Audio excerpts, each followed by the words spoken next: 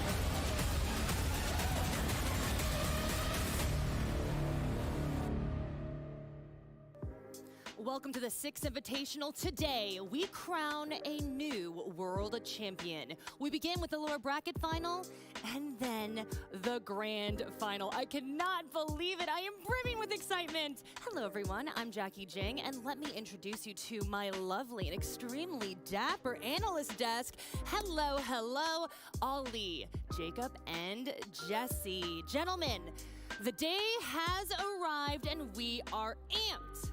I'm only amped because we've got you, me, Jackie on a desk. Jesse probably needs. Do you need another box for this? By the way, because you're just like. I'm fine. I'm chilling. Nah, dude, we got the tall desk finally going for one day. All we need is James to complete the train. I know. If you want, we can just go something else. Jacob, I'm not going anywhere. We got the lower bracket finals coming up first, and then we got the grand finals. It's a beautiful day here in Stockholm, Sweden. I'm ready to get it over with. It's the Sixth Invitational final day. Get it over with. Get it on. Let's That's go. very enthusiastic of you. Let's wow. get it going. I mean, I feel the vibe. And you know what? You just made the height requirement to ride the ride. Yeah, see, we love you. We love you, Jesse. We're really happy to have you. But you know what? Y'all, so much is planned for today, but really quickly, we have a quick recap video, so roll it.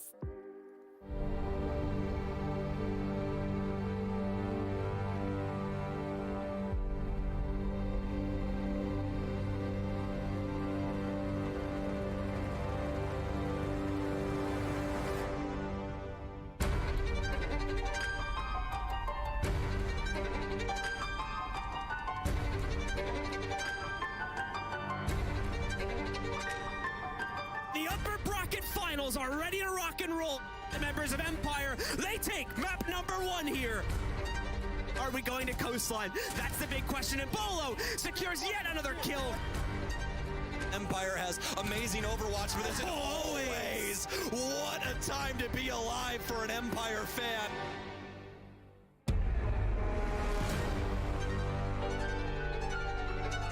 There's the pop over the top. He can't quite get it locked in. There's Mira.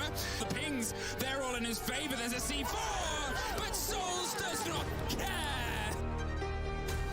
The swing up Snowmo stairs doesn't quite net them the full fight. And now, a post plan. Doesn't get it though. MIBR find Chalet. Caught out by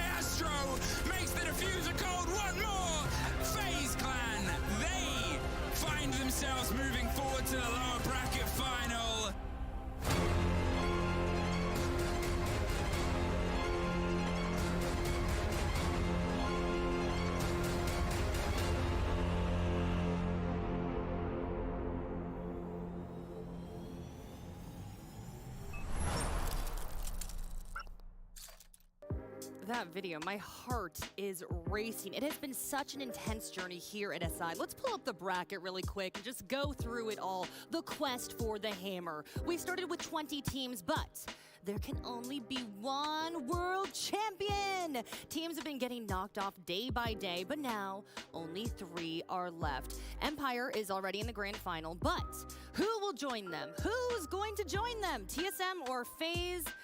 The quest for the hammer will end for 2 teams today. Only one will come out victorious. Man, gentlemen, it has been absolutely a wild ride. Jacob, let's just jump right in and just start talking about those matchups yesterday. I mean, all 3 of us were completely glued to our screens. I want to start off with Empire versus TSM. That was a dogfight. Yeah, both teams went and won their opponent's map picks. I think it was a little surprising the way map 1 went down, given how strong we know TSM can be, especially at the very start of a series. And we've been asking the question this entire week, is the NA mentality of have a really bad first map going to carry over, or like a very, very close first map lead into the rest of the series, and they won't be able to keep that mentality strong throughout? They were able to win map 2, and then once we got to the very, very end, it just kind of felt like Empire had a little bit more gas left in the tank. I mean, TSM Empire, for my money, the best game that we've had so far at the 6th Invitational. I felt both teams were playing to the absolute limit. They both played an amazing game of Siege, and that's a rematch that we could totally see in the grand finals. Of course, not for FaZe's sake. They're going to be trying to battle back. They took out MIBR yesterday, a much scrappier affair. We saw some amazing attacks from both teams, but the defense is definitely leaving a bit to be desired. I think that's really where it came down to, wasn't it? The defenses was something that really we saw a lot of struggle with yesterday. And, you know, TSM, they really had a rough ride, I think, against Empire. And there's probably a lot of people sat at home that want to see that match played out again under grand final circumstances, because it really was quite a close one. Dude, it just feels like that kind of game could have gone on for so much longer. You wanted a best of 5 when you know the energy in the building is already there, and they didn't have that much pressure on them yesterday as they do today. So I wonder if the contest like today, simply because they understand the stakes are different, if we see a TSM and Empire again later tonight, if that plays out any differently at all. Oh my gosh, the energy, the pressure, my hand is shaking. I can only imagine how they're feeling. But Jesse, we've seen some incredible maps here at SI, but let's look at some map stats for the entire tournament. Yeah, let's take a look at the attacking and defending win rates. So we've got all 7 of the map pools here. Cafe the most played with a perfect 50% defensive win rate, equalizing out. A bit of a shocker, because we typically see Cafe as one that can be very defender-sided. I think we've seen a lot of like horizontal takes on the bottom floor going through, pushed it over towards the attack a little bit. It's nice when you don't have to go all through the entire map, top to bottom, and waste a bunch of time there.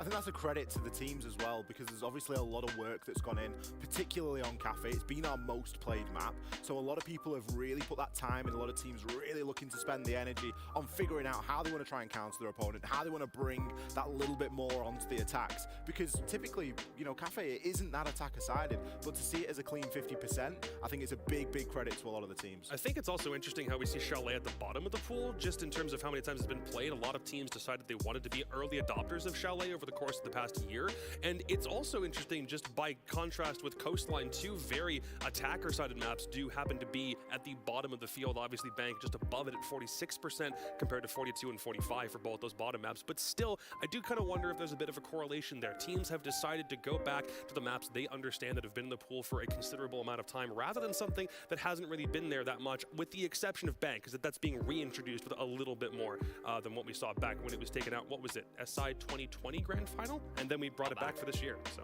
Okay, all right, and Ollie, you know, we've seen some unbelievable performances here at SI individually from players.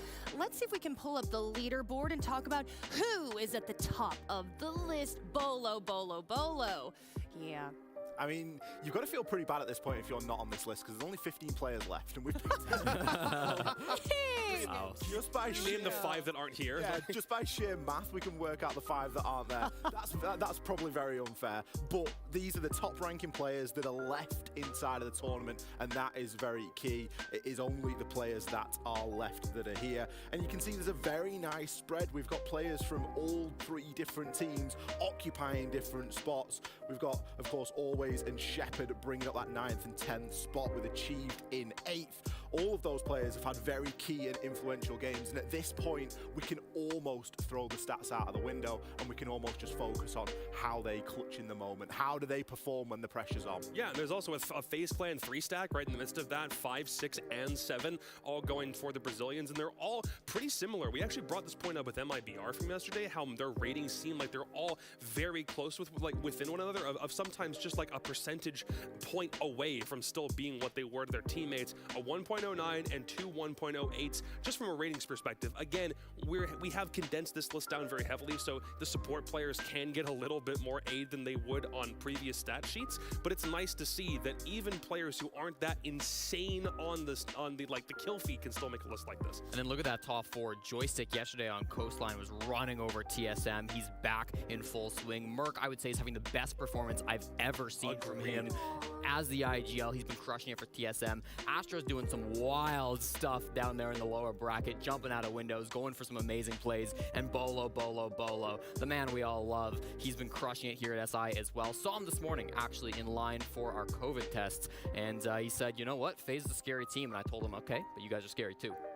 Ooh, I like that. Giving a little pep talk, Coach Jesse, huh? Okay. And again, we have an action-packed day ahead of us, so let's break down the schedule for today, shall we? Who is ready for the lower bracket final? Who? You guys, I am. Come on. I'm ready. Thank you. That was Let's jump into that. Oh, yeah. I was saying, no, I'm ready. Are you kidding me? Yeah. Oh, y'all better be ready. You're the analysts for this thing. Well, we have TSM versus FaZe starting at 2 p.m. CET. Then the Year 7 roadmap is at 5:30 p.m. CET. And then it's what we've all been waiting for, the grand final. Empire versus the winner of the lower bracket final at 7 p.m. CET. Someone pinch me. Can't believe it's happening. Jesse, how dare you? I'm Mask. kidding. That's hurts. assault on broadcast. Oh my goodness. It Unbelievable. wasn't that bad. Jesse, pinch him. There we go. That one's a little worse. That one was I a wasn't little even harder. looking. Anyways, we are just minutes away from the lower bracket final. Y'all, I can't stop shaking. Seriously, I am so excited. Do not go anywhere, folks. TSM versus FaZe when we return.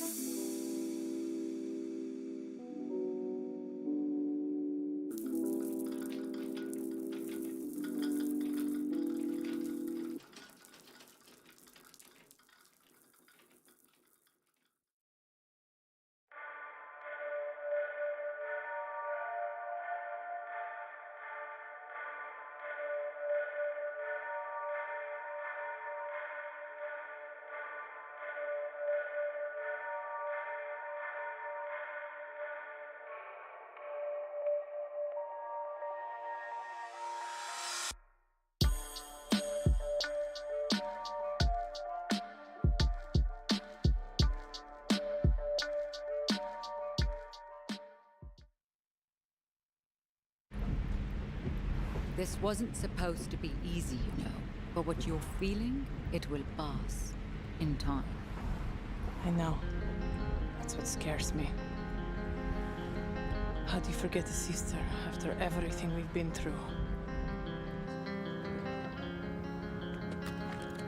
All of those nights, when the lights go out, and the monsters come out to play.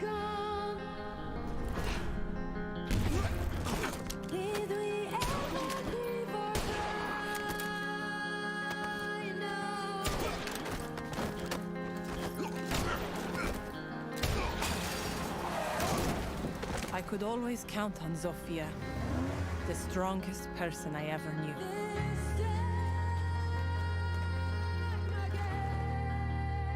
We spent our lives trying to be perfect. The perfect daughters, the perfect students, the perfect soldiers.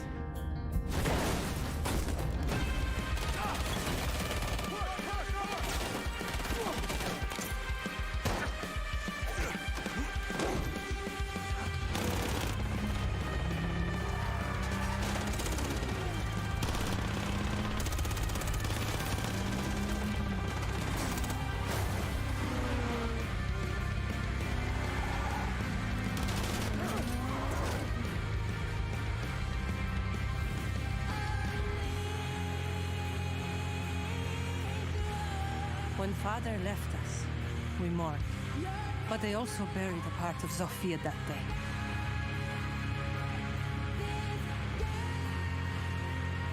The part that made her my sister.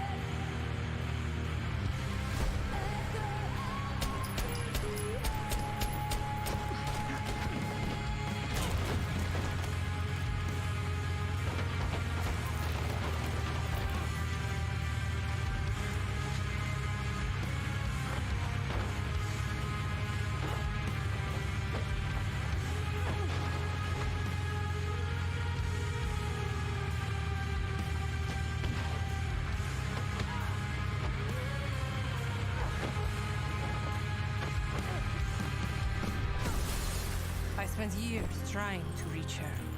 But in the end, there was nothing left to say.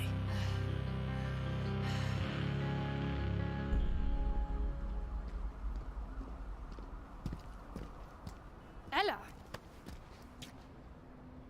Father would be ashamed of you. Father died, Sophia. But you left me alone.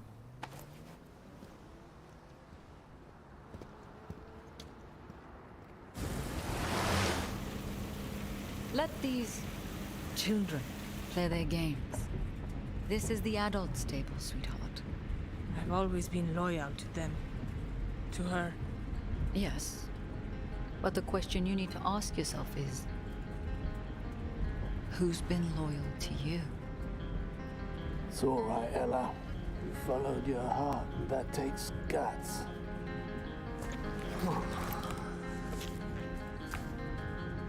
Welcome to the family, love.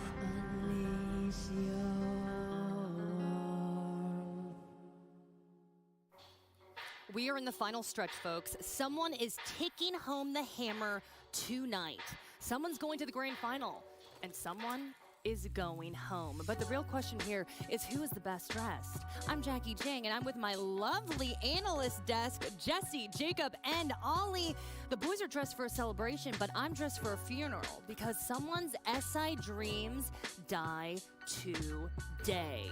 Man, I don't really know how was to take that one. trying to hype it up, No. To be okay? fair, yeah, but I mean, we aren't here quite for the funeral. I'm not going to be celebrating or like mourning the team that goes home today because they've got another game right after this that has the craziest stakes, the biggest stakes of Rainbow. True, someone is going. I said you all are celebrating. But I'm Morticia over here, problem okay? is, whoever wins this game, they can't even celebrate themselves yet because they've got a marathon to pull. Imagine walking into today and worrying about not only your first game, but not even knowing if you have to worry about the second one just yet. There's a lot of things on the line here, Jackie. A lot of pressure, Jesse. We've got 3 teams here that are going to be fighting to be the best, and I'd like to crown them all winners. I think they're all great teams, but we've only got one hammer. This is the problem. Maybe next year they'll bring 2 or 3. We wouldn't be in this problem. We can't have participation medals. There's no such thing as a participation medal. There can only be one. Well, I guess they fight to the death then, eh? If we have a rule Shattered of 2 with a hammer, that wouldn't work. Should I tone it down? Sorry, y'all. I'm being a little depressing. Okay, well, let's hype things up then. Let's have a little fun and get things started by looking at our first team, TSM.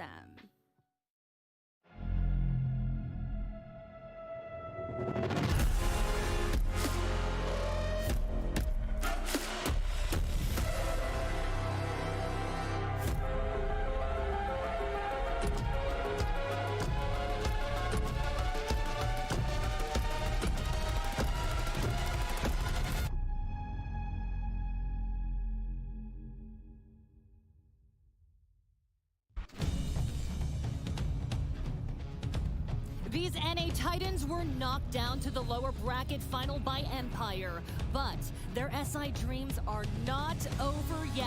A chance at redemption, hope still alive. They've never won an international major. They've never been in a grand final.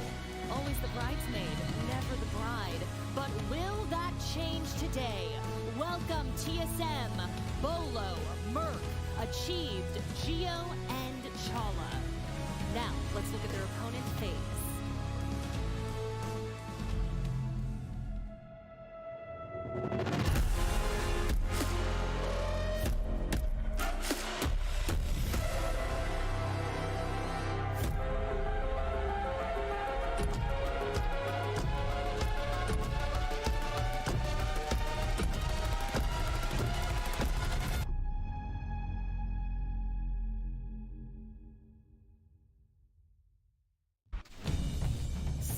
Different 6 invitationals. 2 members of this team have been fighting side by side to raise the hammer since the dawn of Rainbow Six Siege.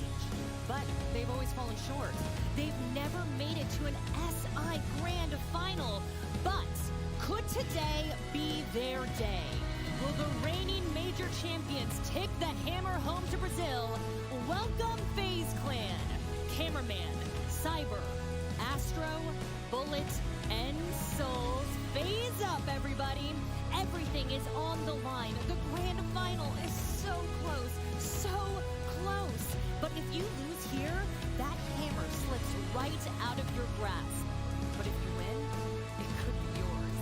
You could be world champions.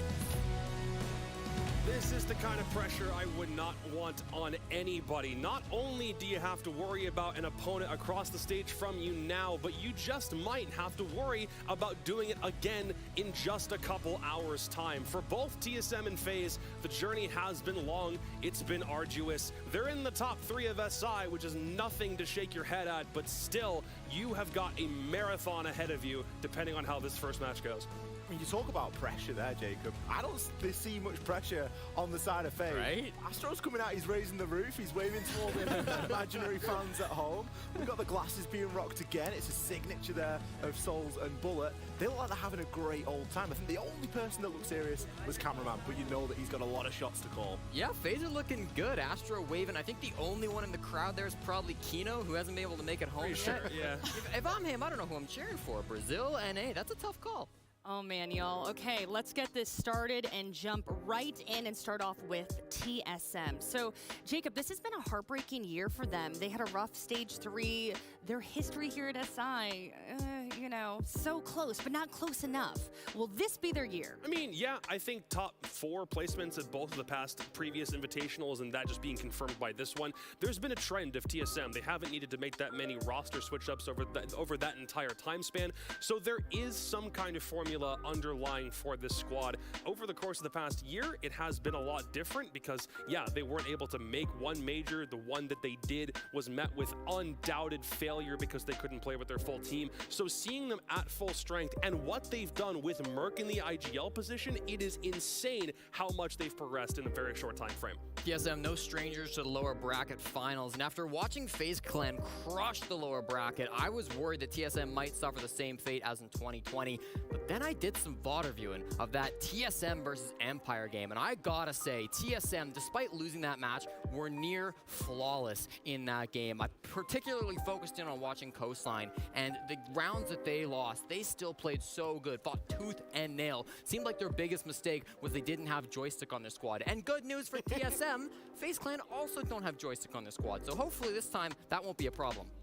I mean, Joystick's still kicking around, though. He's still in the tournament. Well, we'll deal with that later. They're going to have to go up against him eventually if they get through. I think TSM, you know, this is really their time to shine. We've seen them get this close before. We've never seen them get closer than this. 3rd place is their best placement last year at SI. And I think, last year at SI. And I think you've just got to really root for these guys now because they've made a couple of changes. They've not been huge. It's been role switches. It hasn't been roster changes. They're looking to try and work with that formula that they've already got, and it is working now.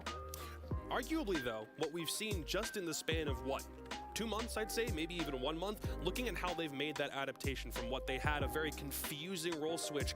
Only just a few months prior, back in Stage 3, everyone had questions. Identity crisis for TSM. This is something that back in the NAL, we had zero idea how they were going to fare internationally when they got back to that stage, and now that they're here, they look mighty impressive.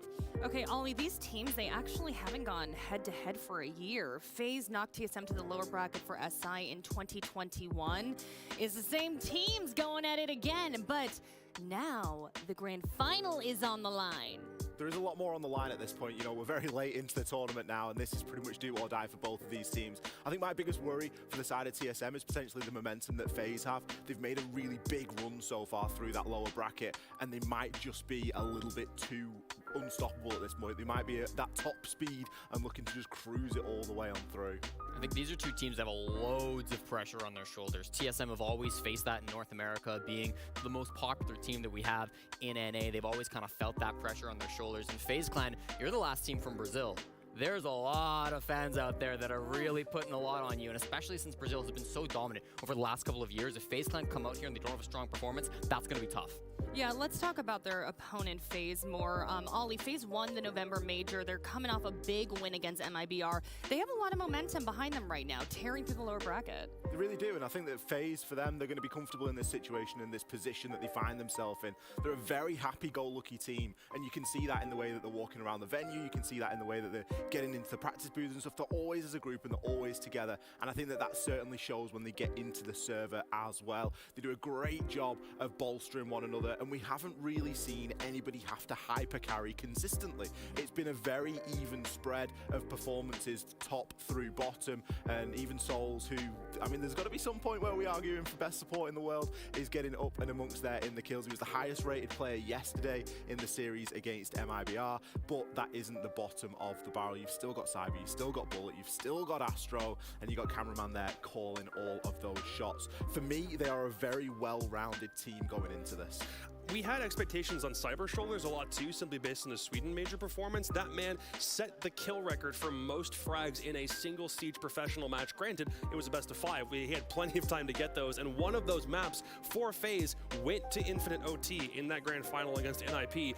But in this tournament, he's been a little bit more quiet. We've not been calling his name or having his card get pulled up on screen for any reason. In fact, that's gone to Souls. The man has had way more impact in such a shorter space of time. It's been nice looking at a support player getting the kind of love that we all know support players need. He's had those comparisons to a Brede or to a Shepard over the course of just this weekend alone, and it's been great looking at him still being the clutch god we know he can be when times get tough for FaZe Clan. Or how about a comparison to Geo? I think both supports in this game have been looking so strong. Souls, obviously, yesterday was the plant master, always getting kid on the ground. His team were going for fantastic pushes. They were able to get that site execute off time and time again. But I do think Geo's also been a player that has really picked up big for TSM in this tournament so far. He's the unsung hero. He's so damn clutch, and he's not afraid to play a bit of an aggressive position on defense. I was kind of critical of Geo throughout stage 3 and the spots he was trying to play on D, but I think the team has really kind of pulled that back a little bit, and when he does get a little more aggressive, he's really great at falling back before it gets too bad.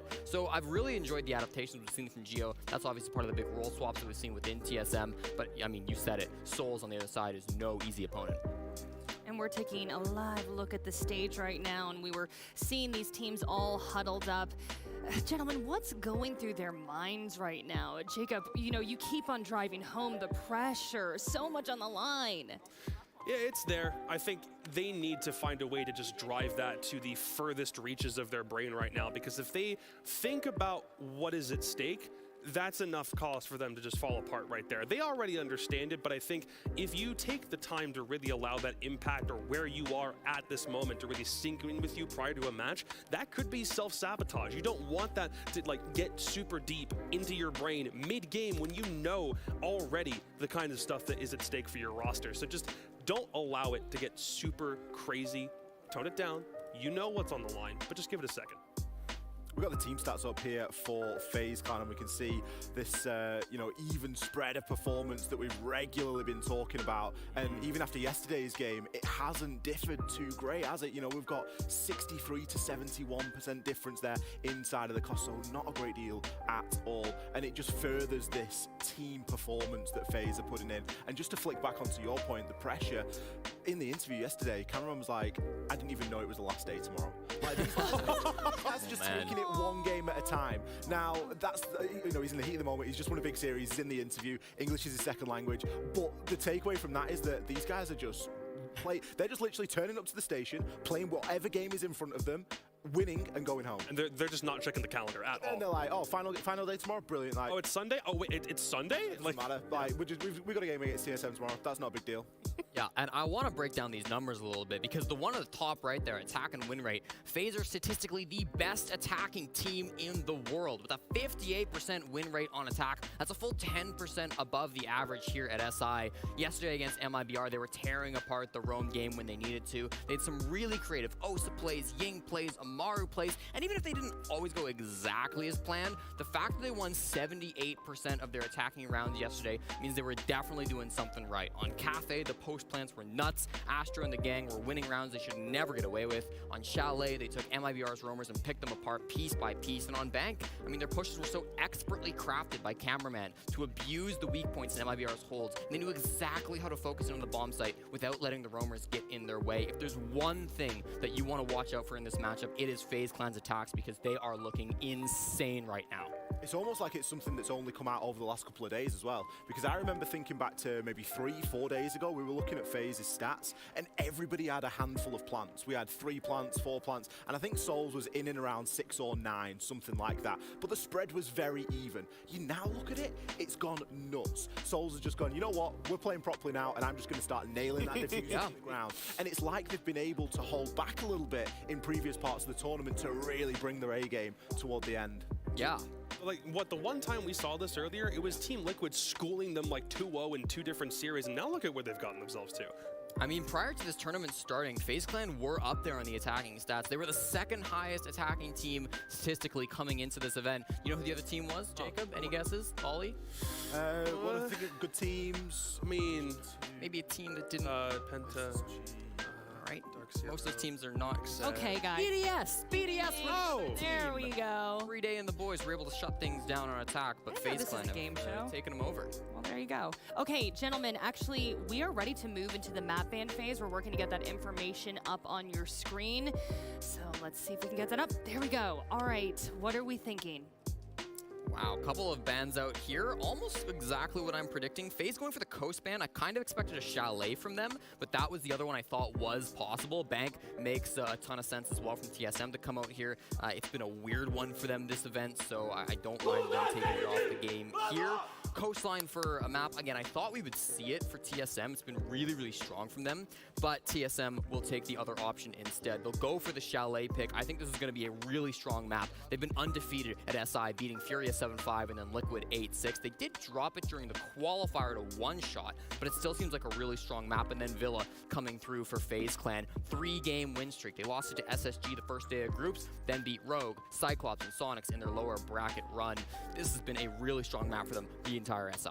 Historically, Villa's been a strong map for FaZe for a long time as well. Back in Brazil, obviously, it's a very different landscape, but realistically, you can translate a lot of that over. I think that the map veto, just off the face of it, looks like it's doing quite well for TSM, if I'm going to be honest with you. And I'm a big LATAM shill, but I know that TSM are that team that put a lot of work in behind the scenes. They've got some brilliant backroom staff, and if there's one thing that those guys are going to look to do, it is going to look to try and counter and to try and just be one step ahead. So for me, that first map of Chalet, that's a little bit of an alarm bell, because it's not a brilliant map for FaZe, at least it hasn't been this SI. And then you think about a Villa, a map that FaZe have played quite a couple of times, not come up against too much obstacle. There's a lot of potential for counterplay. All right, gentlemen, I'm putting you on the hot seats. Let's do predictions, and we start with my big brain. Well, I mean, I'm right here. Come on now, Jacob. Boy, you're not the big brain. I think both these teams have been crushing it so far at this event. FaZe Clan obviously have done the amazing lower bracket run with their attacks. They've been really, really nice, but TSM have looked flawless in my mind through the upper bracket. Their game against Empire just secured it. I know they lost, but they still played so damn well, and with FaZe Clan's mistakes on defense, I'm a little worried for them in this one. I gotta go for the North Americans. How can I not? Okay, well, my big boys with the big brains as well. There we go. Is that nicer? Okay. I'm just going to remind him he doesn't have a shirt saying it, but, you know, we'll leave it be for now. Here's the thing. Other than the North American bias that exists here, for FaZe Clan, those concerns do permeate a little bit. But the thing that I think we're overlooking, gentlemen, is map 3. We haven't even been able to talk about Cafe being a map that for both squads has been incredibly potent. For FaZe Clan, it's way more. I don't even think they've lost it so far over the course of this tournament. They are 5-0 on that bad boy. And if we need to go to it, that's a map where TSM, you know, is going to meet them head on. If this were to be a 2-0, I'm giving it to TSM. But if we were to go to 3 maps, I have zero clue who's going to walk away with this one. I'm going to come in with a scorcher. I'm going to give you an excellent answer. Oh, no. I am going to say, and I'm going to stand on this, that TSM haven't beat a great team yet. They've come up against good opposition, but they haven't truly been pushed. Empire was the furthest they got, and they lost that game. Liquid, it was 8-6, 8-6. They dropped a map to Furia. I believe that FaZe have been in some absolute wars here, and the LATAM bias is going to come out right at the end.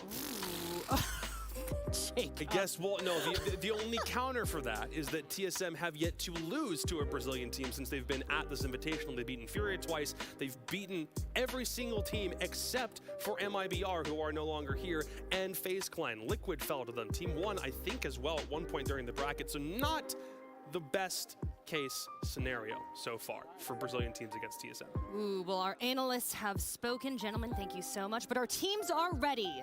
There was 20 teams, now there's 3. But only one can be world champion. Who is going to the grand final? Ace and Dez, take it away. Let the lower bracket final begin.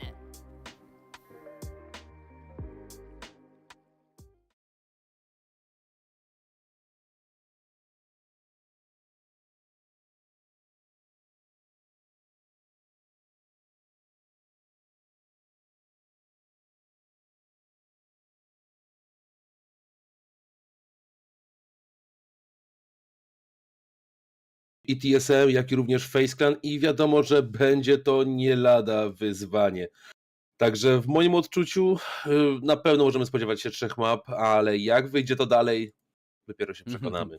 No Szalet, to będzie chyba najważniejszy sprawdzian. Drużyna Face Clanu wczoraj również no na Made in Brazil, tak? Przegrali ten Szalet, jakby nie patrzeć i wtedy było doprowadzone oczywiście do... Czy ja dobrze pamiętam? Wczoraj przecież Face Clan na Made in Brazil, pierwsza mapa na bank był Decide. Dobra, w każdym razie Szalet to jest wybór drużyny TSM i to nas nie dziwi tak naprawdę, to jest jedna z tych map nielicznych gorszych drużyny Face Clanu. TSM historycznie bardzo dobrze się na niej czuli. I ta mapa to będzie wszystko, tak mi się wydaje, ponieważ druga willa, Face Clan, bardzo wiele drużyn banowało ogólnie willę kontra Face Clan. Wczoraj również przecież Made in Brazil zbanowali willę, nie bez powodu. Willa jest świetną mapą dla Face Clanu, a Cafe historycznie na tym turnieju to też jest chyba nawet nie przegrali żadnej mapy, 5 razy grali, więc oczywiście TSM zależy, aby wygrać pierwszą mapę i potem oczywiście walczyć może o Decider. Zobaczymy jak będzie jednak w Szalet na początku do przejścia. W ofensywie Face Clan wybrali tę stronę jako pierwszą, banowanie jak na razie operatorów na naszych ekranach. Tak jest. No i jak widać po raz kolejny nie mamy Nomad. TSM jak widać liczy na bardziej agresywną grę ze swojej strony. Flankusz będzie trudniejszy do upilnowania. Z drugiej strony mamy Hibanę. Wiemy, że ona potrafi naprawdę sporo namieszać, jeżeli chodzi o jakiekolwiek otwieranie. Czasem nieraz też przy haczach się przydaje. No i oczywiście te 2 klasyczne bany, które myślę, że absolutnie nikogo nie dziwią. Po prostu jest postawione na tak zwane pewniaki, czyli Mira, jak i również Valkyria. To prawda, Mira, Valkyria, no ten Hard Breacher, ale też ban Nomad będzie na pewno ciekawym banem. Zobaczymy jak drużyna w defensywie, to jest oczywiście drużyna Team Solomid, będzie sobie radziła. Jak już mówiliśmy, strona zdecydowanie, no jest lepszą strona ofensywna. Wczoraj obie drużyny radziły sobie naprawdę dobrze na ofensywie na tej mapie. Czy to była drużyna Made in Brazil, czy to była drużyna Face Clanu, więc były obie drużyny zdecydowanie lepiej troszeczkę do tej mapy, do tej strony przysposobione, co nas nie dziwi, bo statystyki też gdzieś za tym przemawiają. Oczywiście Face Clan będą chcieli wejść mocno w spotkanie, z dobrą połową, z dobrym rozpoczęciem. No i zobaczymy, no jak na razie Zofia pokazuje się i proszę bardzo, Jackal, fajna ta emotka z tego elitki jest, nie będę ukrywał, no ale oczywiście nie są używane elitarne skiny podczas samej rozgrywki sportowej, tylko te ikonki gdzieś na początku. No są niedozwolone. Tak jest, to się oczywiście zmieniło, kiedyś tego można było robić, ale niestety niektóre skiny były, no delikatnie mówiąc, lekkimi przewagami, no tak to było gdzieś określone. Koniec końców wszystkie skiny po prostu, aby ułatwić sprawę, zostały gdzieś odsunięte, więc gramy defaultowymi tak naprawdę, oprócz broni oczywiście, no bronię można. No i sportowych skinów. I sportowo oficjalny skin, tak, to prawda. No ale zazwyczaj te sportowe skiny to są takie, że powiem ci, że nawet i jesteś, po prostu nie ukryjesz się w nich. Nie wiem, czy widziałeś kiedyś mojego skina Fnatic do Thatchera. Nie. Wyglądam jak Racan, jak Flara po prostu pośrodku morza. No właśnie, no i o to chodzi tak naprawdę, o to chodzi, mi się wydaje. Więc koniec końców to wszystko ma swój cel, swój sens tak naprawdę i jak widzimy przekłada się to oczywiście również na e-sport. Dobra, rozpoczynamy moi drodzy spotkanie. Tym samym jak już mówił w defensywie, czyżby próba była blokowania od okna, w tej chwili szybkie zniszczenie, 2 barykady i pre-fire. No tak drużyny często próbują w takich momentach, wiecie, pikować, może tę 4 rzucać tak naprawdę, zatem nie dziwi to, że dobrze zawodnicy Face Clan chcieli pokryć zniszczenie, użycie utility i jak widzieliśmy, oczywiście nie kosztowało to ani życia jednego czy drugiego, po prostu zawodnicy się powymieniali troszeczkę strzałami. No, ale powiem Ci, bardzo mi się to podobało, właśnie bardzo fajna współpraca była pomiędzy oboma zawodnikami Face, żeby szybko to pootwierać i żeby zdobyć chwilę przewagi. A nuż akurat ktoś by się jeszcze napatoczył przy rotacji, bo też była na to spora szansa, bo jak mamy takie panele pancerne, to człowiek czuje się pewny i lada moment może, o sobie przebiegnę, akurat tu jeszcze mogę, a tutaj pum pum i byłoby, ale widzieliśmy, że było inaczej. Geometrii zresztą co chwila zerka, sprawdza, czy może ktoś znowu nie wychyli się przez to okno. My za to widzimy Buleta, który zbliża się powoli pod sam site, lekko obity, ale to oczywiście nie na tyle, żeby jakkolwiek bardziej mu zaszkodzić. Chociaż no przy tych gunfightach może lekko to odczuć, chociaż to nie jest tak jak właśnie teraz Achi, który stracił przeogromną ilość zdrowia. No to prawda, poobijany Achieve. Chala również ma tych punktów niewiele, a zawodnicy Face Clanu jak na razie na karabinach spokojnie metr po metrze zdobywają. No i ciekawe, smoke jest pod sitem w tej chwili. Na marginesie pierwszy to jest kuchnia oraz jadalnia broniony. Teren zdobywany, biblioteka, wszystkie przestrzały również jak widzimy są dostępne już dla zawodników Face Clanu. Ace Selmami otworzył konkretne, bardzo esencjonalne ściany, zatem szykują się zawodnicy Face z Brazylii do ostatecznego szturmu otwierającego. Teraz na dronie świetnie, zauważony został smoke, również drugi zawodnik, ależ sporo informacji. Cyber w tej chwili naprawdę zdobywa, no i zobaczymy, czy uda się granatami właśnie przygotować oponentów, bo lecą granaty, lecą fragi, Bullet jest. Wcześniej Bolo oddał strzały celne w oponentów. 45 sekund do końca, Geometrix jeszcze zwiększa ten atak razem z Bolo, w ogóle nie może skończyć, no już próbuje albo zejść z zdania, a tak naprawdę zawodnicy TSM nie zwalniają, nie schodzą ze swojego szturmu. No ale jak widać było, zawodnicy pomimo tego, no niestety tutaj żadnego klacza nie będzie udanego, nie tym razem, bo na straży byli oczywiście zawodnicy TSM. No i cóż można rzec, jeżeli chodzi o tą rundę, początkowo wyglądała ona naprawdę bardzo solidnie w wykonaniu Face Clanu, gdzieś tam były te wymiany zdań, niestety problemem było to, że zawodnicy bardzo mocno utrzymywali się na swoich pozycjach, zresztą widzieliśmy też bardzo fajne ustawienie z samego dolnego, tutaj właśnie zaraz na schody w stronę winnicy, tam bardzo mocno byli zakorzenieni, ciężko było jakkolwiek to wyrwać. O, ten granat od Buleta, bardzo dobrze wystrzelony, ale to akurat nie aż tak dużo zmieniło. No i jak sami widzimy, ładne wychylenia na atakujących zawodników zaowocowały tym, że po prostu mamy punkt dla TSM. Tak jest, to prawda i nie będę ukrywał, że ten atak wyglądał naprawdę nie najgorzej, wyglądał smakowicie, był przygotowany, przestrzały były gotowe. Też widzieliśmy w pewnym momencie ileś informacji. Tak, właśnie, ileś informacji zdobyli zawodnicy drużyny Face Clanu. Jak mówimy, wszystko wyglądało na to, że pójdzie w kierunku drużyny Face Clanu, bo kiedy atak ma do dyspozycji wszystkie informacje, całe gadżety, całe zabawki, wszystkie dostępne, no to krótko mówiąc tak naprawdę ciężko jest drużynę w ofensywie zatrzymać, bardziej na mapie jako jest Szalet, która wcale wiele miejsca do jakiejś rotacji do flanki nie daje, a jakby nie patrzeć, takie rotacje, takie szanse skutecznie wykorzystała drużyna Team Solo Mid, ponieważ podejście rzeczywiście zaskoczyło gdzieś od pleców zawodników drużyny Face Clanu. Zatem jest otwarcie, bardzo ważne, mocne otwarcie drużyny Team Solo Mid w defensywie i każda runda bez wątpienia w defensywie będzie niesamowicie cenną. No właśnie, my już mamy teraz rundę numer 2 i widać na co się szykujemy, czyli na mocne przepychanie się na okolicach Bluestersów, te bardzo mocno trzymane, ale nie tylko, ponieważ sam hall, wejście na bibliotekę mocno utrzymywane również będzie, zresztą widzieliśmy jak wszystko jest porozstawiane, bardzo dużo utility, ciężko będzie się tam przedzierać, no ale to jest właśnie piękne, jeżeli chodzi o atakowanie tego sajtu, ponieważ to zawsze jest bardzo mocne przepychanie liny, a tymczasem został przepchnięty pierwszy frag na tej rundzie, bo Merk wyeliminował Bulleta. No tak, jest eliminacja pierwsza, Bulletiana, no o czym my tu mówimy w ogóle, no najlepsza operatorka przez wielu uważana w tej chwili w grze tak naprawdę. Szybka eliminacja i zobaczymy, czy poradzą sobie dalej. Są skany Liona w tej chwili, C4 lecą, ale nie trafiają kompletnie nikogo. Mamy w tej chwili powtórkę.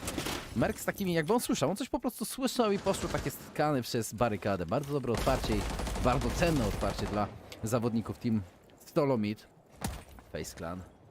No jak na razie troszeczkę w defensywie, nie ma co ukrywać, pomimo tego, że atakują, muszą oni z większą inwencją twórczą podchodzić, ponieważ mniejsza ilość operatorów oczywiście będzie zmuszała troszeczkę do innego podejścia, bez zmiany w szczególności. No Geometrix otrzymał obrażenia, ale przeżył i no, to jest siła oczywiście Kaida, duża ilość punktów zdrowia, największa, ale jak widzimy Bolo w innej części mapy i to na smoku jest wyeliminowany.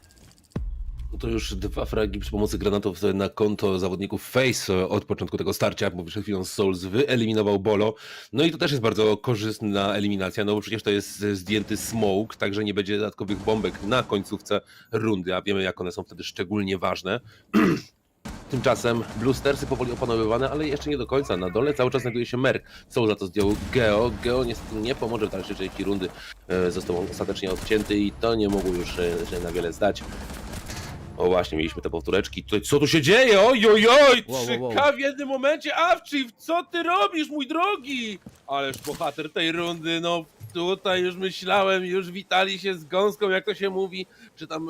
Nie, tak, to jest powiedzenie. Witali się z gąską, a tutaj niestety Avchiv zamknął mi drzwi przed nosem, przyciął jeszcze palce w tych drzwiach i jednocześnie stopę też przyciął, no i mamy 3K w tym momencie.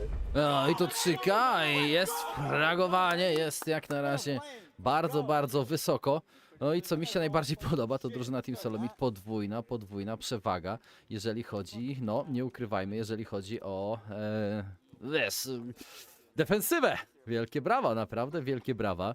Jest zatem wysoko na starcie. Czekam na kolejny rundy, no bo... Jeżeli chodzi właśnie o TSM, bardzo mi się podoba to, że oni grają troszeczkę tak, jakby po prostu inaczej. Przede wszystkim TSM nie wybiega zbyt agresywnie w stronę Face. Wiedzą, że Face, jeżeli chodzi o umiejętności indywidualne, może sprawiać sporo problemów, więc oni cały czas czekają, starają się to wszystko utrzymywać dosłownie na te ostatnie chwile i jest powolne takie stopniowe wycofywanie się. Bardzo fajnie to rozegrali, widać było to teraz szczególnie w tej drugiej rundzie, kiedy jeszcze była trzymana góra i dopiero się wycofywali. Wiadomo, tam w tym trakcie była jedna eliminacja, no udało się oczywiście Face, czapki z głów za to, że fajnie, że mieliście dodatkowo plusa, ale potem jak widzimy, wszystko się zmieniło, no i też Avchiv i jego indywidualna gra, która naprawdę zrobiła robotę. O, a skoro mowa o Chipcie, mamy Oryxa, fajnie. Okej, mamy Oryxa, na szalecie jest gdzie biegać, jest gdzie skakać. Twitchka wybrana u Cybera, większych innych zmian za bardzo nie ma. No i zastanawiam bym się jeszcze pokusił o to, że może według mnie to akurat jeżeli chodzi o Oryxa, to chyba jest jedna z najlepszych map ze względu na te hacze i że tak naprawdę możesz podróżować tutaj tak swobodnie. Przepraszam, że ci się wciąłem. Tak, to jest jakoś... Pewnie, na relaksie, na totalnym relaksie. Nie no, oczywiście. Ja też myślę, wiesz, o drużynie Face Clanu przede wszystkim w ataku, bo to oni muszą potężny step up zrobić. Zawodnicy TSM poczuli się dobrze. Popatrz, Kapkan też przez nich wybrany w tej chwili.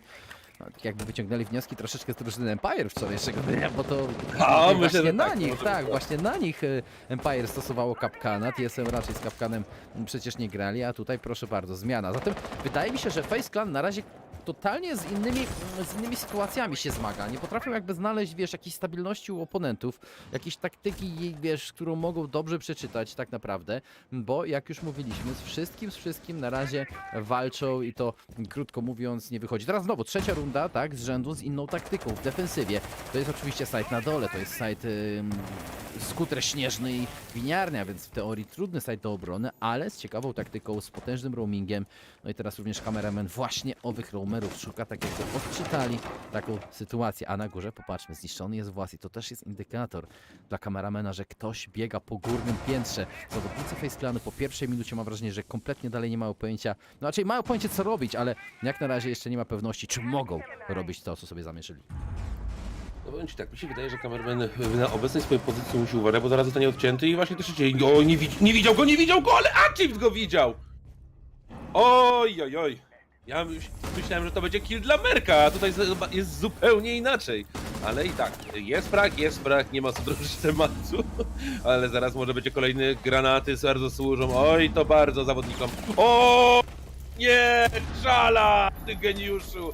Doskonały wybór, doskonały timing i eliminacja zawodnika, który w zasadzie został złapany, jak ty mówisz, z ręką w nocniku do połowy spodni opuszczonymi nocnikami. Znaczy nie, do połowy opuszczonymi spodniami, przepraszam. Tak jest, mamy jednak podłożony rozbrajacz, tempo się zmienia całkowicie, wiedzą, że znajdują się właśnie od strony korytarza, od strony boilera, zawodnicy Face Clanu, Cyber z fragiem, C4 egzekucja Geometrixa, resztka punktów zdrowia i to Cyber ze spokojem kończy. No wcale takiego spokoju tak naprawdę nie było, ponieważ 1 na 1, nie ukrywajmy, nerwóweczka bez wątpienia była do samego końca, ale najważniejsze jest na pewno dla zawodników drużyny Face Clanu, iż oni wpisują się na tabelę wyników w końcu i wiesz, będą czekali na kolejne tak naprawdę rundy nadzieją do tego, aby oczywiście przeprowadzić skuteczne egzekucje, ponieważ jak na razie, no, wciąż są w tylnym, w defensywie, pomimo tego, że atakują.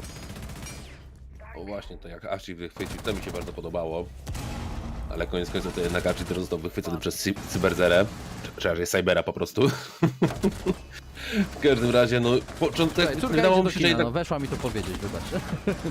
O, a na jaki film? No dobrze, że nie było słuchać, okej, myślę, pewnie jakiś Bolek i Lolek czy Reksia, no bo co tam można też puszczać w takim kinie studyjnym dla 3-latki, nie? Więc wiesz.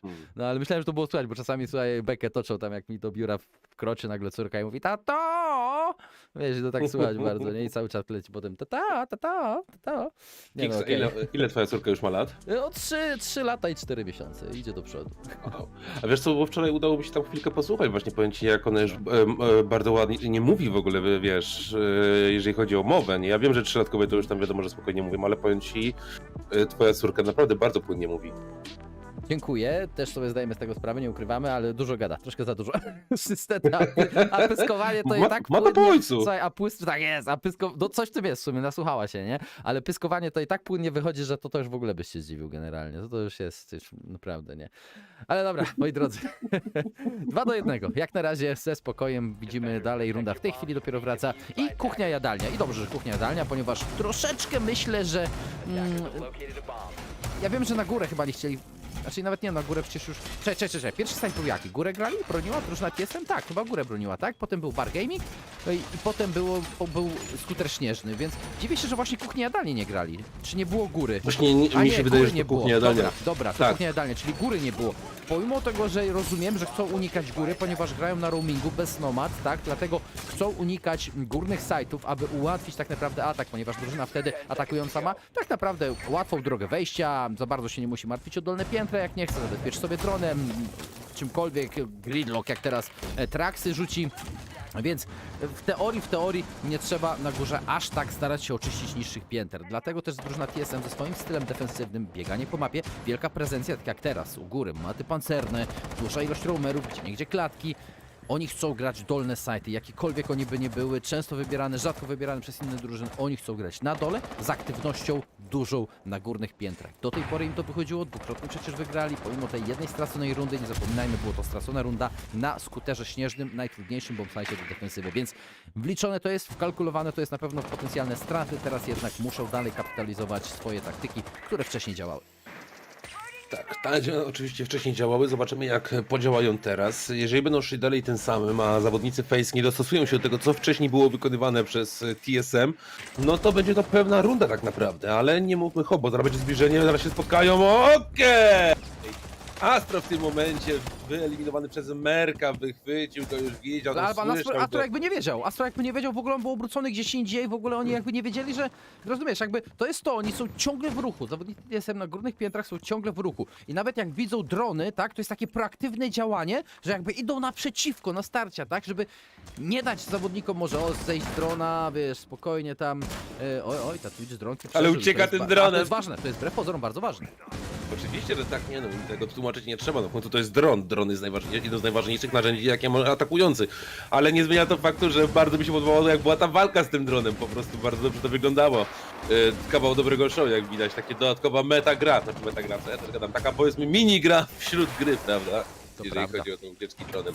W każdym razie, Souls ma przepalenie, można przejść, ale przede wszystkim teraz jeszcze będą dorzucane granaty, żeby zniszczyć m.in. tarczę, a kto wie, może tam jeszcze gdzieś doleci, jakby tak tam przerzucił tą dziurą, ale ciężko będzie musiał celować z takiej pozycji. To miałby fraga na Achievcie. Oj, to prawda, bez wątpienia wyrównanie byłoby pomocne. Bez Ace'a może być ciężko, minuta do końca, nawet Gridlock zbyt wiele teraz nie robi, górne piętro teraz oczyszczają, nawet nie oczyścili, bo Bolo wciąż znajduje się u góry spokojnie, ma czujnik zbliżeniowy, rzuci sobie teraz pod pianino, będzie wiedział, czy ktoś do niego idzie, zatem kryć będzie mógł vertikal cały czas. Szala wchodzi, ale proszę bardzo, Frostka łapie przeciwnika w ręce, granaty są gotowane, ale to jest oczywiście kompletnie w puste trafione. Szala co prawda pada, ale nie można, jak już mówiłem, zapominać o Bolo, który jest u góry, no prawda, może nawet nie dojść do tego zasieku defensywnego do Bola, ponieważ Achieve z kolejnym fragiem na linii frontowej. Popatrz, to jest 25 sekund, oni wciąż walczą na górnym piętrze, kameraman walczy wciąż na górnym piętrze taktyki. Rzeczywiście, z agresywnym roamingiem, z bieganiem po górnym piętrze działają naprawdę totalnie dobrze, jeżeli chodzi o zawodników TSM. No teraz to już chyba myślę, że nic się akurat absolutnie nie zmieni. Kameraman w takiej pozycji w zasadzie nie ma czasu absolutnie na nic, nawet na fragowanie.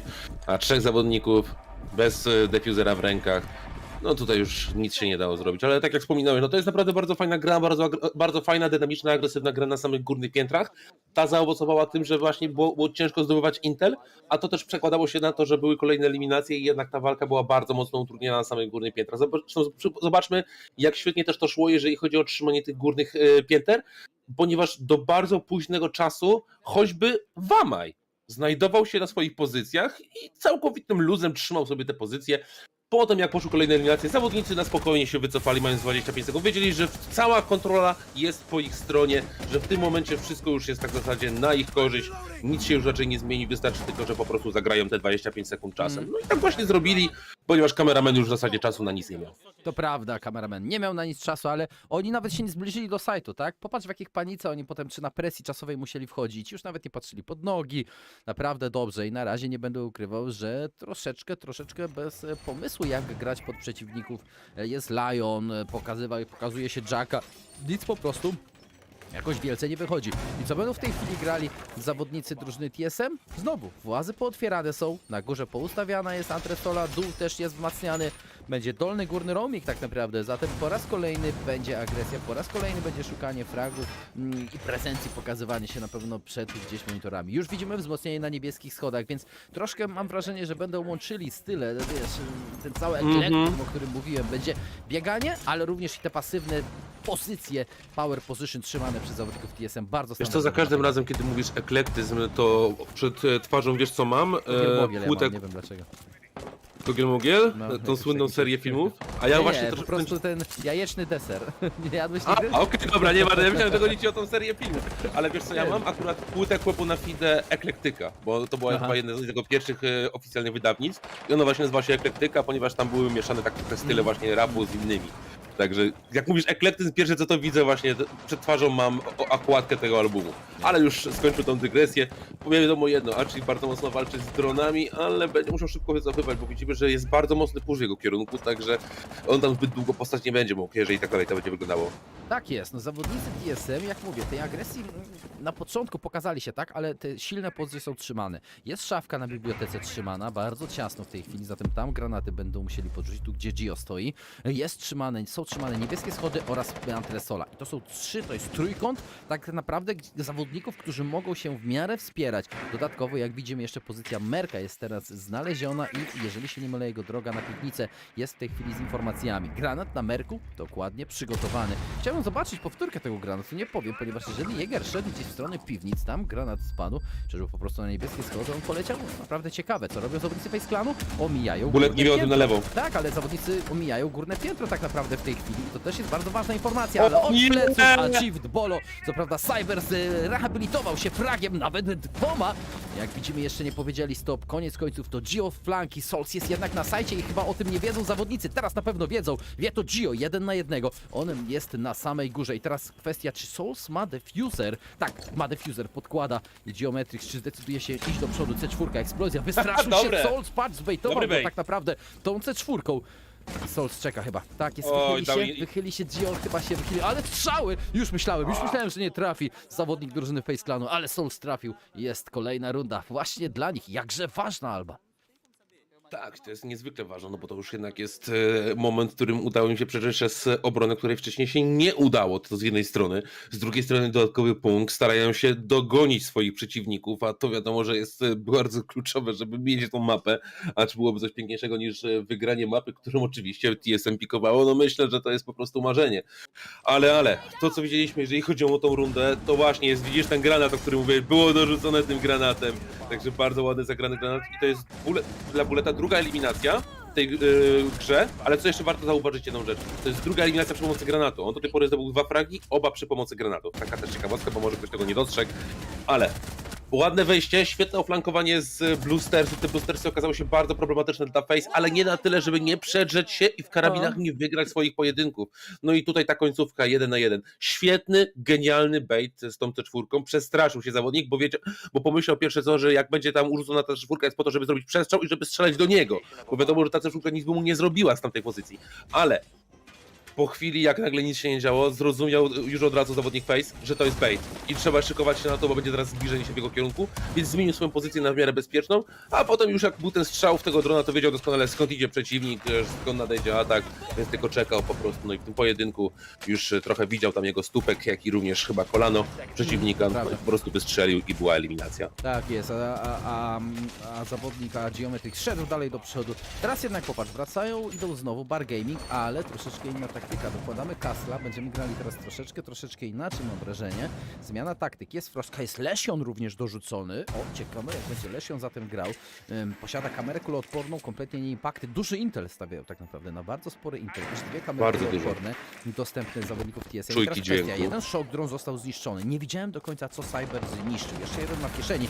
Próba spampikowania i skuteczna! Nie będzie już shock dronów, zatem kamery kuloodporne będą potencjalnie naprawdę sporym problemem wbrew pozorom dla zawodników Face Clan. Ale kosmos, walka na takiej odległości, no drogi Merk, czapki z głów naprawdę, bo to nie jest łatwe, bo oczywiście kiedyś ta piątka, którą posiadał Lesion, była naprawdę genialną bronią, potem były oczywiście nerfy i teraz jest, no, w zasadzie po prostu jest solidną bronią, prawda, nie ma, ma swoje minusy, ma swoje plusy, tak jak powinno być, ale właśnie przy tych plusach i minusach Merk na tak sporej odległości ze swoim PM-em wygrał pojedynek z Cyberem, no to jest dla mnie coś genialnego. Zobaczmy, jaki Merk jest po prostu świetny, jeżeli chodzi o jego umiejętności aimowe i gunfightowe. To jest po prostu genialne. Czapki z głów. Tymczasem kolejna eliminacja. Nie ma także Astro. Nie ma Astra, ależ nie zwalniają naprawdę Alban, zawodnicy Team Solo Mid.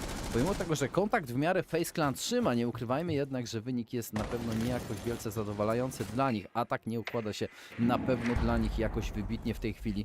No będziemy czekali oczywiście, co będzie w kolejnych sekundach, 3 na 5, nie wiem, czy im się uda nawet wrócić. Granaty lecą, ale kompletnie w puste.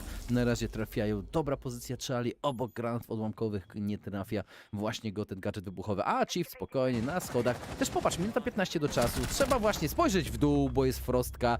Trzeba zastanowić się, czy będziemy dronować. Próba wejścia kameramena, 5 na 2. No co może zrobić Face Clan? Jak na razie pierwsza połowa pod totalne dyktando zawodników TSM. No właśnie, jest totalny dyktando. Geometryk z niby tam dalej trzymany na tej górnym piętrze, ale tak naprawdę niewiele to zmienia przy obecnej sytuacji, w jakiej znajduje się Face, bo Face straciło już przeogromną ilość zawodników. I jeszcze no strasznie bolesna strata kameramena. Szkoda, że tam jakoś nie było żadnego intelu, żeby właśnie troszeczkę zerknąć. No nie spodziewali się, dobre zaskoczenie ze strony TSM, ale no wielka szkoda, że tam jakoś nie mogli wcześniej na to zadziałać, bo może by to jeszcze troszeczkę inaczej wyglądało, gdyby kameraman poszedł do tego dołu, bo mógłby być wtedy sporym problemem dla TSM-ów. No ale TSM stanęło na wysokości zadania. Tymczasem Souls przytrzymany, 3 zawodników, w razie czego może mu odpowiadać. On teraz jeszcze idzie, oj, Souls, po co? Ja się pytam, po co? No i końcu. Okej! Flawless. Ale jest flawless, bo było powalenie. Tak jest flawless. No i co może Alban zrobić w tej chwili drużyna Face Clanu? Na pewno liczyć na zmianę strony, tak? To jest najważniejsze i liczyć na defensywę, co wydawać by się mogło wcale nie będzie w teorii takie proste. Podobało mi się TSMFTX, naprawdę z ofensywą weszło w defensywę. Najlepszą obroną jest atak i tak też oni zagrali. Wszystko działało, agresja zdecydowanie, no a Chief totalnie nakręcony, Merk totalnie nakręcony, naprawdę Bolo świetnie w końcówkach i Czala jako ten filar ostatni. No tutaj popatrz, F2 zatańczył naprawdę, wyskoki, no wszystko działało jak z nut, jeżeli chodzi o drużynę TSM i to mi się podoba, naprawdę było sporo tutaj inicjatywy, sporo agresji puszczonej przez zawodników TSM. No i to by było na tyle, tak? Ani razu nie grali góry, ani razu nie bronili górnego sajtu i zastanawiam się, jak będzie właśnie broniła drużyna Face Clanu. Czy oni, wiesz, jednak te ich taktyki będą bardziej standardowe, jakie widzieliśmy już do tej pory na szalecie? No, czy może jednak również zaskoczą nas jakimiś obronami. Na razie rozpoczynają od kuchni oraz jadalni z obroną również góry. No jestem ciekaw, co teraz zobaczymy od Face Clanu. Face Clan w teorii teraz powinien być na naprawdę ciężkiej sytuacji, no bo jednak wiadomo, że atak jest to niby w teorii lepszą stroną, ale może jeszcze coś zobaczymy. No mówiłeś, drogi Kiksie, że dla Face to jest jedna z tych niższych map, gdzie im idzie gorzej, więc no patrząc pod względem statystyk... Znaczy im idzie wszędzie dobrze, ale jeżeli już idzie im mniej dobrze, to na pewno na szalecie, nie? Ciut mniej. No o to mi chodziło, Tak jest, No to biorąc pod uwagę biorąc pod uwagę obecną punktację i to jak szło im przy tym ataku, no powiem ci, sytuacja wygląda na trochę trudną.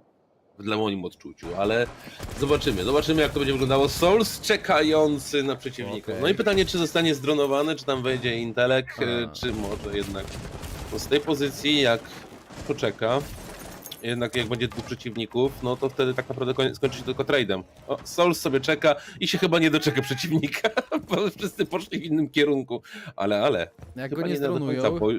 jak go nie zdronują, to może być grubo tak naprawdę wbrew pozorom, bo popatrz. Ale mi się wydaje, że teraz jedna osoba idzie do niego. Popatrz, mają go, jest. Mają ale go, patrz, uciekaj, Tak, to uciekaj! spóźniona pozycja Bolo, tak? Bolo był tak naprawdę w tej pozycji, ale góra, Chief, to odcina. Teraz roaming, dobrze, 5 na 4. Team Solomit otwiera mocno, otwiera pewnie. No i zobaczymy, co przyniosą kolejne sekundy. Wiesz co, powiem ci tak, sytuację, którą widzieliśmy z tym Soulsem, no to ciężkie było to po prostu, żeby on, w momencie, kiedy już poszedł dron, to on tak naprawdę już był jak na widelcu, bo zawodnicy mieli już te pozycje wszystkie, w których on tak naprawdę był do wyłapania. Wiadomo, że tam nie poszły te skany od jednego z zawodników, ale on po prostu liczył na to, że może w innym kierunku będzie się przemieszczał, więc on nie liczył na te skany. W razie czego druga osoba pilnowała właśnie wyjścia, więc wszystko było obstawione, on był tak naprawdę w jednej wielkiej pułapce w momencie, w którym został zdronowany. Ciekawe ryzyko, fajny pomysł, żeby gdzieś tam zdobyć dodatkowego fraga, ale jak widać tutaj to był pomysł kompletnie nietrafiony. Tak jest, mają jeszcze 9 dronów zawodnicy Team Solomit.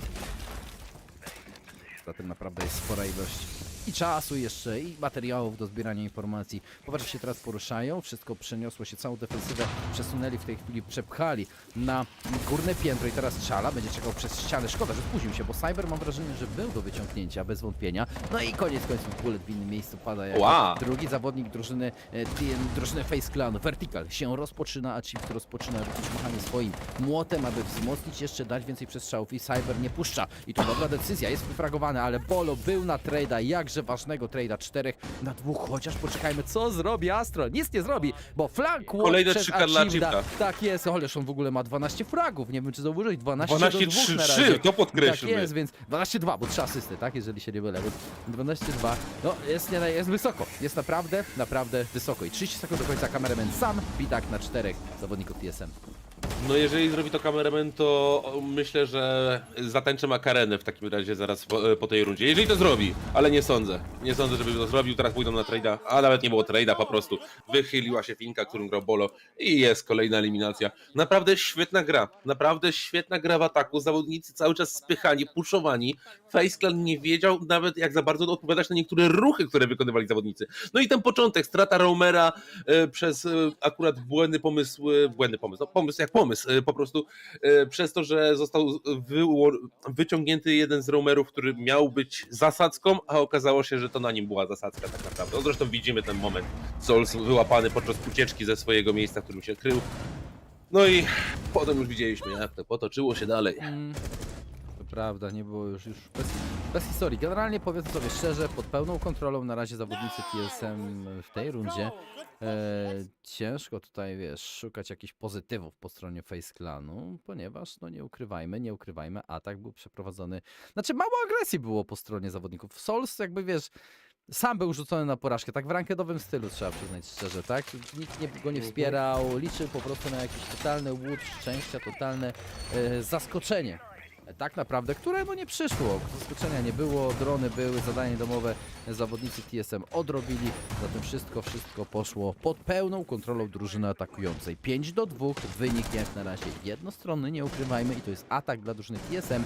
W tej chwili kompozycja Zofia dołącza do arsenału atakujących operatorów. Ale popatrzmy, rozpoczynamy fazę akcji w tej chwili w rundzie 8. Właśnie, zaczynamy rundę 8. Face szykuje się już powolutku do rozpoczęcia obrony. Ładnie obstawiona 90, w razie czego można się wychylać. No i w zasadzie zastanawiam się, czy to nie jest... chyba po raz pierwszy widzimy ten site, bo znaczy jeżeli chodzi o zawodników ogólnie, bo góra, wiesz co, wydaje mi się, że TSM ani razu nie była brana, tak jak rozumiem, oni unikali tej góry.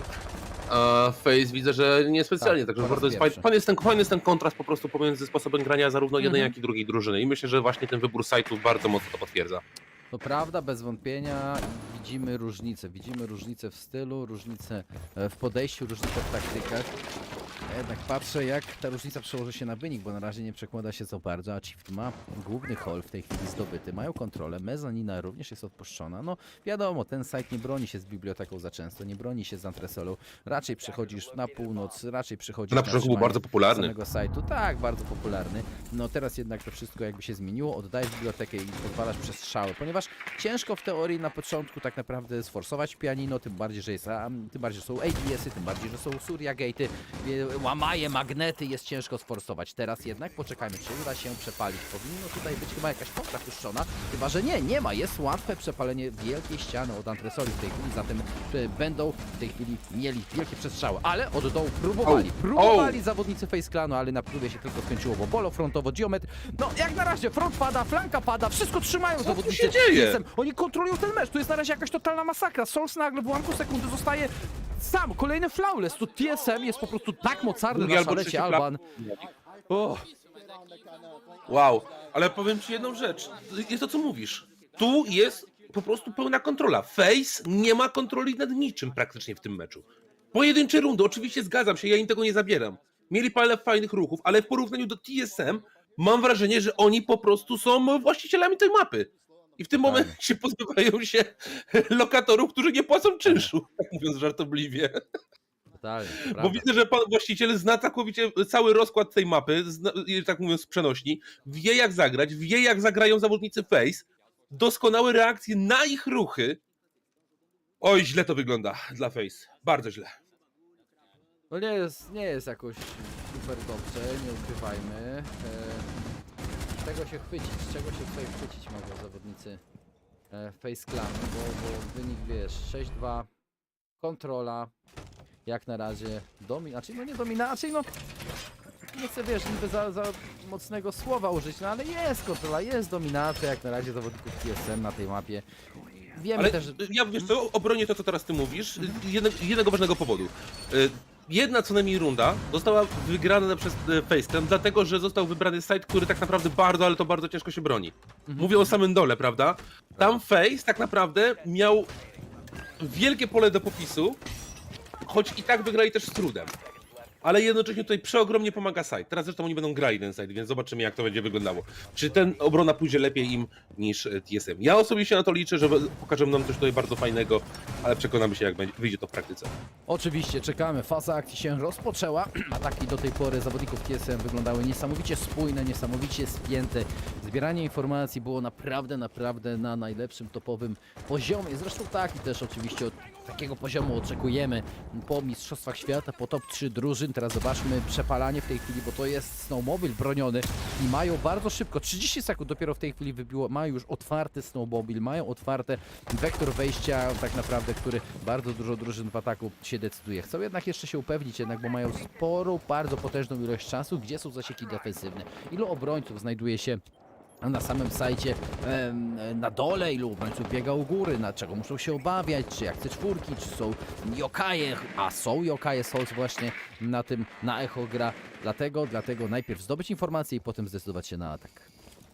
Jak widzimy, główna część ataku będzie szykowała się o tej winiarni, czyli tego właśnie bardzo problematycznego punktu. Z jednej strony tak, jest tam otwarcie, ale podchodzenie też nie jest tam łatwe. Oj, czyżby zaraz będzie wychylenie? Nie, jeszcze nie. O, ten timing taki niesprzyjający Cyberowi, jak i Face. Ale jest chociaż plus, że Czala trochę został poobijany, ale Cyber też nie może niestety zbyt cieszyć się dużą ilością zdrowia. Na razie Polo zerka, widzimy to otwarcie z dwóch kierunków. Polo teraz tam dorzuci, czy ten granat coś narobi? Nie narobił już kuku nikomu, ale może ewentualnie jeszcze jakieś utility tam było, chociaż nie wiem jakie miałoby tam być niby utility. W każdym razie granat nikogo nie uszkodził z obrońców, ale za to widzimy, że coraz bardziej zakleszcza się ta akcja. Bullet biegający po górze, oj, no gdyby tam gdzieś jeszcze... No nie wiem, może gdyby tam przeszedł na te schody w kierunku winiarni, to tam mógłby naprawdę mocno poprzeszkadzać. Tymczasem Cyber, eliminacja na Bowlo i już tylko minuta do końca. A minuta do końca. -1 dla drużyny TSM. Zobaczymy jak w tej chwili będą atakowali. Snowball jest otwarty. I to Merk wyrównuje. W tej chwili nie będzie Aruni. To nie jest aż tak bolesne. Najważniejsze, aby Sos został przy życiu. Teraz popatrzmy informacje, gdzie znajdują się ADS, z której strony atakować, gdzie wchodzić. Wszyscy, cała czwórka zawodników jednak będzie podchodziła na winiarnię od małego garażu. Merk poobijany i nie wiem, czy to jest dobra decyzja, ponieważ zbyt dużo karabinów, mam wrażenie, w tej chwili jest wcelowanych w przeciwników. Sols, łatwo. Geometrixa w tej chwili eliminuje. Granaty lecą, ale to jest na przepałkę, dopiero Surya Gate'ów. Sols wie o tym, że musi za chwilę zmienić pozycję. Co? Myślałem, że on wiedział, że jest granat. Na całe szczęście Bullet jeszcze wcześniej wyeliminował oponenta i to jest wciąż przewaga. 2 na 3. Każdy trade bez wątpienia będzie na konto drużyny Face Clanu, a teraz nawet trade'ów nie ma mowy, chociaż jest trade, ale to jest wciąż przewaga. 12 sekund do końca. Myślałem, że ten Free Fire wejdzie, on koniec końców nie trafił nawet jedną kulą i jest z niebieskiego korytarza. Jest z niebieskiego korytarza frag. Powiem ci, ta runda zrobiła ze strony Face na mnie spore wrażenie, ponieważ pomimo tego, że mieli tak dużo pootwieranych miejsc, byli w stanie się z tego wszystkiego bronić i naprawdę wyszło im to bardzo solidnie. Świetne odpowiedzi na karabinach. No i cóż mogę rzec, naprawdę ładnie runda. W porównaniu akurat do tego, jak broniło się tutaj TSM, naprawdę bardzo dobra obrona w jej wykonaniu. Z trudnościami, ale jednak. O, 6 do 3. Daleka droga jednak i tak do powrotu, nie ukrywajmy. Bardzo daleka droga do powrotu, jeżeli chodzi o tę mapę dla zawodników Face Clanu. Ale nie takie rzeczy widzieliśmy, nie ukrywajmy, nie takie rzeczy widzieliśmy, więc myślę, jakaś szansa bez wątpienia jest i kwestia tylko oczywiście wykorzystania tej szansy. Ja patrzę jednak na zawodników drużyny. Na zawodników drużyny Face Clanu, bo defensywa Snowmobilu to jest na pewno dobry punkt, ponieważ nie ukrywajmy, Snowmobile no to nie jest najłatwiejsze, tak? To nie jest najłatwiejsze miejsce do obrony. Im się to udało, zatem w teorii, w tym potencjalnym comebacku mają już, wiesz, mają w teorii już na tym comebacku najtrudniejszy site za sobą, tak? Teraz zdobyć w teorii te łatwiejsze statystycznie do obrony. No i wiesz, może coś tam tak naprawdę z tego się jeszcze wykluje.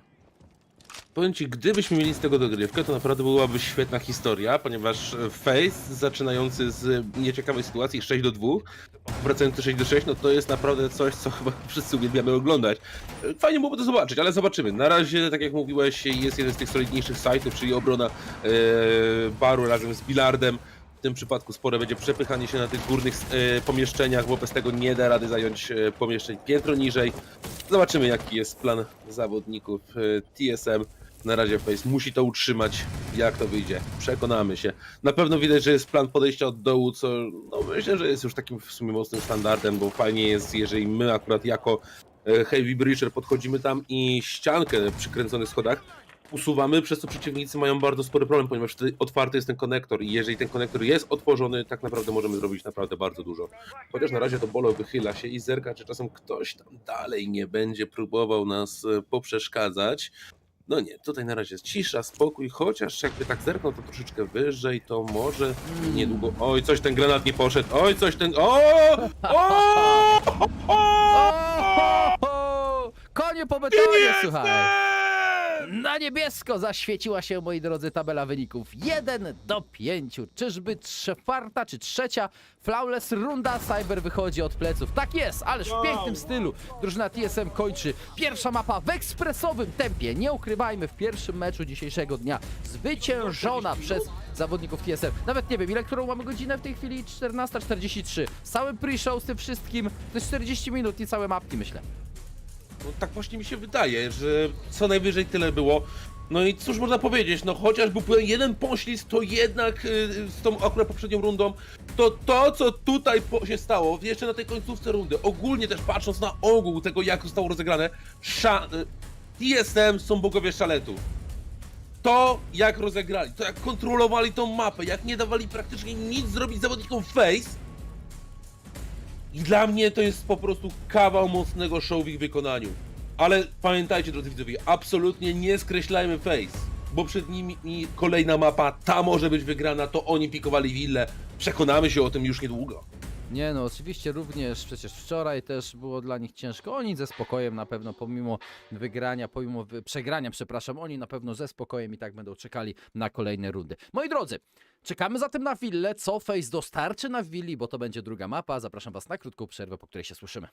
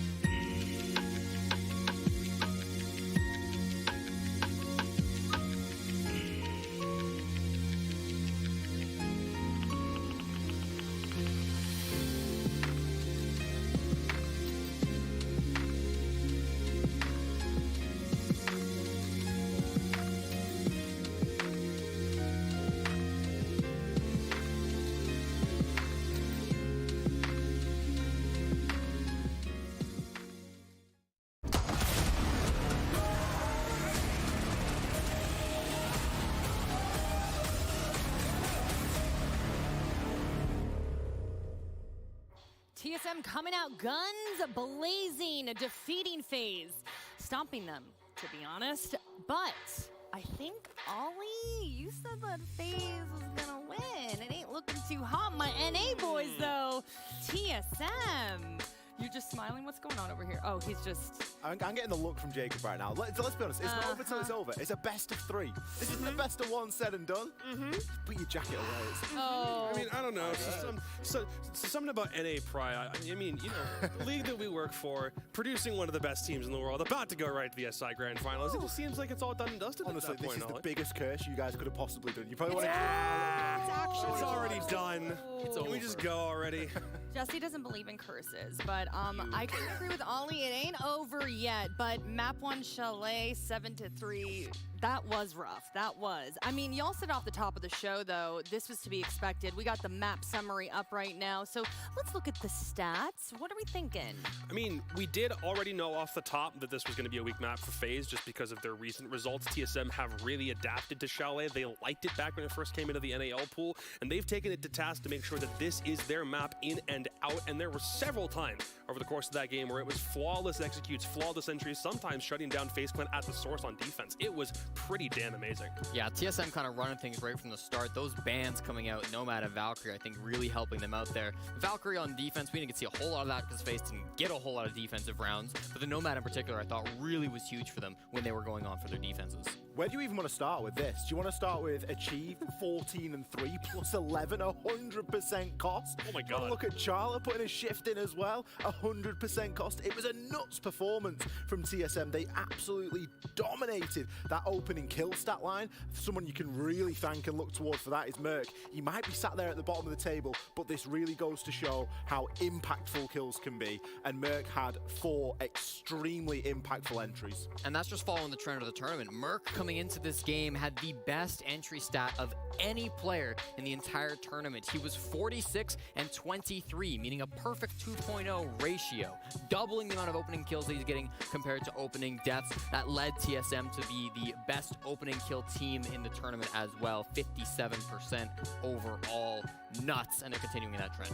Yeah, Merc had a fantastic series, or game rather, and Achieved had a standout game as well. Ollie, you want to talk about Achieved's flank in particular. Let's see if we can roll that video that we have. Yeah, let's have a look and see just exactly how Achieve manages to do this. Now, we mentioned the Nomad ban earlier. That was a big old problem. We cut that clip a little bit short there just to fit it in, but the problem that Achieve had, the benefit that Achieve had is he had so much time. There was nobody inside of Piano. It's a play that Achieve does quite regularly. He likes to hang around over toward that side of the map, especially when his team's defending inside a bar. And that flank, it was beautiful. It was picture perfect. You sat and you're looking at FaZe and you're going, drones? Question mark? Like, is anybody on a drone? Like, they was exist. the big problem. Yeah. You know, Nomad ban's a thing, but drones still exist. There are old-fashioned ways. Like, everyone's got headphones on. Like, use the sound. Do you guys not have drones? Achieve, you got to put them on blast for it because it's not the first time that Achieve's got away with that. If you're going up against TSM, you should know that you're going up against a guy that loves a bit of a flank. Yeah, I was very concerned overall. Just the fact that that happened not once, but twice, probably even 3 times, depending on how that defense went for TSM. The Oryx play for Achieved never really seemed like it let up. He had top angles, he had excellent flanks at the right moment. FaZe Clan, for their own part, I don't really categorize as a bad droning team. They're probably one of the more creative teams on attack when understanding how to deal with and execute.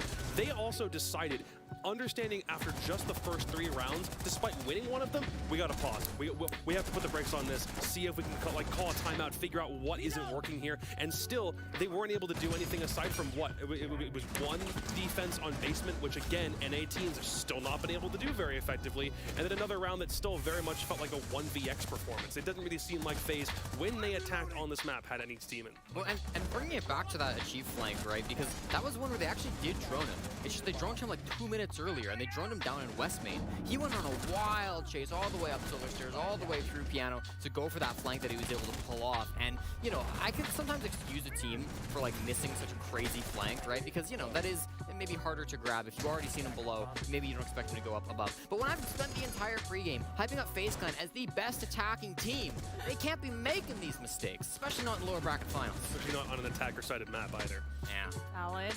Jesse, I actually want to pick your brain about that a little more. FaZe, they took that early tactical timeout trying to stop TSM's momentum. Do you think maybe they addressed their attack strategy there? Because they did seem to adapt better. I think they tried. I think that we started off the first couple of rounds, the first 2-3 rounds, we saw FaZe Clan doing exactly what they did against MIBR. They were ignoring the roamers, they were going for very site-focused pushes. But TSM were shutting that down so much better than what we ever saw from MIBR because they were going for big flanks, right? Obviously, Achieve, who's talked about a lot, but even Bolo in that round 1, coming down library stairs, she should put a little bit of that pinch pressure on. It was something that MIBR never really could get a hold of against FaZe Clan. So after round 3, they called that attack timeout, and you did see in round 4, it seemed like they tried to adapt. They tried to move some more players over towards the roam clear, but it just wasn't working. Merc and Bolo and Achieved all on that roam game were just way too powerful, and it never ended up amounting to much for FaZe Clan. Okay, I want to move on to map 2. Let's start looking forward here. Ollie, I mean, y'all singing the praises of TSM's Trinity. They were well coordinated, composed. How does FaZe battle back on map 2? Fortunately for FaZe, they are a pretty good team at Villa.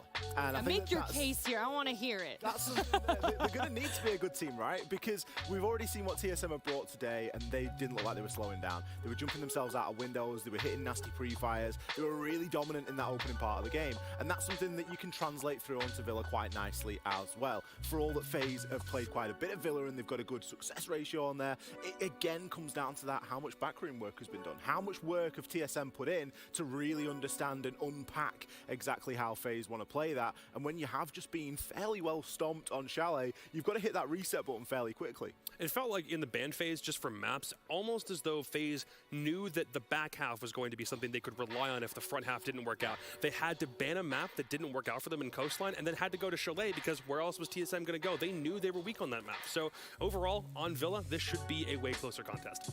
Okay. Our teams are ready for map 2 Villa. Dez and Ace, take it away and let the lower bracket final continue. Let's go! Moi drodzy, jedziemy. Zatem druga mapa, Villa przed nami. A jeżeli to był tylko aperitif, mały przedsmak, to teraz wjeżdża danie główne, ponieważ na Willi może się rozstrzygnąć już, kto będzie drugim finalistą. Bo przypomnijmy, my jako fani Europy, ale no to już wiemy, że nasz reprezentant jest w wielkim finale. A no właśnie, jest reprezentant EUL-u, czyli nie kto inny, tylko Team Empire, którzy tylko czekają na to, kto zwycięży, ale kto zwycięży? To jest właśnie pytanie, które możliwe, że już po tej mapie będziemy znali, chociaż kto wie, no jest, słuchajcie, zawsze szansa, że przecież FaZe powróci i jeszcze czegoś będzie nas Decider, a Decider warto przypomnieć, że jest na kafę, więc też będzie naprawdę bardzo ciekawie.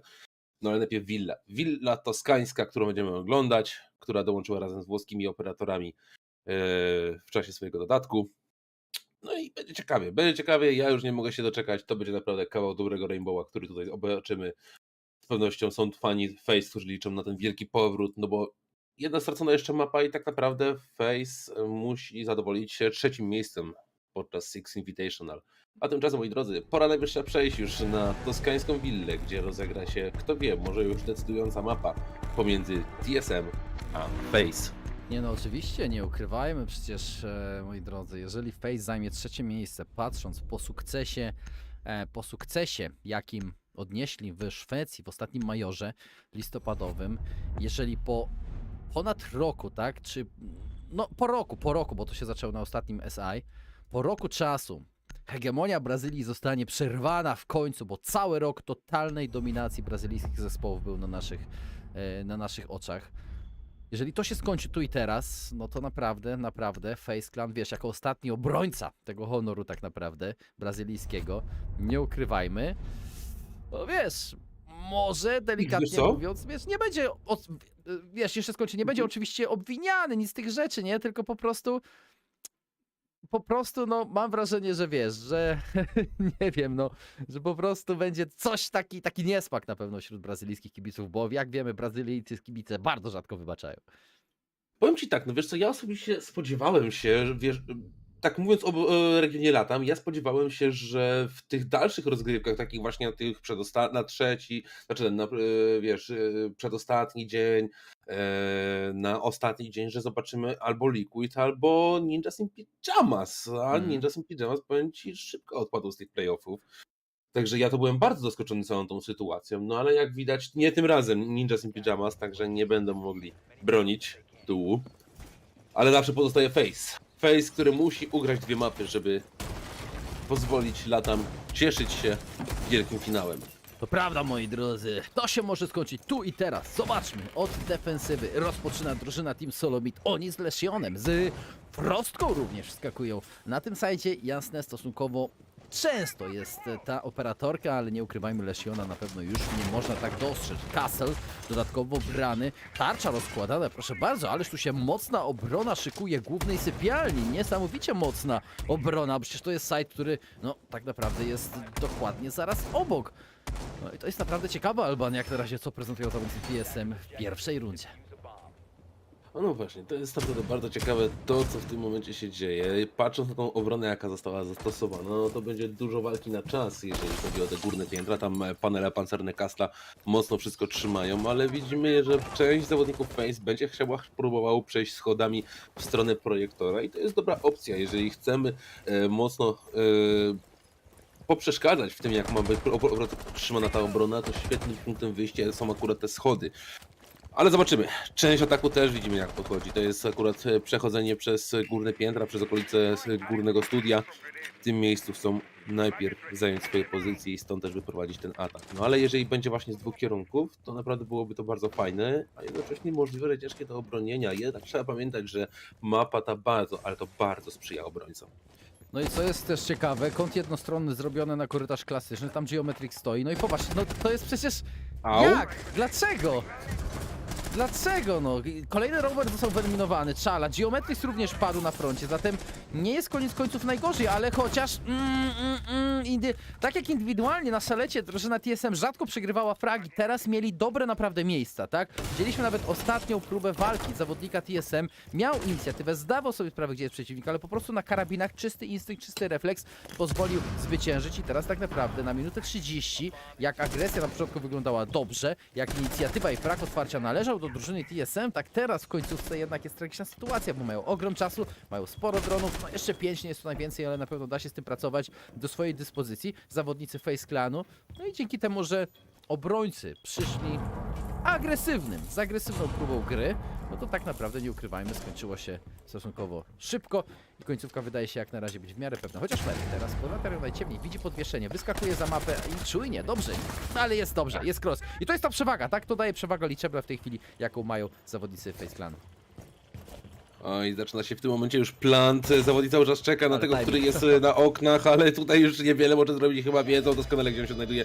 Słyszeli go, jak przebiegał, przecież bieg sprintem, więc to było na pewno bardzo słyszalne dla zawodnika, który jest tam zgraplowany. Widzimy, że idzie już teraz odcięcie, zawodnik się tam wychyla, ale oj, nie ma lekko, ale raz może być eliminacja. Piękne pozycjonowanie ze strony Merka, ale i tak w sytuacji, w której się znajduje, wygląda to na niezwykle trudny orzech do zgryzienia. Patrząc na to, plus jest, że chociaż te panele pancerne trochę go chronią, ale nie na długo, nie ochroniły go ostatecznie przed Astro, który wychylał się już w stronę łazienki, wystrzelił kulę i w tym momencie Face ma pierwszy punkt. Tak, i to w ataku pierwszy punkt. Mam wrażenie, iż po prostu został im fajnie wyłożony na tacy, ponieważ na początku ewidentnie troszeczkę nie mieli pojęcia, co się dzieje. Tak jak wchodził Bullet kompletnie bez żadnych informacji, bez jakiegokolwiek, pojęcia. Widział kąty jednostronne stworzone, ale kompletnie nie zareagował. Zatem, no nie ukrywajmy, że bez wątpienia nie byli gotowi aż na taki roaming, na taką agresję. Ale, jak już mówiliśmy, starcia 1 na 1, które podejmowali zawodnicy w TSM, które zresztą sami sprokurowali, no to nie ukrywajmy, nie dały im kompletnie żadnego fraga, żadnej przewagi. Zatem dobra reakcja Face Clan, rozpoczyna zdecydowanie lepiej, aniżeli rozpoczęli Szalet. 1-0 jak na razie prowadzą. No i tylko nie dać im się nakręcić. To jest najważniejsze zadanie drużyny TSM. I zastanawiam się też, Alban, czy po takiej rundzie, jaką w tej chwili widzieliśmy, przegranej, zobaczymy troszkę bardziej jednak stonowane podejście w defensywie. Schodzą na dół, kuchnia oraz jadalnia.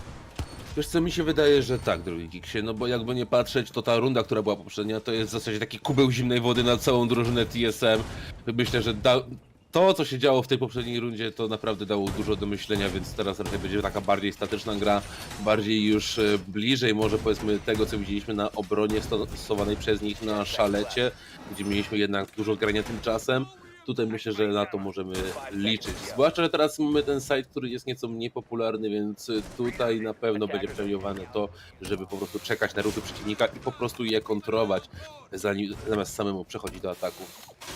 To prawda i czy kontra przyniesie coś pozytywnego, czy nie, oczywiście musimy spokojnie poczekać.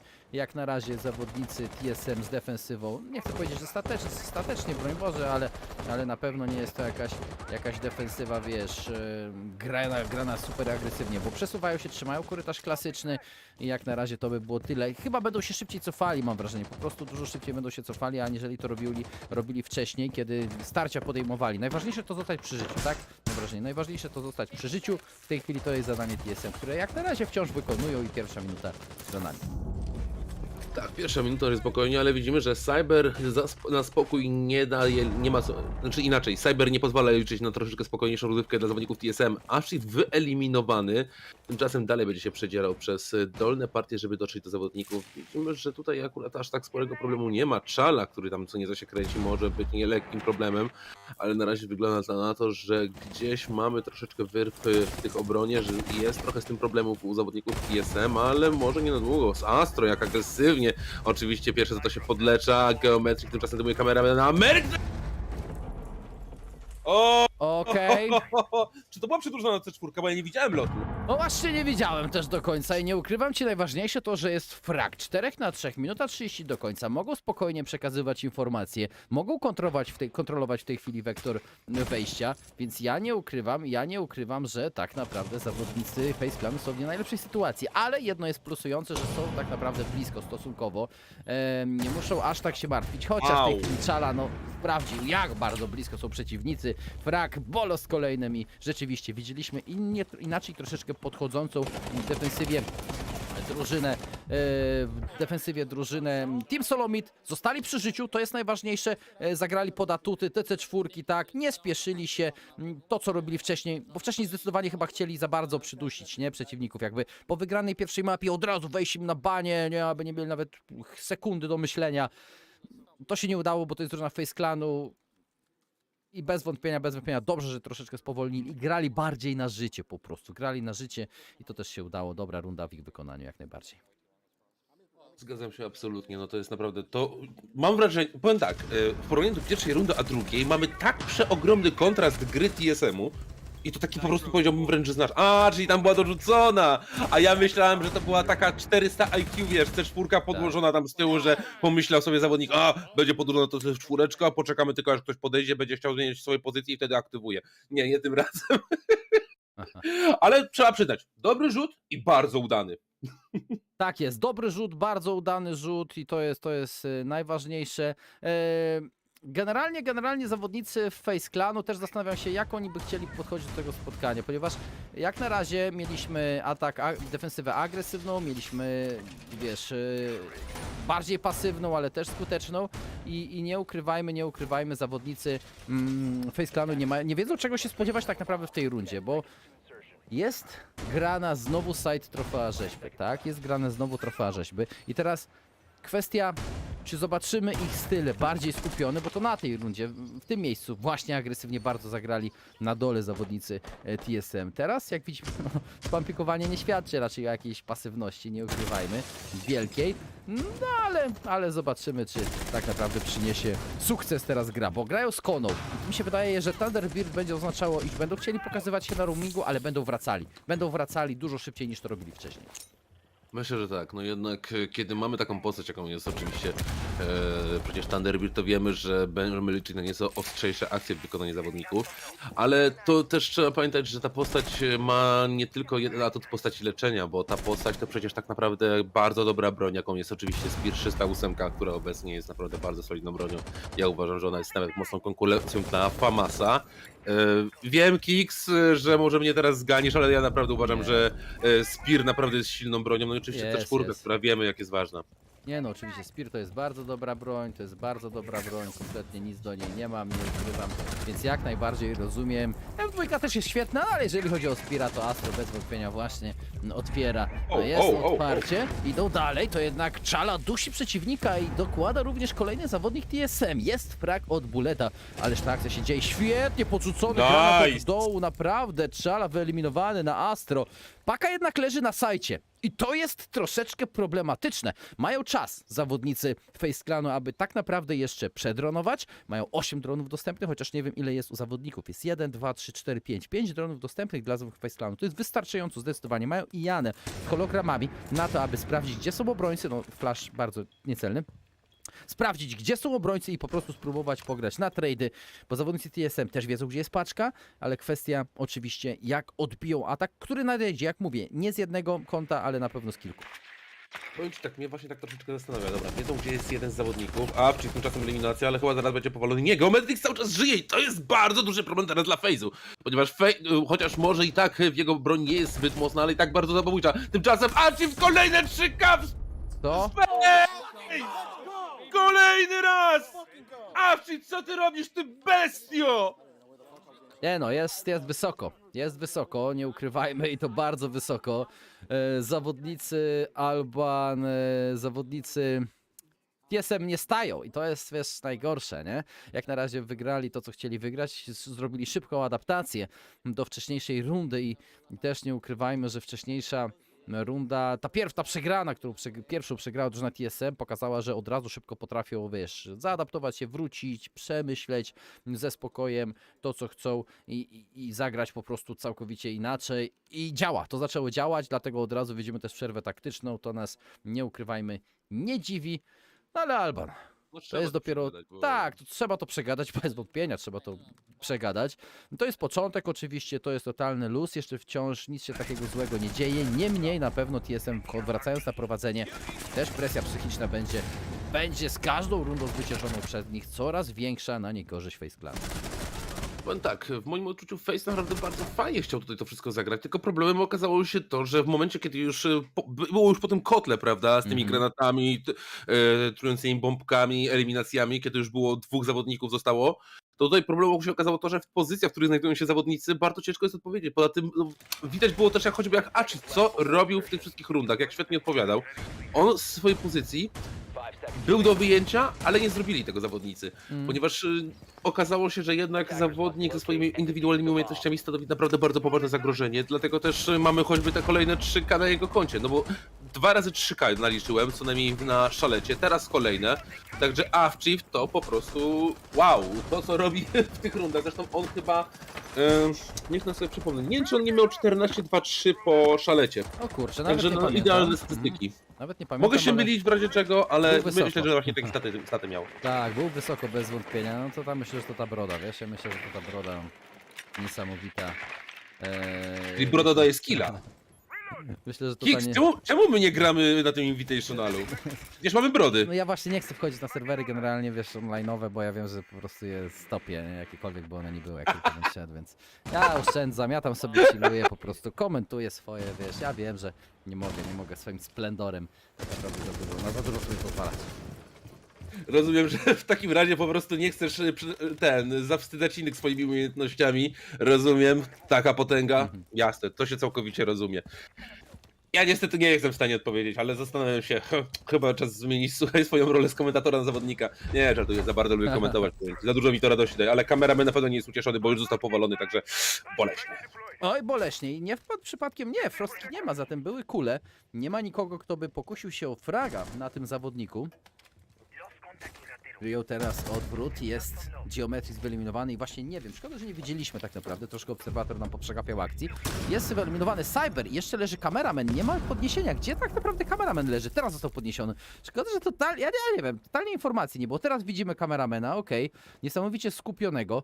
W ogóle też taka dygresja, kameraman wczoraj gdzieś po wywiadzie meczowym, nie wiem kto jeszcze został, słuchał, oni nawet nie wiedzieli, że jutro są finały, bo jakby ja wiem, że sobie ciężko wyobrazić z jednej, o C4, okej, dobra, to wiele wyjaśnia.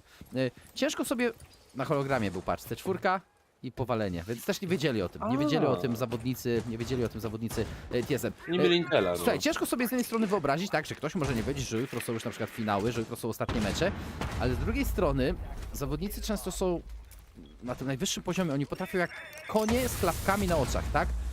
Mentalnie się wyłączyć i każdy mecz po meczu analizować. Nie myśleć o długiej drabince, o trudnej grupie, po prostu mecz za meczem biorą na siebie. I tak na pewno robiła drużyna swoje. Tak jest, robią swoje.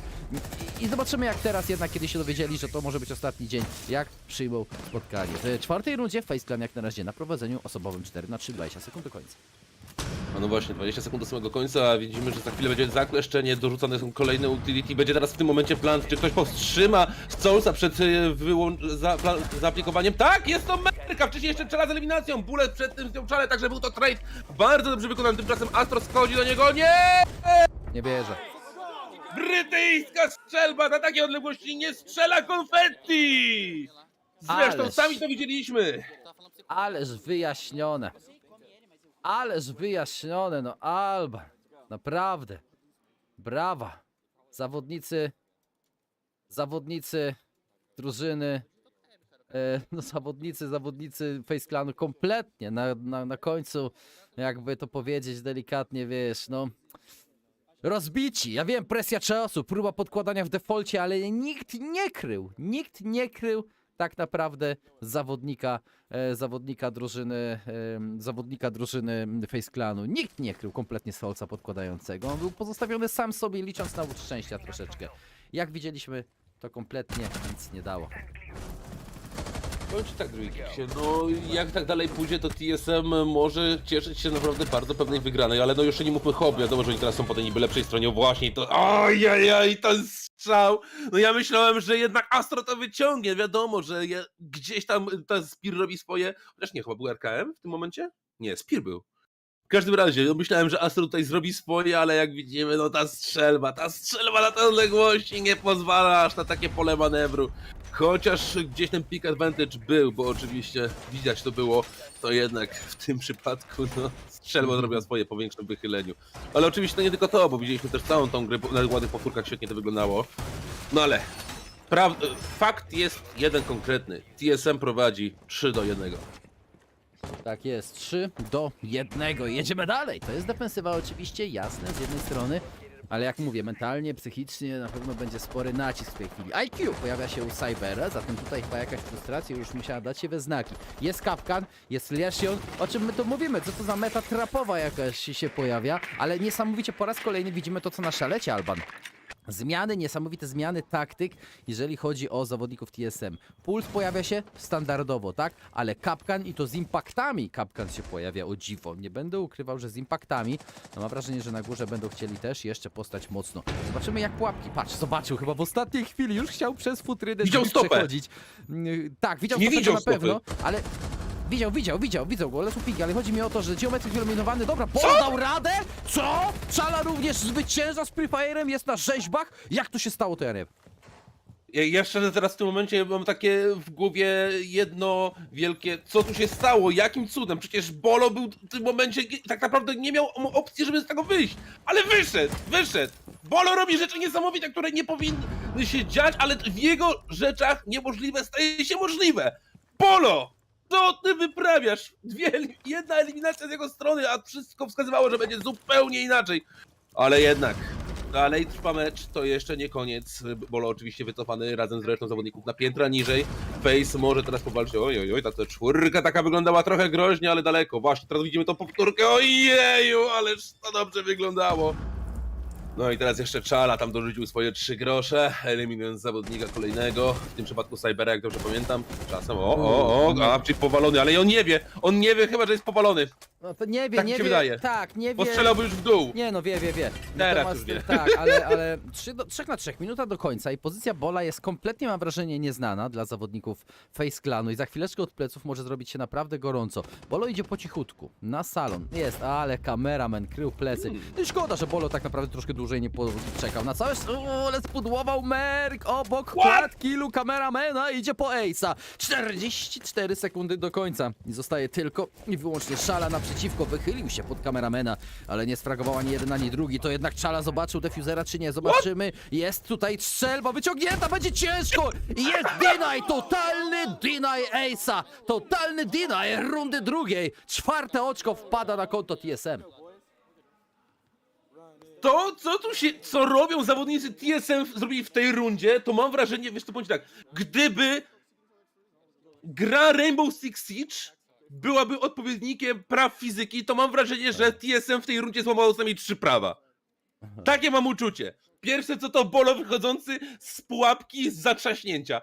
Druga rzecz, sytuacja, kiedy mamy sytuację klaczową, kiedy zostaje tylko jeden zawodnik na 2, a on utrzymuje to, robi fragi i jeszcze kładzie kres ewentualnego ace'a kameramena.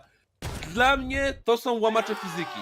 Fizyki, jaką w tym porównaniu jest Rainbow Six Siege. Jak tak dalej pójdzie? Ojeju, to w takim razie, moi drodzy, zakończymy to na 2 mapach. Jak tak dalej pójdzie? No to prawda, naprawdę w takim stylu może być ciężko, jeżeli zawodnicy, no, Face Clanu troszeczkę nie zrobią step-upu. Coraz bliżej naprawdę, gdzieś tam coraz bliżej im idzie. Ale nie ukrywajmy, że wiesz, coraz bliżej to nie jest wystarczająco blisko i krótko mówiąc,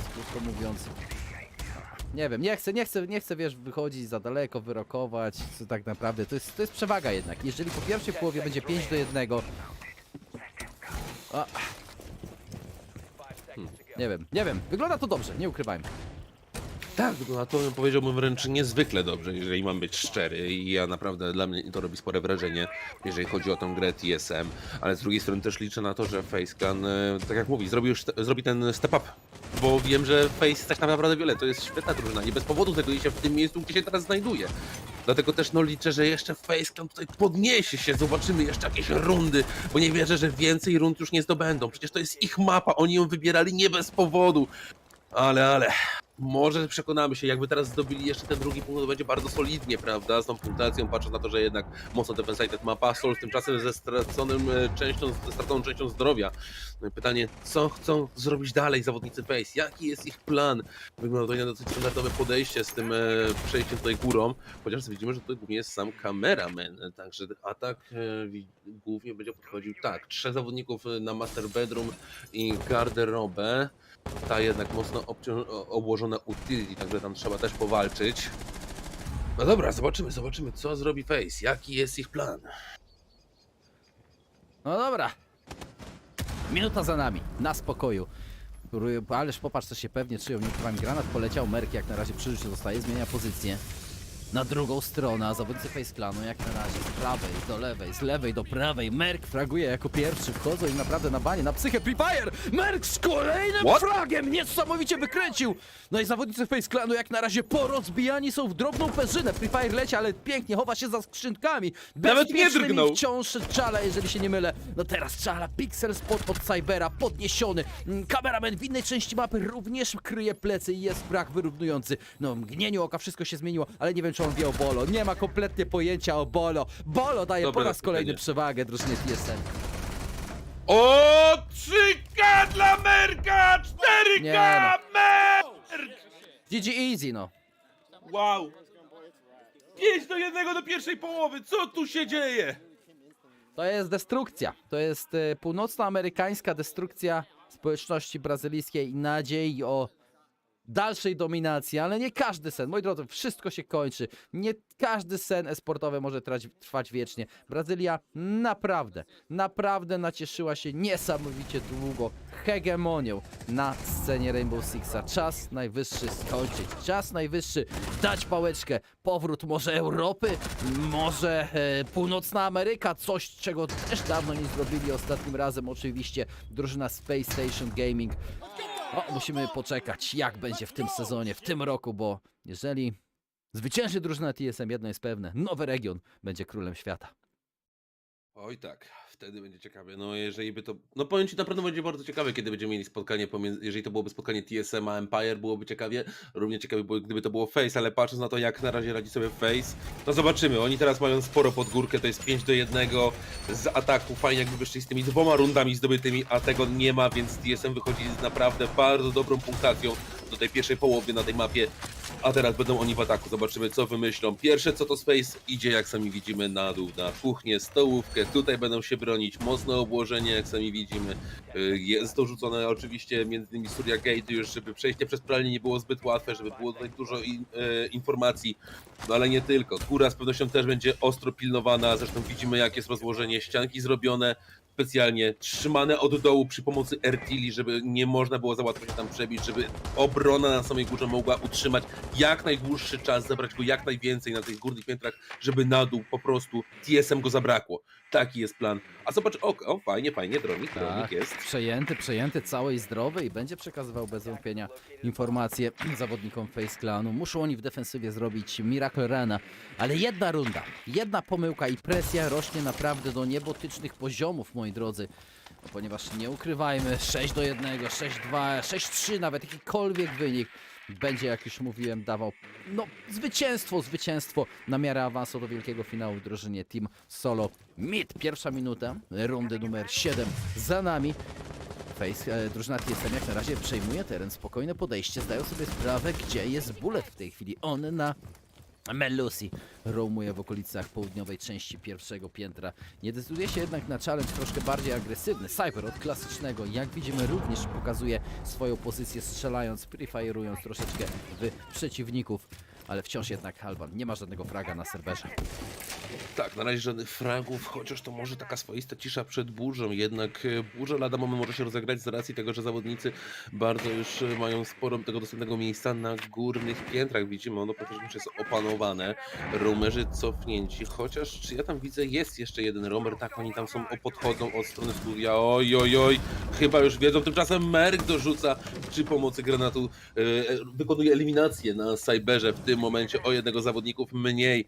Także no, zawodnicy TSM wyglądają bardzo dobrze, ale pytanie na jak długo, bo nie sądzę, żeby tutaj tak pozostawili ich samopas na tym górnym piętrze, że jeszcze nie będzie jakiegoś próby podgryzienia ich, choćby cokolwiek, chociaż widzimy też, że dół zaczynowy też powoli zdobywany, tam było przejście przez te Red Stairs. Tymczasem jeszcze mamy walkę wertykalną, bardzo ostrą, tutaj Souls poobijany, a czyli trochę straconego zdrowia, no ale w tym pojedynku lepiej wyszedł zawodnik TSM, Geometrik tymczasem z eliminacją, co tu się dzieje? Kolejne kile padają na korzyść zawodników TSM, a tutaj 40 sekund, no nie wygląda to zbyt dobrze dla Brazylijczyków. Oj tak, nie wygląda, porozbijani są w defensywie, kontrola pierwszego piętra, szukają teraz na wertykalu oponentów, a co mogą zrobić zawodnicy Face Clanu? Nie mają żadnej C4, co prawda mają umiejętności strzeleckie, ale na piwnicach pokazuje się kameraman, wie o tym jednak, że defuser właśnie spadł, Astro też kryje mniej więcej teren, zatem to może być brzytwa, której chwyci się drużyna Face Clanu. Stuny jednak lecą, zeskok na dół, podniesiona będzie paczka, chociaż nie, Free Fire od Bolo daje sukces, duża ilość punktów zdrowia z boostem, nawet nie, tam nie było nawet strzału adrenaliny, jest 4 na 2 podkładany w tej chwili plan, a Chief trzyma, idą po 6. rundę wielkimi krokami, wychyla się niestety Inia, kładzie na ziemię, Astro nie strzela, wyeliminowany, Face Clan, Astro jeszcze walczy, no i powiem szczerze, Alban 1 na 2 to jest do zrobienia, ale najgorsza sytuacja jest taka, że paczka leży na ziemi. I jeszcze zobaczmy w jakim miejscu jest podłożony tak idealnie, że w tej chwili mogą się wychylić. Walka dla Astro teraz tak naprawdę jeden wielki bieg. Oj, chyba tak jest, on idzie najpierw po jednego, ale niestety tam już Abschied był w takiej pozycji, że mógł go spokojnie zdjąć, a dodatkowo nie docelował się, bo uznał, że najpierw trzeba się docelować w inne miejsce zawodnik. No i cóż można rzec, no naprawdę solidnie zrobione, fajny był pomysł z tym podejściem na dół, trochę było tam problemów, ale poradzili sobie z nimi. Podejście od schodów z piwnicy przez spiżarnię zaraz na stołówkę było bardzo kluczowe w tym momencie, bo z takiej pozycji ciężko było już coś zrobić ostatniemu zawodnikowi, żeby jakoś temu przeciwdziałać. Zobaczmy zresztą, jak mamy właśnie ten widok, o właśnie, to było to, chwila walki, ale Bolo opanował sytuację, to było niezwykle ważne, bo bez tego byłoby przetrudno, żeby wykonali swoją misję. Bez tego by się to nie udało. Astro o krok od tego był, żeby anulować podłożenie, ale to było o jakieś pół sekundy za późno. No i sami widzieliśmy, jak potoczyła się dalsza część. Tak jest, moi drodzy, 6-1. Speedrun w pierwszej mapie dzisiejszego dnia. Kto by się tego spodziewał? Dochodzimy do 15:30 i to się może zakończyć w następnych 3 minutach tak naprawdę, kiedy rozpocznie się akcja. Przerwa w tej chwili wybrana. Face Clan, pauza taktyczna i to nas chyba kompletnie tak naprawdę Ani trochę. nie dziwi, ani trochę nas to nie dziwi. Są oni naprawdę pod ścianą. Co prawda jakoś wielce nie widzę tu jakiejś potężnej konsternacji, nie będę ukrywał. Pomimo tego, że sytuacja jest tragiczna. No ale to też zawodnicy, którzy już z niejednego pieca się najedli, tak naprawdę, jeżeli chodzi o sukcesy, tak?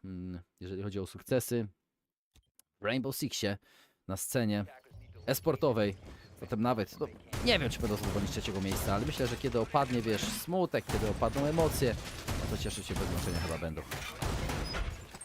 No powiem ci tak, Face w ciężkiej sytuacji. I to naprawdę ciężkiej. Stawiają na teorii najsilniejszy bombsite, muszą go obronić. Nie mogą sobie pozwolić nawet na jeden błąd, na żadną utraconą rundę. Jedna utracona runda oznacza przegraną w tym meczu i oczywiście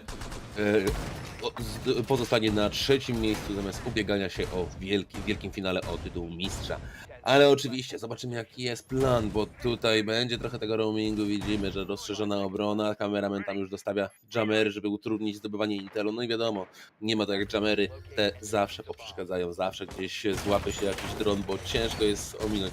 Wiadomo, były te zmiany, jeżeli chodzi o akurat tego operatora, teraz on ma taki bardziej cylindryczny zasięg, jeżeli chodzi o jamery, ale powiem, było to potrzebne, no bo w końcu, no powiedzmy sobie szczerze, w pewnym momencie Wiut był już tak potężną postacią, że był aż za bardzo samodzielny, więc trzeba było coś zrobić, żeby był mniej po prostu one man army. Ja myślę, że to się tak naprawdę udało, bo teraz pojawia się Miód z lekką troszeczkę zmianą zastosowania, chociaż dalej ma również to samo, ale to już nie masz wrażenia po prostu, że to jest taka jednoosobowa armia przy tych jego zmianach.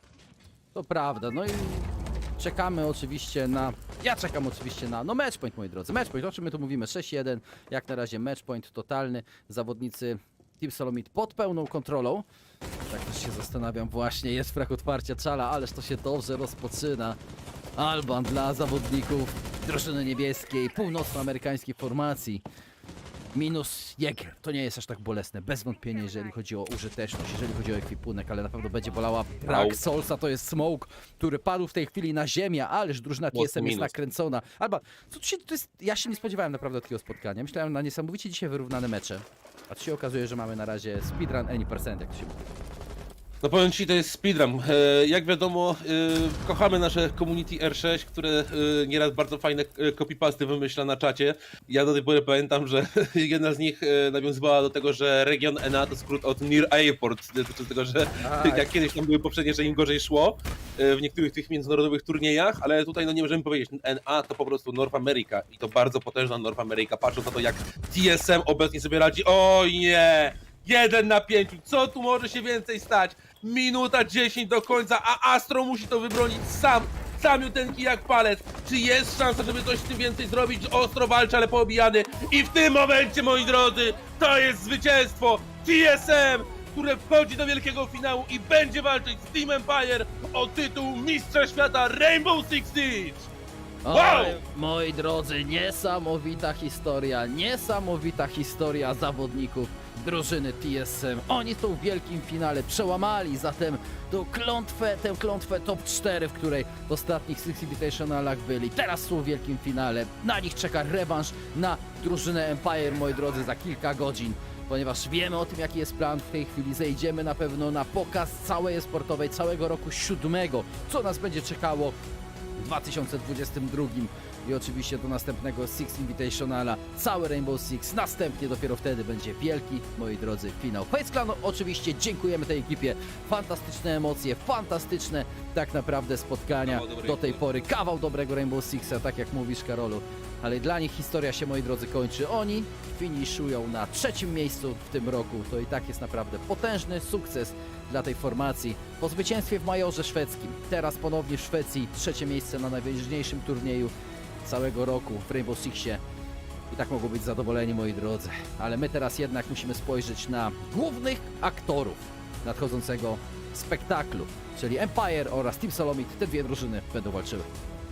Tak jest, będą walczyły i przed nami naprawdę nie lada finał, jaki będzie oczywiście po tym, jak jeszcze obejrzymy, tak jak wspominałeś, zapowiedź roku 7.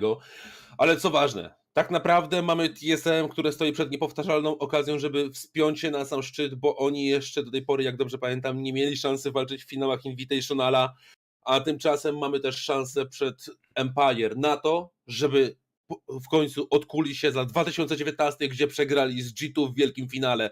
To jest dla nich niezwykła szansa. Dwie niesamowite historie, dwie niesamowite drużyny, a to wszystko będzie można obejrzeć tutaj u nas, oczywiście z polskim komentarzem. Tak jest, moi drodzy. Zapraszamy Was zatem na przerwę. Na kanale będzie pokaz nowego roku, również transmitowany z głównego streamu, więc jak chcecie, zostańcie, zachęcamy na pewno. Pamiętajcie o podłączeniu dropów, kod, wszystko, aby Wam się nadbijało oraz o odbieraniu paczek. Co 2 godziny trzeba odebrać paczkę. My, moi drodzy, słyszymy się już około, myślę, jednak tej godziny 19, bo wtedy zaplanowany jest wielki finał. Chyba że przez to, że tak, ten pierwszy mecz był tak niesamowicie szybki, może coś będzie przyspieszone, dlatego zostańcie, moi drodzy, czujni.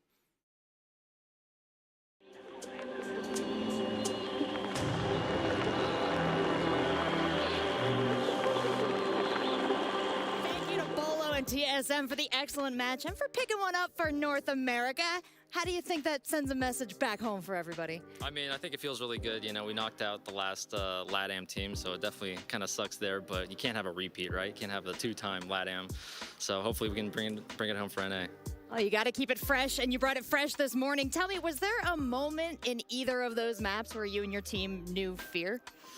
I mean, it was what, 7-2 on Chalet, 7-1 on Villa, so not really. We were pretty feeling pretty good going into it, and I guess the scoreline really speaks for itself. So, how do you set yourselves up to do that on a morning like this? I mean, it was a rough loss yesterday, so you know it was just kind of like a mental reset. You know, everybody still wants it as much as before, and we just had another obstacle in our way. Well, you've been playing great all throughout the tournament, working well as a team, although it would be remiss not to shout out Achieve and his achievements this morning. So what do you want to say about your teammate there? I mean, Achieve's been doing really good, you know, especially like making Merc the dedicated IGL kind of lets him, I guess, a little bit flourish a little bit more as an individual player, and it's done wonders for the team. You know, he clutches up huge. You know, he's our vertical player as well, and you know he's going crazy. So really shout out to them, as well as the whole entire team. You know, we're all playing lights out, but I will say I do appreciate Achieve's standout performance. So. And I do want to touch on Merc there as IGL. We talked about his achievements throughout the tournament as well, and the strides that he's made working with you all as a team.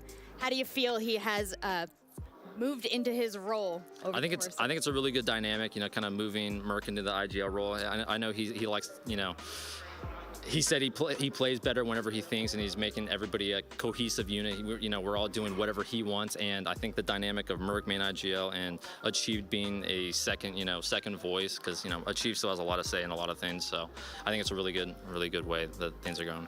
Well, we move into the final match just later on today. You're going up against Empire. Tell me a little bit about what that means, North America facing off against this EU team. I mean, we're looking forward to the rematch, and hopefully we can show that NA is better than EU. And you know, let's hope the upper bracket finals wasn't a reflection of what's going to happen.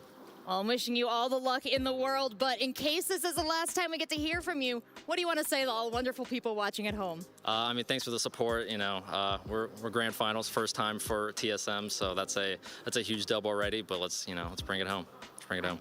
Believe in you guys. I'm from North America too, so I just wanted to give a little positivity, a little edge there. But you've been fantastic, Bolo. All the people watching at home been shouting you out. Your whole team cannot wait to see what happens today.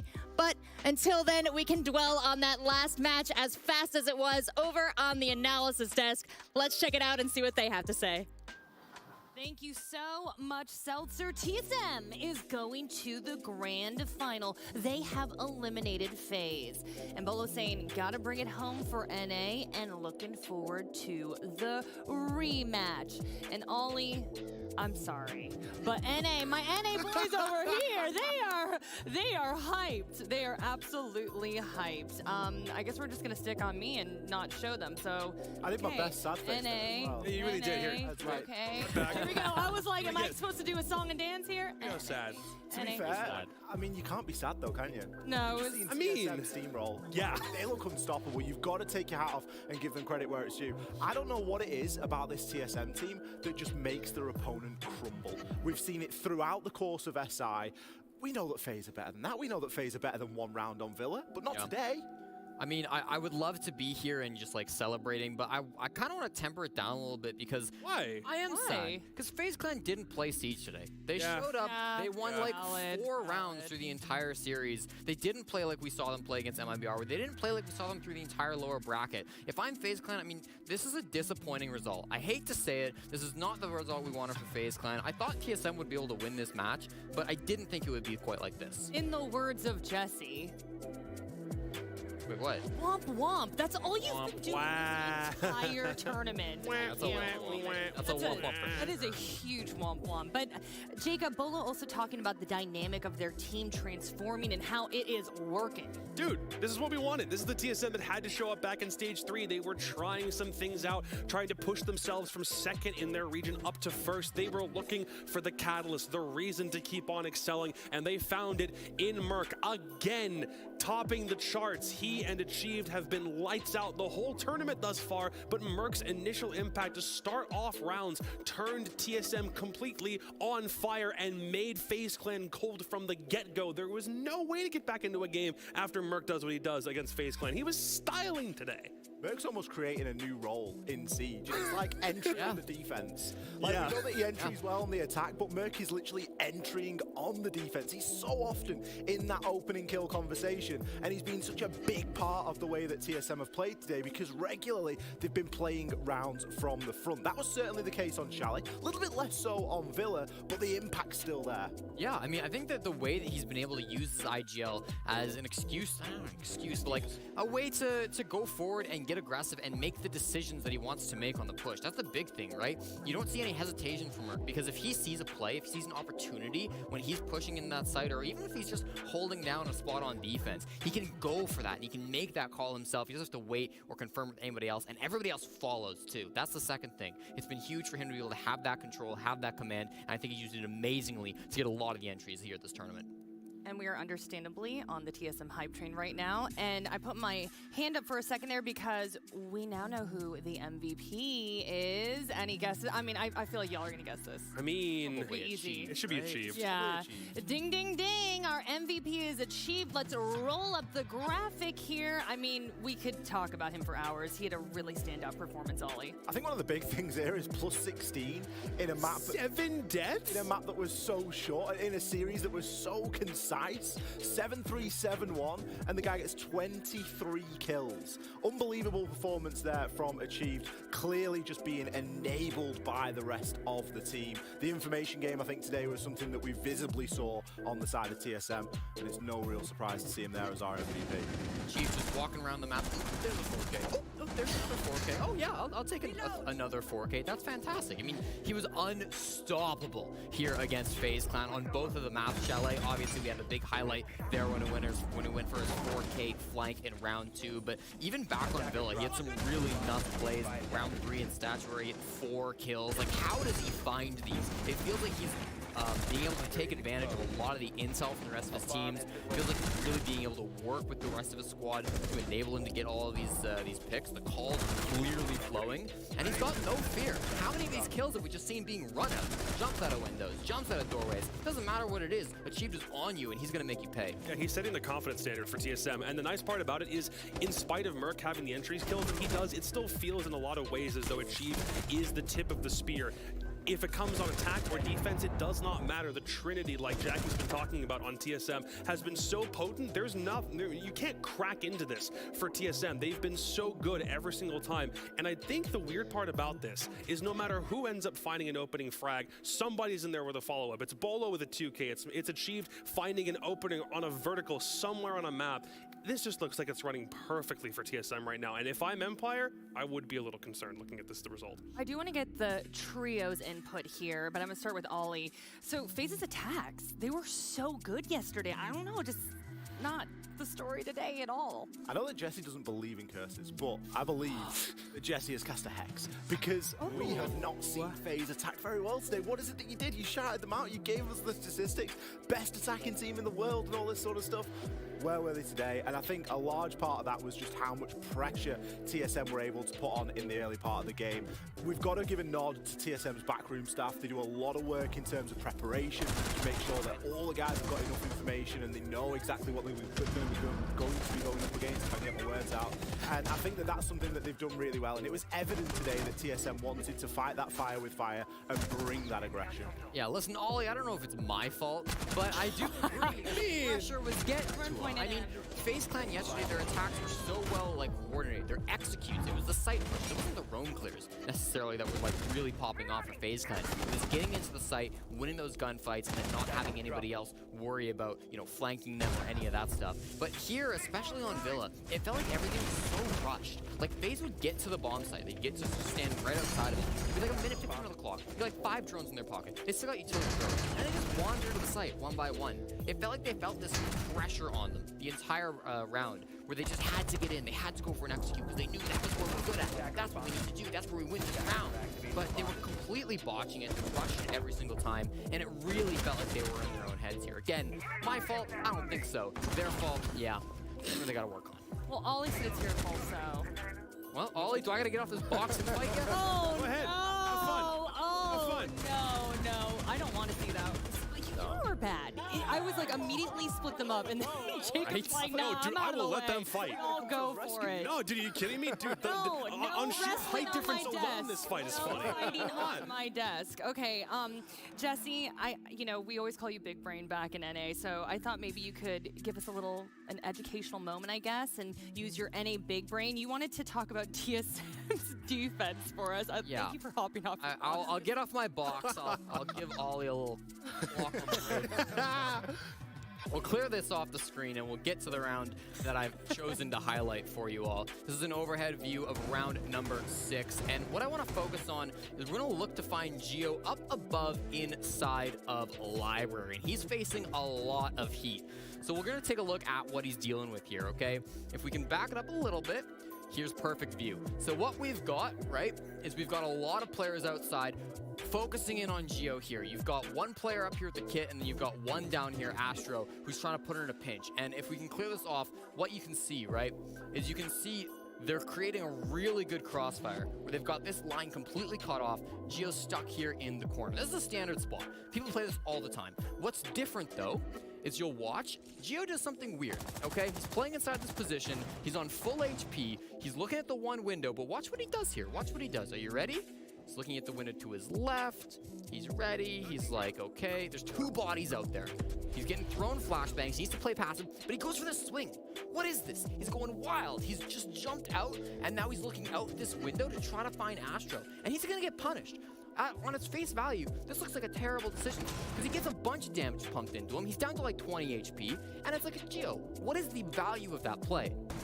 And then you think about it, if we back it up a little bit, you might have been able to catch it, or if you just watch this live, back it up a little more here, you'll be able to see it on the overhead. There's something sneaky Geo's looking for. He's looking for the confirmation that one is outside this window, and you can just see it here, outside of the frame. Achieved is about to jump out of this window and do a ton of damage to Astro and get this kill, which actually relieves the pressure. There it is. You see him in the bottom there? See him bottom left corner?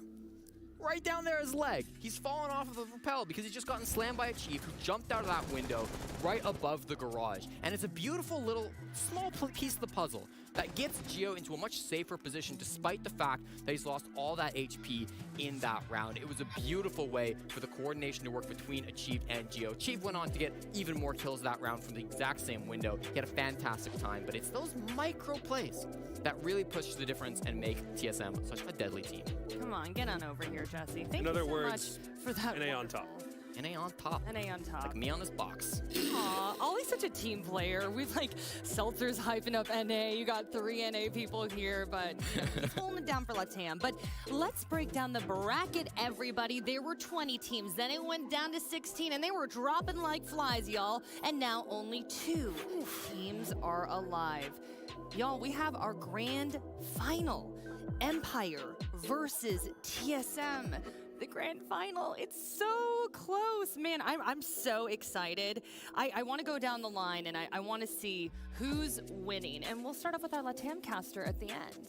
I think there's very compelling arguments for both teams here. You can look at TSM and go that they're on a bit of a tear today. They're really putting a shift in. Question, have they got that much gas in the tank to really start to drive that through now into the Empire game? Because they didn't leave anything on the table there against FaZe. And then on the side of Empire, they've been able to relax this morning and maybe, you know, look on a little bit concerned and go, we've got to go up against this afternoon, and it is not going to be easy. So I think there's really compelling arguments for either side. I'm sure that we're going to be given a great game for our finals. It's a weird one to figure out, if only because TSM kind of took it upon themselves to be like, you know what, Brazil is on a tear, so we need to just take care of Brazil ourselves. And they did. They didn't lose a single time against a Latin American team for the entirety of this tournament, which has been fantastic, but they weren't able to close things out against Empire yesterday, which is a little bit of a concern. Historically at the Sixth Invitational, the lower bracket team that goes into the grand final has yet to win. Space Station defeated NIP, who were the lower bracket team in 2020, and NIP won against Team Liquid, who themselves were the lower bracket team. But the main difference in both of those is that the lower bracket team did not have nearly as dominant of a victory in their first game of the day, and TSM, they're looking to buck that trend. I think they very well could do it if they keep this momentum going at the grand final. Yeah, I think the other analysts have gotten some great points about both these teams. Empire and TSM both look so dominant. But I don't care about any of that. I'm picking TSM, 3-0 in the finals. Yeah, baby! They're gonna crush it. NA on top, no chance for Empire, and that's my analysis. We're done. My goodness. On that note, let's pull up the old schedule graphic here. And we have so much fun planned for y'all today. We are not done yet. Obviously, you just watched TSM tick down FaZe, but we have the Year 7 roadmap. I know a lot of people amped for that one, and I mean, the most hype, the most amped, the grand final, Team Empire versus TSM. So that is the end of the roads. That is the end of the road for FaZe. You see how I messed that up? It's road FaZe. It's okay. Thanks, guys. Thanks for having my back, y'all. You're a great analyst desk. But it is the end of the road for us. That got me a little teary-eyed saying that. Ollie, do you want to say anything to everyone at home? That's putting me on the spot there, Jackie. I hope everyone's enjoyed it. I think we've had some cracking games. It's been great to work on the desk alongside you two. Thank you very much for letting me join in. And I think we've had a lot of fun with it. I hope you've enjoyed watching at home, but we've still got to find out who is going to be our winner. And, you know, you back TSM. I'm going to back Empire. I've got to revert back to my second region. Yeah. It's my home region. That's fair. That's fair. But, you know, it is what it is. I wish both teams the best. You're trying to be the middleman, but also go Empire. Yeah, very impartial, Right. but go whoever is against NA. Yeah, that's fair. Well, Well, I'm on the desk with you two.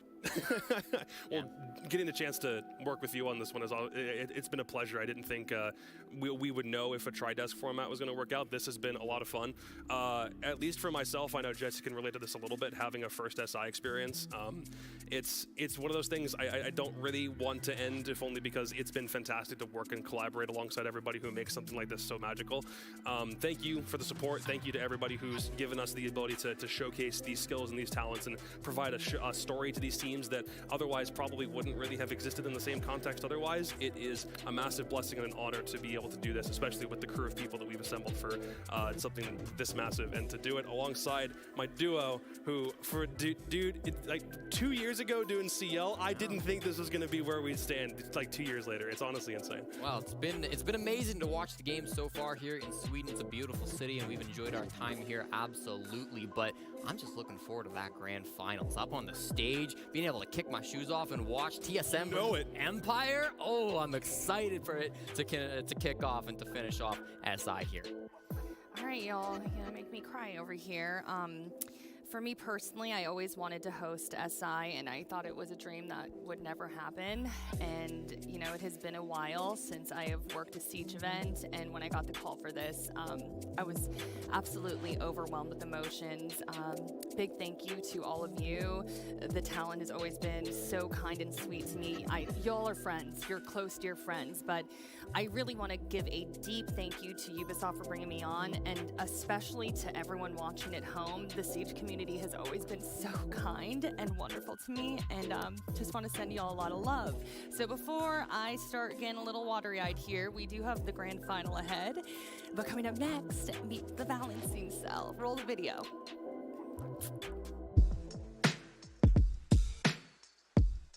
I'm David Perpignan, game designer at Rainbow Six Siege. I am Angel Maldonado, game designer in Rainbow Six Siege. I'm Albert Petit, project coordinator in the balancing cell in Rainbow Six. I'm Alejandro Yepes Serrano, gameplay programmer in Rainbow Six Siege. The objective of balancing is trying to keep the game fun and fair for everyone, so all the players can enjoy, invest time and progress with their operators.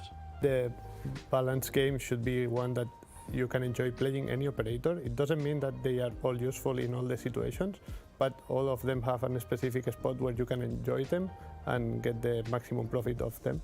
And also we have to keep in mind the different skill levels. So different populations that play the game, they play it differently, and we have to keep an eye on that, because balancing for new players, it's one thing, and we have to keep an eye on also players that have been playing this game for 7 years. It requires this creativity to find a formula that where new players can enter the game and understand the gadget, the ability of the operator, and at the same time giving to the pro players this chance to explore new ways to use it, be more creative. So in that sense, this is one of the biggest challenges, I think, from our cell. So you have to evaluate every aspect of the game in a complex environment, that you cannot just pick one thing and evaluate, is this overpowered or not? You have to evaluate it on a specific situation with another company of operators or gadgets. So everything is relative, let's say. So normally when we identify that we have to act on something to balance it, we evaluate if it's a big change or a small change. If it's a small change and it will not require a complete rework, we try to evaluate the balancing levels that we have, that in the end are like parameters that during the production of the gadget or operator we already prepare. So these levels that we have, it can be from different natures. It can come from the operator itself, it can come from the gadget, the specific gadget characteristics, or even the number of gadgets that are in the loadout of this specific operator, for example. Besides the operator ability, we can also think about his loadout, because every operator has a weapon and every operator has a secondary gadget. So depending on what we want to do on them, we can keep the ability as it is and not change, and we can take a look at his weapon, the power of his weapon, or what secondary gadgets the operator has available. Yeah, I think a good example of a lever that it looks like something not super huge is like the area of the mute, that we change from a cylinder to a sphere, and suddenly you open tons of other systems to interact with it. And for example, you can place your ACE Selma charge in the wall, in the highest part, or even fuse the wall. And this is coming only because we touch a lever, that is, we change the shape of the mute, and suddenly other mechanics appear and other interactions. So we have to evaluate everything as a whole. Another way that we have to balance operators is to look at their own ecosystems. So, for example, we can identify some, like, for example, we have the breachers in the game, we have the roamers in the game, and something we've learned, I would say, during the life of the balancing cell is that you don't need always to touch the operator that is causing the issue. You sometimes have to look at his ecosystem and modify one of other operators. It's something we see really often with roamers, for example. Instead of affecting the roamer that is causing the issue, you modify another roamer, you make it more powerful, and that directly affects to that whole ecosystem. Other roamers go down, and the peak of the other that we change, it's going up. And in reverse, if we nerf a roamer like we did with Mozi and the P10, you can see how he goes down, and the other options for that spot are going up directly. I think the best example is Maverick. Maverick was designed to create holes on reinforced walls, so you can pick through and create small rotation holes. And this is the way that was designed, and we imagine that it's going to be used. So when players, less skilled players take it, they are just going to the default wall, create the hole, and pick through. But when pro players put their hands in Maverick, they invent the Maverick trick. So they know how the game works, as they discover how to destroy the reinforcement without making an actual hole. So this is kind of the difference we have between the players. A good example of how the skill can change the way that an operator is used. And I think that Maverick is a great example of that, because literally the creativity that you have with the torch, it's huge. You can go from a super small hole and peak, you can make rotations. So the Maverick tricking. So this is a really good example of this, these different levels of knowledge of a gadget that you can have, or gadget or operator.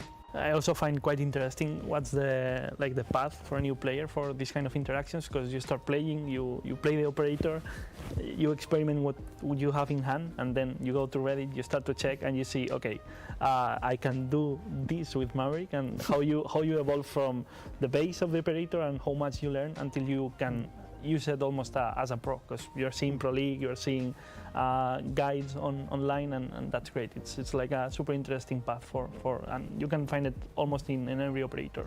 Yeah, and it's kind of cool how the knowledge propagates, because the pros discover it, then it goes to Reddit, so it starts to be played in ranked, they are gonna start using it, and this becomes a norm in the game. So now in every match you see this mechanic being used, and how it goes lower and lower in the skill level, and now it's the normal use to this operator of this gadget. And maybe for newcomers you think, I will give him one canister more of fuel so he can open more. But then if you do it, suddenly in Pro League they are opening the whole map, so that's the tricky point. I think that when we reach this point where we create or tweak some gadget or operator, and it has this, it gives this creativity to the player, like you can see many options just checking the mechanics of the gadget. For me, it's the most satisfactory among all the stuff that you can do as a balancing cell. Lion was the first challenge that we had as a cell. In fact, I would say that it was like the reward, the spark, like that made us became the balancing cell. We evaluated multiple systems, and in the end, the wall hack was a pretty specific system for Lion, so we wanted to get rid of it and use an already existing system in the game, that is the ping system. So now you have an easy delivery system that is just press a button, but the information you are getting is not that precise, so we don't have this wall hack effect anymore, and everything is consistent. So we are not creating anything unique in Lion. It's using an already existing system. So I think a pretty important point is that when you evaluate Lion, it looks pretty easy to dodge the ability. You only have to stand still. You will not get detected. But this is a specific case of Rainbow. You have many systems. In this case, for example, you can have a drone pinging you. So if you move, you will get wall banged. And if you don't move, you will get ping in red with a precise drone. So in the end, this is a specific showcase of multiple systems acting together, and you cannot evaluate an operator only by itself or the ability. You have to think it in the whole ecosystem of Rainbow with all the interaction with other systems.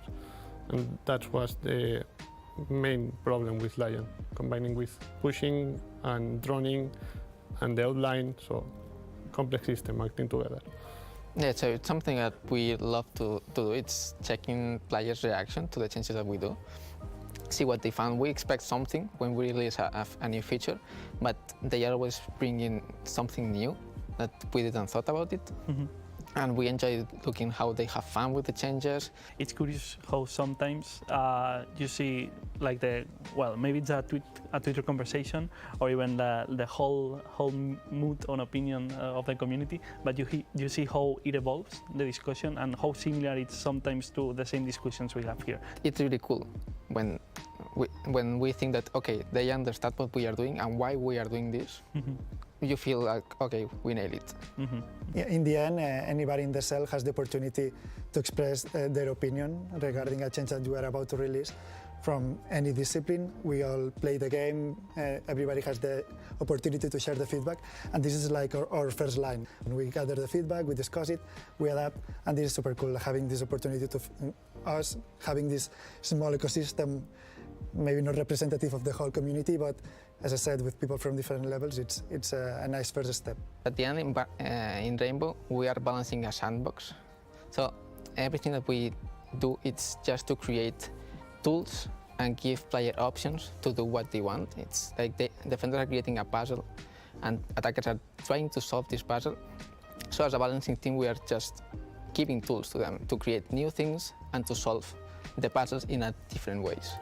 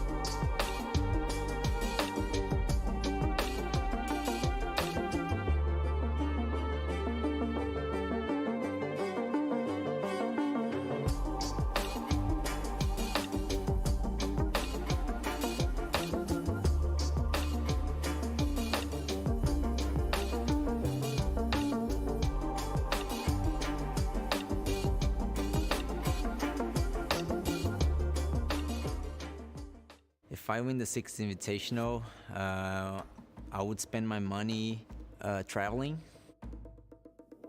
I'm gonna take a Europe tour. I'm definitely gonna buy Siege skins. I definitely want to get some nice pair of Jordans. Probably a new processor for my computer. If I win the invitation, I'm gonna buy a NFT monkey. NFTs. Buying NFTs.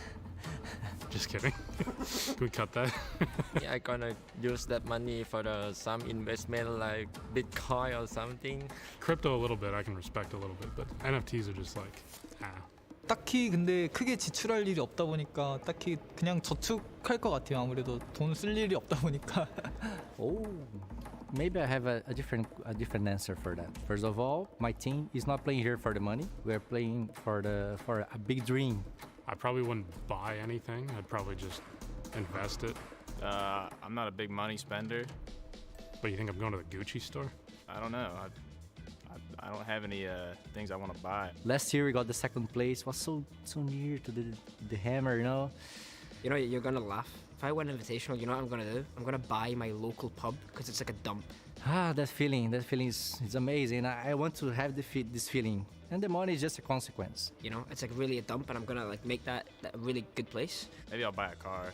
I don't have a car yet. Some sort of car, I don't know what yet. I don't have the driving license right now, but I'm planning to get it.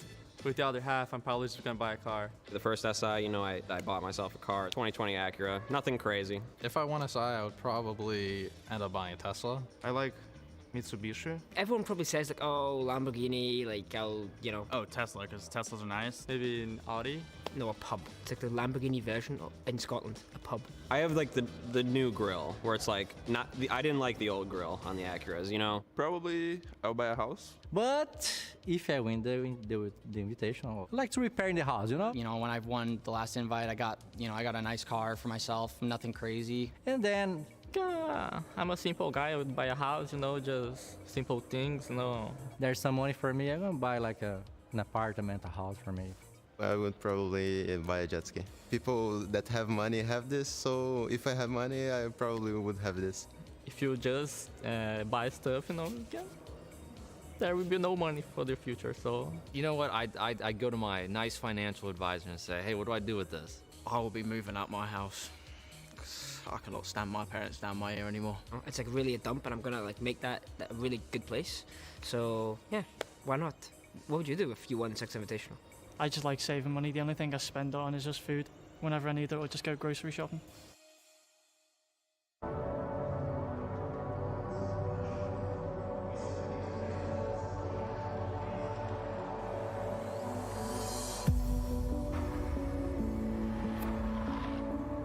The 6th Invitational has always been about the holy trinity of what makes Siege a unique game. It's about 3 pillars, right? It's always been about a celebration of the community, a celebration of the development team, and a celebration of competition because, well, we receive the best teams in the world and we crown the world champion.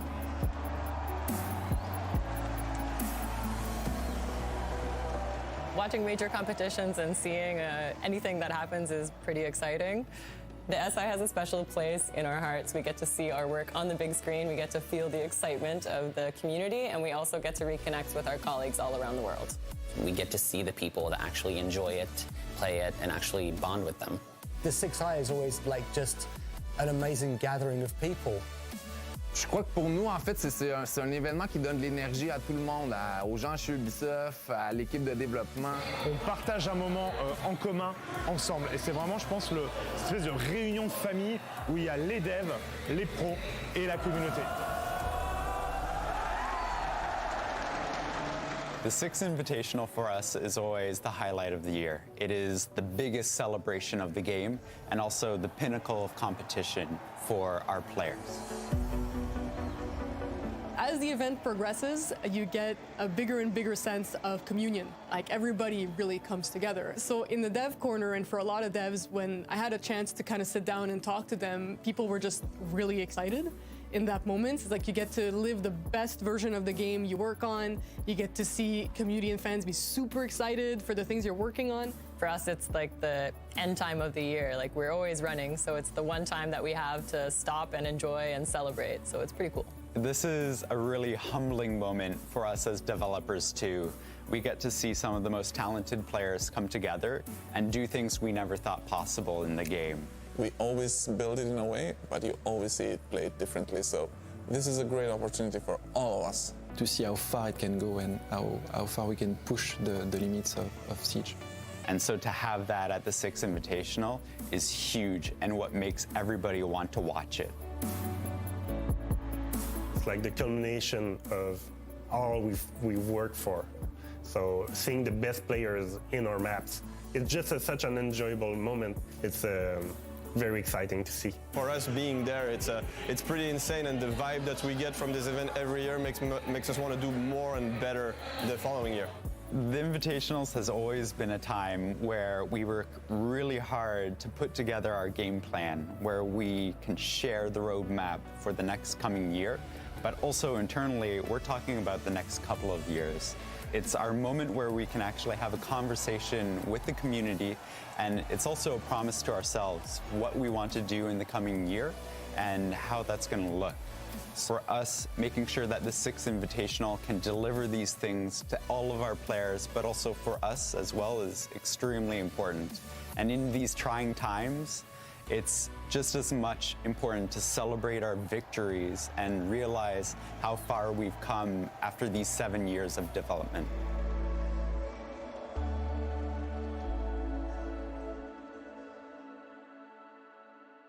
Six Invitational, 6 years. So what a match over there, of course. My dream job when I was a kid, it was work as a scientist. I actually first wanted to be like pilot. Then I was colorblind, so that was like out the window, you know, like unless I wanted to crash the plane. Quando era criança, eu tinha bastante vontade de ser policial. I was not made for just stay inside and reading biology books. I was studying sports therapy at university. Classic UK kid.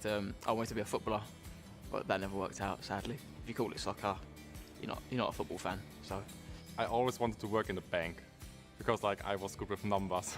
I tried to study a little bit to become a doctor, but that wasn't what I really wanted. So the opportunity came to play Rainbow Six competitive, and here I am. Quando eu era criança, eu tinha sonho de ser bombeiro, né? I want to be Legolas from the Lord of the Rings. Very strong guy with the bow going like insane guy. Anything related with video games, computers, that was always my thing, you know. In high school, and I saw all these players traveling the world, and I told to my mom I'm gonna actually travel the world and playing games, and she was like, yeah, okay, but I managed to do it, so I'm just enjoying this. My mom would always tell me that there was this period of time when I was really young, my head was so big that I would literally be lopsided towards the areas, you know. When I was a child, I had the dream to be an archaeologist. I loved history, but when I grew up, the dream just vanished. My first dream is to reach the SI world stage, and then I can do it now. Growing up, I was heavily invested into getting into YouTube influencer content creation. 어렸을 때 약간 요리사를 꿈꿨던 적도 있었는데. Professional gaming kind of came to me early high school. My family's great. They're very supportive of all of it. They love it. They watch all my games. My dad and my mom always supported me. My dad played video games too since he was a child, so I got it from him. They were terrified at first, just because moving to Vegas, just turned 18. They were really confused because when I said I wanted to be a pro, they didn't really know exactly what it was until I brought my dad to Invite 2019, and he realized it was a big deal. They learned to be supportive, and they're huge fans of it now. They would accept it, but now they're what's that check looking like? I think they were more scared about if I'm going to be paying rent or not. I think that was the first thing. It was something that I always found in my, I can maybe live playing video games, My mom always supports me no matter what. She's my #1 fan, so love you, Mom. They trust me, so yeah, I think as long as I'm happy what I'm doing, they're happy. He'll head in towards Archives and get caught! The hammer heads into orbit! Space Station Gaming are your world champions! Right after it happened, it was honestly kind of foggy. I don't know what I was expecting it to feel like. 2018, I had been packing up my gear and watching Penta lift the hammer. So just being on that huge stage in front of the crowd and just everyone chanting, the amount of passion that our crowds have is just like something really, really special.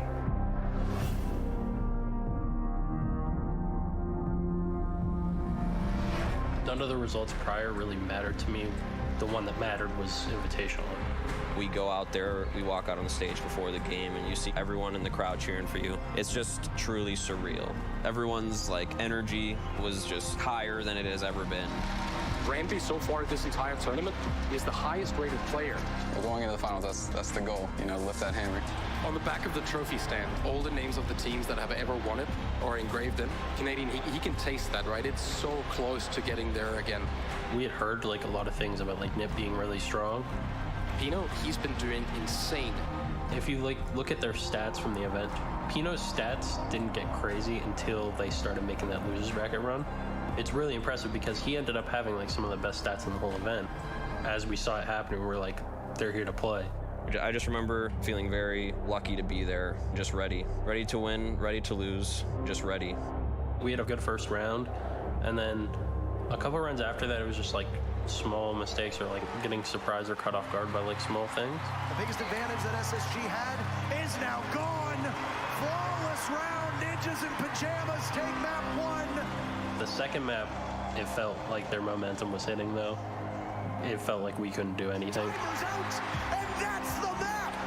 We're down 2-0, about to face defeat, and we're coming up to our best map. That was a good feeling. It was the turnaround that we needed.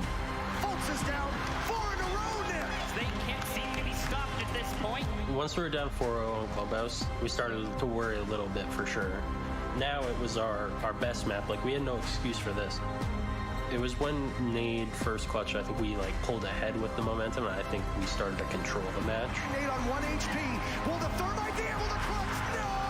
Plenty of time. No match point for Ninjas in pajamas. I remember just looking up in the middle of the series at the crowd and seeing all the lights. The crowd was with us. It was like looking at stars, like a galaxy out. That picture is still ingrained in my memory. We could just tell after that moment that we were like in control of the match. For me personally, the crowd was one of the main reasons why I personally was able to keep myself in it mentally, and I'm sure it was the same for the whole team. America, Space Station Gaming are your world champion. An absolutely massive win for SSG. I definitely feed off the energy. I feel like the crowd does the same with me. Like, so many people like cheering for us and believing in us. I'm really glad I got to share that with the crowd that we did.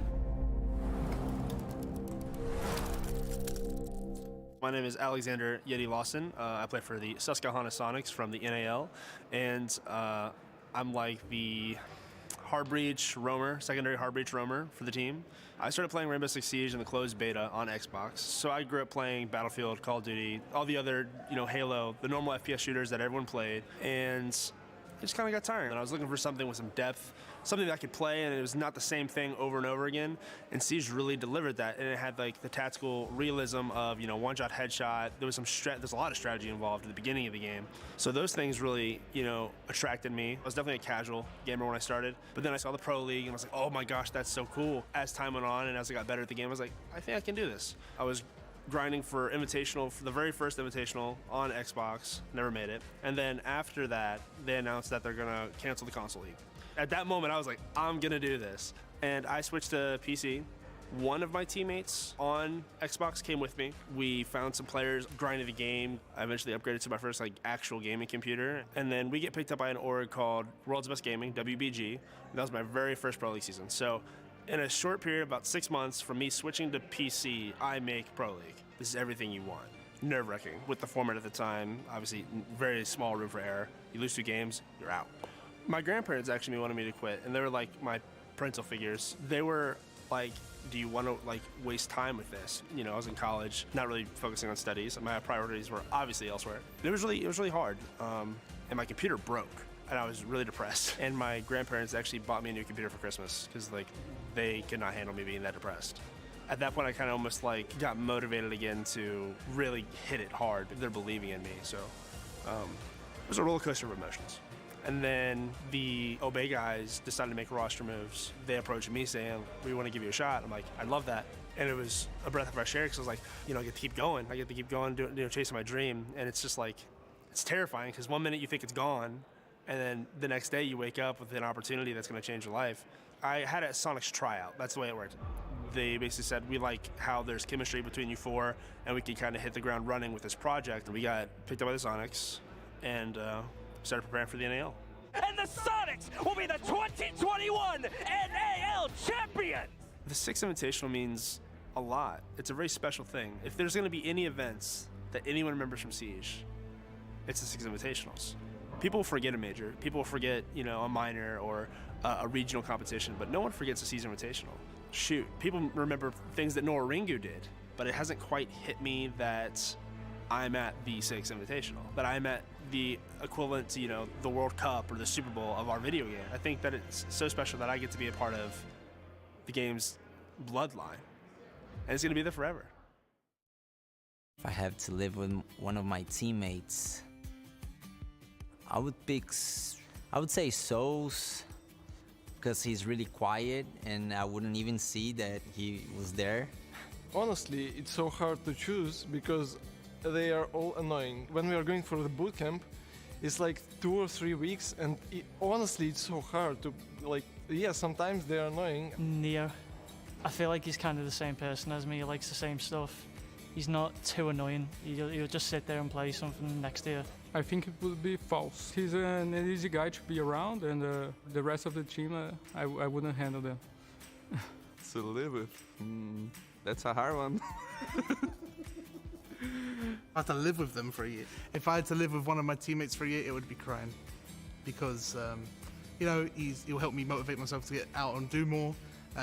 He's quite a funny guy, and I think he could be quite clean. I'm not quite sure though. I have to see that one. Eu acho que eu preferiria viver com o Kamikaze, porque eu sou um cara muito bagunceiro e, ele também é bagunceiro e ele não liga muito pra isso. Eu acho que a gente se daria bem. I think I would want to live with Heis, because he's a pretty funny guy, He got his serious face, and all of a sudden he just say a joke, so I mean, the man, it's too funny. 1년을 같이 살아야 한다고요?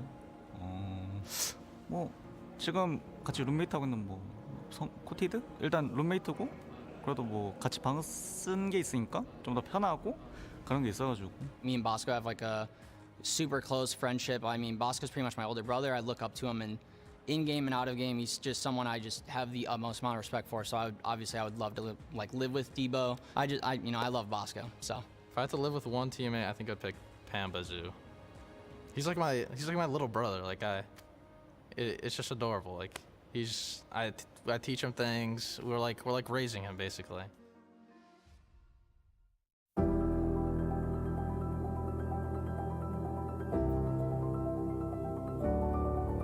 The Six Invitational is the convergence of the game, of the developers, of the amazing community. Le top de notre e-sport, c'est ce qui représente ce pourquoi on bosse tous. C'est l'apothéose un petit peu et un peu l'anniversaire de notre e-sport.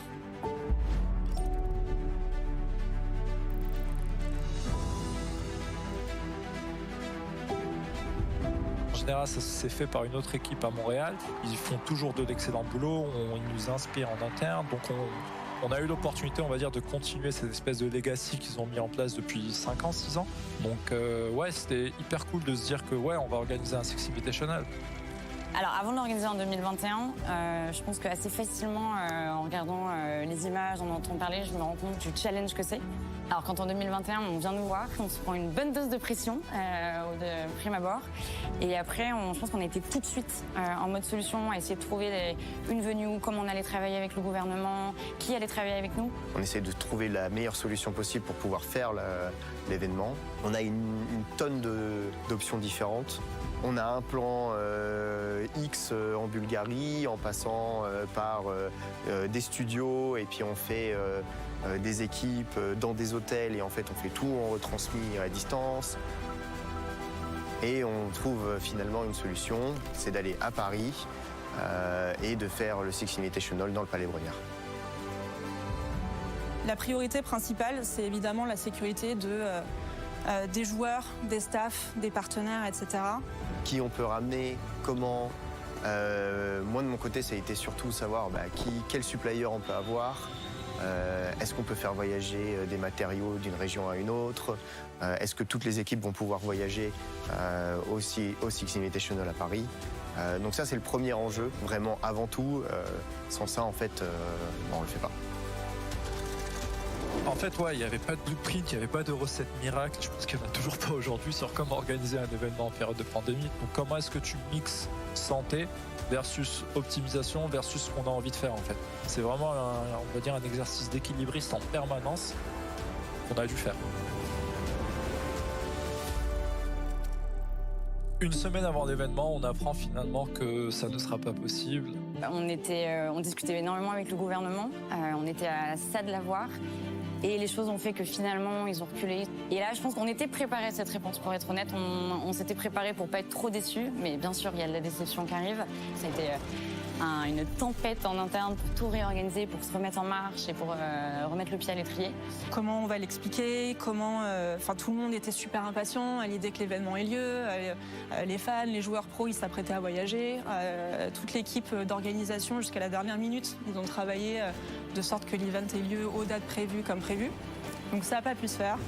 Maintenant, voilà, maître mot, c'est l'agilité. Donc en fait, on est quand même très rapidement passé aux étapes d'après.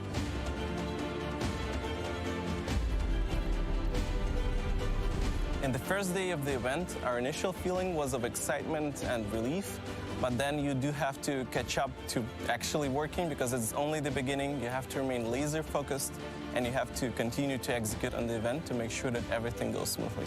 Premier jour, beaucoup de fierté juste d'avoir les joueurs avec nous, de sentir quand même, même s'il n'y a pas de public, voilà, de retour de compétition avec des équipes internationales. Pour toutes les équipes qui travaillent sur l'événement, c'est toujours un plaisir de voir qu'effectivement la communauté est au rendez-vous et qu'on a des beaux matchs, du beau jeu et des beaux moments en stream. On a fait le Six Invitational.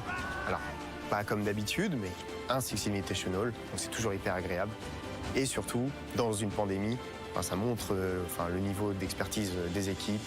Et en fait, cet événement aussi a été un énorme succès, pas seulement grâce à notre travail, mais aussi parce qu'on a eu le soutien de notre communauté, on a eu le soutien des joueurs pros, des organisations. Et ça, c'est hyper important parce que ça nous permettait, on va dire, c'est une sorte de boussole par moment. Où on se disait, on va dans le bon sens et on a fait tout ça pour ça. Donc merci à eux, merci à vous tous.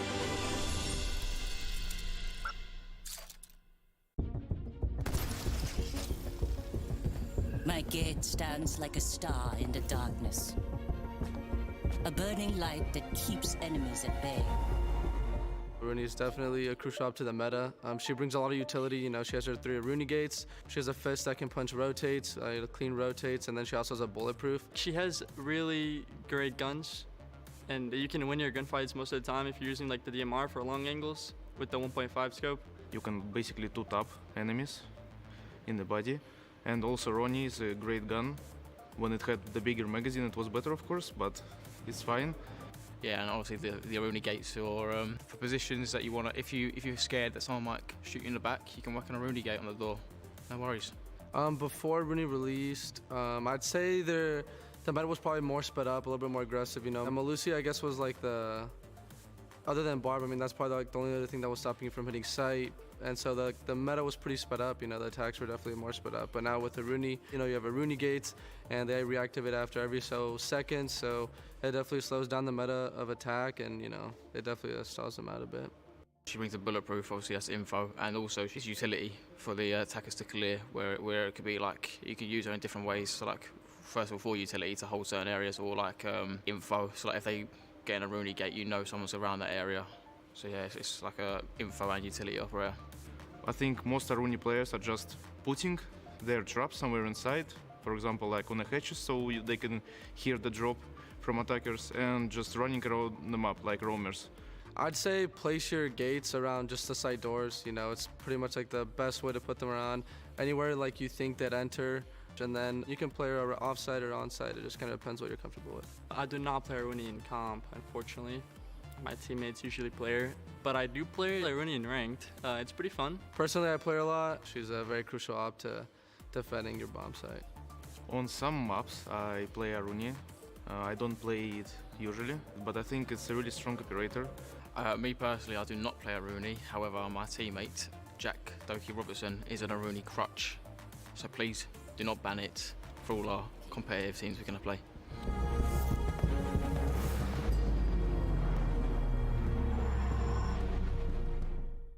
If I was dropped on a deserted island, had to bring one of my teammates with me, it'd probably be Eclipse, just because I feel like he'd have some random knowledge or would know how to survive this situation.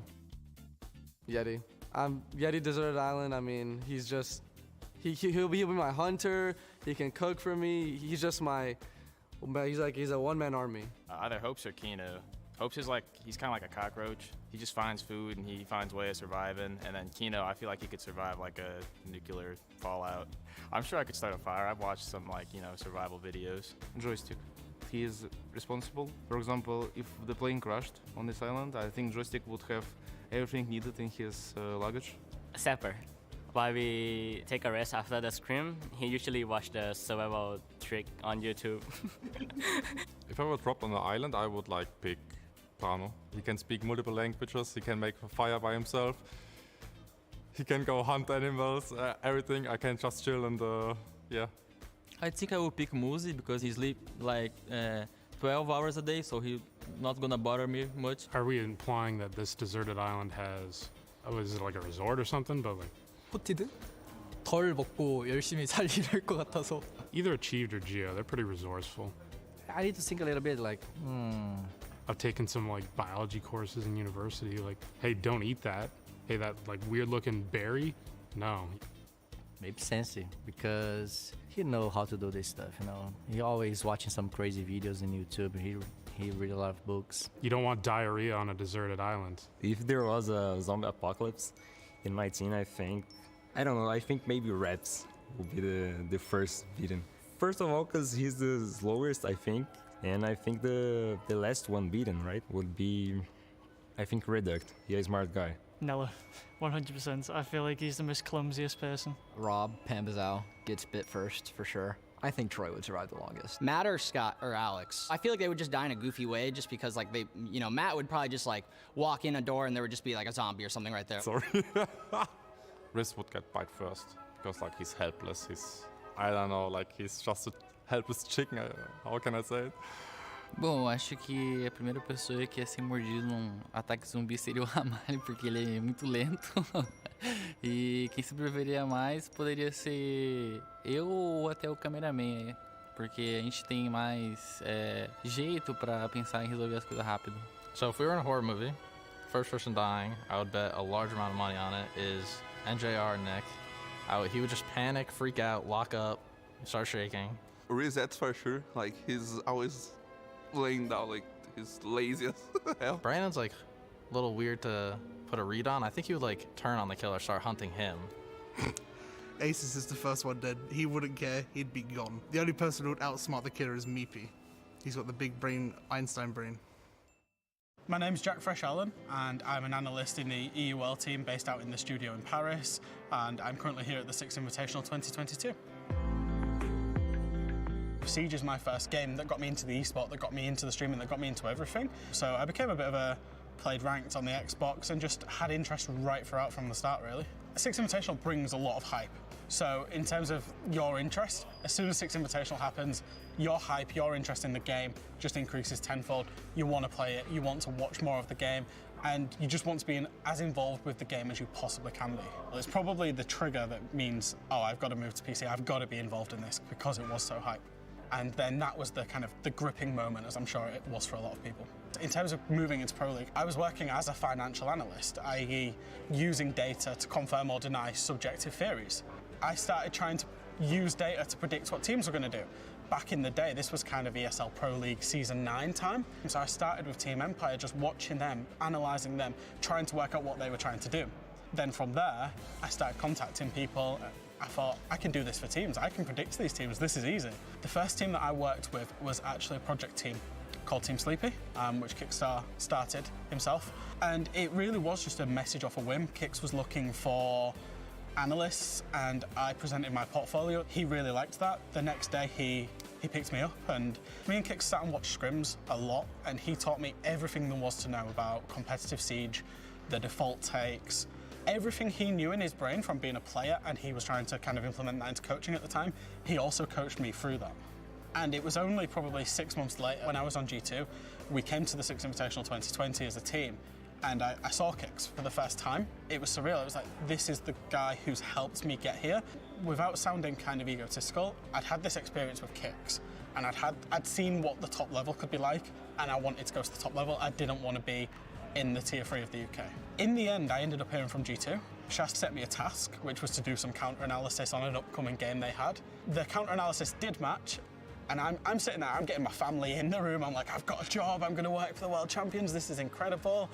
And then G2 go and lose 7 rounds in a row and lose 5-7 to Navi, and I thought, oh, I've messed this up, but Shaskly says the counter-analysis was almost identical to the one I did, and you know, we'd like to pick you up. I'd retired from being in the team side because there's a lot of drawbacks. It takes up a lot of your life being in the team, being a kind of professional sports person, if you'd like. And it was only when Ubisoft UK approached me and said, we'd like to have you on a broadcast. We think your expertise would be really good. It kind of just snowballed. I started enjoying it more and more. I started wanting to be a part of it more and more. I was asking for more UKIN dates. I got offered the finals, and then I was very surprised to be offered the Sweden Major. And for me, that's beyond the best, if that makes sense. Being at Six Invitational is just, it's a dream. I competed there with G2, and now I'm here as an analyst, and honestly, I couldn't, it's beyond my wildest dreams. So it's like a, you know, it's a truck tire with like a red truck.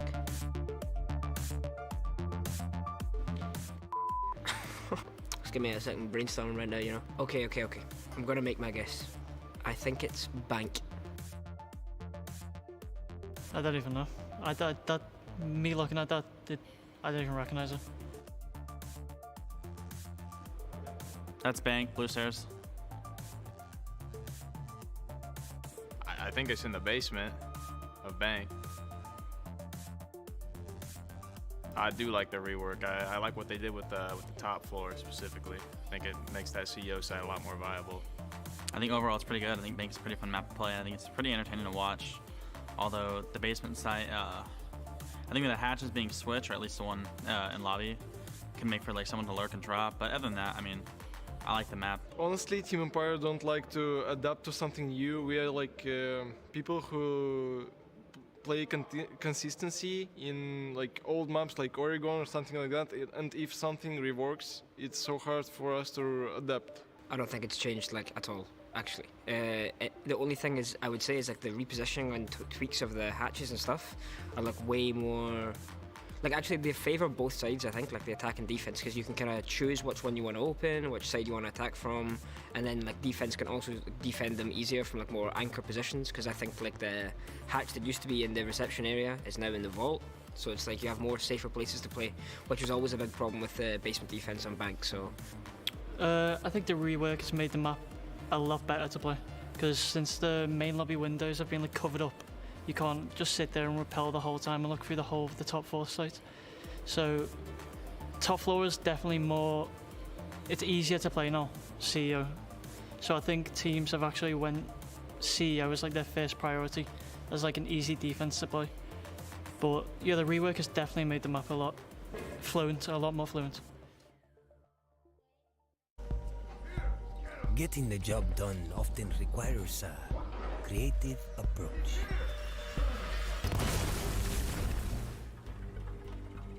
I think he's not like any operator. I think he's unique, and I think he fills the role like of the flex in the team. I think he's best like destroying banshees. His gadget is pretty powerful, in my opinion. He can open walls, he can open line of sights, he can destroy gadgets, you know. He's a really good operator to even go for lurkers because he has the flashbangs. He has a lot of intel as well because he has 4 drones that last 10 seconds, so it's one of the best operators in my opinion. I think Flores is overall a really good operator and really diverse. Like you can literally change the playstyle if you have him in a team, because you can go to more direct pushes and he can clear all utility and create that space for your team. Use his gadgets carefully, you know, not just throw it around because one shot and it's gone. So just put a little thought before using it, you know, just a little spots, drone holes that can surprise and get to the bomb site and, you know, destroy some gadgets, some things like that just help a lot. Even if there is like a simple wire below one window, which is like creating some safe zone for your team, they're just using it to destroy any kind of utility they can. So you need to worry about multiple approaches instead of like just having like a banshee, for example, covering a certain area, or a wire, or like a shield. So it's basically used always for like just trying to destroy utility, or if you have a spare, when utility is gone, it's always good to try to, let's say they have a rotate, push the Flores around there, activate it, and push in the same time, swinging the other angle, while you know that the rotate is not going to get pushed. I do play Flores. My team, only Cyber doesn't play Flores, to say the least. My team play Flores, but like not a lot. We play Flores like specific situations, but like I'm not the one that play Flores in my team. Usually it's Red Duct, and I do play Flores in the ranked because I like the operator, I like the gun, and I think it's a good operator. I played Flores before, but my team sometimes use Flores, but not on me because I'm stuck on hard bridge and hard support. So that's not going to happen anytime soon. My team, we do play Flores sometimes, you know, depends on the map, depends on the situation, but usually it isn't me who play it. He's a pretty good operator, you know, he's stylish, so he got the scarf, you know, the pink glasses, so man. That's where I come in.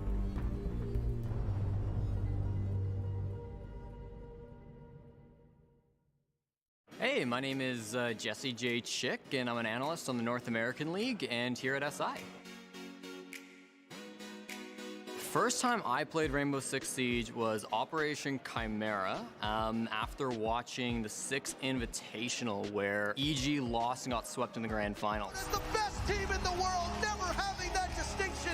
And I said, hey, this is a game I should check out, I should get involved with. I remember I was sitting in my university campus and I was browsing Twitch. I saw Rainbow Six, the Six Invitational. Honestly, I think it was mostly like the production value that was being held at that Six Invitational, like seeing the stage that they had built up there, seeing the level of the organization. So that was really what like piqued my interest with it and got me hooked, like, okay, this is a game that I should pay attention to. Well, like I kind of thought like, oh, hey, this would be a cool game to like work and to jump into, but I certainly never thought I'd get to this point.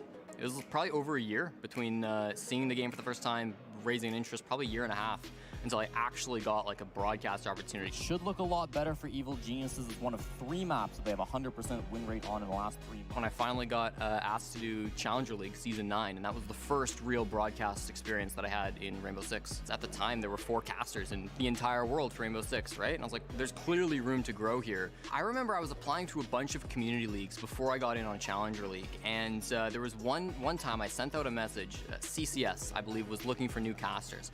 And I sent a message to this guy named Flynn. I said, hey Flynn, you know, here's all of my stuff. Would you consider me for the opportunity? Heard nothing back.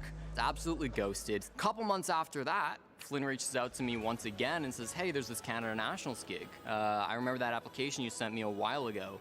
Would you be interested? And that was in 2019.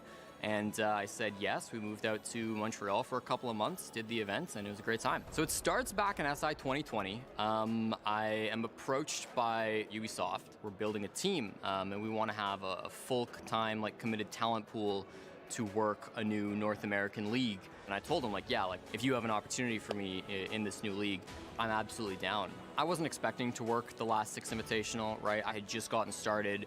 I knew it was something that was my goal for this year. If I didn't get to work this Six Invitational, that would have been a disappointment for me because this was something that I'd been working towards. The Mexico Major was an experience. So we get there, it's the middle of the night, everybody's asleep, but walking into the lobby, seeing the logo, to get there, to get into my hotel room and just be like, wow, like I finally made it to a major. Like this is it. Like this is the highest level of competition other than the Six Invitational. Yeah, I mean, this is gonna be the clash of the ages. I mean, SI to me means sort of the peak of what you can achieve in Siege, right? I mean, working the Six Invitational as talent, that is the end goal. I want to continue this. I want to come back here as many times as possible. The goal of my whole career in Siege was to get here. Assuming I don't screw it all up at this point, I think I've pretty much accomplished that. Is it like, is it Villa Piano?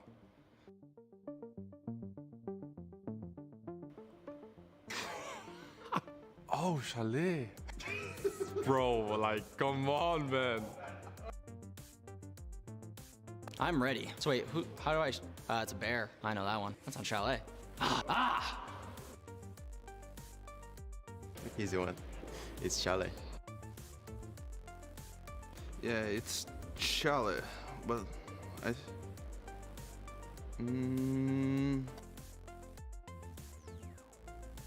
피아노?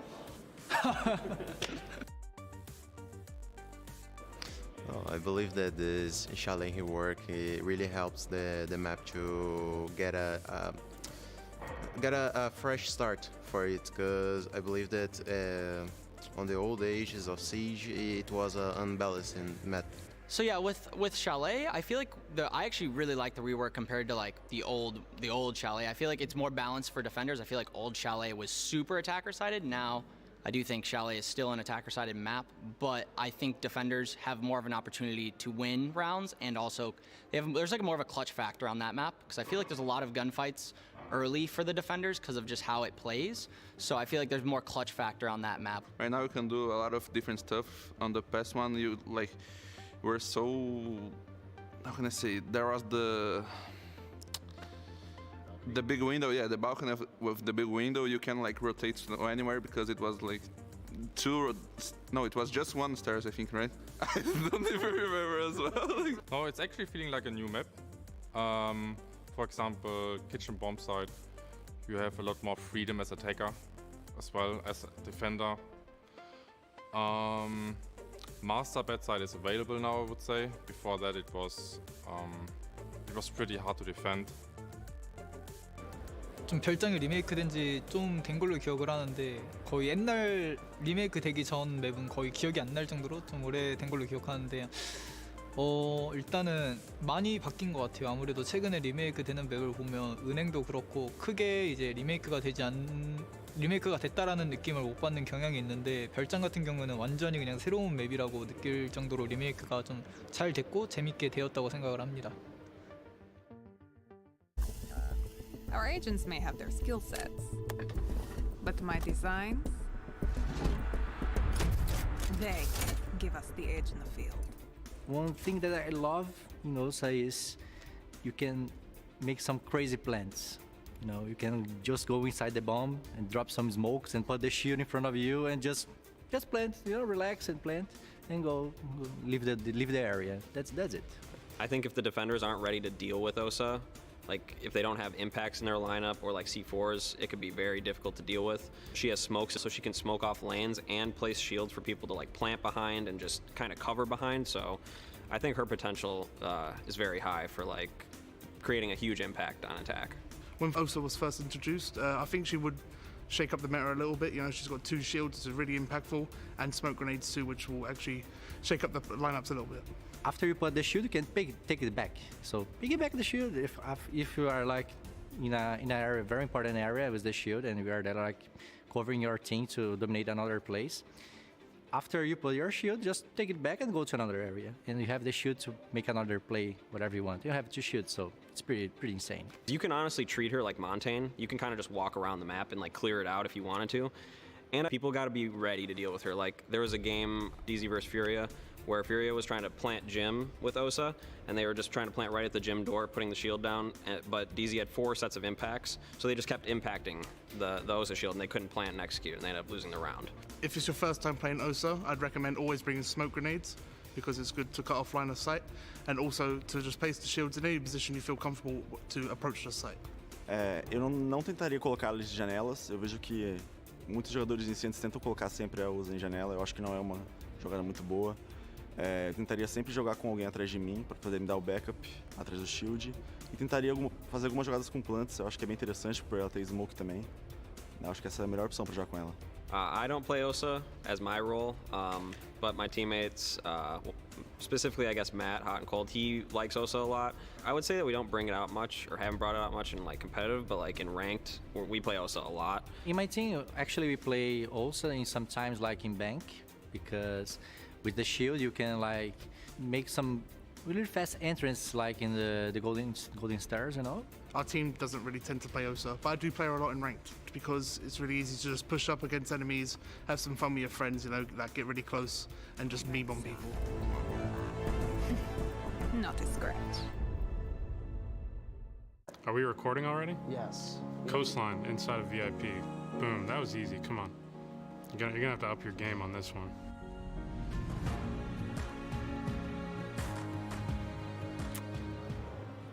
The first question is a competition map? A quick guess would be Coastline. Thank God. Actually, I thought you were kidding, because I really don't know what map this is. I have no idea. That's Coastline. Hall of Fame. Or guitar. I think it's Coastline. Outside lobby. É difícil ainda, mas no notebook ainda. Ou é Oregon Switch ou Clubhouse Switch.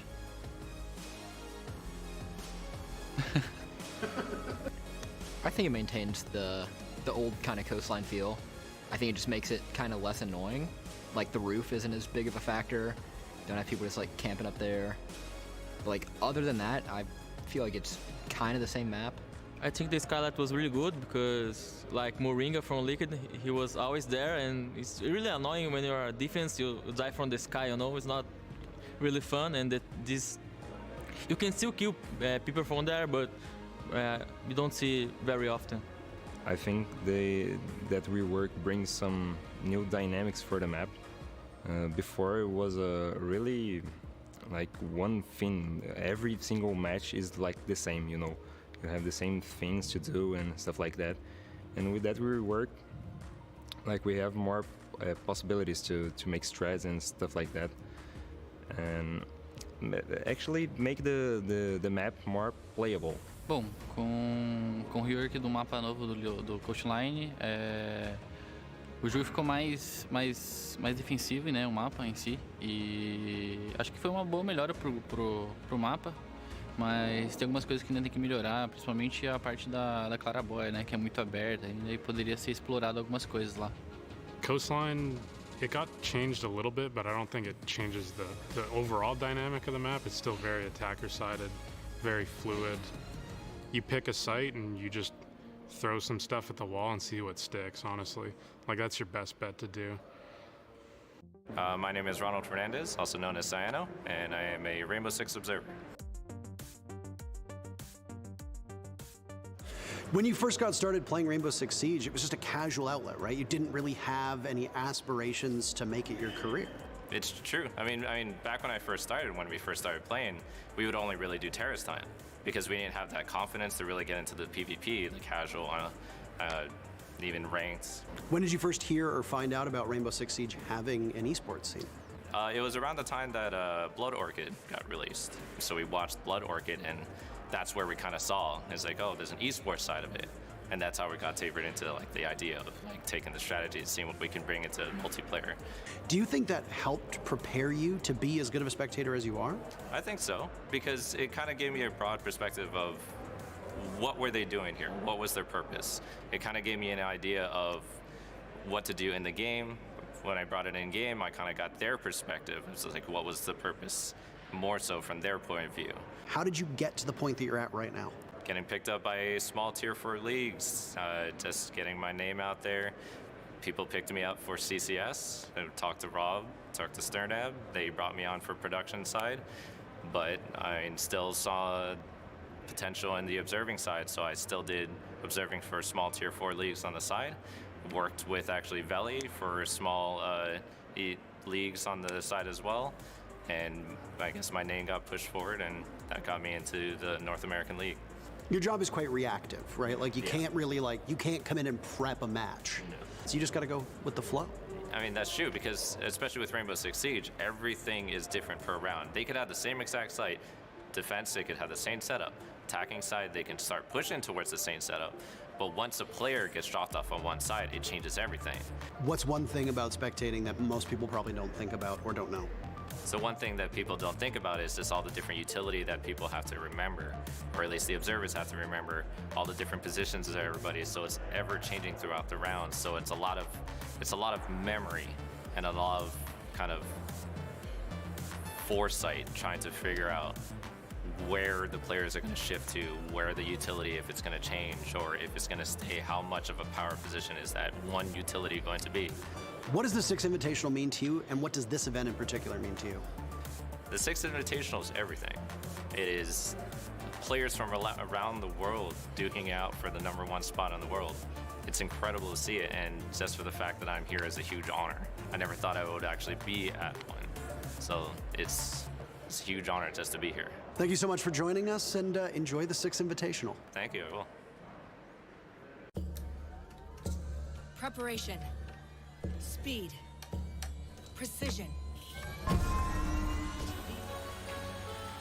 The main thing about Thunderbird is if you can hit your shots, you're a good Thunderbird. Because all you got to do is, put down a little Kona station, maybe put 2 of them in sight, maybe 1 on the roam, like we're like a kind of a power spot near the roam, so that you can kind of like the roamers can kind of access without all the way going to sight. It's really just about knowing how to work the roam and how to work like the defensive, I guess, offense, if that makes sense. This operator is good for the support roles. Like, you can use the gadget from Thunderbird to heal. The gadget like C4 or Impact is very good also. It can deny the plant from the enemy planting. Thunderbird in comp tends to play more of like a roamer offsite player. I think she works well with like making rotates like with Oryx or someone. So Oryx can basically just make all the rotates in sight by dashing through the walls and then healing up, so he's on full HP. Thunderbird has the spear, has the bearing, so still fast, has a nitro, and if you're roaming, if you're running around playing like a damn maniac, just go hit one of the stations and you're back to full. 썬더버드는 로밍 도는데 최적화된 캐릭이라 생각하고 그 능력이 3개가 있는데 2개는 설치하고 하나는 가져다니면서 자기가 자가 힐을 하면 좋은 것 같다고 생각을 합니다. If you have all the the boxes checked with all those shields and everything like that, it's really nice. Thunderbird, you place 1 of 3 Kona stations and it does like, is it 40 or something like that? And you can even overheal yourself. My team doesn't play Thunderbird that often. I think she's a really good operator for like pugging, like ranked, so I think I would definitely play her in ranked because ranked is more gunfight focused, so I think she's a lot better in that environment rather than comp where you kind of just die instantly or like you get downed instantly. I have played like Thunderbird in rank before, and our team also use the Thunderbird in the competition. I'm a support role, and I like to use it and then stay inside, try to help our fans if they call us for the help, and then boom, let's go for the help. And that's how I fly.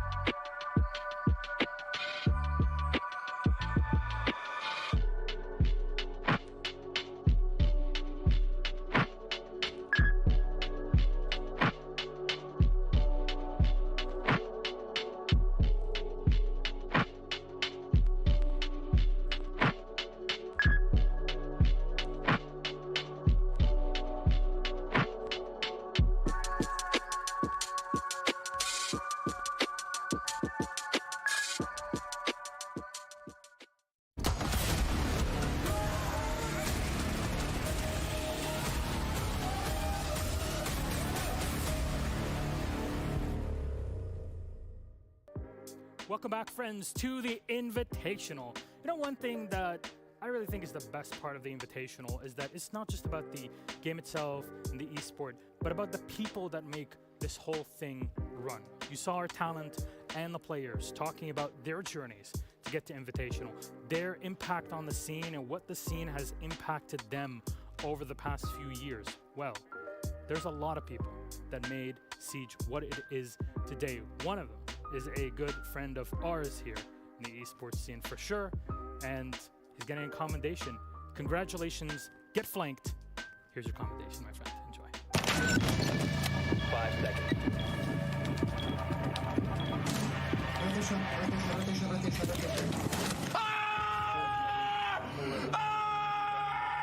Let's go!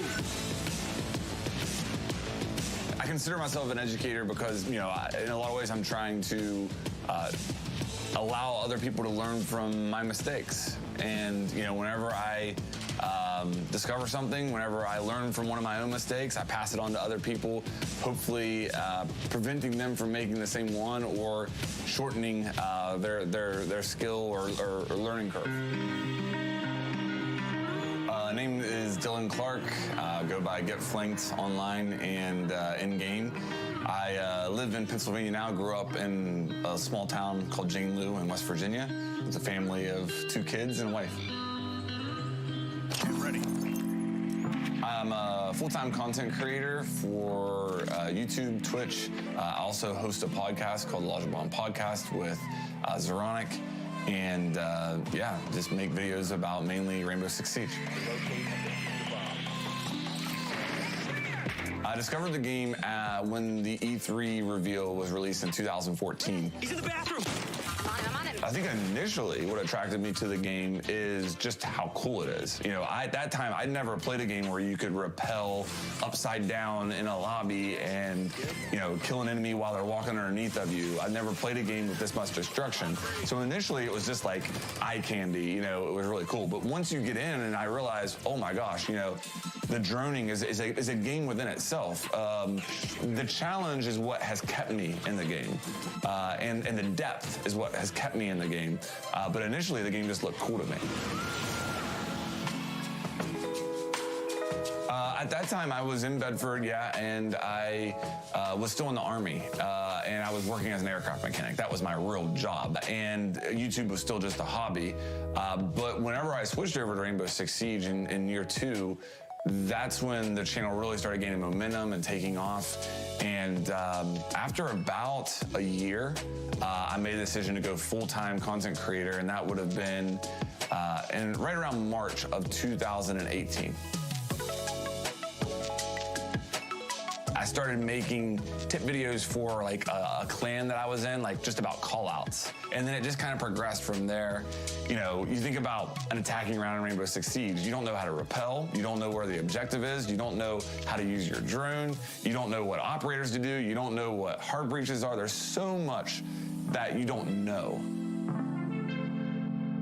Give it 40 hours, you know, and get over the hump. But if you do, if you get over that hump, I promise you, you will be playing one of the most rewarding games that you will ever play in your entire life.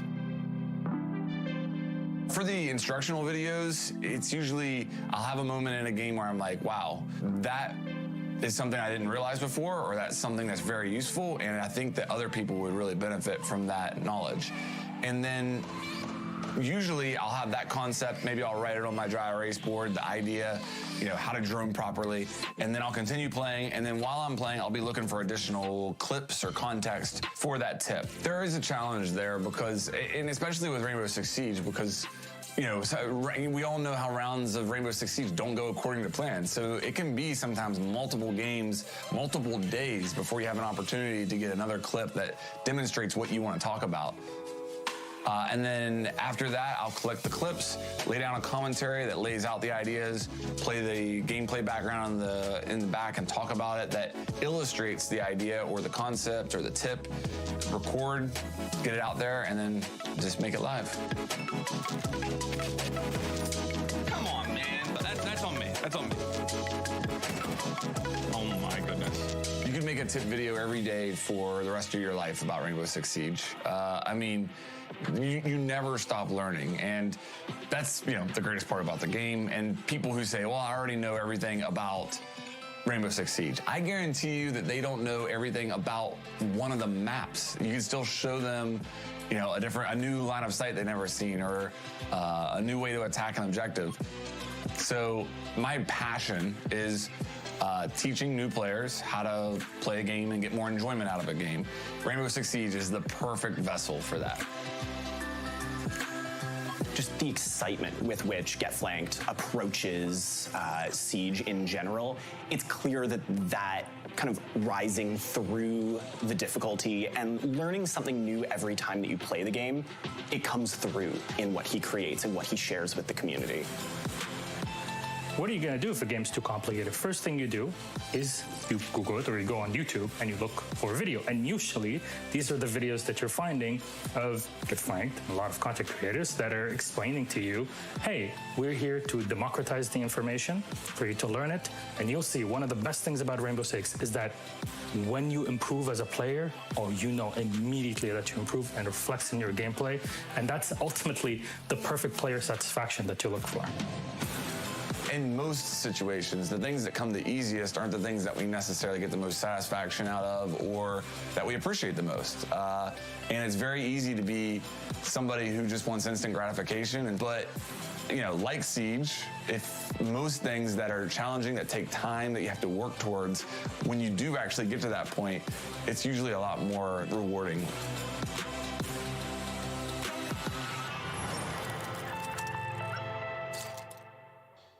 Congratulations to Get Flanked on all that he does to the community. A lot of people have learned from what he's had on his channel, talking about the game, how complex Siege can be. But this is what we have. What I said in the video is to democratize the information, making sure that everybody has something to learn. A game like Siege, look, analysts, casters, we all get to learn every single day. We're going to bridge the esport and the casual gameplay.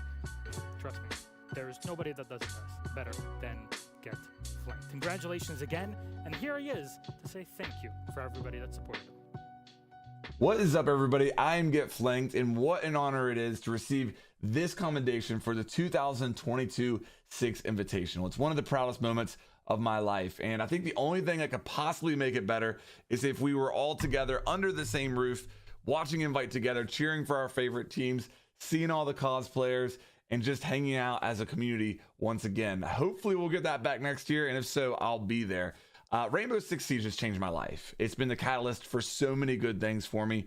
I have been able to work my dream job as a content creator for the last 4 years. I've gotten to travel around the world and go to some really cool events. I've made lifelong friends through this game that I've shared so many special memories with. It feels weird to receive something else from the game, like this award. I feel like I owe so much to the game, and it's a debt that I'll never repay. So let me just thank a few people here real quick. I first want to thank the Rainbow Six Siege dev team. Anybody that's worked on the game over the years, thank you so much for making this game that we love and continuing to support it over the last 6 years. I also want to thank the community. The Siege community is the best community in gaming, and I thank everybody for their passion they have for this game.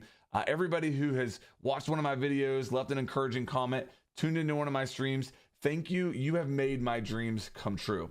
I also want to thank the people I've had the privilege of working with through Dark Zero Esports, as well as the podcast that I've done over the years. It's truly been an honor, and I thank you so much.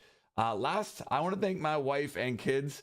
Thank you so much for allowing me to be obsessed with this crazy game over the last 6 years. It's been awesome, and here's to a good year 7. Thanks so much, Get Flanked. Congratulations again on your commendation for being one of the big pillars of the Rainbow Six community and teaching all of us a thing or two about the game we love most. And speaking of the game we love most, we often go to Invitational to kind of talk about the past and how we got here, but we also love to talk about the future. And you know what the future holds for Rainbow Six Siege? It's a 7th year, and hopefully more to come. So what is in year 7? I really hope you're ready for this. This is it. Year 7 of Rainbow Six Siege. It's bigger, it's better, and it's building on the best parts of the game we know and love. I'm your host, Camille Salazar-Hadaway, and it's my pleasure to welcome you to our showcase, the reveal of all of our plans for the year to come. And let's just say, there's a lot to talk about. To celebrate our Year 7 kickoff, we'll be giving you a gift to thank you for being a part of this amazing community. It's an exclusive charm you'll only be able to get here, and it's only available for the next 24 hours. Keep an eye out during the show for the code displayed on screen. Now, let's get to it. To present our Year 7 roadmap and talk about the future of Rainbow Six Siege, here's our Creative Director, Alexander Karpazes, and Business Strategy Director, Mohammed Benhanada.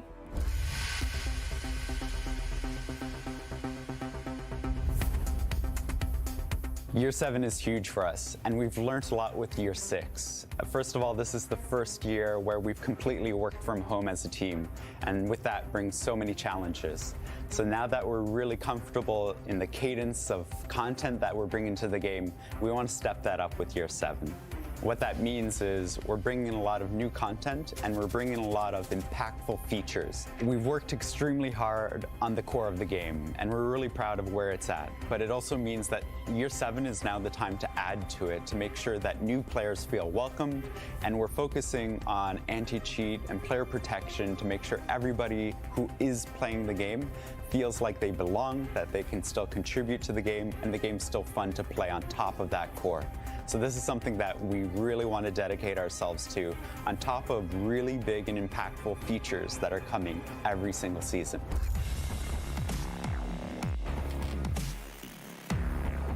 So for Year 7, we'll be bringing 4 seasons as usual and a new operator each season.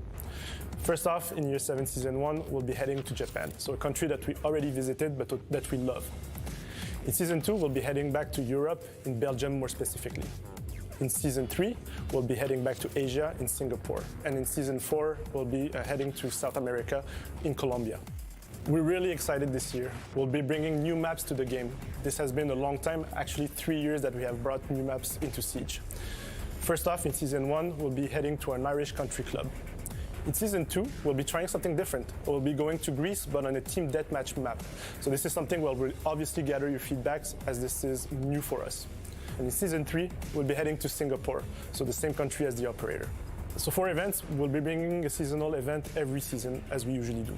This being said, since we are doing a lot of efforts in bringing new maps to the game, we'll be using our favorite events with new gameplay modifiers and new customization.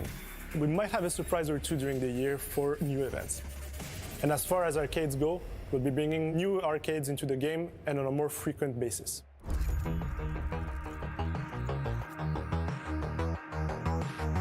We know that a lot of players like the one-stop purchase that was the Year Pass. This is why we're bringing it back for Year 7. So there will be 2 versions of the Year Pass, the Year 7 Pass and the Year 7 Premium Pass. These will give you the access to the 4 operators in early access like before, exclusive customization, and access to the 4 Battle Pass or the 4 Premium Bundle Battle Passes. So this is something that will be available for a time-limited period up until March 21st. For the Battle Pass, our goal is to keep improving it season after season. What you saw last season with the Premium Bundle, where we added 20 tiers, is just the beginning. For Year 7 S1, we have a lot of improvements coming up. First off, the Battle Pass is going to last all the way up until the end of this season, so that you will have more time in order to have the rewards that you want. Secondly, the challenges are going to be lasting all the way up to the end of the season, so you'll have more time to complete the challenges and progress faster inside of it. Lastly, we're adding something new to the Battle Pass called the Bravo Packs. This is a new type of pack that will feature premium curated list of content, but also with no duplicates at all. This is the first couple of improvements that we have coming up for the year on the Battle Pass, so stay tuned for more during the year.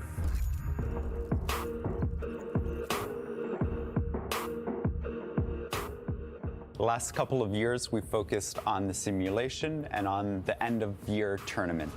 This year, you see a huge divide between Nighthaven and the Rainbow Six Siege squad. And because of that, Harry's now breaking up Rainbow Six into smaller squads. You'll see team captains leading in a specialized force, and they'll start moving across the globe, doing what they've been trained to do, to put their lives on the line. And that brings a lot more focus on their military background, and you'll see an arc of storytelling throughout the year. With this change, you'll see operators interacting with each other more often, and you'll see each squad take on a unique identity that you can follow along and also root for them as they go out into the world.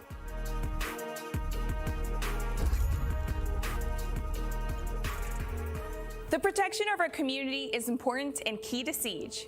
We are continuously looking on ways to improve it and to make the game more accessible to have the best experience possible.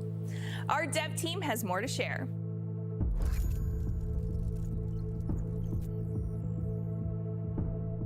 Player protection, c'est un sujet qui est très important pour nous à Rainbow Six Siege, mais aussi à Ubisoft. Ce faisant, avec l'équipe Player Behavior et des services internes à Ubisoft, nous avons travaillé sur un set d'options qui seront mis en place en dehors du jeu, mais aussi à l'intérieur du jeu. Le premier permettant d'augmenter votre vie privée au niveau compte, le deuxième permettant de protéger votre gameplay privacy, tout en jouant. Avec le lancement de la saison 1, nous ferons aussi des améliorations au niveau de la détection des abus qui sont effectués par des joueurs et qui déconnectent juste après les avoir faits. Un bon exemple est le cas d'un joueur se connectant à un match, lançant une frag grenade de façon à blesser un teammate et se déconnectant pour éviter toute sanction. Ce n'est pas acceptable à l'heure actuelle. Nous allons donc améliorer nos détections de façon à neutraliser cette frag grenade afin qu'elle ne pénalise pas un joueur fair. Match replay est un super système qui a été ajouté au sein de Rainbow Six Siege. Nous avons entendu la communauté sur le fait de pouvoir reporter des joueurs générant de la toxicité ou du cheating au sein de notre jeu via le match replay. Ce faisant, nous allons ajouter des options de reporting où les joueurs pourront signaler tout joueur ayant des comportements perturbateurs ou des cas de cheating directement à notre équipe. Depuis bientôt 1 an, nous avons effectué un shadow deployment du Reputation System. Durant l'année 7, c'est là où nous allons commencer à mettre en place un rollout de notre système de réputation par phase. La première phase et les phases subséquentes seront tournées autour des préventives sanctions. En saison 2, nous allons nous attaquer aux récidivistes qui abusent du friendly fire, mais aussi du reverse friendly fire. La résultante de cette sanction est induite par le fait de ne plus pouvoir faire de friendly fire à travers un match sur une durée long terme. Nous allons appliquer ce système-là aussi au voice chat, mais aussi au chat écrit, ce qui nous permettra d'aller bloquer les récidivistes. Une personne se trouvant sous cette sanction-là ne pourra plus utiliser les canaux de voice et de written chat. Elle n'est pas appliquée pour un match et enlevée pour le match suivant, mais elle va se transposer sur plusieurs matchs. Avec la saison 3, nous ferons l'introduction du Reputation Score en mode bêta auprès de nos joueurs. Via cet affichage de Reputation Score, nous souhaitons commencer un pré-onboarding qui permettra à nos joueurs de savoir comment ils sont perçus par le système, mais aussi par rapport aux autres joueurs. Ainsi, ils auront un Reputation Score qui leur seront appliqués avant une activation complète. Et avec saison 4, le nouveau Reputation System. À partir de ce moment-là, un système de récompenses et de sanctions commencera à être déployé. Pour un joueur ayant une mauvaise réputation, il pourrait se trouver en phase de game mode restreint, de malus au niveau des alpha packs, etc., de ne plus avoir accès aux test serveurs, etc. On veut cependant que les sanctions qui sont appliquées auprès d'un joueur soient vraiment reliées à son behavior. Donc une personne qui initie du friendly fire se trouvera avec des sanctions reliées au friendly fire et non pas des sanctions reliées au malus de renown. Tous les sujets autour du player behavior, des comportements perturbateurs et de l'anti-cheat sont des sujets complexes. Il n'y a pas une seule solution, ce sont beaucoup d'itérations et c'est quelque chose sur lequel nous voulons travailler activement et c'est une priorité pour Rainbow Six Siege.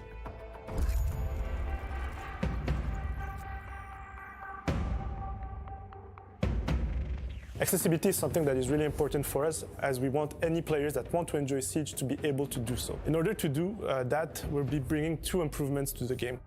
First off, the side colors. The side colors is something that we've already added to the game.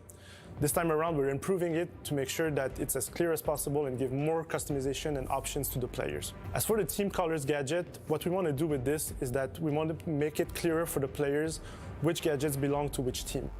In order to do so, the gadgets will be colored for your team versus the enemy team. This will make sure that, as a player, I understand way more what is going on the battlefield. We know that there's a lot of players that are colorblind, so we want to make sure to give them options in order to be more inclusive as a game for everyone.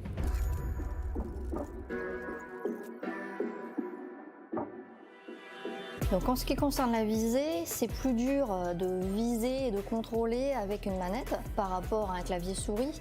Donc là, aujourd'hui, on a très peu d'options pour le joueur. Donc pour avoir plus de flexibilité et de confort, donc ce qu'on veut, c'est rajouter une gamme d'options pour le joueur afin qu'il puisse tweaker, paramétrer comme il veut sa manette. Donc pour donner des exemples simples, donc déjà, on veut séparer les réglages entre juste regarder et la DS. Comme ça, le joueur peut paramétrer différemment les 2 cas, mais aussi, par exemple, de pouvoir paramétrer les vitesses de rotation.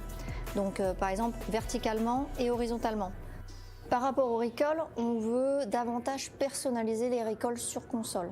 Parce qu'aujourd'hui, on applique une valeur stricte arbitraire de 20% en moins de recall pour les joueurs console, et on veut sortir de ça.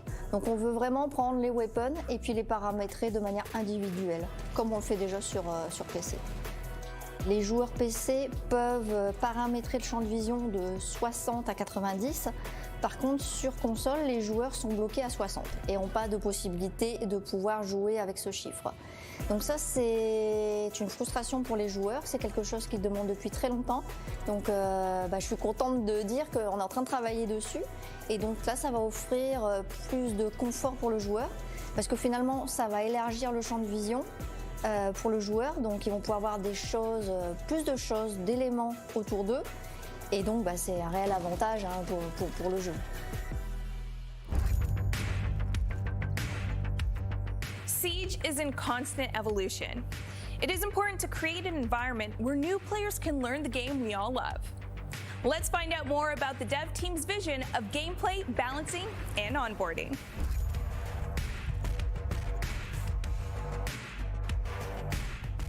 So for year 7, we are adding 3 main things. So first, we will add a team deathmatch playlist to the offer. Then we will revamp the rank experience and also add the permanent arcade playlist. Today, the team is not very happy about 2 things on rank. First, it's seen by the player as a progression system, that you should progress in terms of ranks, but in fact the system is trying to guess your rank as fast as possible, and it's not at all a progression. We want to fix that. If I take the experience of an average bronze player, he will start after his placement matches probably in silver or low silver, and then he will gradually go back to bronze and maybe low bronze, and it's not necessarily a very rewarding experience. With the new system, he will start in copper and will always go up until he reaches his bronze, and maybe, since he will play more, for the time being, he will get stronger and maybe reach silver or might reach gold. So we want everybody to be able to progress from the start to where they belong. Also, this place is supposed to be the ultimate competitive experience, but today the reward is only 1 charm per season and it's a bit lackluster. So first, we are improving 2 things for the reward. The number of rewards you will get, that will increase by a lot, and also the way you get them. So the way you get your reward, right now, it's a bit strange, because if you are platinum, you won't get the copper charm. So it makes the copper charm as rare as the platinum charm, and it doesn't make any sense. So if you are platinum in the new system, you will get all the rewards from the previous rank: gold, silver, bronze, and copper. We are making every rank 100 points from each other, and we are putting a reward for each rank. So it means that gold 4 will get a reward, gold 3 will get a reward, gold 2 will get a reward, and so on. So you will always be in the reach of your next reward. So right now the current target for the new rank system is year 7 season 3. So in year 7, what we want to do is to offer more variety in terms of content to the Siege player. because we have many playlists that are very serious, you know, even quick match is a bit serious. But players, they are asking for a more relaxed experience, you know, fun, more variety, less stress, and we are trying to give them that this year. So first, like I said, we are adding the team deathmatch. That will be a permanent playlist. We tried for 2 years now to add arcade in the game. That was very short time, but we see a demand from the community to replay those arcade more often.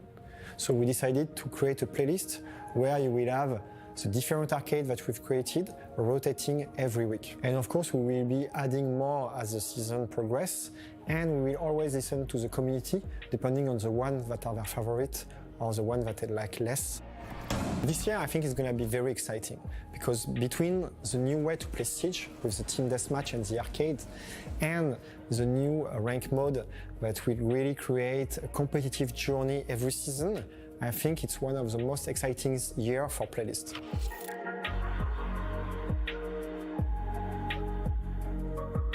So onboarding on Siege is a very complex issue because Siege is a very complex game. We need to make sure that we don't mask how complicated the game is and make sure that we prepare a player for their first PvP match, and so that they contribute towards their team and they understand why Siege is fun and why it's been around for as long as it has. A few facets that we're looking into. One would be learn areas. So the first of which would be at the shooting range. So these are playable spaces that the players can enter. Players are actually getting hands-on in these learning experiences without the pressure of being within a match. Another element is help systems. So these help systems will be supportive elements that we are going to provide for players. The first of which for help systems is the operator tips. Operator tips is a new system where players are going to be able to bring up information about an operator or secondary gadgets. And not only can you read, but you can also watch and learn how to pull off those different gadgets and how to be using those abilities in your favor and to help you contribute towards your team.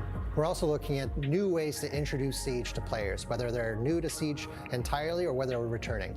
Playable tutorials that players can get their hands on. For example, there's a lot of different elements that we do not introduce in situations, such as droning. We need to do better at preparing players for the elements that they're going to be finding when they get into PvP, so that way we can reduce any kind of confusion they may be occurring and helping them relate to the situation they find themselves in.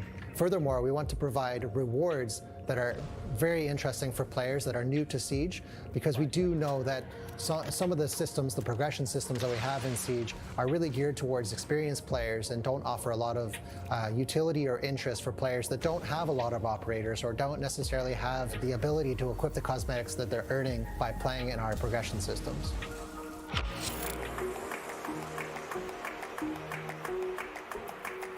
Aujourd'hui, on a une équipe dédiée qui s'occupe de l'équilibrage du jeu, qui se trouve à Barcelone. Et donc, cette équipe, elle s'occupe d'ajuster, de retravailler, de modifier les caractéristiques des armes et des opérateurs, que ce soit leur habilité principale ou les génériques gadgets.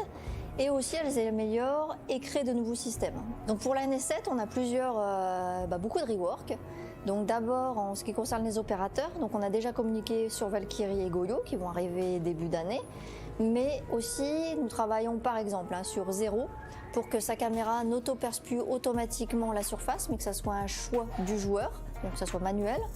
Nous avons aussi Bandit, donc de pouvoir déployer une batterie, plusieurs batteries sur un même mur. Nous avons Dokebi, donc Dokebi qui puisse affecter les joueurs éliminés par son appel. Et le gros rework là en cours, c'est Thatcher. Pour Thatcher, ce qu'on voudrait, c'est d'augmenter le plafond de compétences pour l'utilisation de son gadget. Parce qu'aujourd'hui, c'est un throwable, on peut lancer de très loin, l'effet est très grand et ça passe à travers les murs. Donc il n'y a pas beaucoup de risques avec Thatcher. Thatcher aussi est beaucoup banni. Donc c'est quelque chose qui aussi nous dérange. Donc c'est pour ça qu'on est en train de travailler Thatcher. Donc on a eu plusieurs itérations. Donc pour Thatcher, notre prochaine itération qu'on doit tester, c'est finalement là, c'est pas de garder la MP grenade, mais pouvoir aussi la cooker. Donc plus on la cook, qu'on la garde dans la main, plus son range va être grand. Donc son aire d'effet. Donc ça met un petit peu plus demande un peu plus de compétences. Donc l'équipe Balancing travaille également sur un générique gadget, donc qui est une EMP grenade. Donc ça, c'est pour faire une alternative à Thatcher. Donc un peu comme ce qu'on fait déjà dans le jeu, où on a Termite et Ibana, Maverick, et on a proposé récemment le générique gadget Heartbreach. Nous, notre objectif est que chaque décision du joueur repose sur un processus réfléchi. Donc de réfléchir aux bons outils par rapport à la situation. Donc c'est pour ça que nous, on est en train de regarder pour rendre les opérateurs, réduire les opérateurs bons à tout faire. Parce qu'on ne veut pas que chaque opérateur puisse répondre à toutes les situations.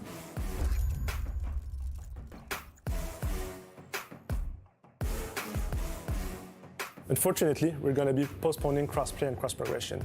In order to ship all the content that you've just seen, crossplay and cross-progression is going to be taking a little bit more time.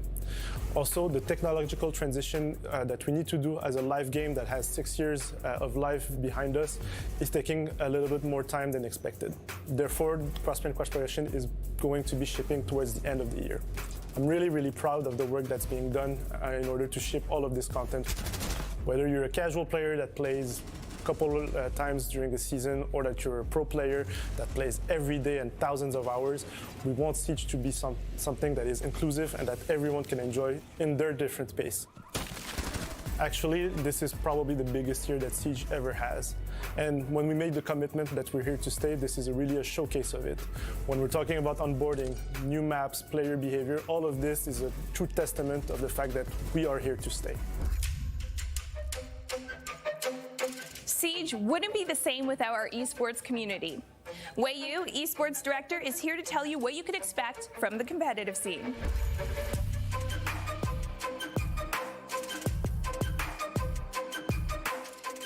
We have a lot of features planned for esports and viewership engagement. The biggest one probably for the year is going to be the free cam, or the ghost cam as some of you might know it. It is the ability to detach the camera from the operators and roam the entire map no matter where the action is taking place. This should be possible for both the caster cam as well as during the replay functionality. So when it comes to the replay functionality, we're trying to make a lot of different changes to improve the overall quality of life, just to make the usage easier. The main thing we want to tackle with the replay functionality is the backward compatibility. Right now, when a hotfix comes out or a new patch arrives, the replay files become unusable. In the future, we want them to have at least a shelf life of the entire season, so you don't have to re-download a client to watch previous replays. When it comes to our competitive roadmap this year, we already know the destinations for our 3 majors. The first major will take place in North America.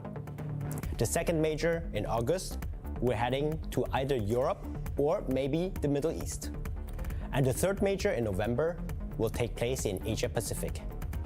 Our team has also been making long-term plans in terms of the 6th Invitational. We know that starting in 2024, the SI will travel the world. However, there is a chance that we begin this progress already in 2023, so stay tuned and see where the SI will take place next year. When it comes to R6 share, we have been working on multiple improvements across the board. The biggest one is probably the revenue share between Ubisoft and our partnered organizations. From now on, when you purchase a team item of your favorite organization, the organization will receive 50% of the revenues instead of 30%. To really recognize the contributions of our partners, we're also adding additional items to R6 share. We're doing this by expanding the number of teams in Tier 1 to 15 teams. All of them will get full operator bundles, the weapon skins, and additional MTX items. Additionally, every Tier 3 team will move into the Tier 2 category, meaning you have more ways to support your favorite teams, and there will be more items overall in the esports ecosystem. With 2022, we are also adding a new customization category for R6 share, which is the operator background card. These will be included in the team bundles that you purchase, and they're flexible. It means you can use it for any of your favorite operators to represent your favorite team. So these were the high-level updates for R6 Esports in 2022, but we have a lot more information coming up on our website and our social media channels. Wow, we've covered so much for this new year, and we can't wait for you to get your hands on all the content to come. Before we end the show, here's our creative director, Alexander Karpazes, for a final word.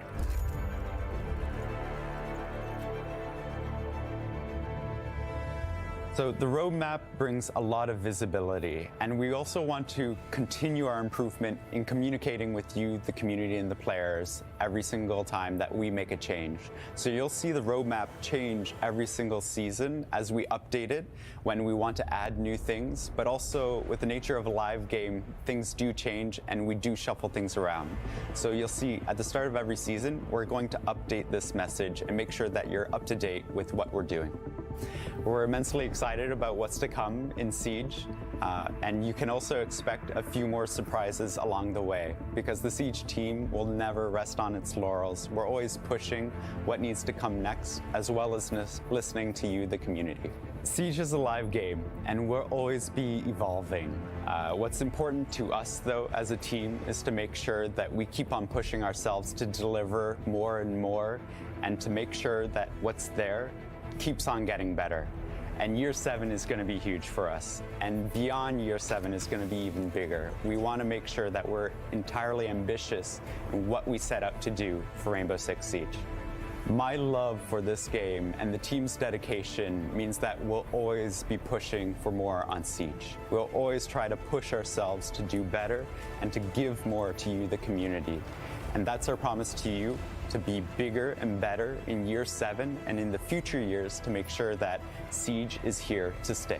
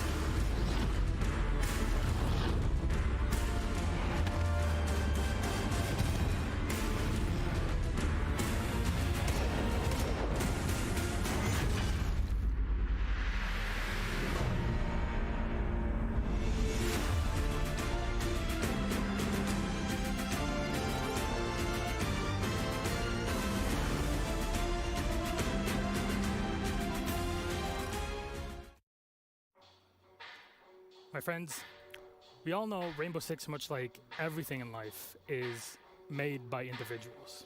It's propped up by the efforts and energies of some of the most talented people in the world. And one person that a lot of people's opinion, including mine, has made the game what it is today. We commend our MVP at the Invitational here, our colleague, Michael Kickstar Stockley. If not for these people, these wonderful people, thank you. Thank you. Then I wouldn't be able to do my job to the same standard that I do it. And yeah, I mean, I go up on the stage and I talk, but there's so much that goes into it that's not just me talking. I mean, thank you. It's not about the players, and it's not about me, and it's not about the people organizing, it's not about the makeup artists, it's about all of us. It's about all the little components. You need people. I think that he is Rainbow Six. He's been around since the beginning. Everybody knows who he is. He's probably one of the most well-known casters out of all the casters in the game, and I think he's also one of the most knowledgeable. I just think Hicks understands it a little deeper than everybody else. People can recognize his sincerity. Whenever I look at the dedication and the commitment for him to do that, it's commendable for sure. Pretty much the way they worked is I was playing professionally. I popped up on Ubisoft's radar, and then suddenly in the middle of season 3, I left professional play, and at the same time, a casting spot opened up. They approached me and they're like, "Hey, you want to fly to Poland and cast season 3?" And I was like, "Yeah, sure, why not?" I had the game knowledge, but I didn't know how to get it out. I just guess got better doing it. I remember working as a stock boy. You put fruit on shelf, and then all of a sudden you're doing casting, and it's like, okay, you need to be prepared. You need to look good doing it. You need to be able to eloquently, and concisely throw out your thought in a way that is actually enticing to people. You need to manage momentum. You have to manage tone, cadence, intonation, etc. And I like that. The people around me, everyone's pushing forward. Everyone wants to do the very, very best that they can. It's enticing and it's challenging. I like that. Kix put in a substantial amount of work, not just with his previous duos, but with me as well when I jumped onto the scene. And when we became a partnership and a casting duo, we spent a lot of time going over the fundamentals of casting. There are certain things that you need to focus on, and there's certain information you need to be able to get out in an entertaining but concise enough manner that doesn't exclude a portion of the viewership, so it has to be relatable, and you have to do it in a way that doesn't disrupt or distract from what you're seeing in front of you. And it's not easy. He went from being one of the most popular streamers and players to probably the most popular commentator that we have in our scene. With Parker, the energy is just so different. It's so much more fun to watch the two of them bounce off each other. The energy is really vibrant and exciting, and I think that drew a lot more viewers in, is to be able to see that, the chemistry of the two of them on screen. It's a lot of fun. Because their personalities are different, but they really support each other in a good way. Kickstar is the best duo I could possibly ask for, and I think the best duo that anybody could ask for. He's not just a great person, but he's tremendous at his job. His understanding of the game, the passion that he brings, his ability to convey that, and the way that we bounce off of each other is just, to me, it's unparalleled. There's nobody else who does it like him.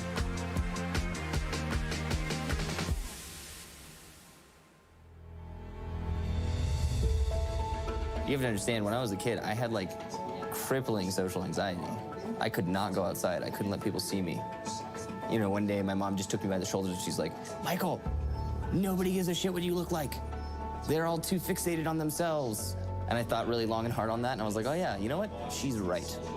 And then, yeah, I started, being a little bit more used to just going out and doing things and being okay with being seen. But before that, I didn't really go outside very much. I didn't do things very much. I kept to myself. I kept in my corner. I've always been like that.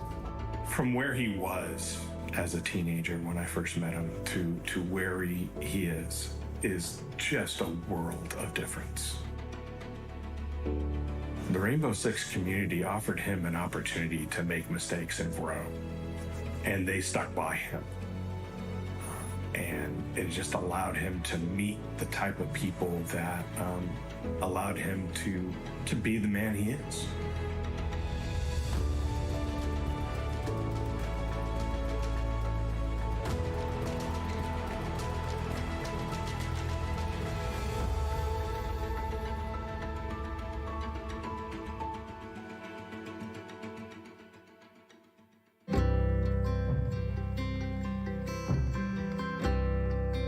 C'est quelqu'un qui a tellement été associé à ce jeu, c'est quelqu'un qui a tellement travaillé avec nous quasiment dès le début, qui a tellement porté ce jeu, que pour nous, c'était un membre de l'équipe de développement. This period of growth was incredible, and he got to start doing things that he always wanted to do, and he started improving upon things that he always wanted to improve upon. We started to see the best version of Michael that we'd ever seen. He was happy. He was the happiest I'd ever seen him. His great talent bringing people together, making people want to listen to him, to learn more about the game. I think that's something that we'll always remember Kickstart for. The legacy he leaves behind is absolutely massive. Massive. This game doesn't get to where it is without him. I firmly believe that. This esport doesn't get to the point that it got to without him. He was such a personality in Rainbow Six, as a streamer, as a commentator, a positive light. That's something that will never leave my mind, because Kix was an incredible person and his legacy will live on forever. But the best way to remember him is what he taught us, which is love, respect for one another, dedication to your craft, and being someone that cares about others. He was huge. He was everywhere, and he meant so much to everybody. I feel like I've gotten a lot, very lucky as well. You have to understand that I've done my own thing and I've had my success, but I know there are many others who placed in my position could do just as well as I have, if not better. I mean, that's a big part of doing anything along the lines of what I'm doing right now is you gotta get a little lucky.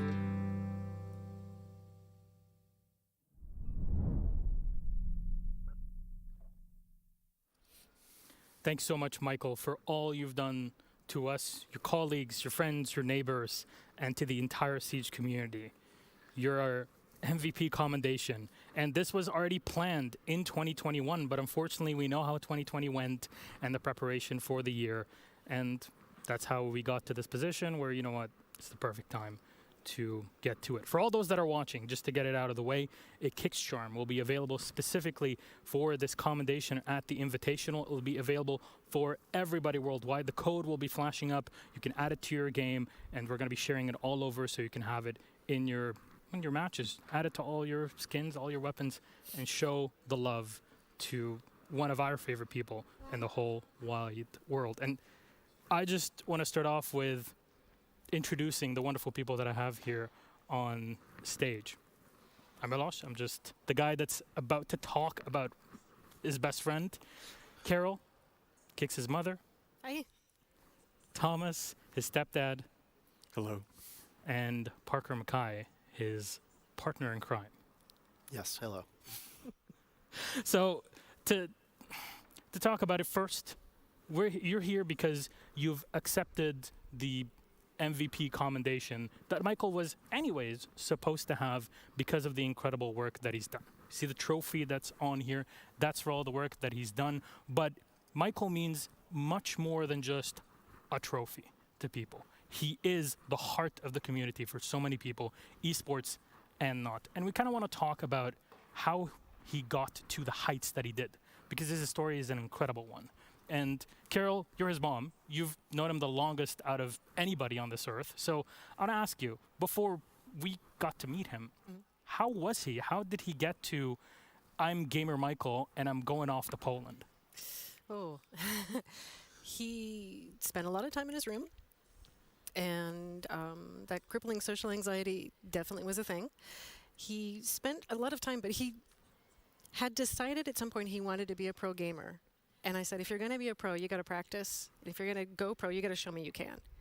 So he would practice 8 hours a day, even on school days, and he was hyper-focused on doing it right. So he would grind, and he wanted to build a team. He wanted to work within the community to really find something that was going to take him far. And that focus just kept rolling as soon as he got traction within the game. So I think the game helped him actually leave his room. It definitely did. And we were talking about how he actually went to his first event, how he's kind of packing up and getting ready to go. And Thomas, you helped him out in this case because Michael sometimes could be forgetful of some things. Just a little bit. So the story goes that Carol was taking Michael to San Francisco airport, and I get a call from Carol saying Michael has forgotten his passport. And I had just gotten home from elementary school as a teacher, and I figure out where it is, call Michael and tell him I have it. And he was despondent. He was like, all right, I'm never going to be able to do this. I can't. I'm like, dude, I'm on my way. get there. And you have to understand that Michael came into my life when he was a teenager. And so it's very, very difficult for teenagers to deal with the step-parent. And I think he was generally shocked that I drove out there and got out and gave it to him. And I think that's probably one of the first times I got a huge hug from him. And I just told him, like this is it. Just go. It's time. And so, yeah. He went, he played, he competed. He was one of the top players in the world, not just in North America. And he was so good that he got called over to talk about his biggest passion. Now, that is a huge career change for any person. But for Michael, who you say was so used to fixated, spending hours and hours and hours every day competing and getting to that high level, was that a bit of a shock when he got the call, like, hey, would you like to come over? I asked him about it later because I noticed how natural he looked on screen doing it, because we watched it. We wanted to follow as much of that as we could. And it told me that the people watching him had faith in him as well, that he had on-screen presence, that they could see he was a good player, that he knew what he was doing. So hearing him and seeing him talk about his play and representing his team, I don't know if he did tell me that he was a little surprised, like, why me? Fair. And I looked at him like, why not you?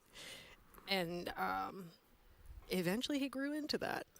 Just out of nowhere, I remember a YouTube video, he just packing up and moving over to Poland and showing, I'm here. I'm going to cast Pro League. It's a huge passion. I can actually show off all my knowledge for the game. And after kind of a bit of that time of settling in, we saw him wanting to evolve and to grow beyond that. And that's where you, Parker Mackay, don't blame me for this. Step into the picture. I blame you for your hair and nothing more. Yeah. Hurtful. Let's be honest. But you stepped in, both of us pretty much within days of one another, coming in, speaking to Michael, getting to know him, and getting to work with him. How is that like? Because you yourself stepped in out of nowhere. You're now with this veteran at this point of Siege. Yeah, I mean, I didn't know what I was doing either, right? I'd never been out of North America before, and I was going over to Poland. I didn't know anything about it, and I'd been in conversation with Michael for probably about 2.5 months before I ended up getting the call. And he said, oh, Poland it's very unique. You're not going to expect what the country is like. I can tell you all about it. He goes, I don't really leave my house, which, is shocker. Yeah, sure. And he said, I go to the grocery store and I go down to the train station to get fast food, and that's about it. And I get there, and we both kind of found our way together, right? Like, I was the type of person who, I'm in a foreign country, I'm in a foreign continent, I want to explore, and you were as well.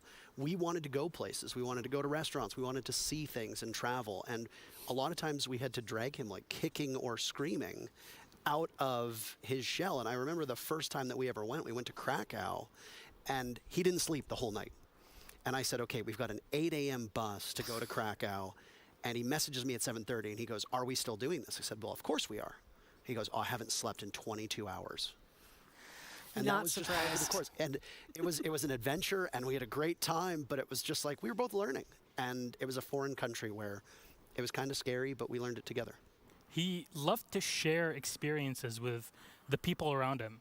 He didn't always know how to vocalize his appreciation of the people around him, at least in his early days. Definitely changed to a very different person, over the years. But even just, I'm really excited to build this computer. I haven't slept for 36 hours. Parker really remembers that day because, a bit of a difficulty in that time.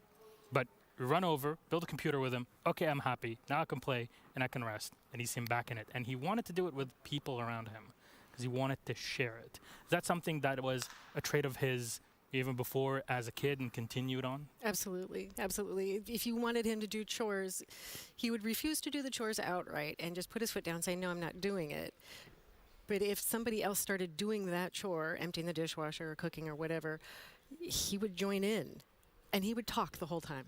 So there would be a conversation, and he would just ease into doing whatever it was he was supposed to do. As long as he didn't have to do it alone, he felt like it wasn't a job. It was community. He was so community focused for somebody who was so intentionally isolated. And talking about Krakow, because I came to visit him in 2017, and I said, let's take the train to Krakow. And he said, No, I'm going to look it up on Google Maps. And he looked up he panned around to see Google Street View. And he's like, okay, I've seen it. I don't need to go now. Unsurprising. Yeah. Completely unsurprising. That sounds exactly like Michael. It was more efficient, and he didn't have to interject any people into his life. And I went to Krakow without him, and had a wonderful time. Krakow's a great It city. is a beautiful city. He enjoyed it when we went, for the record. Even if he was told me very he tired. did. He told me he enjoyed it. You just had to drag him. Yes. Yeah. I mean, it took me and his partner to drag him out of Katowice to go to Krakow, which is like, 40 minutes away. Yeah.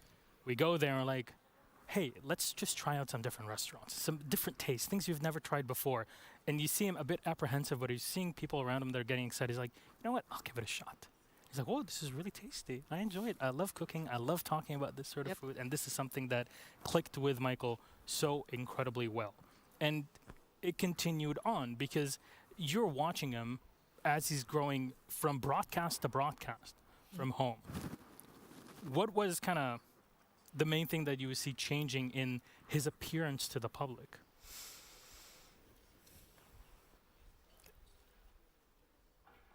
I'm not sure if I noticed it right away. Definitely an ease with speaking. I think before, when he was in his little room, focusing on, well, I have to produce a YouTube video. I have to do that. I got to get these clips together. He put so much pressure on himself to be able to be his own media, whatever, to throw content out there. He was trying to be a content creator, and he was working so hard at it.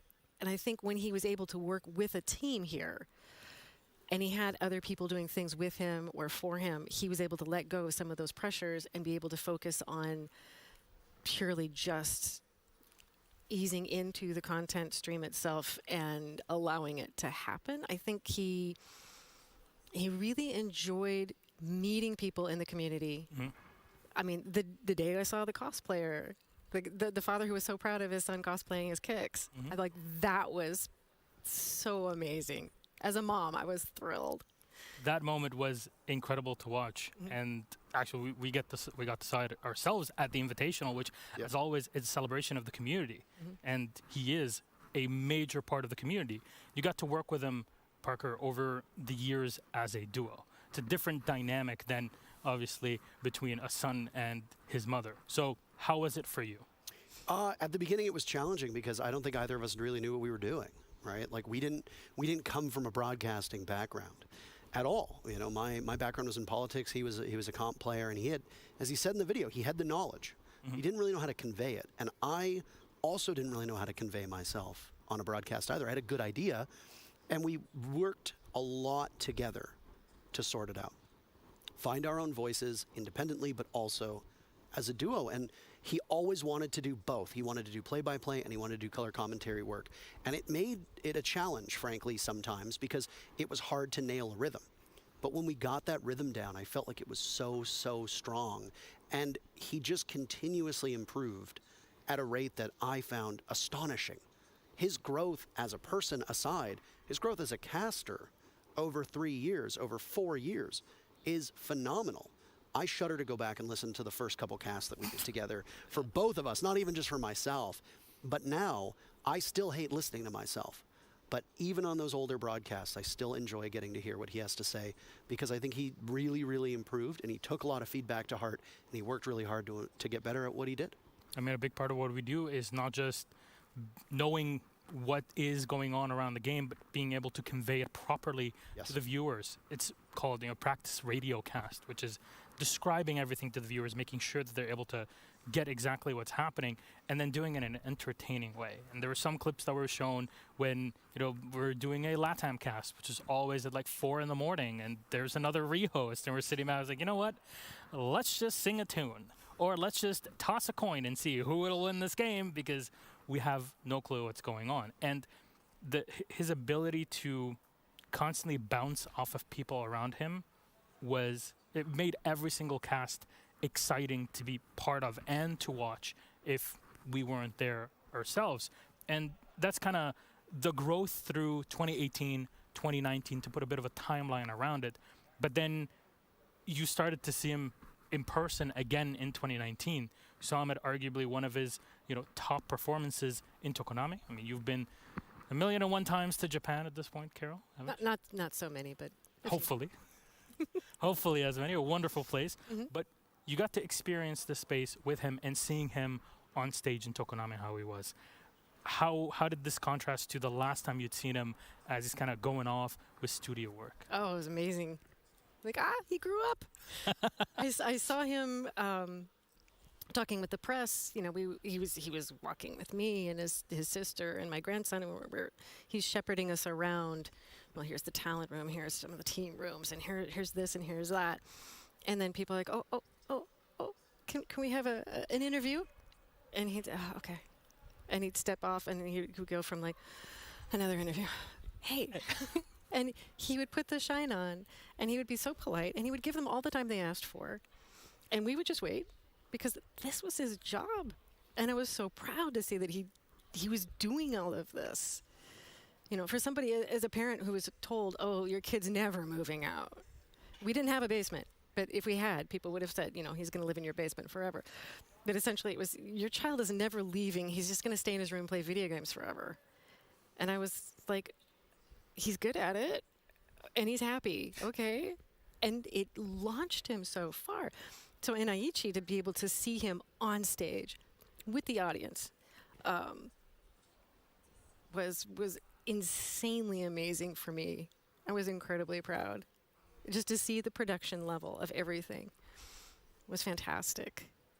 And I got to meet Parker. You did? Yeah. You got to meet a lot of talent, actually. Yeah. Yeah, you got to meet everybody there and hang out in the green room with us. And it was wonderful to be brought into his life because he'd talk about you, but he was never like a family guy, right?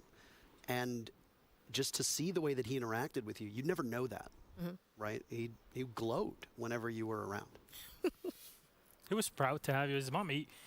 Between us, he would talk about you quite regularly. So, my mom does this. Look at the work she's doing. So, so happy. I always, look at the inspiration of what she's doing. And it's fantastic to have, family that you always know kind of stand by your side. And that kind of pulls me into the next part of the conversation, which is obviously 2020 happened. Let's just put it out there. And he had to go home within 12 hours of a call. Borders were closing up. He was my neighbor, lived across the street. I was still there, and we're kind of running over to pack up his last stuff before he could get on a plane and go back to the US. And we're thinking he's uprooting himself now from Poland because he had that space. He's basically grabbing whatever he can put in a box and just take it with him. He goes back to San Francisco, and now he has to kind of start from anew with equipment and everything because this is Kicks.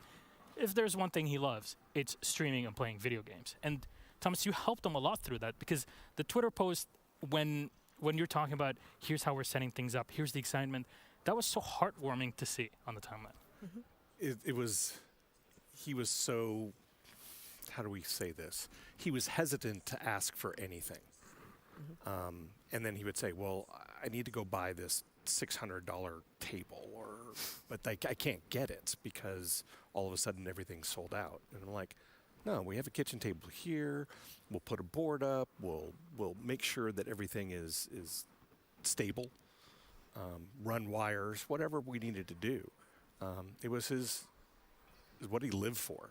So it just needed to be done. It was fun to work with him that way because we worked on it together. It was like I was watching him in a new light. He had left as one person and he had come back as someone else. Almost defiant teenager to someone who was willing to take advice. And that's huge.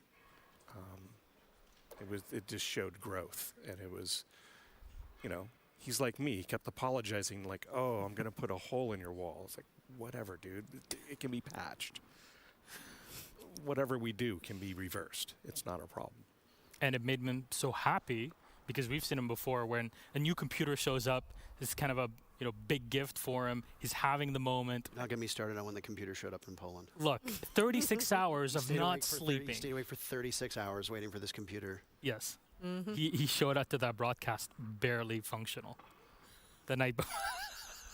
I had to sit next to him and deal with sleepy kicks for 4 hours. Yep. But he was didn't even show up. Showed up the next day. Sorry, that's why I said don't get me started. I mean, look, we've had experiences, and we know that Michael was sometimes a bit very, how do I say, hard-headed is the word for it. He was often a stubborn ass. That is a very good way to put it. In all the best ways. In all the best ways, indeed. And that made him, in some ways, also very good at his job, and very good at loving the people around him. Because when he wanted to give attention to something that he was so passionate about or to a person, he gave them all the energy that he could. And that was something incredibly impressive to see, despite the fact that later, through 2020 and 21, a lot of the work now went online, Parker. And we got used to working in a studio over the years. It's a very difficult thing to kind of pull you out of, this is our office, this is our space. How is it for you now that you're not seeing your partner that you've worked with for so many years, this duo that you've had? I mean, it's tough for a lot of reasons. It's tough for personal reasons. It's tough for professional reasons as well. The day that I got news that he passed away, the day that we got the news that he passed away, was the same day that we got extended an offer to cast the Sweden major. Immediately, I now need to make a business call when I can't even grieve a personal friend. So I had to immediately start thinking about, what do I do? Do I still go? What about the remainder of the stage of the North American League? What about upcoming events? What do I do? Because so much of my own brand has been intertwined with his. And I never wanted to think of it divorced of that. We had no intentions of ever stopping our partnership. And it's been a massive adjustment. It's been, a personal adjustment whenever something goes awry, whenever a rehearsal goes too long, whenever I'm frustrated by something, whenever we were at events, the first person I would message would be him, always. But then professionally, not only do I have to get used to standing next to somebody else and hearing somebody else's voice day in and day out, but I also have to change how I am as a caster, because so much of the way that I spoke and so much of the way that I was able to cast the round, it would be bouncing off of him. I don't have that same rapport with anybody. I can't just throw somebody else into the mix and expect it to be the same. So now I need to recalibrate. Also, there's the emotional aspect of me just frankly standing next to somebody, period, up there, irrespective of how good they are at their job. So it's been a massive shift for me. Massive shift, but that part, when you said it also in the video, he was happy. It was the happiest we had ever seen him as his colleagues and his friends and his neighbors and whatever you want to call it. And seeing him in Mexico and the way that he was dressed, the way you two had your chemistry together, that was beautiful to see. And Carol, you got to help him out because at some point you say he came out of his shell. He was moving about trying to find his person now in his 20s. What was that like for you in this bonding experience? It was enlightening to see, because he had been that child who didn't want to go to family events, didn't want to be part. We threw him a birthday party in 2011, and he didn't come downstairs. Was he playing games? He was playing games, and he was going through a lot. I think we had just started dating, and he was like, yeah, don't want to. And I had invited friends of mine because he didn't know anybody else.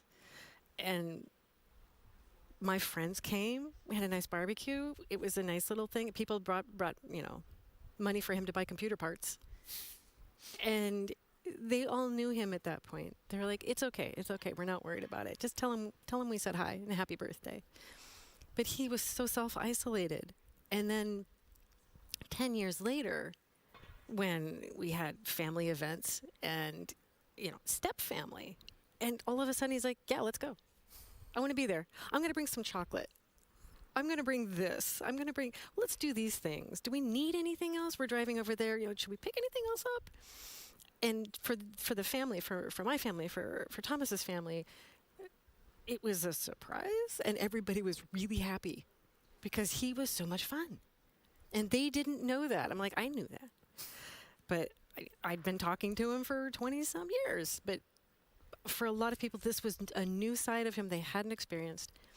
And it was so joyous and just like, yeah, let's go do things. And he would do that to me. He'd say, Mom, let's go drive. Let's go drive down the coast. Let's go drive up the coast. I want to see the ocean today. And we would just get in the car and go. And you just thought, Thomas, hey, you know what? They want to go out. Let's go have some fun. He had been gone for so long that it was never a thought to deny the two of them to go. And they'd offer to have me go with them, but I knew it was mother-son time. And, you know, they'd come back and each of them would tell me different things that they would talk about. As he would come down the stairs the next morning to drink tea before something would have to happen. It's like, oh, I got a cast today. I got to work with Parker. I mean, I need caffeine. And it's like, oh, tea's made, ready to go. Yeah. But it was just so, he had not peaked, but he was rising. Yeah. And it was just, he was rising. And everyone saw it. Everyone saw it. My family saw it.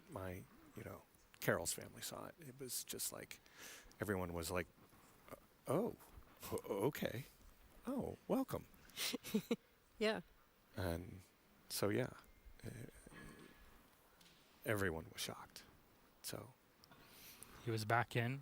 Everybody saw Michael, the person that he wanted to be. After all these years, all these changes, he grew up through you guys. He grew up through Rainbow Six, through the community that supported him, through his colleagues and all the people here that he saw in that video. You saw him in that video. He's going over to everybody, checking on them, making sure everybody's all right, because this teamwork mentality, making sure that everybody's comfortable in and it really in their zone, it gives you always the best product. And if there's one thing that Michael always cared about above anything else, is for the broadcast to always have the perfect quality.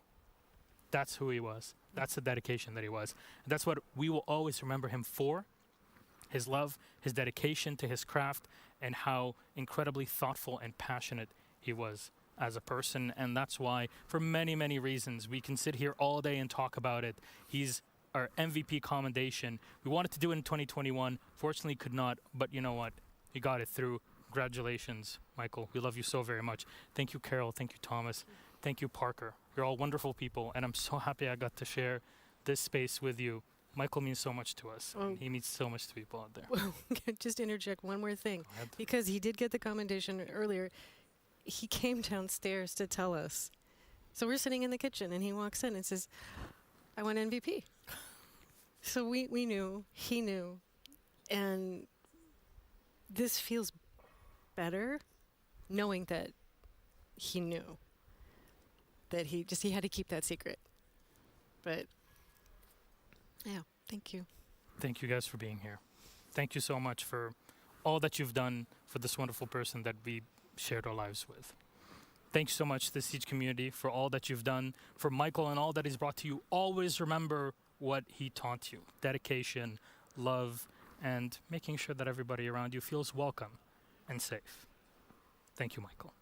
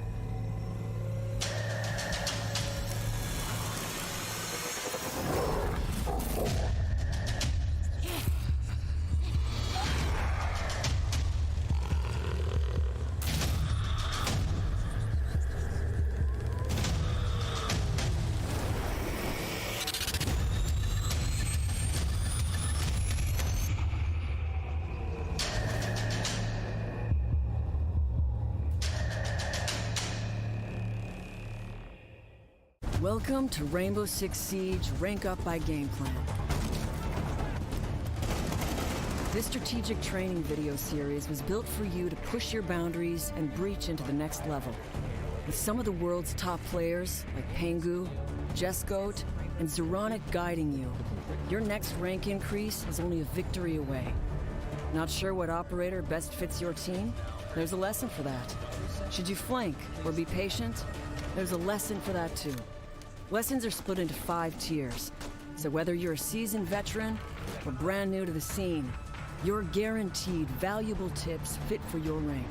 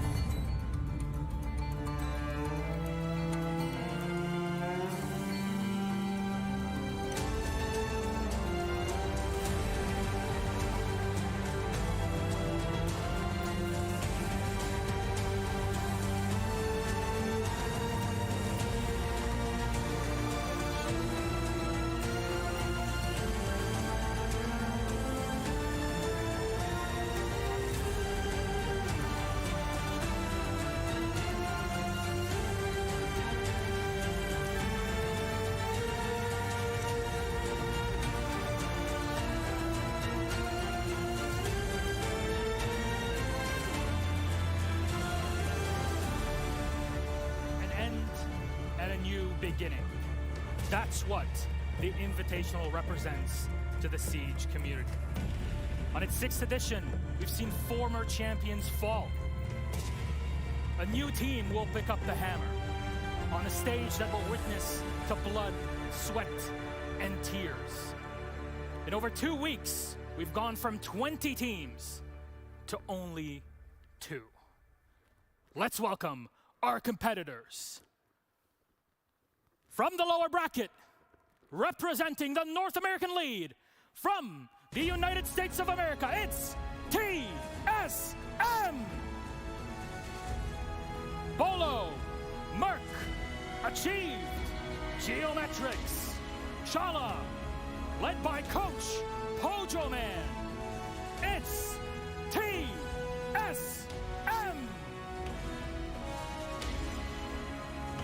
A proud North American team. They made it all the way to the end. They've gone through all the regions against them, and one stands in front of them. Let's welcome the challengers, their competitors from Russia, representing the EU League.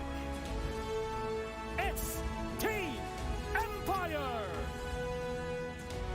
Dan, Joystick, Always, Shepard, Scyther, led by Coach Sheka. They are Team Empire! This team has been here 3 years ago in a different manner at the grand final stage in Montreal, Quebec, Canada. Can they do it here in Stockholm? Or will the North Americans prove too strong to take down? This and more we want to answer here. 20 down to 2, 1 winner, 1 hammer, and $1 million on the line. It's 6 Invitational.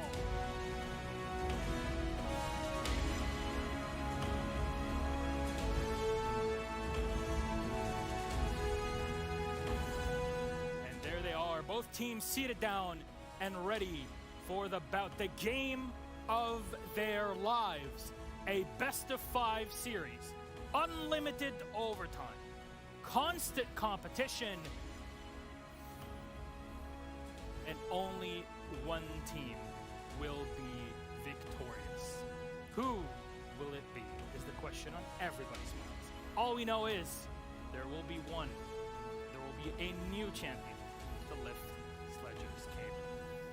Welcome back to the Command Center. I am Miloš Dominic, your host for the show, and with me, some of the most talented people in Rainbow Six esports. Mr. Jack Fresh, Jess told the GOAT, and of course, Mr. James Devmarna. We've all been here in many ways as competitors, as talent over the years. Now we get to talk about the best teams in the world. First up, how are you guys feeling? I'd be lying if I said I wasn't nervous, Miloš, but I am so excited. The Six Invitational Final is the pinnacle of what every player and every coach and every team in the world builds themselves up to across the year, and it's finally here. I have seen these finals many a forms for many a years, and not a single moment as I stare at the stage and I stare at the players sitting down at their computers, do I not get that little tingling deep in my heart of going, wow, this is what we all do it for. It's one thing to play a match of Rainbow Six Siege, and it's another thing entirely to be a part of a moment in esports history, and that's what these 10 players are here to do today. Yep, and we're here to just talk about them. Tell you, why should you be excited about the Grand Final Best of 5 Unlimited Overtime at the Six Invitational 2022 live from Stockholm, Sweden? Come on, man. I mean, do we really need to tell you? These are the best in the world. They represent North America and Europe. A classic match that we've seen over the years. Maybe balance will be restored and Europe will win again, but maybe NA will get to talk about this victory forevermore. Who knows? That's what we're trying to explore, and we want to introduce to you our competitors. TSM is up first on the chopping block. Here are these 5 players, and of course, led by their coach, Pojo Man. Let's have a chat about them. 237 rounds this team has played, 21 total maps, 800 and 56 kills with 13 tantalizing clutches. Could you have had a better team to go head-to-head against the Russian machines here in the Grand Finals? I don't think so. TSM missed out just barely on auto-qualifying for the 6th Invitational. Rank 17 in the world. They came through the open qualifiers to be here today, and they've climbed up through that lower bracket. This is a team that is ready to take on that next step in their careers. We talk about the Holy Trinity. We talk about Achieve. He does the quote-unquote dirty work. We talk about Bolo. He makes the flashy plays. And we talk about Merc. He is mercurial. That is exactly what he is. He will just be so consistent on the entries. This team is absolutely formidable, and they're a worthy opponent. And despite some difficulties that TSM has had through the years, here they are. They come in. They were in that upper bracket where they dropped to Team Empire. A 2-1 loss that they suffered at their hands. But you know what? It's okay. TSM fought back. They made FaZe look like chumps. They did. The game that we had earlier. There's no two ways around it. And they prove that they are worthy of this grand final to go up against an incredible opponent, Team Empire. And this squad, I mean, yes, they've had turbulent years with an S at the end of it, but Team Empire is a hell of a squad, Jess. Absolutely. We were speaking about the fact that TSM had to play 237 rounds. Well, I'm looking at the fact that Empire played. I've got 672 here. I could be completely wrong. That is an outrageous number. Who knows if I mistyped this, but if it is, right, shout out to SiegeGG for providing us all 17 maps, 672 kills, and 8 heart-stopping clutches from those Russian boys on your screen right now. What a job to get here. Once upon a time, Pro League champions. Once upon a time, major champions, and they are gunning to become world champions. They come into this grand final as the upper bracket team, as that favorite, and they're looking to take it home. They've always had the ingredients to make the cake, but something's always just gone wrong in terms of quantity, in terms of play performance, but not at this event. Every single player is doing his part to make sure that Empire are the world champions coming in the end of today. Well, you know what it takes to bake a pretty cake? Great chef. A great chef. Well, you got great players on here between these two teams. Team Empire representing the hopes of Europe that, let's be honest, has been on a near lethal dose of copium over the past few months and through this tournament.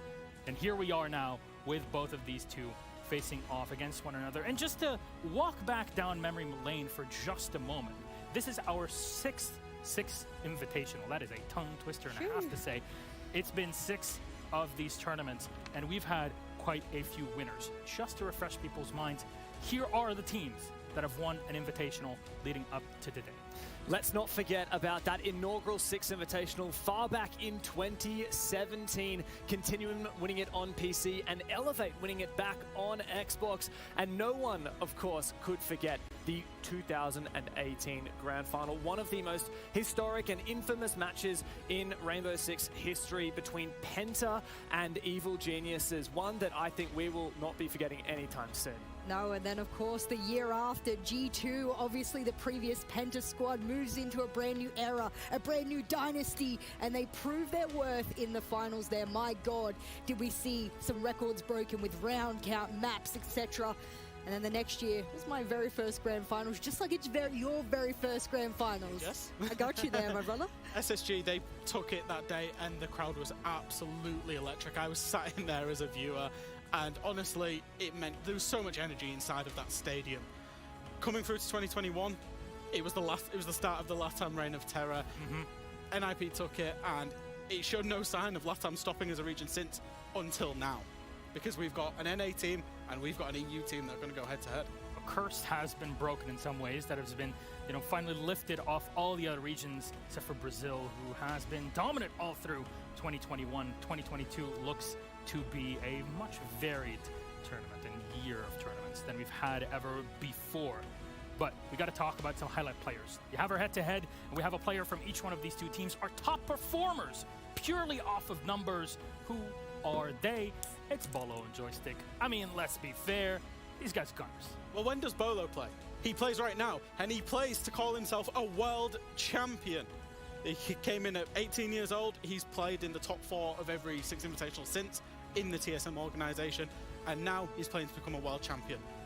He's making a lot of flashy plays. He's playing very well. His aim is just so precise. He never has to move his crosshair to get a kill because his crosshair is already on the head of his opponent. The same thing is with the Russian Cyborg that's going against him today in Joystick. He's been there, he's done it all, he's won a Pro League championship, he's played in a 6 Invitational Grand Final 3 years ago. He's been there, he's got the experience. Yeah, and Joystick, one that I think goes down in the history books as one of the best players of all time, one of the most feared players of all time. But I just want to say for Bolo, I think it really speaks volumes about his character and his passion for playing competitive. The fact that this guy is one of the biggest streamers and players in general, content creators, and yet he has decided to dedicate his life on top of that to becoming a world champion. That speaks volumes about his competitiveness. You have to be one of the most disciplined players to make it to the top. There is no doubt in my mind, having watched players, coached players, sort of had inspiration from players around the world throughout my own career, to know full well that we are standing amongst gods here today. These are the gods of Rainbow Six Siege. Definitely are. Two of the best players in their own region, North American League for Bolo in the USA, and of course, probably the best player to ever touch the game in Russia, and that is Joystick. But they're not alone on their teams. They got a lot of players around them that kind of enable them to be the best players that they can be. And I want to spotlight a couple of them as well after our head-to-head, because honestly, if we're to sit here and talk about every single player individually, we'd probably be sat here for the rest of the night, and don't you worry, we're going to talk about them as we move on with our grand final. Mark from TSM is up first, and he has popped off incredible. I had already brought him up in a player spotlight in one of his previous series, and I wanted to highlight him again because Team Empire relies very much on the spearhead of their team, Joystick. We've highlighted him. And of course, we saw Bolo on the other side, but he hasn't actually the spearhead of the team. It is Merc who's doing the entry work, who's doing the dirty work of making the space across the map. Merc was the top-rated entry player in the entire tournament before we jumped into the semifinals. Will he end this tournament as the greatest entry player throughout the world? Not just entry as well. One thing that me and James both love about him is he's moved to an IGL role. So he's not just entering. Whenever he does inevitably die on the entry, because it does happen for entries, obviously he wins more than he loses, but when he does lose it, he's able to then IGL his troops from there, you know, using the cameras, using the player point of views, and he gets them around the map doing exactly what he wants them to do. And so typically in Rainbow Six Siege, when you think in-game leader, that IGL role, the guy calling the shots behind the scenes, you're usually thinking about your support player, sitting at the back, commanding the troops. But nah, we have Merc at the front line, the best opening kill player in the tournament, like you're saying, Jess, and on top of that, he is calling for his team. We haven't really seen that. Maybe Canadian on the old Evil Geniuses Continuum roster, a 6 Invitational champion himself, and Merc is certainly forging his own destiny here.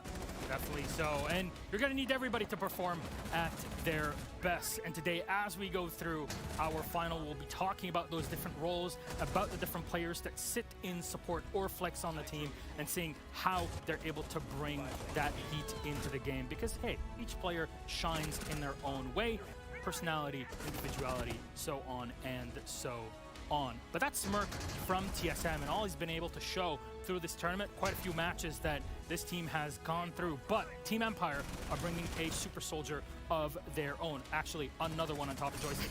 Dan is also up for us. What does he have to show, James?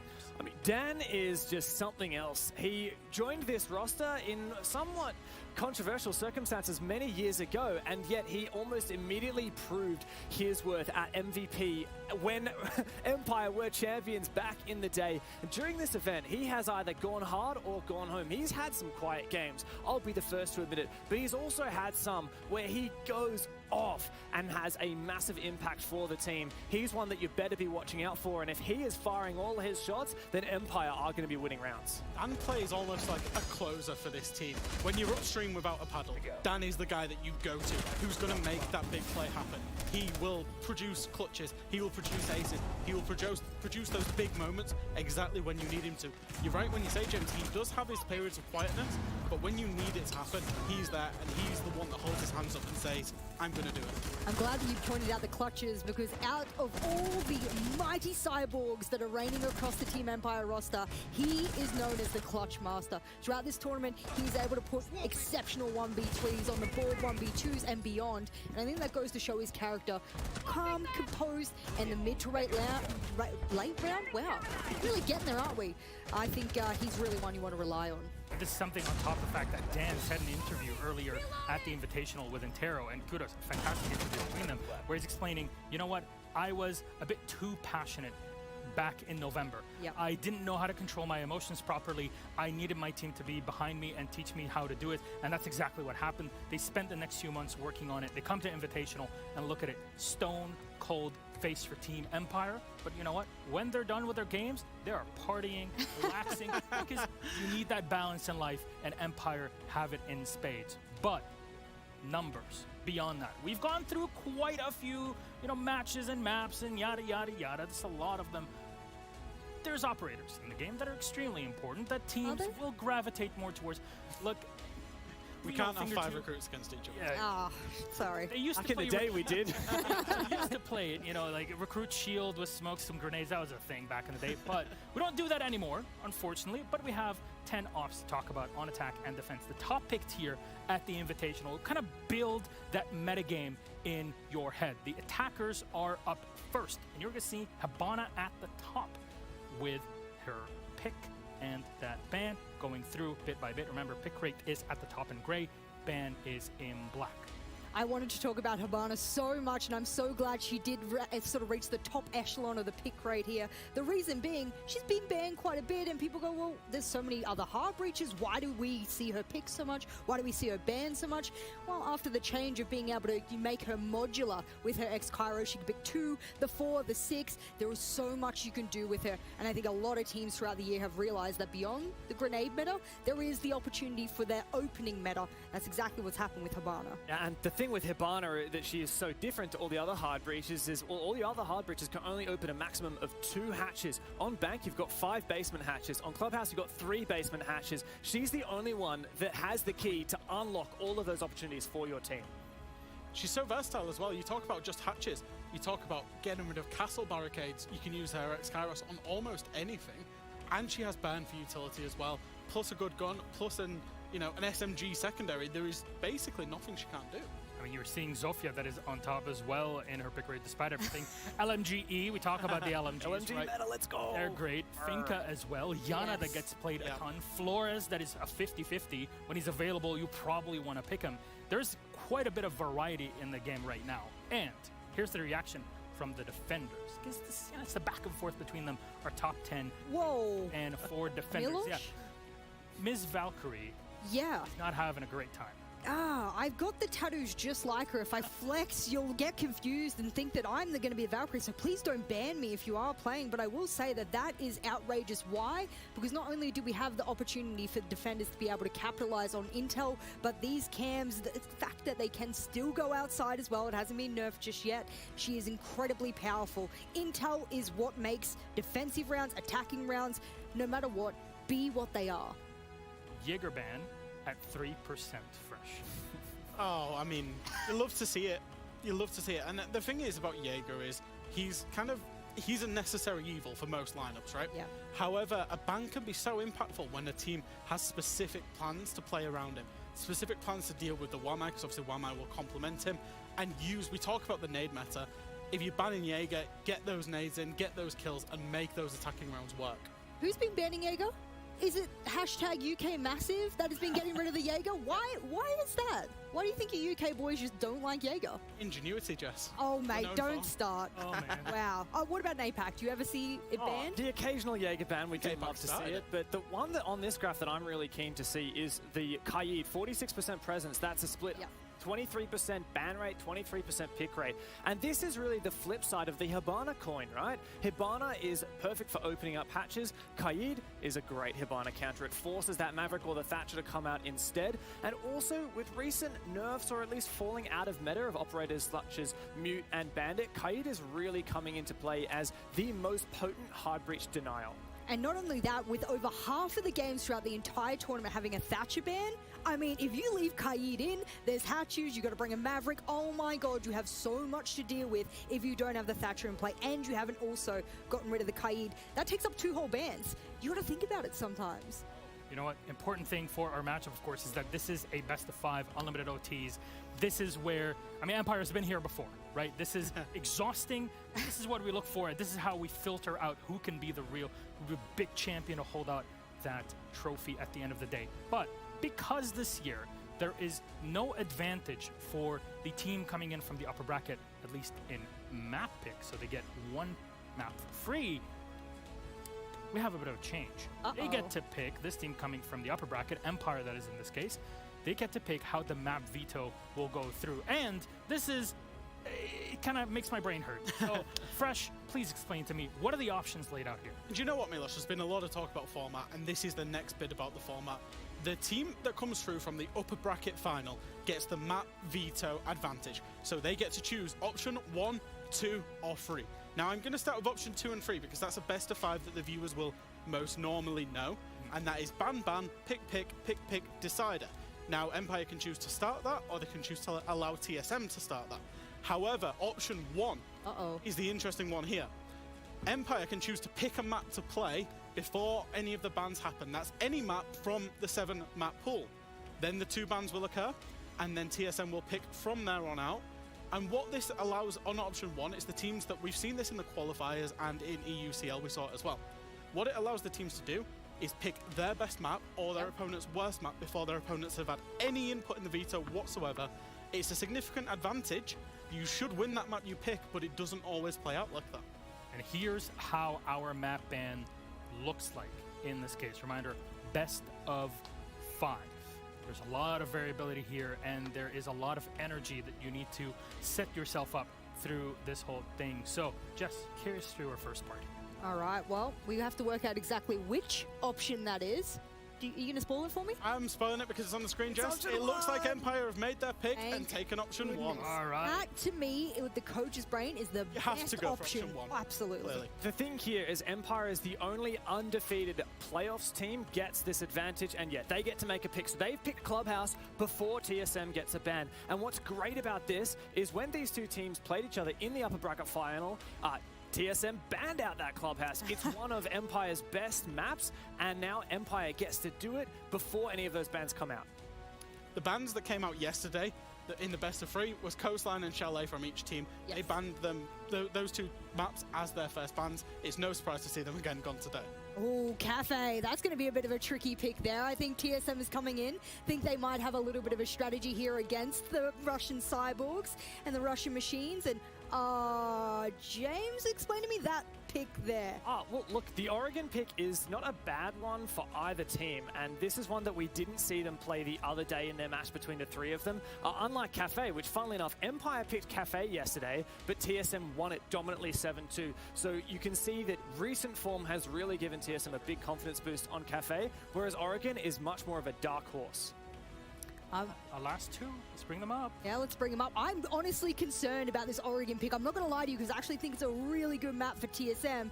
Conversely, we have a second last map and a decider. We saw Bank early on. We now might not see it, Jack.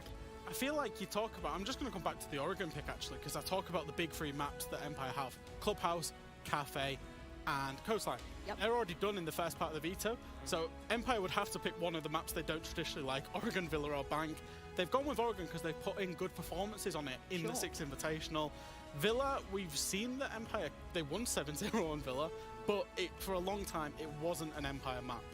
So, now that we have our entire map veto out in front of everybody to see, we have to focus on each map individually. Clubhouse is up first on the chopping block. Our lobby's pretty much set, so we just have a bit of time to iron out Club. Empire starting off on the attacking side. So obviously they pick the map. TSM get to pick the starting side, which is defense. James. Yeah, so we haven't actually seen TSM play Clubhouse ever since their first match in the Six Invitational this year, which was against Furia, and they only barely won that 8-6. So you can see that Team Empire clearly prefer this map, and it's one of their favorites, and the opposite for TSM.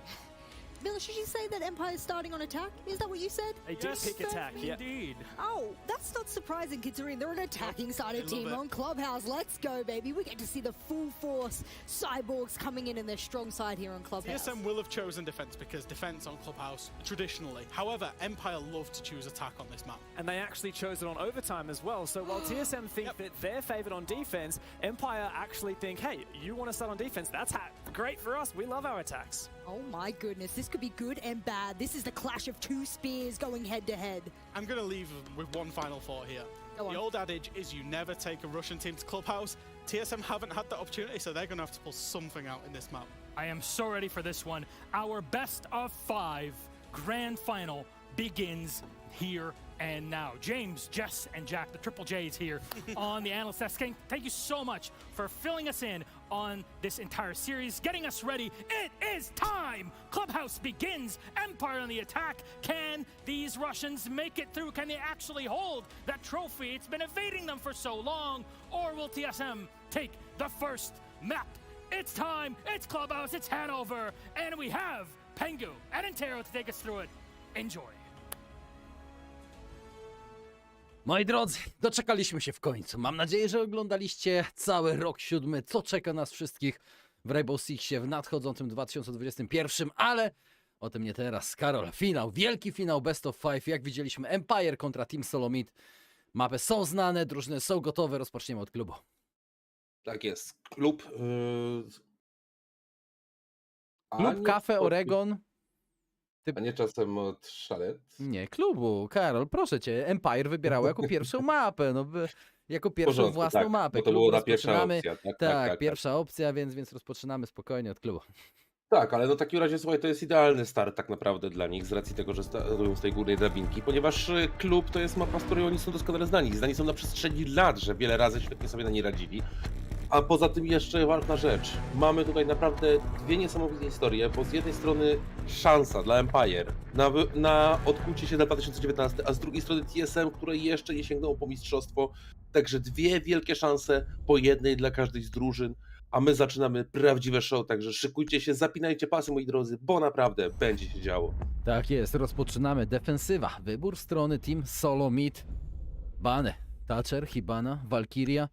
I tutaj może standardem Łamaj czy Mira, dwóch najczęściej banowanych operatorów. Jest Mira puszczona w niepamięć. Empire, jak już mówiliśmy, wchodzą oni z drabinki wygranych, zatem mieli do wyboru 3 opcje systemu banowania w Best of 5. Wybrali pierwszy, czyli z automatu najlepszą, bądź najgorszą mapę dla siebie, bądź przeciwnika wybrali właśnie tę opcję, klub poszedł jako pierwszy.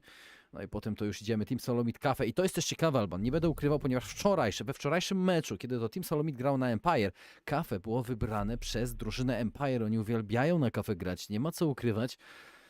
I dziwię się tym wyborem drużyny Team Solomid, ale z drugiej strony wiesz, jak to się mówi, wiesz, co przeciwnik szykuje, wiesz, jak gra i po prostu zagrajmy coś niespodziewanego. Natomiast chciałbym też napomknąć fakt taki, że Team Solomid, moi drodzy, dla osób, które oczywiście widziały, wierzę, że wszyscy widzieliście, grali dzisiaj już jedno spotkanie. I przyznajmy sobie, Karol, szczerze, to spotkanie było bardzo rozgrzewkowe. Nie oszukujmy się, bardzo rozgrzewkowe. Zbyt wiele się chyba drużyna Team Solomid nie namęczyła. Zatem zastanawiam się bardzo mocno, czy tak naprawdę oni nie są troszeczkę w lepszej sytuacji, bo mówię, rozgrzane ręce bez wątpienia mają, wiesz, z tego systemu bojowego w tym polu walki i nie było to za bardzo wycieńczające spotkanie dla nich.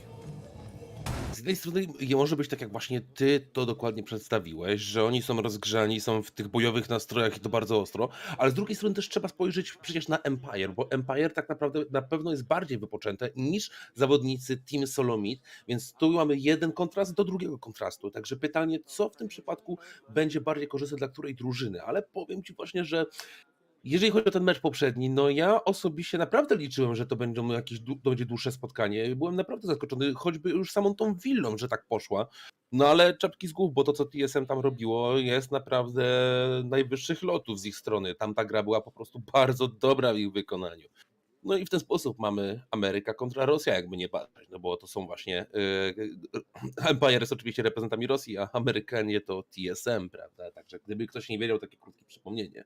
Tak jest, ale patrzymy na drużynę Empire jak na naszych, bądźmy szczerzy, jedyny reprezentant Europy w tej chwili i drużyna, która będzie pilnowała honoru. No to jest odwieczna walka e-sportowa. To jest odwieczna walka e-sportowa. Północna Ameryka kontra Europa. No i bądźmy szczerzy, nie ukrywajmy, że Europa i Ameryka były przez ostatni rok w bardzo dużym cieniu, jeżeli chodzi o e-sport Rainbow Sixowy. Będą mieli szansę na pewno. No, jedna i druga drużyna zresztą, wiesz, jak sam Bolo mówił w wywiadzie, let's bring it home, tak? Niech puchar wróci do domu, tak jakoby się miało należeć ten tytuł, ten splendor zawodnikom z północnej Ameryki, ale walka będzie na pewno potężna. Będzie rozpoczęcie od klubu. Mamy chyba jakąś powtórkę? Tak, powtórkę pierwszej rundy, zatem szybki ripost, jeżeli się nie mylę. Nie zmienia to faktu, że naprawdę zawodnicy drużyny Empire rozpoczynają na własnej mapie. To jest dla nich totalny komfort, tak naprawdę pik. Ale chyba w końcu rozpoczynamy, tak? Widzę, już licznik idzie, już tutaj bez przeszkód, miejmy nadzieję, bo mieliśmy rozpoczęcie chyba szybki, bardzo ripost poszedł, moi drodzy. Tak, w tej chwili oficjalnie rozpoczynamy ten finał. Zaczynamy, nic tylko się cieszyć, że zaczynamy wreszcie ten wielki finał, tak upragniony. 2 tygodnie rozgrywek, by dojść do właśnie tego momentu. No i gdzie zaczynamy? A zaczynamy od samego dołu. Tutaj zdecydowali się TSM, że będzie najlepszy start. Oni mają naprawdę sporo atutów w rękawie, mogą tutaj mocno grać na czas, zresztą widzimy wybór. Pojawia się po raz kolejny Lesion. No powiem Ci, mam wrażenie, że w porównaniu do poprzednich meczy, to po prostu wczoraj i dzisiaj Lesion przeżywa jakiś renesans, jeżeli chodzi o pick rate. Naprawdę, takie odczuwam wrażenie. To prawda, jakby na finał były szykowane wszystkie, albo ten ostatni dzień najważniejszy taki, były szykowane te wszystkie najważniejsze taktyki tak naprawdę. No i to jest rzeczywiście fakt. Ja też no, obserwujemy, tak? Obserwujemy renesans, jak już sam nazwałeś Lesiona. I fajnie się na to patrzy, też nie będę ukrywał, mi się podoba, bo to oznacza jasno, że mamy, wiesz, większą ochotę, większą prezencję pokazywać się na mapie, szukać przeciwników albo liczyć na informacje zebrane przez pułapki, miny, których no naprawdę dawno, jak już sam mówiłeś, nie widzieliśmy. No właśnie, no i bardzo fajnie, że pojawia się ta postać, tak jak też wspominałeś. Osobiście ja zawsze lubiłem gameplay Lesiona z racji tego, że jest bardzo przyjemny. Wiadomo, ta T5 trzeba było ją troszeczkę ponerfić, no ale powiedzmy sobie szczerze, to była tak naprawdę w pewnym momencie nawet, no to była jedna z najlepszych broni w zasadzie w pewnym momencie, dlatego potrzebowały te zmiany. No i też sam gadżet w pewnym momencie był nawet już za silny, dlatego też on przechodził zmiany na przestrzeni lat. No i w tym momencie mamy tak naprawdę bardzo mocno wyważonego operatora, który jak widzimy teraz zyskuje na tych końcówkach. Czyli właśnie, to o czym mówiłeś, czyli te straty chowane na wielki finał. Pora, żeby je wyciągnąć, a widać, że szykuje się bardzo fajna schodkowa obrona, jeżeli chodzi o kolejne piętra. Widzimy, jak to wszystko jest pobudowane. Dan to nawet nie wiedział, co go trafiło w tym momencie. Merk otwiera i to Alban otwiera tak mocno, jak otwierał wcześniej. On miał fantastyczny mecz na Face Clan, nie ukrywajmy. No zobaczymy, jak będzie rozpoczynał swoje starcie. Świetnie rozpoczął oczywiście. Teraz Geometrix ledwo żyje, ale najważniejsze jest, że właśnie wciąż jest przy życiu. I na spokojnie będzie mógł dalej roamować na roamingu. Jest wyeliminowany koniec końców Merk, więc w końcu dopadli tą pchłę, która ciągle ich gryzła gdzieś niestety po plecach. Mamy 4 na 4, 1,5 minuty do końca pierwszej rundy. Tak, 1,5 minuty, a widzimy, że Geometrix stanowi nie lada wyzwanie jeszcze, bo mocno utrzymuje się na swoich pozycjach, stara się jak najdłużej. Jest oczywiście zdronowany i... O nie! O, nieźle. To miało być inaczej! Geometrix odciągnął w tym momencie szansę na szybsze przejęcie tego pomieszczenia, a co oznacza kolejną kradzież czasu. Ależ to dobrze zrobił, ależ dobrze wychylenie, ależ perfect timing w jego wykonaniu. No ale teraz jeszcze pozostaje nad nim oczywiście nie kto inny, tylko Shepard. Shepard starając się wyciągnąć joystick, ależ oni tam tracą czas na nim, ale czyżby wiedzą już, że ten czasu nie mogą więcej tracić i chyba będą powoli z niego rezygnować. Podejrzewam, że jedna osoba tam jeszcze zostanie, żeby go przypilnować, bo inni muszą zabrać się za kolejne miejsce, chociaż nie wiem, widzę tutaj, on jest powalony, co ja też gadam. Także jest już spokój, podejrzewam, że dlatego zrezygnowali, że najbliżej na świecie wiedzą, że on jest powalony, nikt mu już nie przyjdzie z pomocą, bo nie ma mu kto przyjść z pomocą. Taka jest prawda, więc pora najwyższa podejść i zaatakować. Czy Rosjanie zdobędą ten pierwszy punkt? 27 sekund do końca. Kicks to może być naprawdę mocne wejście, ale proszę! Oj tak, joystick próbował wejść od tyłu, to mu jednak się nie udało, bo Achieved, nie kto inny jak właśnie on od pleców trzymał wejście joysticka. 15 sekund w tej chwili, Cypher fraguje na końcu, 3 na 2, 10 sekund, desperacja się wkrada i w desperacji niestety nie nadążają z pokryciem każdego kątu. Shepard bez szans na końcówkę, jakimś tam jeszcze dobitka, oczywiście z granatu powalonego wcześniej, ale to by było na tyle. Jest Team Solomid z dobrym otwarciem w wielkim finale. No i trzeba przyznać, że ta obrona była naprawdę bardzo solidna. Problem, jaki pojawił się, to przede wszystkim ten Geometrix. Team Empire wiedziało, że musi go wyeliminować, nie można go sobie pozostawić, a on z tym właśnie przebywaniem praktycznie samemu wyjął zawodnika, wcześniej jeszcze musiał z nim powalczyć również Maverick. To zabrało przeogromną ilość czasu i potem przełożyło się na dalszą część rundy, bo tego czasu było niewiele. Sam wspominałeś, weszła ta presja. Widzieliśmy, jak wchodził już na ostatnie sekundy zawodnik przez Dirta. To pokazywało po prostu, że nie mało już czasu praktycznie na nic. Tu po prostu trzeba było wejść, fragować. Albo fragujemy, albo nic nie zdobywamy. Ponieważ tej rundy już nie dało się inaczej ugrać ze względu na brak ten czasu. No i tak właśnie poszło, że koniec końców TSM miało dla siebie tą rundę i jest pierwszy punkt dla Amerykanów. Brawa! Druga defensywa, to są oczywiście powtórki, moi drodzy, jeszcze z rundy wcześniejszej. W tej chwili będziemy wchodzili na drugą. Kaplica oraz zbrojownia skutecznie obronione. Czekamy, jak będzie w kolejnej rundzie, czy zdecydują się na gym oraz sypialnię. Gym siłownię, pamiętasz? Na gym siłownię. Tak, gym siłownia, och, uwielbiam ten zestaw sajtów, oj tak. Czy zdecydują się oczywiście na sypialnię oraz siłownię graną zawodnicy, a nie, jednak klasyką idą, czyli... A nie, tak, jest, dobrze, przysunięcie. Właśnie to chciałem powiedzieć, tak? Nie wiem, czy zauważyłeś, ogólnie w turnieju na klubie ta meta się zmienia w stronę właśnie tego sajtu, aniżeli archiwa, ponieważ archiwa, nie ukrywajmy, tak są już przerobione. A tutaj naprawdę można fajną defensywę przesunąć na południe mapy, przepraszam, na wschodnią część mapy, no i tak drużyny też jakby nie patrzeć robią. Oczywiście, jak to wyjdzie w praniu, zobaczymy. Drużyna Empire na klubie, wybierając klub, wiedzą czego się spodziewać, oni też w ataku lubią atakować, mają dobrą stronę ofensywną na klubie. No i czekamy tak naprawdę, bo w tej chwili faza akcji się rozpoczyna. Tak, rozpoczęła się i widzimy, że Bolo będzie pierwszym elementem, który może mocno zaszkodzić przeciwnikom, ale widzę, że tam... Tylko teraz tak, pytanie, czy joystick... Nie, ktoś tam na pewno przebiegł z ekipy Empire.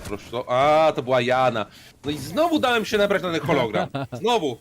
Znowu! Ja nawet już nie zliczę raz nabrałem na ten hologram. No nic nie poradzę, no.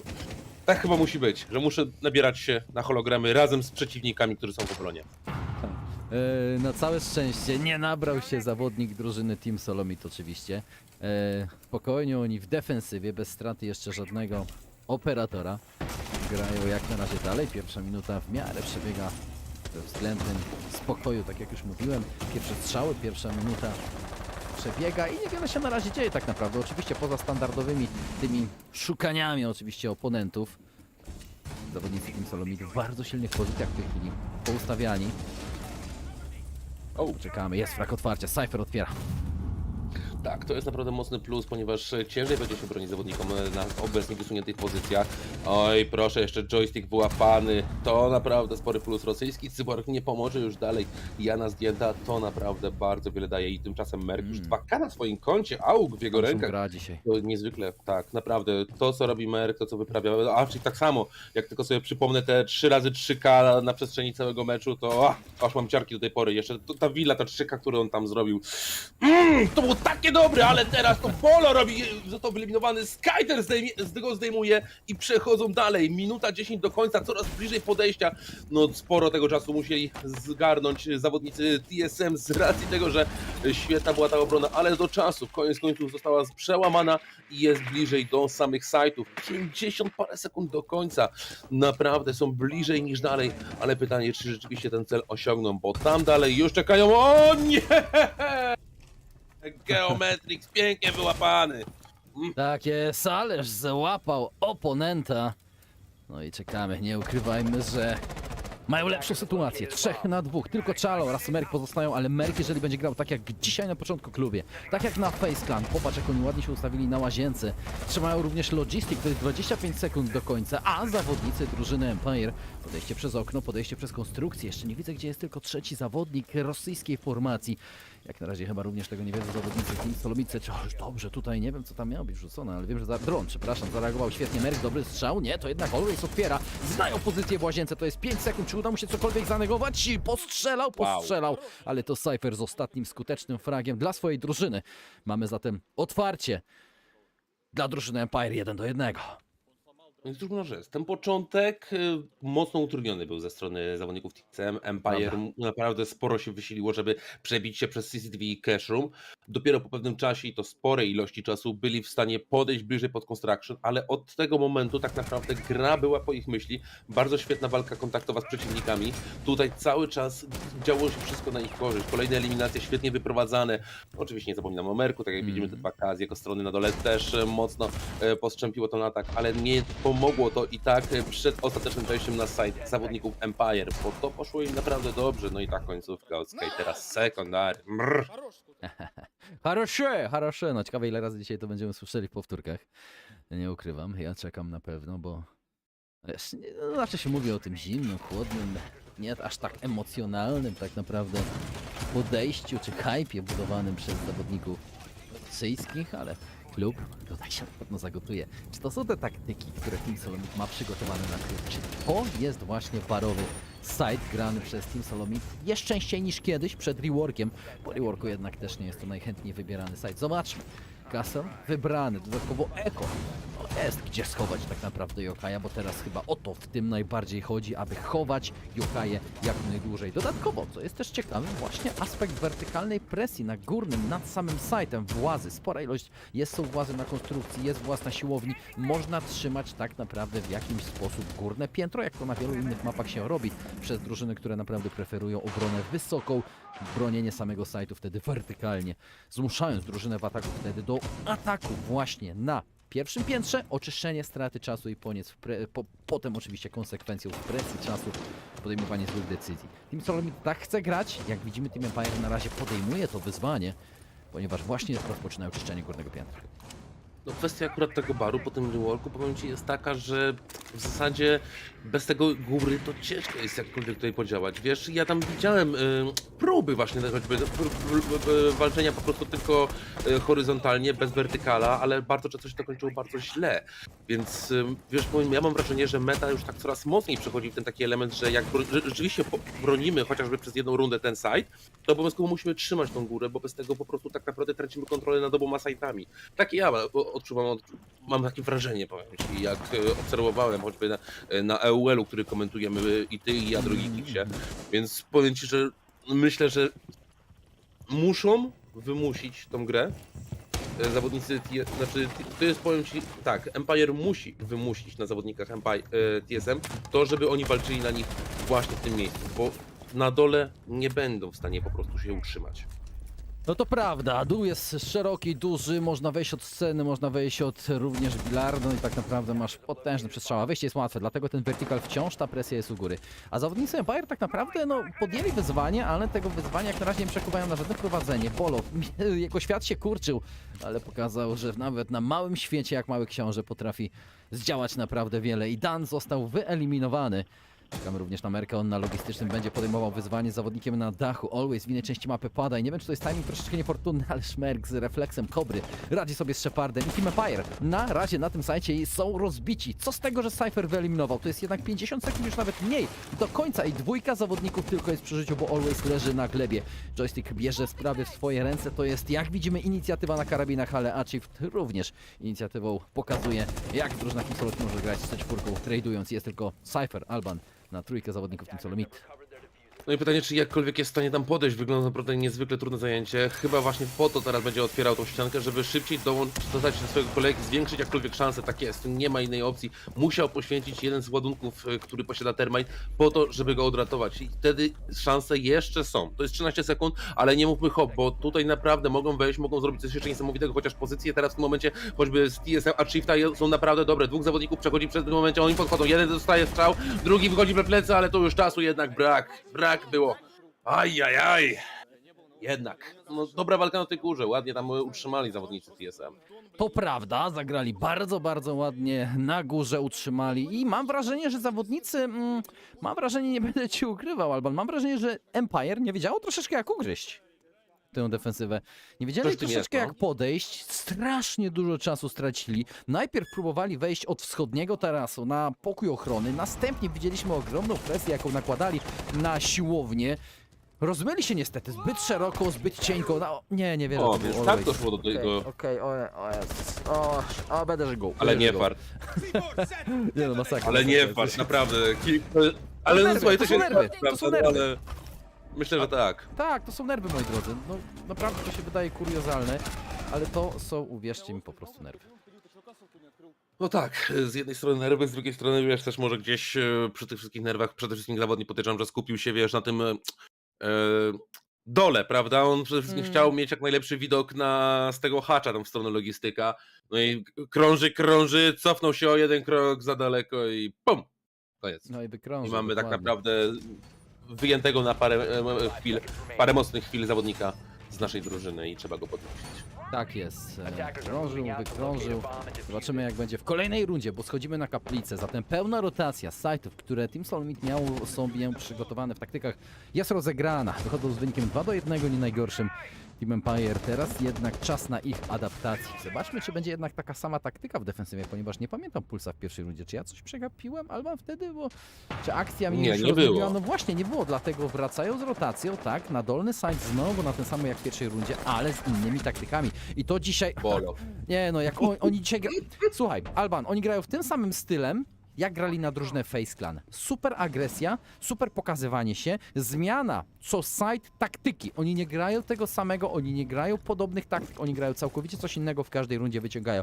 Zawodnik prawie wszyscy grają innymi operatorami. Czala jak zwykle na kotwicę, ale Bolo, Merk, Geometrix nawet, oni na Castle, on puszcza się do przodu, no może Geometrix grał na Castle w pierwszej rundzie, ale to by było na tyle. Natomiast mówię, Bolo z kolejnym fragiem, nie, na razie Empire też jest rozbijany i pomimo tego, że jasne, wygrali tę jedną rundę, ale nie oszukujmy się, tak naprawdę ta jedna runda, wiesz, wiosny nie czyni, bo chodzi o styl, sam styl, w jakim to wyglądało zdecydowanie lepiej po stronie Team Solomid.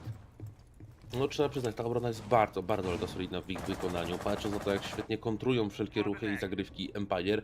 Widać też, że właśnie tym agresywnym stylem są mocno nastawieni na to właśnie, że Empire lubi, bo taka jest prawda, Empire lubi doprowadzać do gunfightów, lubi się pojedynkować, lubi challenge'ować. Oni mają to po prostu gdzieś tam w krwi, w genach po prostu wyryte całkowicie i oczywiście, chociaż mają też nieraz bardzo spokojne zagrywki, to widzieliśmy choćby na banku jeszcze wczoraj, jak grali właśnie na TSM, to też nieraz bardzo chętnie na swoich ulubionych mapach widać, że potrafią przejść do takiej mocnej agresji i to starają się zawodnicy TSM obrócić przeciwko nim. I to się w tym momencie dzieje, ponieważ mają 2 rundy na swoim koncie. Tak jest i atak Empire przeprowadza dalej. No nie chcę powiedzieć, że szybciej, bo to już jest tylko i wyłącznie minuta do końca. Kamera kolodporta jest znaleziona, ale popatrz na minutę do końca. Jak tutaj poradzi sobie teraz z elektropazurem? Trójką na 5 zawodników.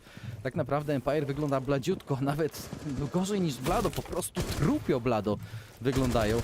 Musi always granat zarzucić. To też nie jest takie łatwe przez tę dziurkę. Zobaczymy, czy to mu się uda. Trafi. Zatem elektropazur w teorii powinien zostać zniszczony, ale w tym momencie odpalają się miny gazowe. A Chief z pierwszą zonuje oponentów. Jak tutaj przerzucić, jak tutaj podejść, jak tutaj przepalić, a o góry jasne. Geometrix pokazuje się. To jest jednak zabranie kolejnych cennych sekund czasu. Mogli poświęcić sobie jakiegoś zawodnika. Ten granat Chief da tylko poobijał, ale to Bolo już potrójne zabójstwo serwuje. Czyżby miał Ace'a zaserwować? Ten zawodnik, który naprawdę z wielkimi słowami wchodził po wywiadzie, był gotowy na rewanż. 15 i zagotowali się w jednym miejscu. Bolo jednak nie idzie. Cofają się. Grają chyba na pewne życie, można powiedzieć, tak? A nie, po prostu zmieniają pozycję, próbują zeskoczyć z innych części na side i Czala z fragiem. No i to jest tylko formalność, aby również Always, jeżeli się decyduje się być, był wyeliminowany, nie decyduje się. To nie zmienia w ogóle wyniku całej rundy. 3-1 i to za styl, Alban. Musimy przyznać oboje, za styl. Za styl punkty dostaje Team Solomid, bo naprawdę w pięknym stylu przechodzi jak na razie przez to starcie. Absolutnie. Patrząc na to, jak teraz utrzymywali się, zaczynamy przede wszystkim od świetnego roamu w wykonaniu przecież Bolo. Bolo 2K na tym roamie, tutaj już mocno poszarpał całą tą ofensywę, potem jeszcze zszedł na dół, tam kolejną eliminację, no i też właśnie to, jak wszystko świetnie trzymali. W pewnym momencie 2 zawodników pozostawało już tylko przy grze i ci byli unieruchomieni, bo oni mieli tak naprawdę plan tylko, żeby po prostu wejść prosto na fragi, ale byli trzymani. Wiedzieli, że nie mają aż tyle czasu, potem była szybka zmiana, ale ta zmiana już nie dała, bo było zbyt mało czasu, aż na tak duże rotacje pomiędzy właśnie miejscami.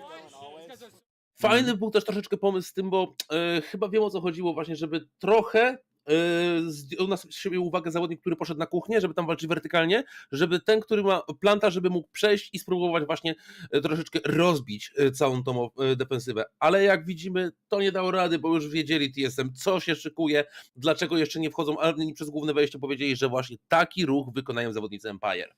To prawda i skutecznie, to jest chyba dla nich najważniejsze. Skutecznie, bardzo dobrze zagrali. Teraz idą dalej z rotacją. Siłownia znowu oraz sypialnia grana. No i też nie ukrywam, że podobała mi się defensywa zawodników, ale też jeszcze z innej strony nie oszukujmy się, że teraz kwestia jak zaadaptuje się oczywiście, jak zaadaptuje się przepraszam, Team Solomid, tak, do kolejnej defensywy. Czy zobaczymy inne taktyki na siłowni oraz sypialni? Mamy Frostkę. Teraz też już nie chcę, bo ja mówię, nie pamiętam, czy Frostka jest grana. Na tym sajcie standardem jest Frostka, nie będę ukrywał, to jest jeden z sajtów na klubie, gdzie Frostka jest wybierana, ale popatrz, maty pancerne. I co jest minusem zawodników Empire, jak na razie? Troszeczkę borykanie się z presją czasową, tak? Jakby nie patrzeć, takie Frostki, kiedy jest presja czasowa, sprawiają, że one zyskują niesamowicie na wartości, ponieważ nie ma szans, żebyś patrzył pod nogi najczęściej, kiedy wskakujesz przez okno na site, bądźmy szczerzy. I dlatego łatwo wpaść. Zresztą widzieliśmy dzisiaj zawodników Face Clanu, wpadali nie raz, nie dwa naprawdę w maty w pułapki niedźwiedzie Frostki. No i zobaczymy, jak zareagują zawodnicy Empire. Jak na razie oczywiście jeszcze nie ma tragedii, bo to jest 3-1 wynik, to jest defensywa na klubie, czyli lepsza troszeczkę strona, ale z drugiej strony mówię, sam styl, w jakim dana drużyna wygrywa daną rundę, w przypadku Team Solomid wiele rund, to naprawdę jak na razie mówi, że drużyna Team Solomid jest po prostu na totalnym gazie, bo robią to pięknie. Empire wypociło swoją rundę, Team Solomid z totalnym luzem zwycięża swoje. No właśnie, zobaczmy, czy teraz będzie tak samo. Teraz się zastanawiam, czy ten dron ominął Bolo? Bolo się nie rusza, ale gdzieś słyszał za sobą. O nie, teraz się nie dam nabrać. To był hologram. To był hologram. Wiem. Brawo, brawo. Tym razem się nie dałem. Widzisz? Też się dostosowuje do tego, co było z poprzednich rund. Także TSM, bierzcie ze mnie przykład. Jest adaptacja, tak? Jest adaptacja. Tak. Dobra, 5. runda, 1. minuta za nami, totalnie ze spokojem, jak na razie. Teraz po granicy 1. minuty zobaczymy, czy zaczną atakować zawodnicy Empire. Jest garaż, catwalk przejęty. Będą próbowali wchodzić w tej chwili do środka. Ace powiększa sobie jeszcze troszeczkę wektor wejścia, większe dziury, aby nie trzeba było nadziać się na jakieś lufy zawodników. Team Solomid, a lufy mają przygotowane, jak widzimy. Elektropazor, czyżby późno chciał być rzucony troszeczkę. Oczywiście to jest tylko jedna ściana z przestrzałami, tak, ale nie zdąży chyba z Selmu. Selwa jest szybsza, tak mi się wydaje. Chociaż spróbuję dosłyszeć tam, no właśnie, poszła, tak mi się wydawało, zatem troszeczkę spóźnionym. Bez wątpienia spóźniona w tej chwili wejście zawodnika Team Solomidka i dalej tak utrzymali czas, bo to jest 1,5 minuty czasu, tak? Popatrz, zawodnicy Empire znowu z czym się najbardziej borykają? Z czasem. Na całe szczęście drugą połowę rozpoczynają fragment Always. No właśnie, to Nie wiedzą, że jest będzie kontynuował, nie podchodzą tak. O, jeżeli tylko wejdą, poszły też ten flash, tam było lekkie, coś lepiej nie widać było. Także joystick, dobre wejście, bardzo ładna współpraca. Tak jak właśnie wspominałeś, no nie wiedzieli do końca, kiedy on wejdzie. Dopiero flasze dały jakieś tam informacje, ale to i tak przy ogłuszeniu ciężko było jakieś większe ruchy i dobrze użyte wejście, przejęcie, chociaż czasu stracili bardzo dużo. Minuta do samego końca, mając 5 zawodników, no wygląda to w miarę solidnie, ale tu jeszcze trzeba przejść przez okolice construction. Trzeba tutaj też przejąć logistykę, a ten logistyk ostro pilnowany i nie przez kogo innego, tylko Merka, który po prostu błyszczy przez cały ten dzień na rozgrywkach Six Invitational 2022. 40 sekund do końca, ostatnie drony, bo zaraz trzeba będzie wchodzić. 30 sekund do końca. Dan przygotowany na przestrzały w łazience, zamknięci zawodnicy Solomid. O, również Merk próbował od logistycznego presję nakładać, ale to presja spadła mu jak grom z jasnego nieba, tak jak cała drużyna Empire na ekipę Team Solomid. I znowu Czala na tym samym sajcie, zamknięty w łazience, tak jak wcześniej był, tylko na innym operatorze. Teraz gotuje się granat pod nogami. Flawless round. Mocno, jeżeli przyznawałem punkty za styl wcześniej drużynie Team Solomid, tak teraz muszę oddać kudosy w stronę zawodników Empire. Po tak dobrej rundzie mają chrapkę na pewno co najmniej na remis po pierwszej połowie. Bo przecież to jest ich mapa, moi drodzy, to jest ich pole bitwy.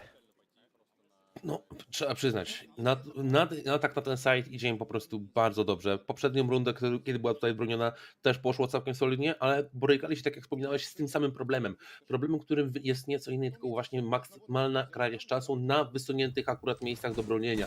Jednocześnie, mimo tego, że dużo czasu im tu zeszło, to bardzo dobrze sobie i tak z tym poradzili.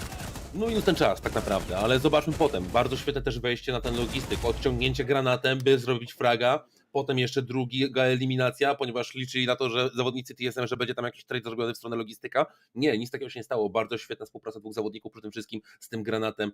No i już było to potem zakleszczenie. Potem no już ostatni zawodnik, który pozostał w tej łazience, no to w zasadzie to on tańczył z tym granatem i kulami, które musi ściągnąć głową. No ale wiedzieliśmy już, że jego w zasadzie jest przypieczętowany.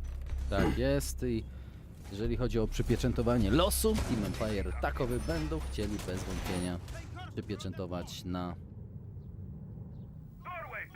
pierwszej połowie, zdobywając trzecie oczko, a defensywa jak na razie znowu klub, raczej znowu bar, przepraszam, klub to oczywiste, znowu bary z Aidem, ale jest echo ponownie, troszkę inaczej, już nie pamiętam jaką kompozycją oni wtedy operatorów grali, ale wydaje mi się, że są lekkie zmiany. Bolo na UMP, nie pamiętam czy Bolo wtedy grał właśnie... Nie, był puls, nie ma pulsa. No właśnie, był puls, więc jest troszeczkę inaczej i tym razem, jeżeli się nie mylę, są zasieki na górnych piętrach, jest Bolo na górnym piętrze, ale, jeżeli się nie mylę, aż takiej w tej chwili siły defensywnej nie stawiają na pierwszym piętrze, chociaż z drugiej strony patrzę, Geometrix jest na wschodniej części, więc chyba jednak będę erratę tutaj musiał zastosować i po prostu grają bardzo podobnie, bo przecież drużyna Empire, nie oszukujmy się, fatalnie zagrała na właśnie taki styl defensywy. Teraz kwestia adaptacji po stronie Empire. Wiedzą na co grają? Zobaczymy jak zastosują taktykę, żeby się przeciwstawić temu, co im nie wyszło w rundzie trzeciej. Góra jest bardzo mocno taka obwarowana, jeżeli chodzi o panele pancerne Kastla w tym przypadku. Tutaj będzie troszeczkę przebijania się, ale Shepard ma rozwiązanie już na jakże potrzebne miejsce, czyli otwarcie ścianki na 90 zaraz przy Jimie. To miejsce z pewnością bardzo się przyda, utrudni obronę i wymusi na zawodnikach TSM cofnięcie się na sam dół. Bo mając za sobą akurat otwarcie, które tam jest teraz robione, no to niestety będzie im ciężko jakkolwiek podołać temu, żeby oprzeć się, bo wiadomo, podejście od cash roomu CCTV jest jak najbardziej wykonywane przez Empire, ale oni chcą otworzyć drugie miejsce do ataku i chcą w ten sposób nadać mocną presję. To się w tym momencie dzieje, widzimy, ścianka już zniszczona i zobaczmy, że Bolo w tym momencie przede wszystkim skupia się już na tej 90, bo on nie może się na niej nie skupić. Taka jest jego rola, on musi tam się utrzymać. Inaczej obrona zostanie zbyt szybko przejęta na górnych piętrach i wtedy tak naprawdę bardzo mocną kontrolę nad większością mapy będzie miała ekipa Empire. To prawda, będzie miała ekipa Empire i zobaczymy, jest frag Merka tym razem, zatem znowu gdzieś z górą sobie nie radzą zawodnicy Empire. Minuta 10, za chwileczkę do końca. Drony, znana jest pozycja Merka, ale co z tego tak naprawdę? Przecież nie ma jak spuszować. Od siłowni jest kryta drużyna TSM. W tej chwili granat leci w stronę Merka i okej, dobry timing Alwaysa. Tym razem Always nie spadł z dachu, to może być kluczowe. Przestrzał od Bolo. Jakim cudem on trafia te strzały? On już się wycofuje, przecież to są takie standardy. Teraz podejdzie agresywnie, popatrzy, zeskoczy oponenta. Nie, to Shepard. Ależ refleks teraz rosyjskiego gracza wspierającego. Jest 3 na 3, troszeczkę lepiej ten atak, bez wątpienia, ale to i tak nie jest dobra sytuacja dla Empire, ponieważ nie mają pojęcia, gdzie znajduje się Geometrix, a on bardzo nisko gra w tej chwili pod barem i dwójka kotwic zawodników na samym sajcie. Teraz mają tylko 35 sekund, presja czasu właśnie na Empire spada. No 30 sekund do samego końca. Empire musi przyspieszyć, musi zacząć przejmować side, bo inaczej nie będzie innej opcji, ale Archie czeka na właśnie ewentualną rotację. Świetne umiejscowienie może zapewnić naprawdę mocny wynik, bo przy zatwierdzeniu 4. punktu na ich koncie Always jednocześnie chyba nie ma świadomości, że tak daleko jeszcze wysunięty jest Archie. Archie może naprawdę sporo mieszać, ale jednak tymczasem walczy w klubie ze Stripteasem ze swoim przeciwnikiem. Shepard zdejmuje czale, double kill, 2K na jego koncie, nie ma już kolejnych zawodników. Tymczasem jest Archie. Widać, że jednak zrobił robotę i jeszcze kolejny kill na jego koncie i to jest 4. punkt. 4. punkt, moi drodzy, dla Amerykanów. Tak jest, moi drodzy. 4. punkt dla zawodników z północnej Ameryki. I krzyki lecą i to jak głośne krzyki, moi drodzy. No, są nakręceni. Są nakręceni zawodnicy Team Solomid. Pierwsza połowa wychodzi takim standardem 4-2, ale nie ukrywam, ewidentnie patrząc jak grają zawodnicy Team Solomid, nie ukrywam Ci, Alban, że przygotowali takie bardzo fajne, nietypowe do tej pory, jakie były widziane na klubie i też myślę, że klub ogólnie przez rosyjskie drużyny lubiany jest, przez Empire historycznie również bardzo lubiany jest. Dlatego te ataki nas na pewno nie zdziwiły, że drużyna Team Solomid wyciąga je w wielkim finale. Popatrz, jakie skany tutaj dobrze achievement. To jest ostatni frag oczywiście kończący. Bo presja czasu. Co było problemem? Znowu czas. Znowu po prostu czas. Zawodnik, który na ostatnie sekundy podkładał, to był wóz albo przewóz. Jednym zawodnikiem masz tylko jedną lufę na dwójkę przeciwników, tak? Ciężko pokryć to wszystko tak naprawdę, jeżeli chodzi o drużynę Empire. Było lepiej, ewidentnie się dostosowali do nieudanego ataku w trzeciej rundzie, ale to i tak było za mało. To i tak wciąż było za mało. No właśnie, to powiem ci, że chyba tak naprawdę oddałeś całe po prostu... Esencję. No po prostu esencję. Dziękuję, bo brakowało mi tylko złamania na końcu języka.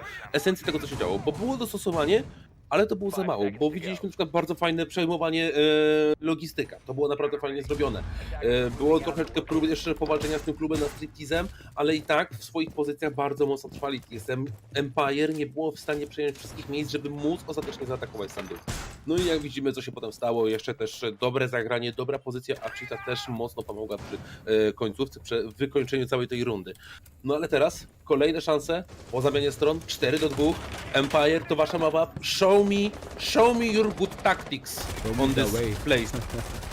No, show me the way, moi drodzy. Pokażcie drogę, Pokaż pokażcie jak mi dobre atakować. taktyki. Tak jest, pokażcie dobre taktyki. A Empire w defensywie.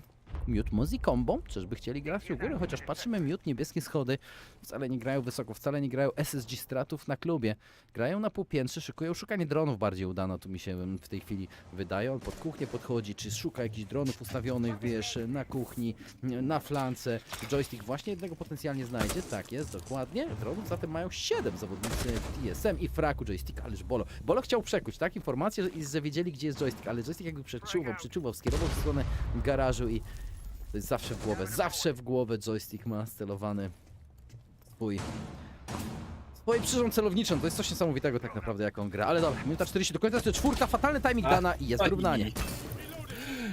Kix, wiesz co, w tym momencie, kiedy ty teraz tutaj mówiłeś, rozkładałeś na czynniki pierwsze, ja znalazłem i już wiem jak jest po rosyjsku, pokażcie mi dobre taktyki na obronie. To jest tak. Okazji mnie koroszuju taktiku zacziti. Okej, wierzę ci. Mam nadzieję, że dobrze to Mam przeczytałem. nadzieję, że nie przeklinałeś tutaj zbyt wiele razy, bo nikt z nas nie zna rosyjskiego. Nie no, chyba Google Translate by mnie nie oszukało. No, wiesz, okej. Ja nie drążę, nie znam, nie wiem, więc wierzę tobie, jak mówiłem Karolu, że tak właśnie, moi drodzy, jest. Natomiast co do oczywiście samej rozgrywki w tej chwili, atak dalej trwa, 4-4, to jest minuta do końca, więc zawodnicy Team Solomid względnie poprawnie, ale tak naprawdę presja czasu będzie okazała. Od głównych schodów podchodzą hacze, Maverick zawsze przepala wolno i właśnie spokój, C4, czyżby na główne schody Always, jeżeli się nie mylę, przerzucił przez górę nad wzmocnieniami, tak chyba było. To jest bardzo stary trik, świetnie trzeba mieć dobry timing, bo wcale wbrew pozorom, moi drodzy, ta C4 przez tę małe dziurkę nad wzmocnionymi ścianami nie jest aż takie proste, żeby dobra parabolu pod nogi oponenta spadła, a tutaj spadła 3-4 w końcówce.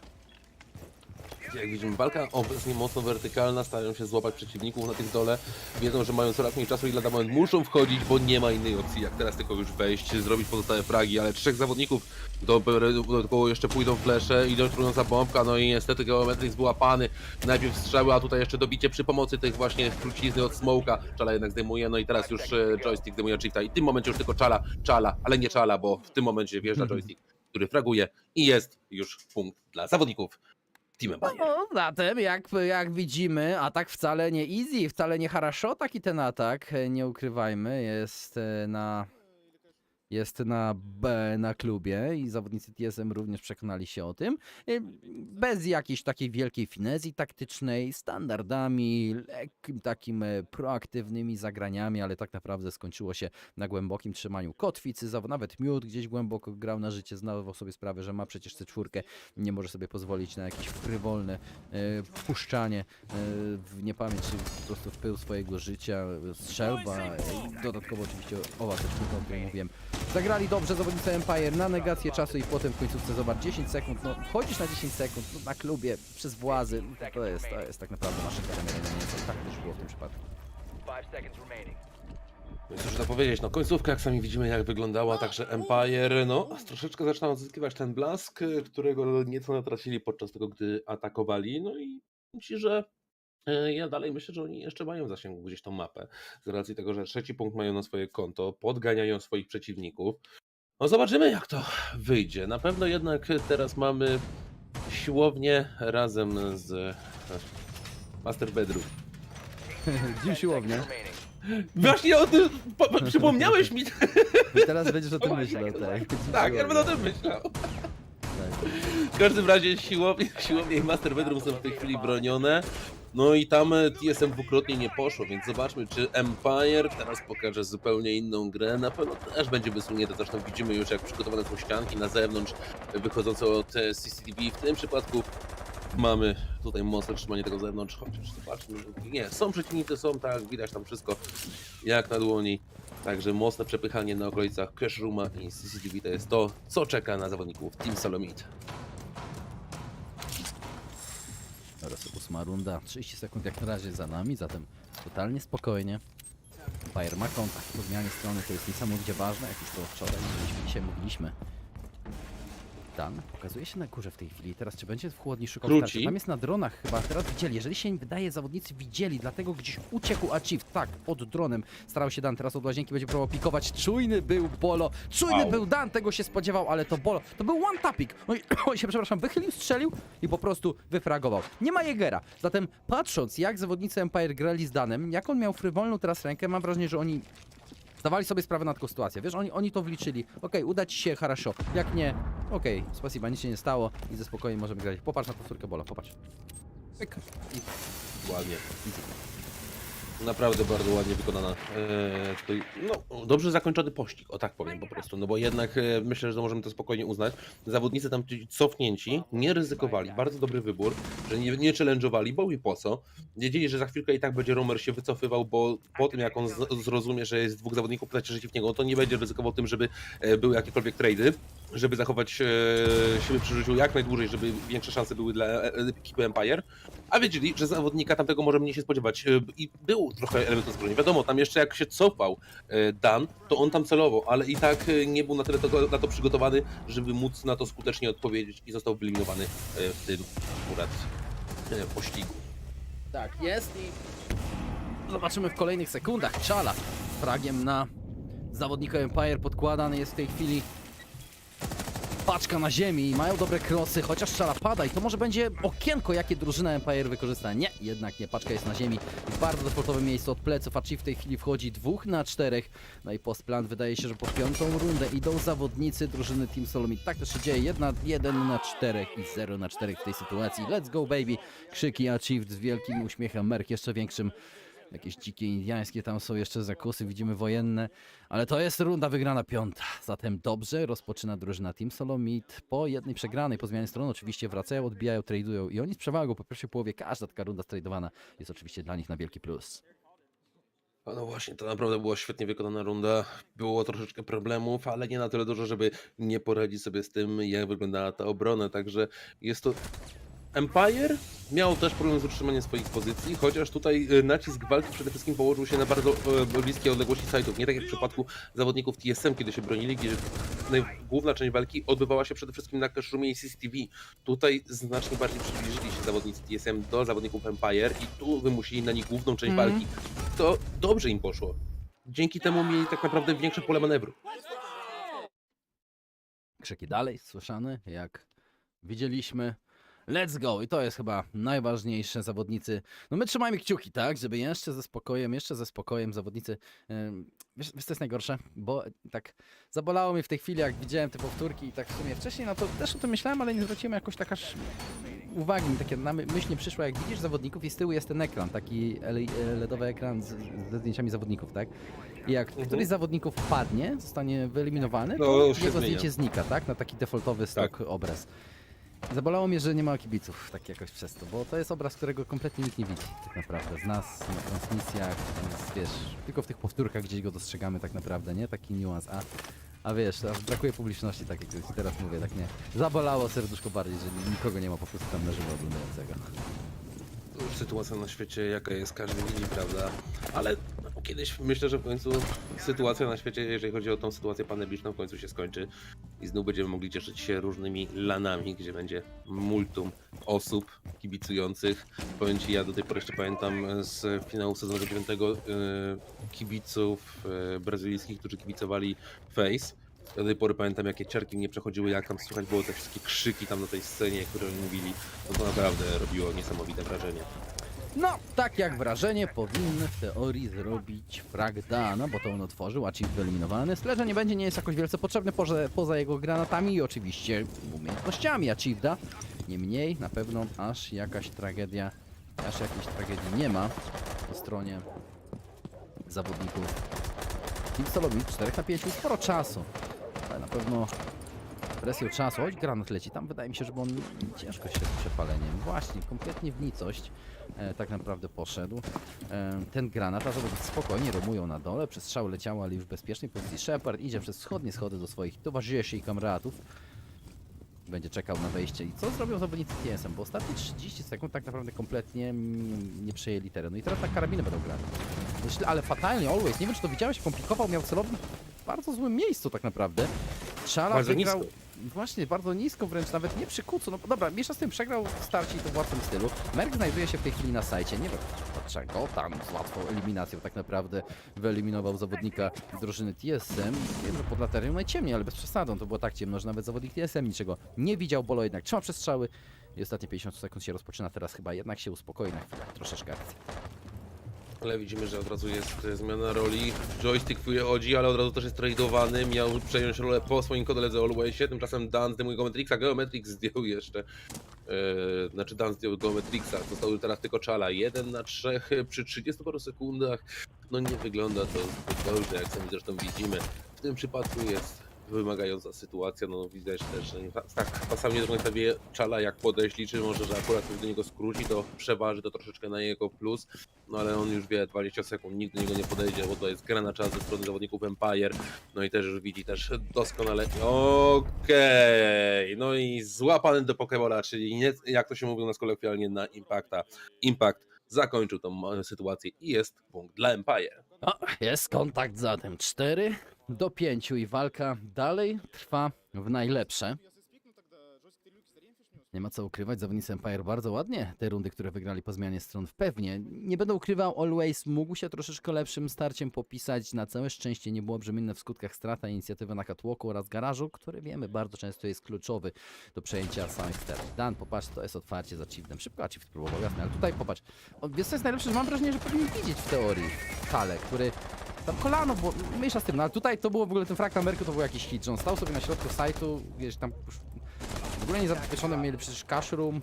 Dobra, no nie będę analizował takich indywidualnych zagrań, bo my nie wiemy nigdy, co się dzieje w komsach tak naprawdę.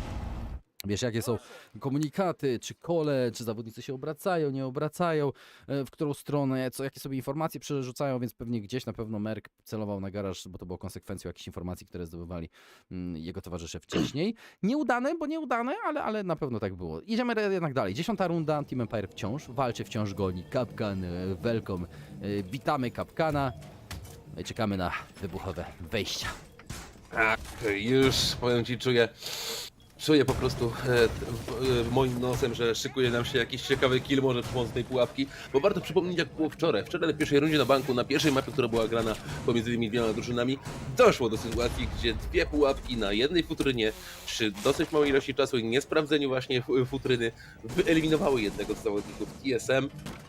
Więc kto wie, może i teraz będzie taka szansa, na pewno jednak jest to zawsze jakieś spowolnienie, takie dodatkowe pułapki robią swoje, ale widzimy, że tutaj nie będzie dwóch pułapek na jednym, w tym przypadku, który widzieliśmy, będzie za to osobno, także żeby gdzieś ten czas był, żeby gdzieś tam trochę poobijać, ale żeby czas został ukradziony, to przede wszystkim chcą zdjąć zawodnicy Empire u zawodników TSM. Oj, jedziemy dalej, 2:25 do końca. Jak na razie zawodnicy Team Solomid idą po metrze, zdobywają teren, ale to jest oczywiście site na piwnicach, nie można o tym zapominać. Chociaż teraz na wykroku Merk słyszał, bez wątpienia słyszał Dana cofającego się głęboko w tej chwili na side. Pozycja joysticka, nie zdronowali go, jak Bolo wchodził w ciemno, gdzieś za motorem, tak naprawdę między tymi całymi narzędziami, kierownicą, nie zauważył po prostu Bolo oponenta. I mówię, błąd, że bez drona wchodził na garaż tak naprawdę. No właśnie, wielka szkoda, że zabrakło tego Intela, bo może by to wyglądało zupełnie inaczej. No i w tym momencie niestety bez Bolo będą grali przez resztę tej rundy. O właśnie, mogliśmy to zobaczyć na powtórce. Bardzo fajnie. Dziękujemy, droga produkcjo. Ale blisko notuje się Merk. Merk jednak musi uważać, ponieważ Shepard czeka tam z tą brytyjską strzelbą. Oj, ja mogę... Aż się boję powiedzieć, co się stanie, jeżeli Merk troszeczkę tylko szybciej podbiegnie. O, teraz już na pewno ma informację. No niestety, ta strzelba będzie robić swoje.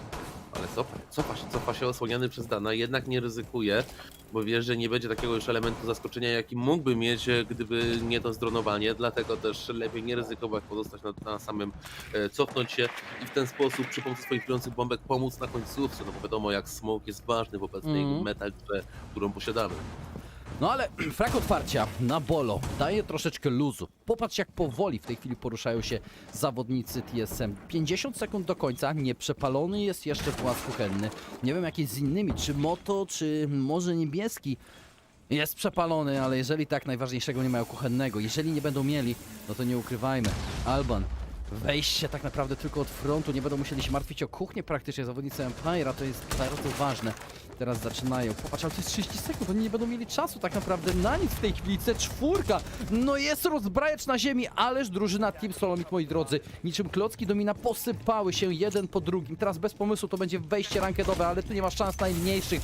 Empire pod totalnie pełną kontrolą i czekamy jeszcze na ADD, czekamy na eksplozję. Czy przejdą, czy sprawdzą? Mina gazowa nie ma? ADD, okej, myślałem, że może gdzieś tam będzie postawiony, raczej na górnych piętrach to było.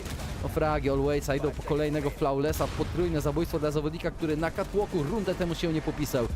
I zagra na życie ostatni zawodnik drużyny Team Solomit, to jest 5. runda, 5-5. Empire pragmatycznie, metodycznie, krok po kroku. Mają na razie remis.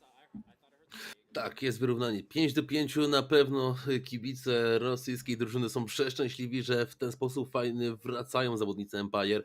No i teraz to wygląda inaczej niż jeszcze jak widzieliśmy poza miejscem tą pierwszą rundę w obronie. Tutaj bardzo, ale to bardzo solidnie i widzieliśmy też dobre utrzymanie tego wszystkiego. Trochę szkoda właśnie, że z początku była ta strata przy braku Intela, ale też bardzo dobre te czwórki sprawiły, że coraz mniej sił mieli zawodnicy Team Solomit na dalsze ruchy. No i też właśnie Always, który dobrze przytrzymał podejście od głównych schodów. Wiedział, że z tych mainstersów będą wychodzić kolejni zawodnicy przy takiej małej ilości czasu, więc cała koncentracja pójdzie tam. I tak też się działo, a on z kolei zaliczał kolejne kile. No i też udało mu się uniknąć eliminacji przez granat. Na szczęście, szczerze powiedziawszy, bo tam naprawdę tego zdrowia nie zostało mu zbyt wiele. Także ta pozycja, która się nazywał nieco dalszej, no trochę go uchroniła. Chociaż sporo zdrowia i tak zostało zabrane. W każdym razie, punkt dla rosyjskiej ekipy Empire, 5-5 i taktyczna pauza. Okej. No dobra, no stracili przecież 2 rundy z rzędu, znaczy jedną rundę z rzędu, ale wcześniej oczywiście wygrała, nie, 2 rundy, przepraszam, dlatego mamy remis, co ja gadam, przecież 4-2 było, 4-3, potem 5-3 i do 5-5 doprowadziła drużyna Empire. Dlatego nie dziwne, troszeczkę rezonu na pewno stracili i brawa dla zawodników Empire, że no wiesz, ten rezon wybili oponentom tak naprawdę z ich głów, z ich arsenału. Jest jak na razie bardzo, bardzo w porządku dla zawodników Empire, ponieważ styl, ja to mówię, wiesz, jedną rzeczą jest, wiesz, pocić i tak dalej, ale w stylu jakim wygrywasz dane rundy, czy spokojnie, jak to mentalnie również będzie działał Shepard, Echo. I to na siłowni oraz na sypialni. Nie będę ci ukrywał, Alban, że Echo, mój przyjacielu, nie widzę za często na tym sajcie. No powiem ci jakoś, nie mogę go sobie przypomnieć za bardzo. Na samym dole to tak, jasne, tam znaczy nie raz, to- nie dwa się pojawia. No tak, Ale no, tutaj? bo jest duży, tak? Jest gdzie schować też Yokaje tutaj. Jestem ciekaw, jak wykorzystają. Na pewno będę na to zwracał uwagę. Mam Na nadzieję, że logistyku również nie dadzą zapadną. jeden. Myślę, że tam byłoby w sumie tak idealnie, żeby zostawić, bo w zasadzie kiedy już zejdzie z logistyka zawodnik, no najpierw zbieramy Intel, ukrywając go pod jeden z biurek, Potem z kolei, jeżeli przejdą już bliżej, to jesteśmy w stanie tak naprawdę mocno poprzeszkadzać przy samym przechodzeniu. Więc myślę, że chyba to będzie naprawdę dobre miejsce na jego Yokaja. Chociaż co do drugiego miejsca, no nie do końca jestem pewien, gdzie byłoby fajne zastosowanie. Z jednej strony cash room, można by gdzieś tutaj, a może trzymać gdzieś bliżej siebie, żeby na wszelki wypadek, jeżeli dojdzie do jakiegoś może bardzo szybkiego planta, no to już do wyboru trzeba pozostawić zawodnikom drużyny Empire. Tak jest. Ale to warto zauważyć, że oba Yokaje cały czas w jego dłoni są. Tak, to prawda, on je trzyma i Teraz. dopiero teraz wyrzuca jeden i drugi i pewnie ruszy nimi na mapę, dokładnie. I teraz zastanawiam się, czy ten Yokai będzie wspierał jak dron zawodnika w defensywie, bo to też by było ciekawe, tak? Służy jako narzędzie zbierania informacji, nawet poświęci za fraga, za życie oponenta. Czekam, czy przekuje rzeczywiście, bo Shepard cały czas jeździ, jak widzimy, jego ikonka po prawej stronie, na środku, w całym szeregu zawodników drużyny Empire jest ikonka Yokaja, to znaczy, że on jeździ na tym swoim gadżecie specjalnym. Dlatego to będzie ciekawe, czy ktoś porusza się z nim na dole, jak widzimy joystick na alibi. Również jeżeli się nie mylę, Cypher też biega, Dan, jak widzimy koło niego. Oni grają nisko, grają agresywnie, będą szukali oponentów. Popatrz, gdzie te impakty lecą? Otwiera default spoty. Ta defensywa będzie naprawdę na dole grana i to mocno, bardzo mocno. I nie wiem, czy też nie jest, wiesz gdzie Yokai nie jest? Na dole i przez hatch będzie mógł wlecieć na sufit na samej sypialni i negować ewentualne podłożenie.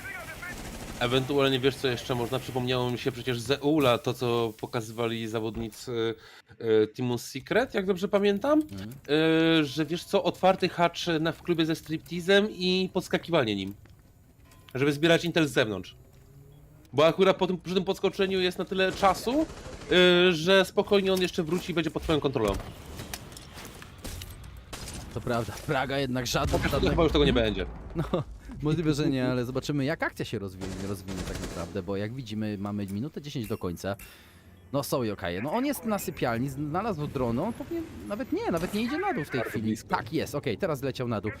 Ale joystick teraz późno, kiedy jest późno, naprawdę mało czasu. Minuta do końca, nie znalazł jednak kompletnie nikogo.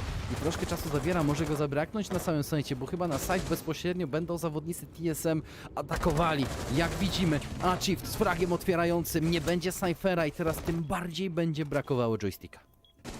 No właśnie, będzie brakowało, jeżeli chodzi o zawód Skytera. Tymczasem Always też wyeliminowany, Bolo zdjęty. No i jak poprowadzą to dalej, 30 parę sekund do końca, Danu stara się trzymać tego logistyka, wie, że już na construction ma jednego zawodnika, tymczasem Shepard wyeliminował Merka, ale jest też Terry od razu, jest też plant, nie udało się zatrzymać, teraz pozostaje tylko joystick sam kontra 4 zawodników TSM. Ależ to wygląda naprawdę nie lada orzech do zgryzienia. Zobaczmy, zawodnicy na zewnątrz, zawodnicy wewnątrz, zawodnicy obok, zawodnicy przed nim, teraz już zawodnicy też za nim, a Chief to kończy. Zawodnicy byli wszędzie. Ciężko naprawdę było coś więcej z tego zrobić, więc po prostu joystick zaryzykował, a skrócę, może coś się uda jakoś szybciej, chociaż tak naprawdę z tego to i tak chyba byłby, nawet gdyby mu się udało, to od razu byłby tutaj poszedłby Intel, że wiesz, że został goś spragowany, wyszedł na chwilę, by celowali go od razu w okno. I nie ukrywam, Alban, szkoda, iż zawodnicy Empire przegrali rundę w bardzo kolokwialny sposób, ponieważ dali się wyfragować. Tu nie było finezji, tu nie było fajnie rzucanych, przepalanych granatów, tutaj był po prostu karabin. Popatrz, Achieved na pikującego jednego zawodnika, to jest drugi frag na pikującego przez okno drugiego. Wiesz o co chodzi, to były takie proste sprawy, zawodnicy TSM, żadnej finezji, żadnego wejścia, smoków, ukrytych taktyk. Oni po prostu weszli karabinami i to tyle. I to tyle. Taktyka w defensywie zatem tak naprawdę nie mogła się rozwinąć kompletnie. Nie zagrali pod ich atuty zawodnicy TSM, zagrali łopatologicznie, ale to wyszło, czasami też tak trzeba. Czasem, jak wiemy doskonale, no w Rainbow ważna jest taktyka, ważne jest zdobywanie intelu. Co tutaj w ogóle nie jest ważne, to może tak łatwiej będzie chyba wskazać tak naprawdę, no ale za to kochamy tę grę. Czasem jednak najważniejsze może okazać się walka na karabiny, gunfight, w którym możemy naprawdę wyprowadzić swoją możliwości w danej rundzie na zwycięstwo. No i widzimy, tak jak wspominałeś, to właśnie w tej chwili się działo. No i cóż, 6-5, TSM o krok od zdobycia mapy, którą wybrali zawodnicy Empire. Oj, to naprawdę nie wygląda dobrze, ale zobaczymy. Empire może teraz nas czymś zaskoczy. Na razie widzę, że dosyć klasyczny wybór, jeżeli chodzi o trzymanie miejscówek. Także będzie też roam od joysticka, bardzo fajnie. Trzymanie tych schodów. A pytanie właśnie tylko tak, bo to Bandit jest grany. Nie, przepraszam, Bandit nie jest grany, jest grana Ertila, tak jest. Nie wiem czemu przez chwilę myślałem, że jest grany Bandit, wiesz? Tak patrzyłem tam gdzieś na te ścianki. To już ta godzina, wiesz, tyle godzin za nami już. Ciekania, Tego wczoraj, prawie już dzisiaj. 7 godzina transmisji jest w tym momencie, Tak. także nieźle. Nie zapominajcie, Także moi drodzy, paczek odbierać, tak? Bo jeszcze 2 do zdobycia pewnie są po pierwszych 4 dzisiejszego dnia. No i oczywiście, drodzy widzowie, dziękujemy, że jesteście z nami przez ten cały czas. Bardzo to doceniamy i dzięki jeszcze raz, że jesteście z nami. W każdym razie, teraz na pewno będziemy chcieli na pewno podziękować obu drużynom, bo w tym momencie dają nam chyba niezłego show. Chociaż na razie jeszcze tutaj ta runda się tak dobrze nie rozkręciła, ale widzimy, że TSM coraz bardziej do przodu z tym, żeby już mieć dla siebie tą rundę. Oni już na pewno tam marzą, zdobędziemy klub należący do Empire. Teraz to my będziemy właścicielami tego klubu. Teraz to my będziemy tutaj dyktować warunki, bo on coraz bardziej właśnie wprowadzają to wszystko na swoje. Ale pytanie, czy Empire tak łatwo odpuści? No nie, no ja tutaj nie wierzę, że oni tak łatwo zejdą z tej mapy pokonani, przejść na mapę wybraną przez zawodników TSM. Nie, tutaj coś jeszcze się wydarzy, po prostu to czuję. Podpowiada mi to mój albański zmysł. Ależ biegają przed oknami. Joystick teraz znajdzie kolejnego totalne zaskoczenie czali. Kto tak atakuje? Powiedzmy sobie szczerze. I teraz szuka kolejnego zawodnika. Merk jednak, ależ przycelował. Tu też jest prędkość reakcji. A always patrz. Niech się dzieje dużo rzeczy pode mną, ja tu sobie stoję dalej, trzymam catwalk. I to było zadanie Joysticka, po prostu iść, zrobić jednego fraga, zabrać czas, bardzo esencjonalny, bo nie ma Mavericka i teraz przejście na drugą stronę, jeżeli tam jest elektropazur od konstrukcji, tam już nie będzie przepalenia, albo będzie bardzo trudne, będą musieli poświęcić granatę Achieve'a tak naprawdę, aby zniszczyć elektropazur, a jak już mówiłem, to nie będzie wcale łatwe i będą potrzebowali granatów na wykończenie dalszego. Samych zawodników na pewno na to będą chcieli zrobić, dlatego też widzimy teraz Sledge'a podchodzącego, nie decydują się na atak od konstrukcji, będzie wejście od jednej strony, wschodni taras oraz garaż. Catwalk, lecą stuny, leci przepalanie, teraz Kai to always dał radę z Merkiem na piku, teraz szuka kolejnego starcia, Bolo po drugiej stronie pada, jest granat, ale always dwóch zawodników ze sobą pociągnął do grobu i moi drodzy, idziemy wielkimi krokami w stronę dogrywki, a nie zapominajmy, ona jest nielimitowana w tym wielkim finale.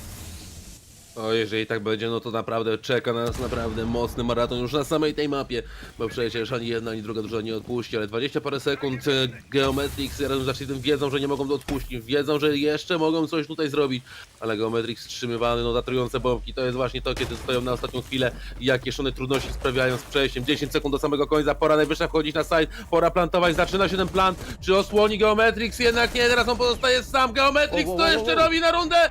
Sekund brakuje, czy go znajdą? A tak blisko! Tak blisko, a tak daleko! Ależ było naprawdę blisko, jak Alban wspominałeś, ale to pod kontrolą i tak zawodników Empire, nie ukrywajmy. Zdawali sobie sprawę, że w chaosie może wiele się dziać dla tego jednego zawodnika. Na ostatnie 10 sekund zostawili ich w obwodzie, aby po prostu był przy życiu, jakby front się posypał i tak też się stało przecież, zadziałało, always z uśmiechami. Cypher skupiony jednak niesamowicie mocno i brawa dla Joysticka za dobre otwarcie, za zabranie czasu, Merk też z reakcją tutaj, to jest w ogóle jakieś nadludzkie siły. I always w końcu zrobił to, co wcześniej mu się nie udało i tutaj challenge na Bolo, też bardzo dobra decyzja, nie ukrywajmy. Popatrz, dosłownie chwilę później granat, eksplozja. Ależ Bolo troszeczkę źle zchallenge'ował, nie ukrywajmy, źle zchallenge'ował w tej sytuacji, taka jest prawda, no ale z drugiej strony też gdyby nie pozycja, wiesz, Bola pewnie do końca by nie wiedzieli, w którym idealnie miejscu znajduje się Kai, czy przesuwa się na prawo, czy na lewo. Wiedzieli przez to, że Bolo poświęcił swoje życie. Nie ma to większego znaczenia, moi drodzy. 6-6 po regulaminowym czasie na klubie. O no właśnie, 6-6, dogrywka, a więc maraton na klubie rozpoczęty. Ani jedna, ani druga drużyna nie chce odpuścić. Wiedzą, że każdy punkt może tak naprawdę już być tym dla nich mocnym takim punktem zwrotnym w dalszej części tego finałowego spotkania. Także ani Empire, ani Team Solomit nie chcą tego pozostawiać. Także teraz będzie naprawdę mocno. No, zdobycie tej różnicy punktowej może być sporo. Ja jeszcze pamiętam 2019, 21 rund na Coastline w meczu Team Empire kontra G2 Esport. Do tej pory 21 rund na Coastline. Aha, okej, no i wesoła. Dobra, 6-6. Nie mamy pojęcia jak będzie, nie zapominajmy, gramy do best of 3, jak będzie 7-7, 8-7 wcale nie daje zwycięstwa. Gramy do 2 rund przewagi w dogrywce. Któraś z drużyn musi przełamać. Od ataku rozpoczyna drużyna Empire, zatem mamy zmianę stron. TSM świadomie defensywa w dogrywce.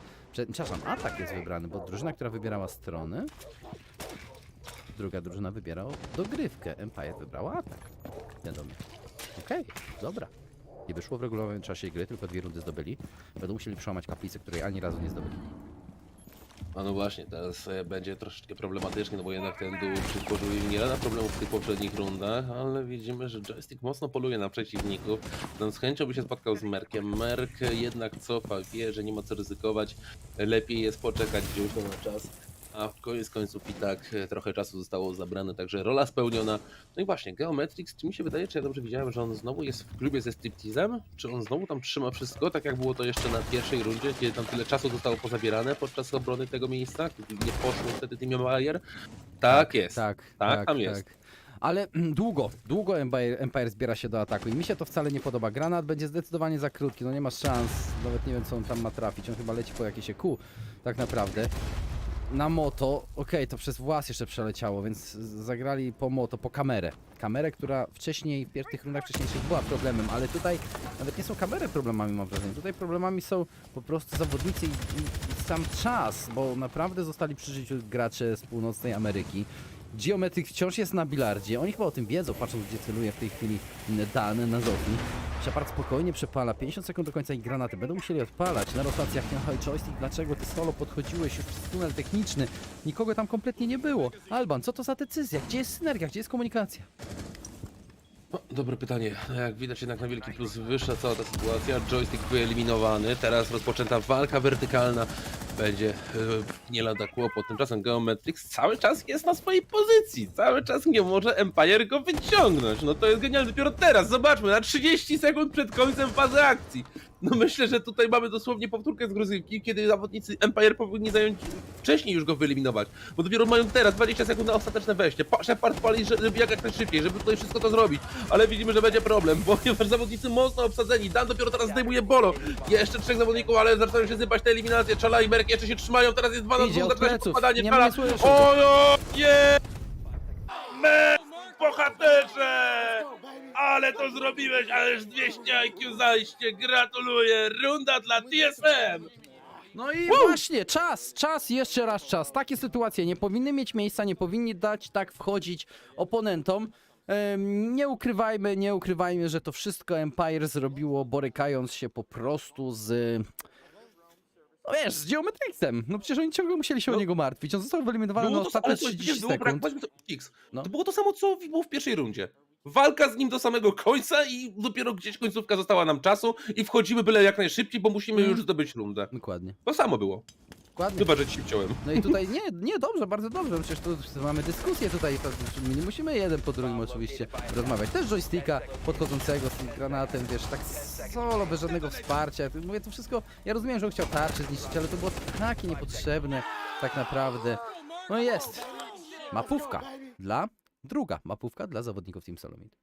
Gorąco powiem ci, ja na pewno grzejnik mam zakręcony, ale to prawdopodobnie od tego, że lada moment TSM będzie miało przecież tak naprawdę szansę na zdobycie mapy wybranej przez Empire. Empire z takimi problemami na swojej ulubionej mapie, ale no z kim oni mogliby mieć te problemy jak nie, bo ekipą Team Solomid. Także 7-6, czy runda ta będzie już ostateczna? Nie wiem, ale no zaraz się dowiem. Tak samo również wy, drodzy widzowie. Tak, moi drodzy, defensywa tym razem kaplicy po stronie drużyny Empire i TSM również nie sforsowali kaplicy wcześniej. Jest to niezdobyty site jeszcze na tej mapie podczas pierwszego starcia, moi drodzy. Która drużyna przełamie kaplicę? No, może wygrać. Na razie TSM jest na dobrej drodze. Oczywiście TSM, jeżeli wygra tę rundę, będą z automatu musieli grać na troszeczkę gorszym sajcie. W teorii gorszym sajcie. Defensywa dołu jednak, jak widzimy, troszeczkę z wysuniętymi zawodnikami. Wyżej, przed szereg, na piętro, do góry. 30 sekund minęło, a nikt z zawodników TSM nie podchodzi aby nie nadziać się na początkową agresję ekipy Empire. Tymczasem joystick pozostający akurat na tym wysunięciu może być mocnym elementem zaskoczenia. Wiadomo, że jednak czekając na zawodników, którzy przelatują przez górę, możemy naprawdę sporo zyskać. Pytanie tylko, czy nie dojdzie do sytuacji, gdzie zostanie wykryty, bo taką ewentualność na pewno też biorą pod uwagę zawodnicy Empire. W takim przypadku będzie musiał bardzo szybko cofać się w kierunku Blue, tam gdzie jest jego drugi kolega. A tymczasem joystick, który jak widzimy zdecydował się wejść wyżej, no bliziutko, tam jest jeden z zawodników i ma joystick dla siebie eliminację na Bolo. Bolo go nie dojrzał, no nie wiem jak on tam zatańczył pomiędzy tymi dronami, bo Bolo dronował, więc no zastanawiam się po prostu, jak on to wytańczył po prostu na tym garażu, że go nie widzieli. To prawda, tańczący z dronami tak naprawdę jeszcze wyfragował. Człowiek orkiestra, 30 sekund, minuta 30 do końca. Nie ma jeszcze włazdów przepalonych, nie ma zdobywania terenu, tak naprawdę potrzebnego do otwarcia gry wertykalnej. Teraz zawodnicy TSM zaczynają się spieszyć, zaczynają przepalać, czasu jednak może być w końcówce mało. W sytuacji 4 na 5, bez Zofii, bez Bolo, no dobra, w tej aktualnej mecie może to nie jest najbardziej jeszcze tragiczna sytuacja, bo chcesz mieć najwięcej granatów odłamkowych tak naprawdę. Niemniej będzie bez wątpienia brakowało czy stunów, czy przepalania, czy otwierania z dystansu bezpiecznego przez Bolo. Wracając, zeskok na motocyklowy, Czala podchodzi blisko w tej chwili. Szuka, czeka na C4, nikogo nie ma, poczekaj panowie, widzimy dziurę, widzimy rotację, potrzebujemy tutaj sprawdzenia, czy będzie ktoś na C4.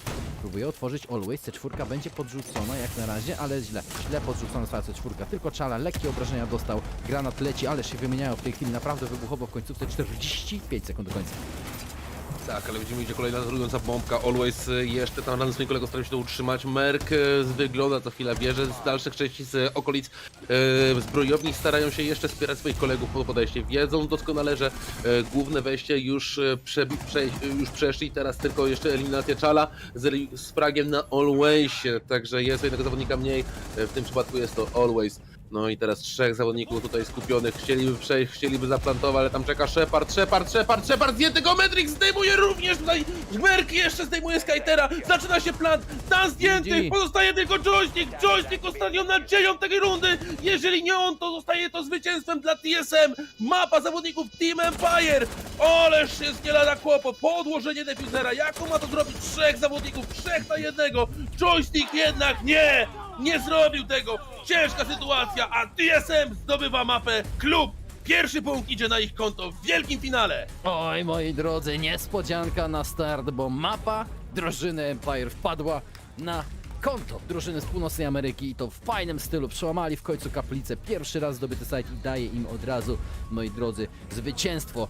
To jest bardzo ważna informacja, ponieważ teraz będziemy wchodzili, moi drodzy, na kafę. Wybór drużyny TSM i dziwny wybór, ale wierzę, że oni mają niesamowite kontrtaktyki przygotowane. Moi drodzy, niesamowicie rozpoczyna się ten finał. Styl, w jakim obie drużyny grały swoje połowy w defensywie, był naprawdę bardzo fajny, dynamiczny, agresywny. Mamy wysokie tempo, mamy nietypowych operatorów, mamy nietypowe nawet sajty, jak w przypadku drużyny TSM bronione.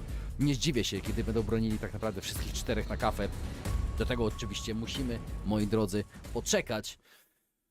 Komu kibicujecie? Alban, my chyba Europie troszeczkę, chociaż z drugiej strony ja tak naprawdę jestem fanem w tej chwili dobrego Rainbow Sixa i takiego też dostałem jak na razie po pierwszej mapie. Ja jestem fanem zawsze czegoś, co jest poza metą i rzeczywiście drużyna, głównie Team Solomid, dostarczyła nam taktyki poza metą. Kibicuję. Zdecydowanie ja jednak będę teraz opozycją do ciebie. Ja prywatnie będę kibicował zawodnikom z Team Empire z racji tego, że wiem, jaka historia może się kryć z ich zwycięstwem. Owszem, stracili swoją mapę i to jest bardzo bolesne, bo jest to mapa klub, z której oni po prostu słyną, a wiemy doskonale, że no, taka porażka na tej mapie na pewno ich zabolała. Ale zobaczymy, jak będzie wyglądało dalej, bo myślę, że te 5 rosyjskich zawodników może zrobić jeszcze naprawdę kawał dobrej roboty. Przypominajmy, to jest Empire, które już miało swój okres hegemonii, którzy mieli też różne wzloty i upadki. Tam jest 5 naprawdę świetnych zawodników, którzy mogą zrobić po prostu dobrą robotę. Ale zobaczymy. Tak jest, moi drodzy. Zapraszamy was zatem spokojnie na przerwę, analizę międzymapową i potem wracamy z kawy.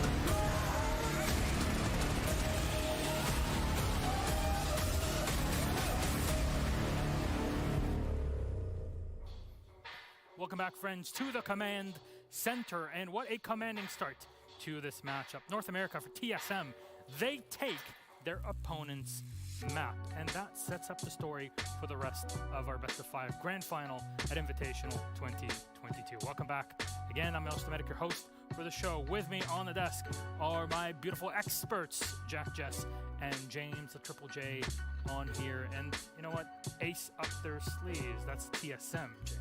honestly, that was really surprising. In theory, Team Empire should have been very favored on Clubhouse. Fortunately, we got to see an absolute treat. It was overtime, Joystick and Bolo firing on all cylinders. I mean, some of the biggest players we'd already highlighted in the pre-desk coming in strong. We wanted that. It took Team Empire a little bit to warm up into the matchup, but we finally had a series on our hands. And once we did, I think we saw who was really going to be putting, sort of everything against the wall, because that was Empire's map pick in the advantage map pick, mind you. And it's a strange scenario we saw it a few times, and I'm referencing specifically EU here. The EU qualifiers where Kavana played M&M. Kavana picked first in this same format, lost that map. We've seen anecdotally a lot of teams, they've picked that map in the best of 5 with their veto advantage and then gone on to lost it. That's exactly what happened here. Yep. It's always tough to kind of look back at a best of 5, especially when you have the option to pick how that pick ban is going to go. That's the major thing. That's the point you're driving through. Yeah, that's really the storyline for this desk, I think, moving forward is Empire, they had a leg up. In fact, they had an entire box up, the same way as I'm standing on a box here right now for you all. This is Empire standing up on the box going, I've got Clubhouse under my sleeve, pulls it out, and the card rips the moment they pull it out of their sleeve, and they go, uh-oh, this is not what I intended in any way, shape, or form. And that's why I love this system, because if you go back to old systems, they would have had an automatic one map. They would have, yeah. They've got the full advantage. They can choose any map. What's the best map we can possibly go and win in this final? But they still have to fight for it. And fight for it is what TSM did. Here are our top performers. The scoreboard that will come up on the screen for you in just a second. And at 8-6, it's Achieved and Merc really leading the way. But I'm trying to look here at beyond the numbers. What got us to this point? Honestly, it was a really, really strong game from both teams, particularly on their defenses.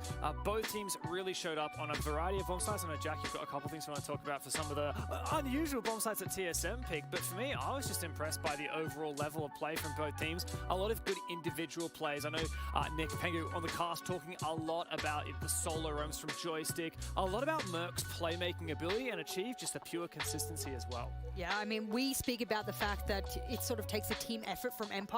They've actually been rated 0.12 together throughout this entire tournament. If Empire doesn't show up together, and you can look on the scoreboard right now, outside of Dan, the rest of the team were trying to step up. But from TSM, it's their top 3 rated players that outshine most of the team. And that's been the case throughout this invitational so far. It's been those big 3, and I know Gio and Charlie, they've not necessarily stepped up at the time. And that's what's made Empire so good, is that they have stepped up as a collective. The same story coming out here, and I actually want to... The win condition, I think, for TSM of this whole map is actually their site selection, in my opinion. Yeah. I talked about it... I actually posted about it on Twitter, and I said, I think they should play bar and stage as opposed to CCTV, which is exactly what they did. They ran through the rotation. They went church, gym, bar, church, gym, bar. And the reason for that is Empire have traditionally struggled to attack the quote-unquote offsides. We've seen it with Living Library and Villa. We've seen it with Bar Stage inside of a UL throughout the past 3 months. TSM, they did their homework. They got those 2 wins on the bar side, and that's what at least pushed it to overtime. I know they came through in overtime. However, I think if they went CCTV, they probably lose this map, because Empire are so good at attacking that particular site. Yeah, absolutely. We saw that Empire also defended CCTV, and while they were successful, the other bomb site that I thought was of a special interest was Church Arsenal. It is the default bomb site. Everyone loves going to that. It's the most defender-sided. We absolutely saw that. We saw 5 successful Church and Arsenal defenses between the 2 teams, and then when we hit overtime, and it was Empire's turn to defend it, TSM broke that trend, broke that momentum. First team to win Church and Arsenal on the attack in this map. Also the first team to win despite losing the opening pick on this map so far. So TSM, I've got to say, they really turned it up in that final round, and that single round meant the death of Empire on their own map. I love it as well, because if you look at Empire, I mean, TSM look to be holistically more rounded than Empire. On Empire's one of their best maps. Don't take a Russian team to Clubhouse. You know what TSM said? They said, well, you say that, I say this, we play every site, Empire doesn't. I have 0 written here next to bar and stage for this particular team. If you were going to take a team to an area they don't understand, it's going to be that one pocket of the map that Team Empire doesn't really know, and we've really highlighted that. Now, I'll come back to this time and time again, is TSM's strength is their flexibility. The flexibility in the map, the flexibility in their operation, and the flexibility in their site selection. It's exactly what won them this map, in my opinion, and it's exactly why they will continue to be a threat throughout this full best-of-5 final. Well, that was our first map in this best of 5, and it still went to overtime. It shows how effective TSM have been, despite the fact that they already played 1 game today, 2 maps. They're coming in warmed up and ready for this matchup against the Europeans of Team Empire. Before we talk, Cafe Dostoyevsky is our second map. Expectation for that as TSM start off on the attacking side for this. What is it, Jim? Well, I've got to say, we saw these two teams play Cafe yesterday. It was Empire's map pick, right? And TSM, they went 7-2. Empire only won a single attacking round that whole time. I think that TSM should definitely be favored here. If I'm Empire, I want to ban the Echo. They lost so many rounds because of that Echo, and I'm curious to see whether that will happen. And it was a true win condition yesterday of Team Empire. They were, of TSM, they were really pushing the time that they could spend out on the roam to really delay that time. They actually won two of their 3 attacks to get over the line. They're starting on the attack today, so if they could really start snowballing these rounds up on the attack and really put Empire under the pump. I think Empire's really struggling on their attacks. We actually call Clubhouse an attacking-sided map for them. We're going on to Cafe now. They lost several rounds based off of time alone. We're in the grand finals of the World Championship. You can't be losing rounds based off of time alone. Imagine they do that on a big map like Cafe. Boys, I'm telling you, that spells disaster. They really struggled to take Bolo out of Pixel Spot. That's what I want to see from Empire. If they're going to adapt and they need to win their attacks when they get onto attacks, they need to deal with Bolo. Well, friends, thank you very much, James, Jess, and Jack. It's time for us, then, to kick the theory out of the room and get directly into game. Cafe Dostoyevsky between Empire and TSM. Can Empire fight back and take us beyond? Or will TSM take the 2-0 advantage? And Tero and Pengu, enjoy. Moi drodzy, wracamy z drugą mapą. Póki co prowadzi drużyna Team Solomit 1-0. Wygrali mapę przeciwnika. To jest najważniejsze teraz na swój komfort pick. Kafę przed nami. No właśnie, to kafę wybrane przez zawodników TSM daje mnóstwo pytań. Dużo pytajników się znajduje, zwłaszcza, że wiemy, że TSM nie bez powodu wybrało tą mapę. Z drugiej strony Empire już pokazywało, że też potrafi co nieco na tej mapie, więc szykuje się nam naprawdę ostre wejście obu drużyn na Kafę Dostojewski. Zapraszamy Was, moi drodzy, na drugą mapę, która startuje już w tej chwili, ale najpierw oczywiście banowanie. No i ciekawie, jest Ying. Okej, zatem tutaj chyba jakieś kontrstrategie są przygotowane i zbanowane przez zawodników Empire. No i zobaczymy, czy jedni odrobili zadanie domowe wybierając kafę, czy drudzy odrobili, jakby spodziewając się może jakiegoś takiego banu. Na pewno fajnie, moi drodzy, to wygląda, jeżeli chodzi o banowanie. Ciekawie, znaczy zapowiadam może znowu ciekawy czas. Łamaj zbanowany to już chyba totalny standard i ostatnia Walkiria albo Mira, ale spodziewam się, okej, niech będzie właśnie Mira. Walkiria będzie dostępna. To też Alban, nie ukrywajmy, otwiera całe morze nowych sposobności do ataku. A no właśnie, jeden z najczęściej banowanych i pikowanych operatorów to nie kto inny, tylko Walkiria. No i jak wiadomo, skoro ona jest dostępna, to będzie to ogromna ilość intelu dla zawodników Empire na start. Chociaż no mi się podoba ten ban z Wamajem. Wiadomo, że on taki jest dosyć stały, jeżeli chodzi o Kafę Dostojewski, no ale gdzie go banować jak nie tutaj? To jest na tyle otwarta mapa, że w przypadku, kiedy mamy ten kulminacyjne miejsce, jaką nieraz często jest przy obronie sajtów, przejście pomiędzy pianinem a na biały konektor, to przecież tam Wamaj wręcz powiedziałbym spisuje się wyśmienicie. Wiadomo, że będziemy mieli też tam między innymi na przykład Jägera, teraz właśnie jest wybierany, ale no Wamaj też robi swoje, zwłaszcza, że jednak nacisk wyrzucania różnych granatów i utility ze strony atakujących w tym miejscu jest przeogromny.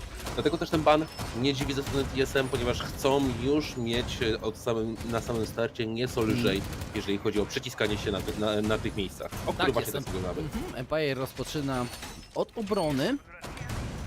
Zatem w teorii troszeczkę lepszej strony, chociaż drużyna TSM, jak mówiłem, oni wiedzą czego się spodziewać. Finka przygotowana, Bolo na fince, który z LMG-kiem kręcił naprawdę takie śmigło niejednokrotnie.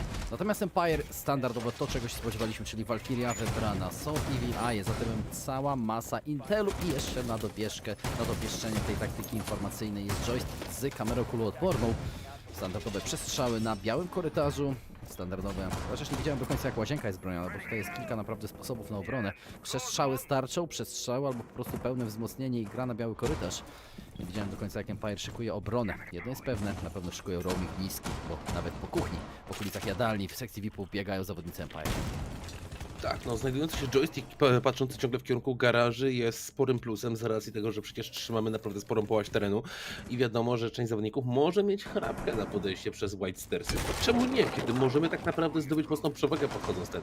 Ale z drugiej strony, no właśnie, jest tam joystick, on czeka, a z tej strony TSM na razie mocny standard, otwarcie nowego i starego hatcha, będą zaraz zerkać jeździć dronami, no i też dół. Red Starsy trzeba będzie w pełni opanować, na razie Merk już wie, że może w miarę bezpiecznie tutaj sobie pochodzić po tej górze, gorzej może troszeczkę z niższymi piętrami, wiadomo, jeszcze jakby tam gdzieś przemaszerował joystick, oj, byłoby ciekawie, ale na razie nic takiego się nie dzieje. Bolo na dolnych piętrach, ja widzę, że on tam gdzieś w okolicach kominka chodzi? Chyba tak. Znaczy oni biegają, chodzicie o zawodników Empire, tak? No oni biegają wszędzie praktycznie tak naprawdę w tej chwili. Chyba że obolą gdzieś w podwieszeniu. No jedno jest pewne, roaming mają niski, na czytelni, widzisz tam porusza się joystick w tej chwili. I teraz z dronami Merk idzie do przodu. Tam Cypher, teraz patrzę, czy ktokolwiek jest na kamerze, jest Always, jest Shepard, to wciąż defaultowe kamery jednak. Zatem będą właśnie informacje zebrane, czy ktoś wchodzi przez garaż, to jest też dla joysticka informacja, on późno może wejść i zaskoczyć oponenta, zobacz, teraz usłyszy. Halo, joystick nie słyszał? Merk? Halo? Halo Merk? Halo joystick? Co tu się dzieje?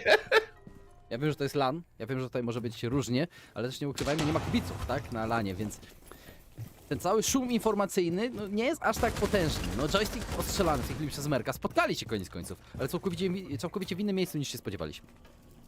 No właśnie, my liczyliśmy na to, że zobaczą się tam właśnie głównie na tym dole, że to będzie ostre spotkanie, ale jednak wszystko przeniosło się piętro wyżej. Ani jeden o drugim nie wiedział, ani drugi o pierwszym.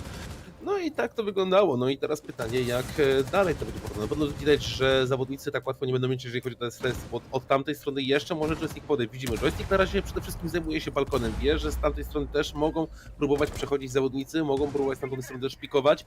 Nic takiego się nie dzieje, ale widzimy, Sky rybnie Chiefta, ależ doskonale pod tym względem, ale tymczasem Bolo, oj, złapany ADS-em granat, niestety nie zrobi on, albo stety, zależy komu kibicujemy, nie zrobi nikomu krzywdy, ale właśnie Merk podchodząc bliżej, no ten białe Starsy, tymczasem Dan, ale jednocześnie Merk z eliminacją na Skyterze, Shepard zajmuje Bolo, Always powalony, Merk z eliminacją 2K na jego konto, tymczasem Geometrix było nie ściągać tego celownika, to może by to jeszcze inaczej wyglądało, ale w tym momencie Merk pozostaje sam na 3 zawodników, 3 sekundy do końca, ostrzeliwany, znają jego pozycję, no nie, był zapędzony w kozi róg.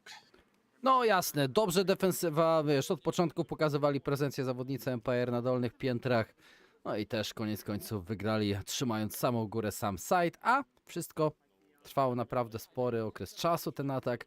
Jeżeli chodzi o zawodników Team Solo Mid, oni jednak ze spokojem zdają sobie sprawę, że to jest dopiero początek maratonu, bo moi drodzy, finał w Rainbow Sixie Best of 5 to jest prawdziwy maraton. Wyobraźcie sobie, że nie chcę tutaj, wiesz, klątwy rzucać, Alban, nie? Nie chcę klątwy rzucać, ale rzucę. Jeżeli będzie 5 map rozgrywanych, potencjalne dogrywki... Okej, to rzucaj!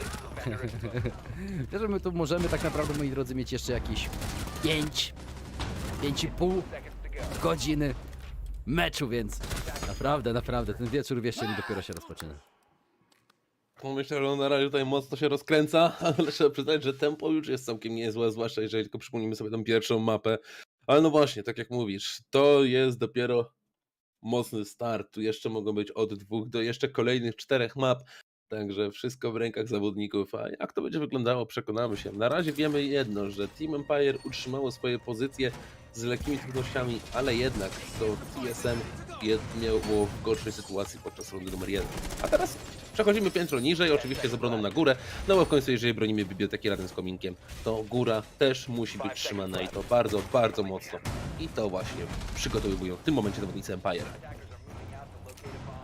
Runda druga, tak jak mówiłeś, Empire rozpoczynają dobrze. Kamera Valkyrii przygotowany. Zobaczymy, ile Intela teraz będą mieli. Znowu kamera kuloodporna. Zatem Valkyria i Jäger pozostają jako dostarczyciele informacji dla swojej drużyny.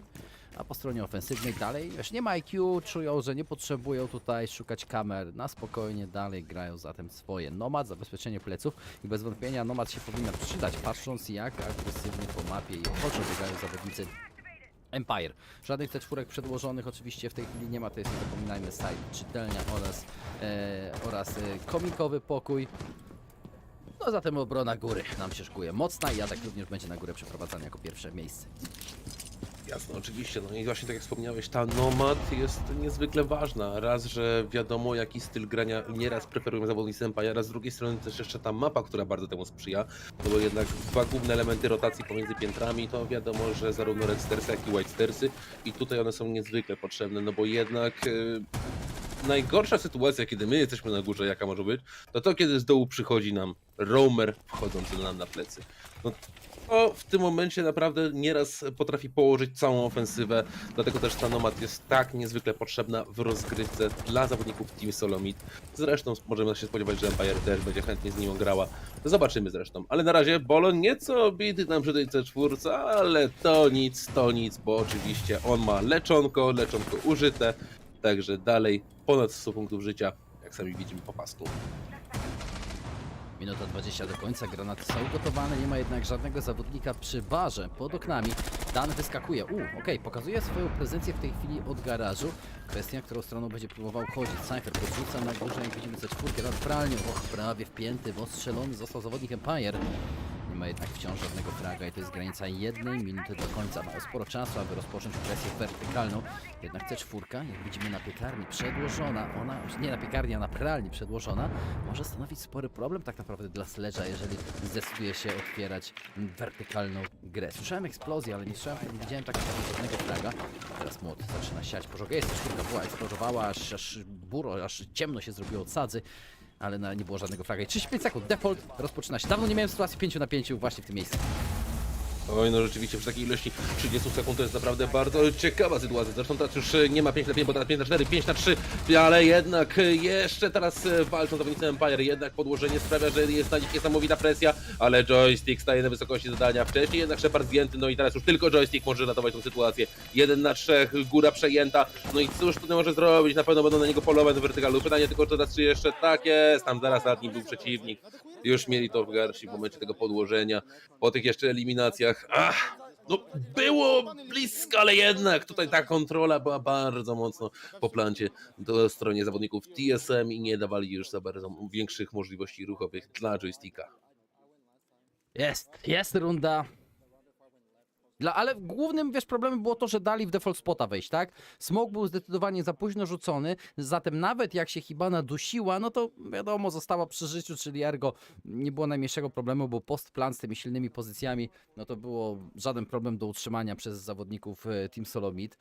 Brawo, oddali szybko cios i na kafę bez wątpienia każda runda w ataku będzie liczyła się, nie chcę powiedzieć, że podwójnie, ale na pewno będzie troszeczkę cenniejsza, troszeczkę. Popatrz jak Bolo też przeszedł. On z jakimś, to jest to u Finki też w tej chwili, że dajesz boosta i przechodzisz przez smoka, który tak naprawdę boost Finki adrenaliny tankuje ci te obrażenia, które smoke zadaje. Spokojnie wbiegasz, spokojnie przejmujesz bardzo kluczowe pozycje i tak naprawdę wygrywasz rundę.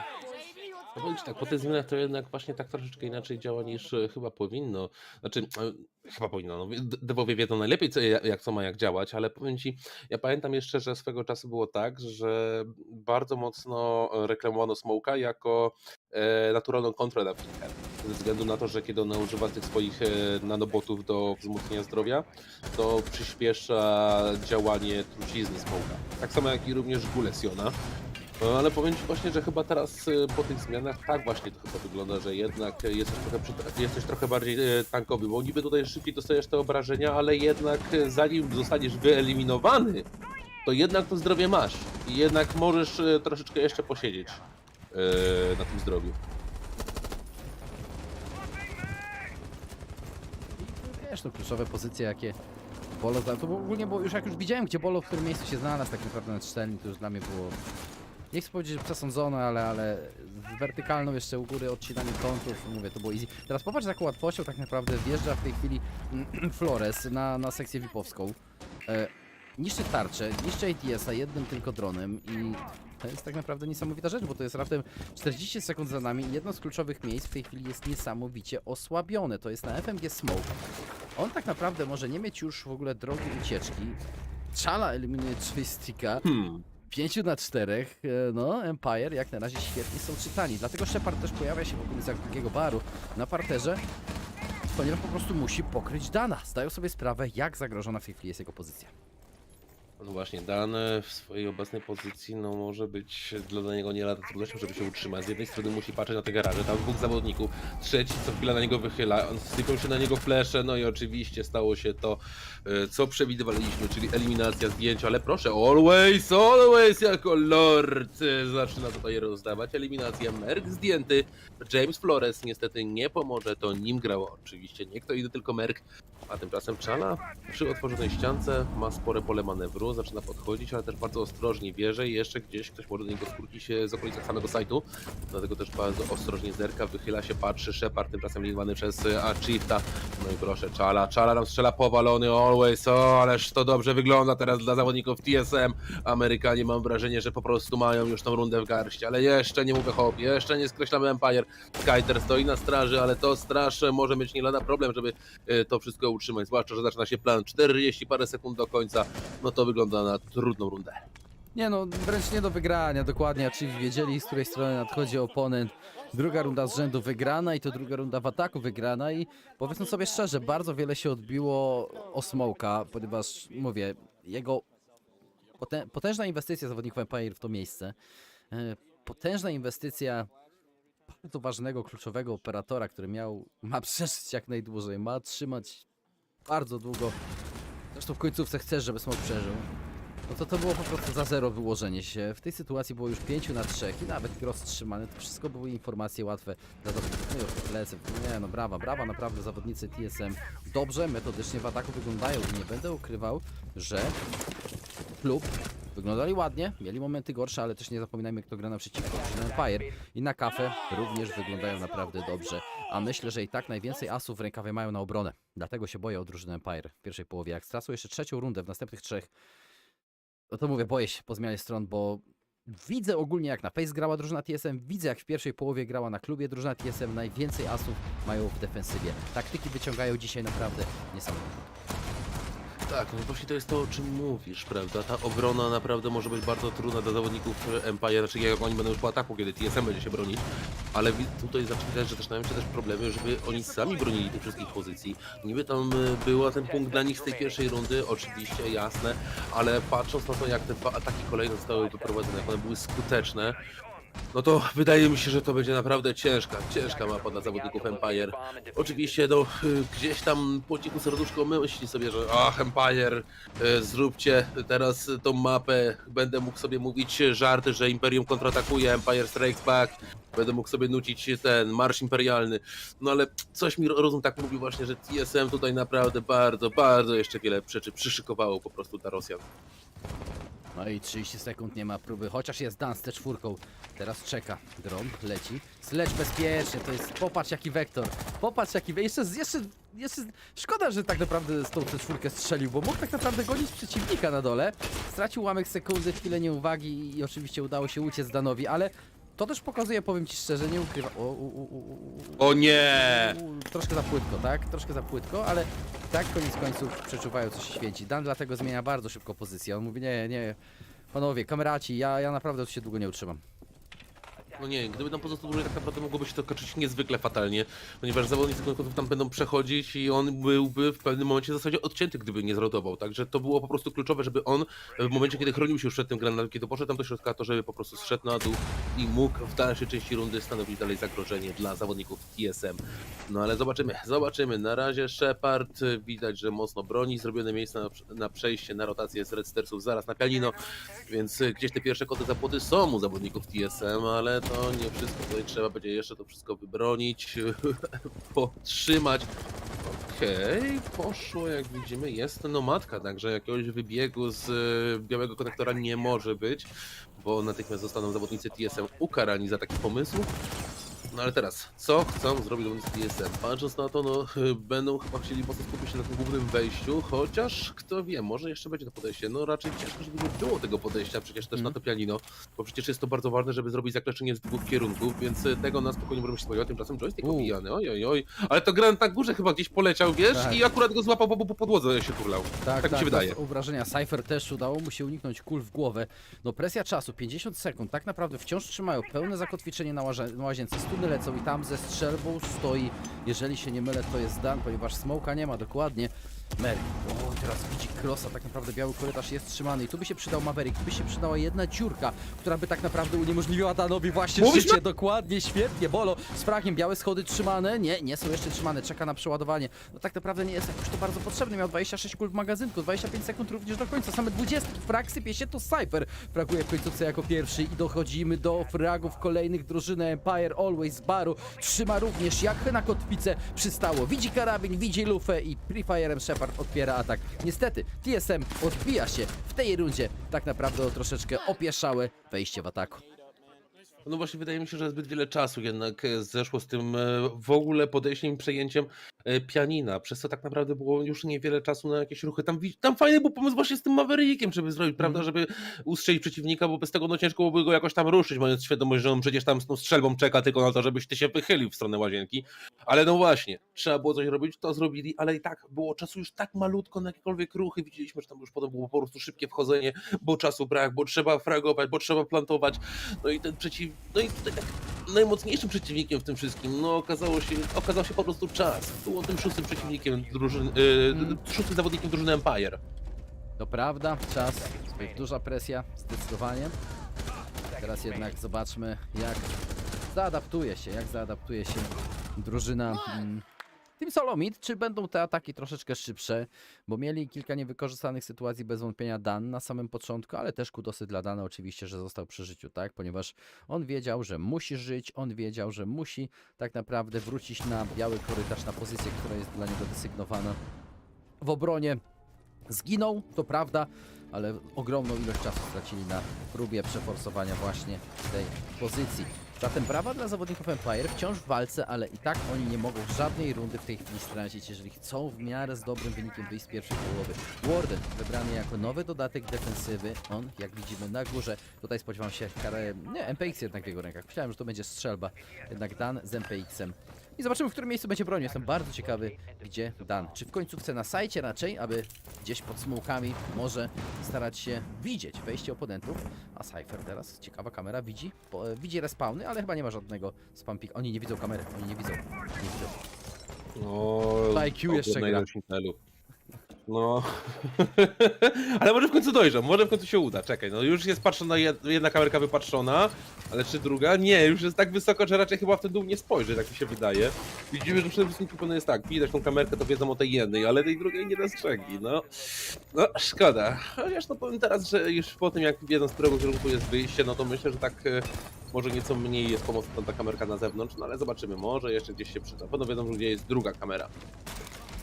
No i będą szukali bez wątpienia drugiej kamery, ale ona jest na ziemi w tej chwili. Tak naprawdę jak na początku nie dała żadnego fragów, to teraz już za bardzo nie wykorzystają tej informacji zawodnicy Empire. No taka jest prawda. Merk, czerwone schody, odcina jak na razie rotację, chociaż zmienia pozycję, zdają sobie sprawę, że muszą skupić swoje siły na uczyszczeniu drugiego piętra barowego. Na razie minuta 10 minęła i tak wciąż na zbieraniu informacji zawodnicy TSM rozwijał część czasu, poświęcają.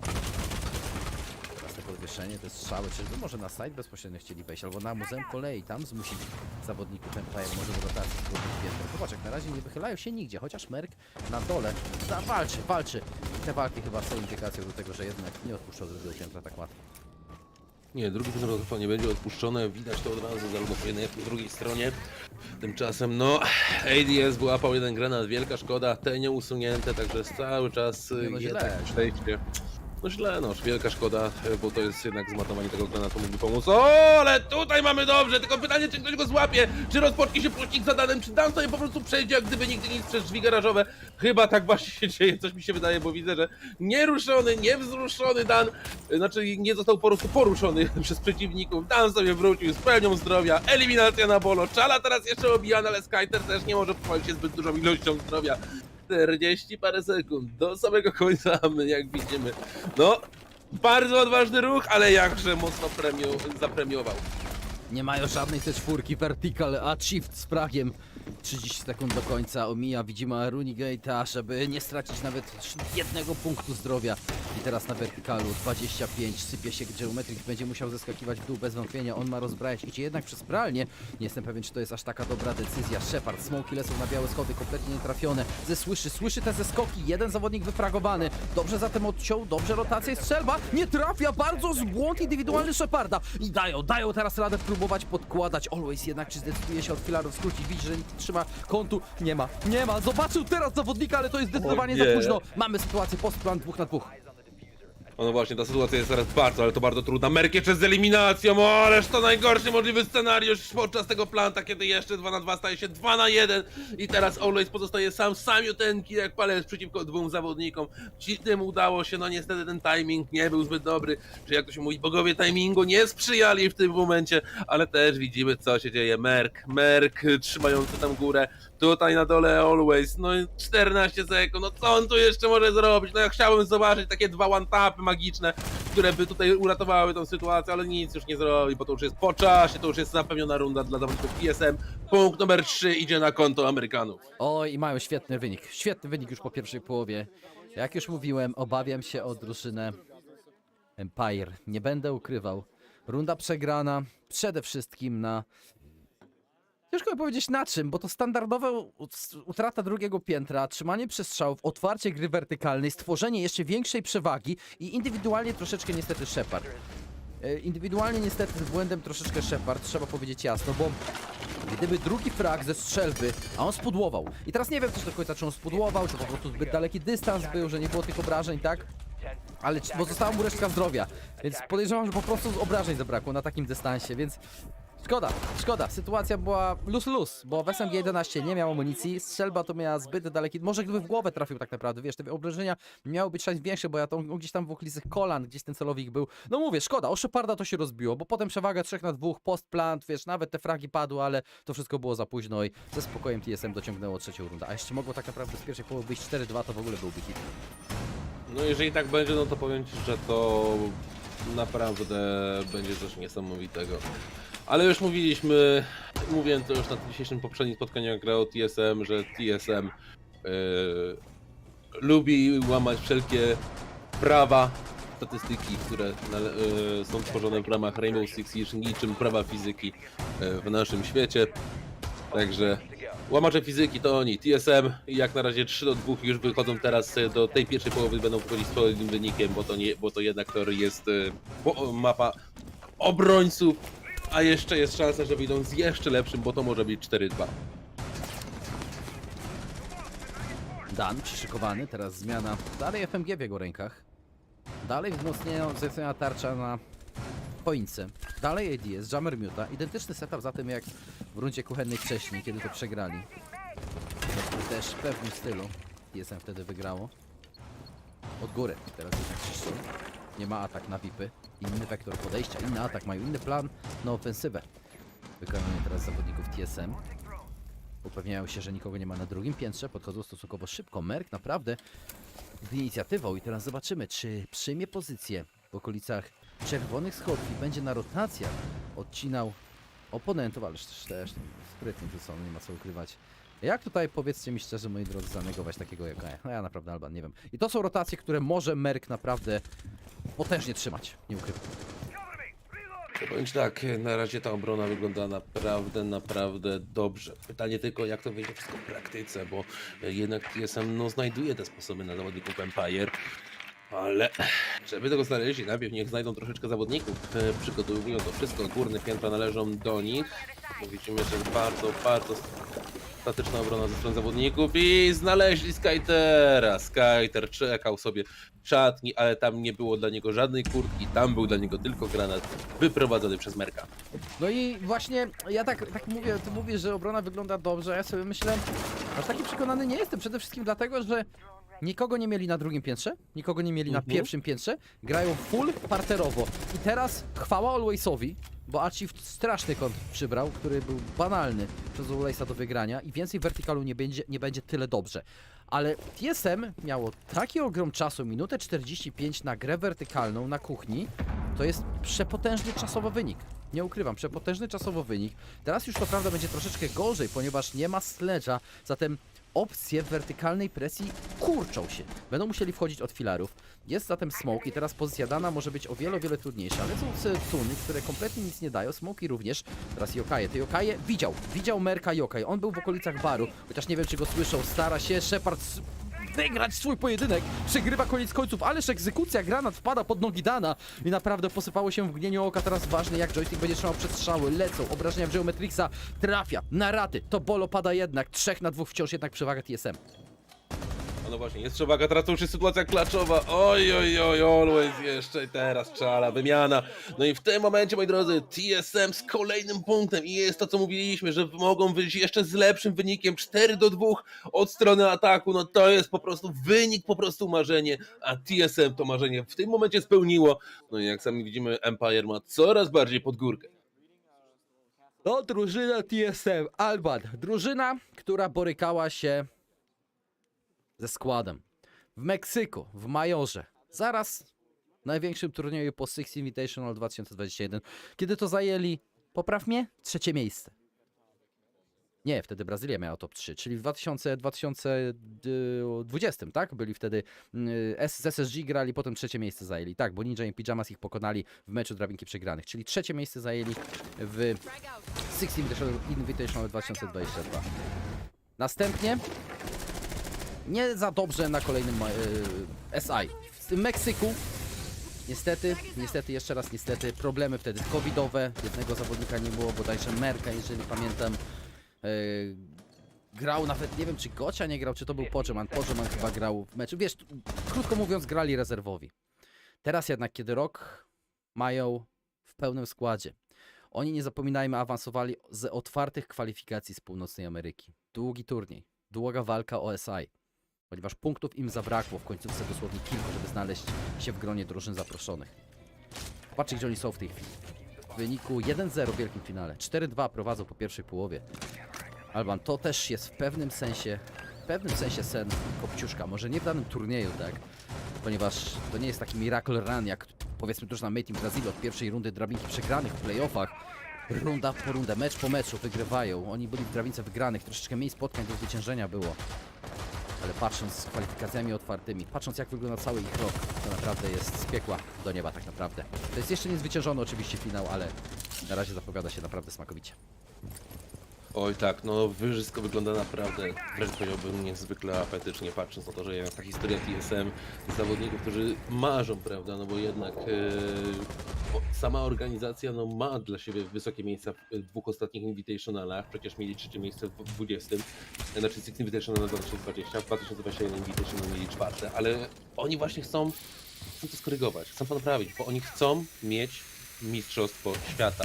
I oni do tego dążą. To jest piękna historia, moi drodzy, i myślę, że tutaj możemy upaść, drogi Kiksie, tej historii Kopciuszka, o której wspominałeś. Myślę, że to właśnie jest takim najlepszym wzorowaniem, że najpierw nie było do końca to, czego chcieli, potem się nieco od tego oddali, jeżeli mówimy 3., 4. miejsce, a teraz są tak blisko tego, żeby mieć tego swojego księcia z bajki, gdzie księciem z bajki jest oczywiście bycie mistrzem, czempionem świata w Rainbow Six Siege. No, niczym prawdziwy kot z rodowodem, nie? Taki czempion, jak to się mówi, wiesz. Drużyna TSM jak na razie pręży. Piękne futro, piękny ogon. Minuta 20. Podejście stosunkowo, znaczy nie chcę powiedzieć szybkie zawodników Empire. Omijają oni pierwsze piętro. Nie grają zatem na sforsowanie. To jest ciekawy pomysł na atak. Teraz kwestia zawodników TSM w defensywie, aby rozszyfrować atak nadchodzący od Muzeum Kolei. Jest kąt jednostronny stworzony. Smoke, ale smoke na 90 puszczony też jest jak dla mnie indykatorem, że troszeczkę nie wiedzą, jak blisko są oponenci. Minuta do końca, a Shift na dole wciąż biega na Kaidzie. To jest nisko grane jak na razie wejście i tu będzie potencjalne, bardzo ważna jego pozycja, bo on ma C4, a jeżeli przez rzeczywiście Muzeum Kolei będą wchodzili tam, Alban, podłoga jest zniszczalna i C4 Achieveda może być kluczowa. Oj tak, taka przedłużona C4 zawsze potrafi zrobić mocne wrażenie. Jeżeli tylko nie zostanie w porę wykryta, no to stanowi przeogromny problem dla atakujących. Ale no właśnie, atakujący chcą się uporać przede wszystkim już z tym wejściem, a tutaj jednak walka na tym kominku, tu always zdjęty, wyrzucane trujące bombki, Bolo robi swoje.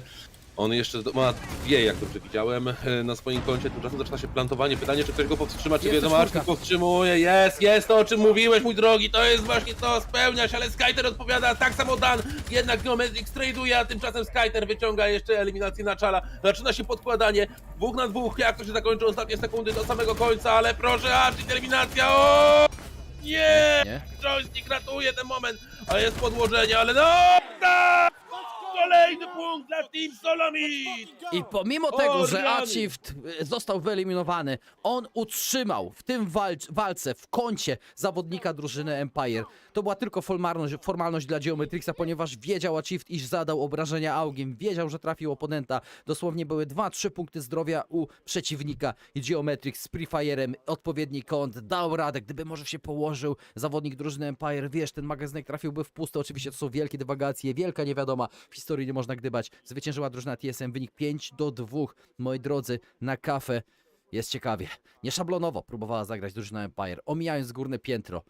Ale moi drodzy, dlatego nie wchodzimy tak naprawdę w ciemno na sajt kuchenny, ponieważ C4 od dołu, no to jest coś pięknego, co zrobiła drużyna. Będziemy teraz mieli powtórki, bo rozpoczęło się od Bola, ale C4 następna Achieveda. To jest przedłożona C4 na default spocie od Muzeum Kolei. I tak blisko było, tak? Bo na karabinach zawodnicy Empire zaczęli strzelać, po prostu zaczęli strzelać, ale koniec końców nie starczyło. To Achieve co tu zrobił. To jest formalność i tutaj trafił oponenta, ale Gio miał w kącie przeciwnika. Nie miał co zrobić kompletnie joystick. Nie miał kompletnie co zrobić joystick. Był bez wyjścia i bez wyjścia na razie jest drużyna Empire, bo przegrywa 2-5 na mapie. No przeciwnika, ale też na mapie, którą bez wątpienia oni historycznie lubią. No właśnie, historycznie lubią, bo nieraz widzieliśmy ich na tej mapie, ale jednocześnie no TSM tutaj w porównaniu do nich znacząco błyszczy. Zresztą no widzieliśmy, co się działo w tej poprzedniej rundzie. Tak, były problemy, Team Empire miało tam parę swoich przebłysków, ale i tak wszystko pozostaje cały czas w rękach TSM. Dobra była ta obrona, przede wszystkim z podchodzących zawodników taką Winka, tam świetnie sobie radził Bolo do pewnego momentu, ale no właśnie, koniec końców wszystko na plus dla zawodników TSM. 2 rundy i mają dla siebie drugą mapę. A wtedy będzie naprawdę już bardzo, ale to bardzo gorąco dla rosyjskiego Empire. No dobrze, zaczynajmy. Kolejna runda właśnie rusza. Faza przygotowań w ramach rundy numer 8. Ależ zawodnicy Empire, drugi finał. Drabinki wygranych, kiedy są. I jeżeli mieliby przegrać, ja już mówiłem, nie wiem co przyniesie przyszłość, ale to się może nie powtórzyć, patrząc jak region jest, jakie regiony są silne, jak też Empire, sam mówiłeś, taką ma sinusoidę formy, nigdy nie wiadomo jak wejdą w turniej. Jak na razie na pewno dobrze nie weszli w mecz, również dobrze nie weszli w drugą mapę. Zasieki na samej górze są ustawiane. Na marginesie, nie wiem czy też Alban zauważyłeś, jak było mówione o roku 7, co nas czeka, że wolna kamera, tak? Z lotu ptaka. I dodatkowy slot dla obserwatora online, i wolna kamera, tak, i wolna kamera w ogóle, że będziemy mieli widok, totalne nowe kąty w obserwowaniu. Rok 7, jeżeli to wejdzie, jeżeli to będzie dobrze działało, ja się jaram. może być totalnie, moi drodzy, innym doświadczeniem dla widza, dla komentatora, dla w ogóle sportu, jeżeli chodzi o czystą przyjemność oglądania. Naprawdę czekam z wypiekami na twarzy. Ja to samo, drogi Kiksie. Jak tylko pomyślę sobie właśnie o tym wolnej kamerze, wiesz co, ale też mnie na przykład cieszy to, że właśnie będzie pozycje dla 2 obserwatorów. Myślę, że nieraz na przykład, jeżeli tak samo ty jak ja, czasem są sytuacje, że jednocześnie musimy być i obserwatorami, i komentatorami. Na przykład jeżeli jest duocast, to myślę, że jeżeli my na przykład wsiądziemy jako komentatorzy na 2 różne obserwacje, to tak naprawdę możemy jeszcze bardziej zyskać dla show, które prowadzimy. No dlatego też ja się cieszę się z tego właśnie, z tych zapowiadanych zmian. Naprawdę siedzi mi jaram, jeżeli chodzi o kwestie e-sportu i właśnie tych obserwacji. Dobrze, granat gotowany, ale jest. Łokieć. Też nie było obrażeń, co ciekawe, bo C4 ma w ręku. I teraz kwestia, czy słyszeli jego podejście. Czy słyszeli jego podejście? Bo teraz popatrz, za odwrócone podwieszenie, szuka Bolo starcia. Jego pozycja może być tak naprawdę zaraz łatwo do wyeliminowania. Nie ukrywajmy, w tej pozycji zawodnicy ginęli naprawdę hurtowo. I teraz na pewno wiedzą o pozycji Bola. On biega, ależ to jest ryzyko.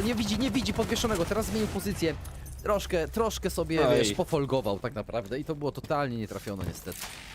No mógł tam tak naprawdę nie podchodzić, wiesz, ja rozumiem, że liczył na to, że jednak będzie ta eliminacja, że gdzieś będzie element zaskoczenia, ale w tym momencie, kiedy to się nie udało, to tak naprawdę on miał bardzo niewielki czas na to, żeby jeszcze jak się cofnąć, ale pozostał, to było właśnie błędem, że on pozostał tam zbyt długo w tej pozycji, której tak naprawdę już nie mógł uciec, bo zawodnicy przecież o nim wiedzieli i już się szykowali do tego, żeby go odciąć i to się przecież stało tak naprawdę. I w tym momencie Empire ma nieco lżej, bo nie ma w tym momencie Bolo.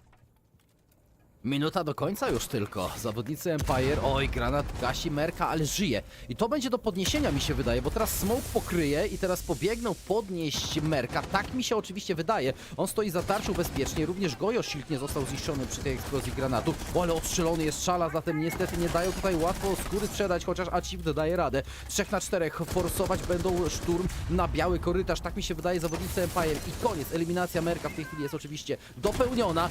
I powalony również jest Achieved i dobity. Empire lepiej. Na karabinach. Karabiny działają. Celowniki w głowy są w punkcie i zostaje Czala na 4 zawodników. Tutaj się nic nie może stać. Karabinami. 1 granat i karabiny tak naprawdę. W ogóle pod side nawet zawodnicy Empire nie podeszli. Podjęli walkę zawodnicy TSM. Grali totalnie, wiesz, z jednych zasieków po drugie zasieki, drużyny się ostrzeliwywały i tyle. Nikt nie podchodził na blisko, nie było żadnych wymian trade'ów, po prostu z dystansu. A w dystansie wiemy, no drużyna w ofensywie ma dużo lepsze celowniki, dużo lepszą wizję. Na pewno to Empire wykorzystało w tej rundzie. No tak, z jednej strony to co mówisz, właśnie te celowniki, karabiny na dłuższe dystanse, które bardzo mocno premiują taką walkę, a z drugiej strony jeszcze inna ważna rzecz, że przecież Empire słynie z tego, że ma naprawdę świetnych zawodników walczących indywidualnie. Wiadomo, no nie zabieramy nic CSM, bo oni też mają właśnie między innymi Achieveta, mają Bolo, prawda, no nie zabieramy im tego, no i Merka oczywiście, ale z drugiej strony mamy takich zawodników jak Always czy Joystick i z nimi walka na pojedynki takie, jeżeli naprawdę bardzo chcemy do tego doprowadzać, może być średnim pomysłem.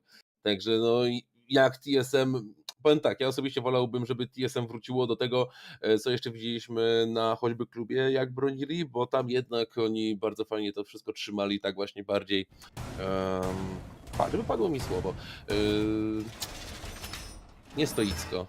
Ale jeszcze powściągliwie, raz, powściągliwie, tak bardziej, żeby grali. No mi się to podobało bardzo, no, także chciałbym zobaczyć, żeby TSM właśnie tak trzymało tą obronę. No ale oczywiście to oni wiedzą, co jest dla nich najlepsze, my jesteśmy tylko komentatorami. Także no TSM, pokażcie nam dobrą obronę. No dobra, jedziemy moi drodzy dalej, ze spokojem w kolejnej rundzie zawodnicy. Team Solomid, kuchnia, z Kaslem, mała piekarnia, taka stara taktyka trzeba powiedzieć w tym miejscu, ale tam jest rozgrywana przez TSM. Ty coś chyba na temat niej wiesz i lubisz. Oczywiście, że tak, no ale widzimy, że chyba niespecjalnie są zainteresowani taktyką. No ja osobiście ją kocham, dlatego że jednak przemianowanie tego wszystkiego przy pomocy paneli pancernych, mówię o małej kafeterii, mówię o kawiarni, to w tym przypadku to naprawdę bardzo fajnie działa i wymusza różne działania od zawodników, między innymi to, żeby właśnie wszystko schodzi dłużej, jest bardziej ociężale dla atakujących, że tutaj trzeba się przepychać, to jest przeciąganie liny, no i z tym muszą wszystkim borykać się zawodnicy. Ja to po prostu uwielbiam oglądać, więc fajnie jest zobaczyć taką troszeczkę klasykę, tak jak właśnie wspomniałeś. No nic tylko się cieszyć, że na takie coś się zdecydowali TSM, także TSM widać, że mnie posłuchali, jak ich poprosiłem, żeby pokazali fajną obronę. To prawda, no i zobaczymy, co w kolejnej rundzie będzie rozgrywane, bo TSM spokojnie z Echo, z Valkyrią, kamera kuloodporna od Gio, mają potężny Intel, Cypher, kamera znaleziony również Bolo. No i troszeczkę Bolo przestał działać, trzeba powiedzieć, w ostatnich rundach. Wykłada się jako pierwszy, 9 śmierci już u niego, 4 raczej większość zaliczył tak naprawdę w pierwszej połowie i Czala teraz również atakuje. No i agresja, którą teraz widzę po stronie Empire, którą wcześniej Bolo chciał serwować rundę temu, inni towarzysze również grali na karabiny. Ja nie jestem do końca przekonany, czy gra karabin na drużynę Empire to jest coś, co chcesz grać. Do tej pory mam wrażenie, że TSM byli agresywni, to prawda, ale... No nie, coś pięknego. Do tej pory mam wrażenie, że zawodnicy TSM byli agresywni, ale też potrafili żonglować swoim życiem odpowiednio, tak? Na wadze nie stawiali zbyt wiele, oni starali się przeżyć, postrzelać, ale jak było jakiś oportunny challenge do wzięcia, oni raczej stali przy życiu. Na szczęście Merk wyrównuje i teraz cofa się w dół i będzie... Okej, Dan z refragiem, bardzo szybki, minuta jednak do końca, 3 na 4. Nie ma sledge'a, to jest super ważne. Tak, nie ma sledge'a, przez co tak widzimy, że nieco będzie problem z tą walką wertykalną.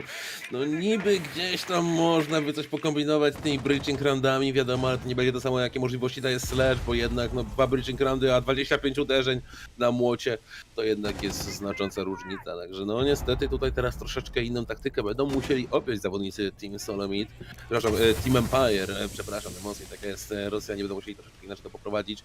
Ale no właśnie, jak oni teraz to rozegrają, tutaj jeszcze jest walka na tym VIP, ależ to było ryzykowne, ale jakie opłacalne! Oj, oj, oj, nie tego spodziewał się joystick, że taka będzie sytuacja. No ale jak widzimy w tym przypadku opłaciła się Ashit z 10. już eliminacją na swoim koncie. Nie no. 10-6-3, ale nie nacieszył się tym zbyt długo, bo teraz poszedł grać od Skytera. Zaczyna się plant, ale cóż tu się dzieje? Czyżby się spóźni? Nie, jest udany! Tymczasem 3K i o nie! O nie, nie wiedzieli gdzie jest echo, nie wiedzieli gdzie jest echo, moi drodzy. I również dobra decyzja. Słuchaj, bardzo mądrze wbrew pozorom zagrali zawodnicy Empire, ponieważ Shepard zmienił pozycję pod ścianę barową, podszedł na kuchni na przygotowaniu. Że yokai, jak widzieliśmy, które w standardowych miejscach były pochowane, kompletnie nie miały wizji. Kompletnie nie miały wizji. Na całe szczęście szybka reakcja, zmiana stensu, zmiana pozycji jednego drona Echo zdała negację i 3 sekundy do końca zostały, 3 sekundy do końca. Musiał znowu próbować podkładać, za chwileczkę zobaczymy to bez wątpienia w powtórce. Musiał znowu podkładać i spokojnie udało się wbiec. Nawet nie wiem, sprawdźmy teraz, czy Chala miał... Nie, to był Geometrix, bo Chala został wyeliminowany, tak? Dlatego z informacjami Geometrix dobrze to zrobił, ponieważ Chala został nożem wyeliminowany, dlatego wiedział Geometrix, że nie ma drugiego zawodnika, który kryje w tej chwili Sheparda. Wszedł na czysto, patrz, a Chief czekał. Brawa, 6-3, jak na razie 3 rundy mapowe. TSM jest w gazichu totalnym. A jeżeli chodzi o Bolo, to kupuj zimnej wody, mój przyjacielu, bo musisz troszeczkę mały step up zrobić w swojej grze. No właśnie, Bolo to jest O swoim zawodnik, który życiu. tak naprawdę... W każdym razie, powiem tak, no Bolo to jest zawodnik, którego wydaje się, że jest go nieco mniej. A wiemy, że Bolo to jest wybitny zawodnik, naprawdę świetnie sobie radzi na swoich pozycjach, na których on się ustawia. Więc myślę, że potrzebujemy go tutaj nieco więcej, żeby podziałał. A wiemy, że naprawdę na wiele go stać, naprawdę na wiele można od tak wybitnego zawodnika oczekiwać. Tego Bolo, pobudeczka mój drogi, bo naprawdę jesteście już blisko, a myślę, że większa aktywność od ciebie na pewno spowoduje to, że ta mapa będzie maksymalnie przypieczętowana na waszą korzyść. No i dobra. 2 minuty 40, jest faza akcji. 3 obrony mapowe mają zawodnicy TSM. Teraz doprowadzić do dogrywki przez zawodników Empire będzie zdecydowanie trudniej. Wcześniej oczywiście na klubie to było 6-5. Merk. Nie no, to jest jak na razie zabawa z mięsem, zabawa z ofiarami, zabawa ze zwierzyną. To jest taka, wiesz, małe kotki, mama kot przyniosła myszkę, wiesz, im już do legowiska i one tak podrzucają, się bawią tą myszką, zanim ją pożrą, zanim ją zabiją. Oni się jeszcze bawią, spokojnie tą myszką męczą ją i tak w tej chwili męczy się drużyna TSM z Empire na kawę. Bardzo ciekawe porównanie, bo właśnie sobie wyobraziłem joysticka z mysimi wąsami, ale no ciężko się nie zgodzić z tym, że no w tym momencie TSM po prostu, tak jak mówisz, no bawią się, no ta czwórka zazwyczaj, no ciężko jest to, żeby się udała, jednak no jak widzimy Empire tutaj trochę nie przemyślało, że taka C4 może być rzucona, no i widzimy jak się to zakończyło, Alwaysa nie ma, więc ciężej będzie o ten vertical, a zobaczmy jaki mamy przecież side, prawda, no niby oczywiste, że jest to biblioteka razem z widzimy kominkiem, to jednak no Sledge daje spore możliwości, także mamy troszeczkę powtórkę z tego co widzieliśmy jeszcze na poprzedniej rundzie, gdzie też brakowało jednego Sledge'a, żeby tutaj otworzyć więcej wertykali, ale zobaczymy jakie są plany dalsze zawodników Team Empire. Oni jeszcze nie powiedzieli ostatniego słowa, chociaż no, był tutaj ten błąd z tym zbyt szybkim podejściem, z tym otworzeniem, no ale jak widzimy, okej, druga C4, tym razem to Ashik zajmuje joysticka, Ashik jeszcze teraz 2K, co tu się dzieje? No nie, Empire! Potrzebujecie po prostu tutaj jakiegoś wiatru w żagle, żeby tutaj się rozpędzić, bo na razie to widzimy, że macie po prostu mocno pod wiatr TSM-em. 7 punktów dla TSM. I to łatwo, to kawę, moi drodzy, w łatwym, ładnym stylu, naprawdę pod pełną kontrolą zawodnicy drużyny TSM. 2-0. Czyżbym naprawdę miał klątwę rzucić tymczasem mówionym, ale nie w tę stronę, nie w długość, ale w krótkość tak naprawdę.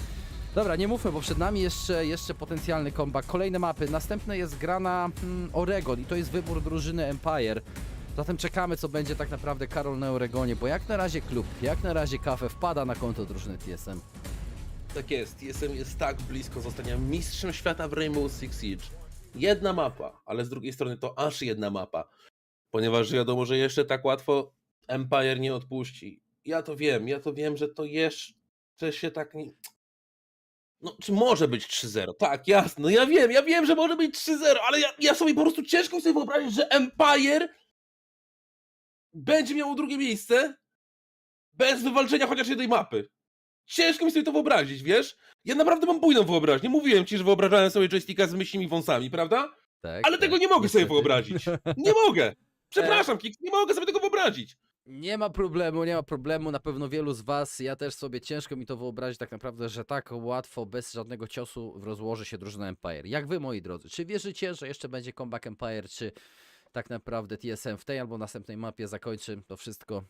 Nie wiem jak jest, dowiemy się na pewno po przerwie na Oregonie, czy mecz będzie dalej trwał, czy zakończy się w 3-mapówce.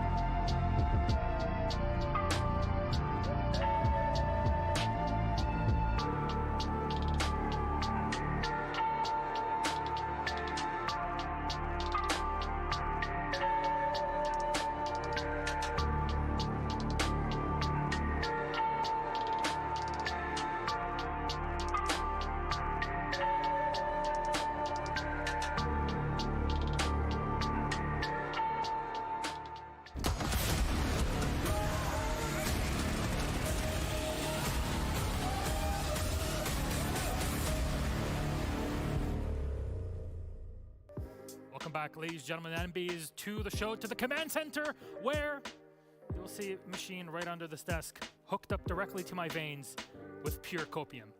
Europe is not faring too well. TSM are up 2-0, and what a way to finish up map 2. You thought overtime, you know what, we got a good chance, Empire coming back, but no, not them, the second one. What's going on? We're back here. We're going to talk about things in detail. Least biased death codes, by the way. Fun. We're having fun here. Jack, Jess, and of course James to talk about our second map and how things went down, because TSM looked dominant. Here's the scoreboard just in case you forgot what happened there. There's one team that's really showing up here. TSM have got Empire's number. It's as simple as that. And what I actually want to talk about is not necessarily on the scoreboard, but is the round rotation. So yesterday we saw these two teams play on this map, and Empire, they could defend Cocktail as their first site rotation. They couldn't defend Reading as their second site, and then they couldn't defend Kitchen as their third site. TSM walked away with a 4-2 split because the same thing happened again today. Empire could only defend one site, which was Cocktail. Reading, they lost it, they lost plants. Kitchen, they lost it, they lost plants. TSM just have Empire's number when they are attacking this map. I mean, I hate to point out the obvious here, but we just keep calling Merc the tip of the spear. And it is so sharp that Empire has no armor to deflect this. Yep. Merc just keeps coming at them in waves, and it's not the same kind of wave of unpredictability we oftentimes see those entry players come in as. It's not sort of the crouch walking sort of entry Ash main that sometimes we will reference throughout the years of entries. Merc plays it smart. Oftentimes you will see 2 drones in front of him. In fact, Pixel had 2 drones in front of him time after time. He's working off the intel. The players at the bottom of the leaderboard there aren't really, in my mind, at the bottom of the leaderboard. They're the ones droning. You don't have stats for drones like that, and all the kills that Merc is getting on the entry is based off that team play that we can't quantify. You got to admit, Merc has just transcended to another level this tournament. When the pressure is there and when the stage is as large as a 6 Invitational, he steps it up. And if you watch back the highlights, it's just Merc after Merc. He was tapping heads. I was just sitting there doing my best Jesse Pinkman impression. He can't keep getting away with it. The number of times he would come around for that flank and win the round single-handedly was just ridiculous. Absolutely incredible. But we talk about our spearheads all the time, and it's very easy to highlight it, because how do you highlight players that you can't always see purely on the scoreboard? That's the difficulty. So here's what we're going to do. We're going to bring up our 2 supports. We got Shepard and Geometrics from their respective teams of Empire and TSM. And here's the stats that we're picking up. Lance, Survival, Entry Death, and Cost. Jess? Oh, go to the 3rd row down. Glance right at the glaring obvious discrepancy between Geo and Shepard on your screen. When we talk about objective-based teams, Team Empire has been one that is known to want to idealize the objective play time and time again. But I tell you what, Geo, remember we used to talk about Goga, CCI plant? Well, Geo's going to have to come up with his own catch line here, because he is the one that is getting in round after round, plant after plant. Wow, that is something that we didn't see Team Empire achieve throughout this map at all.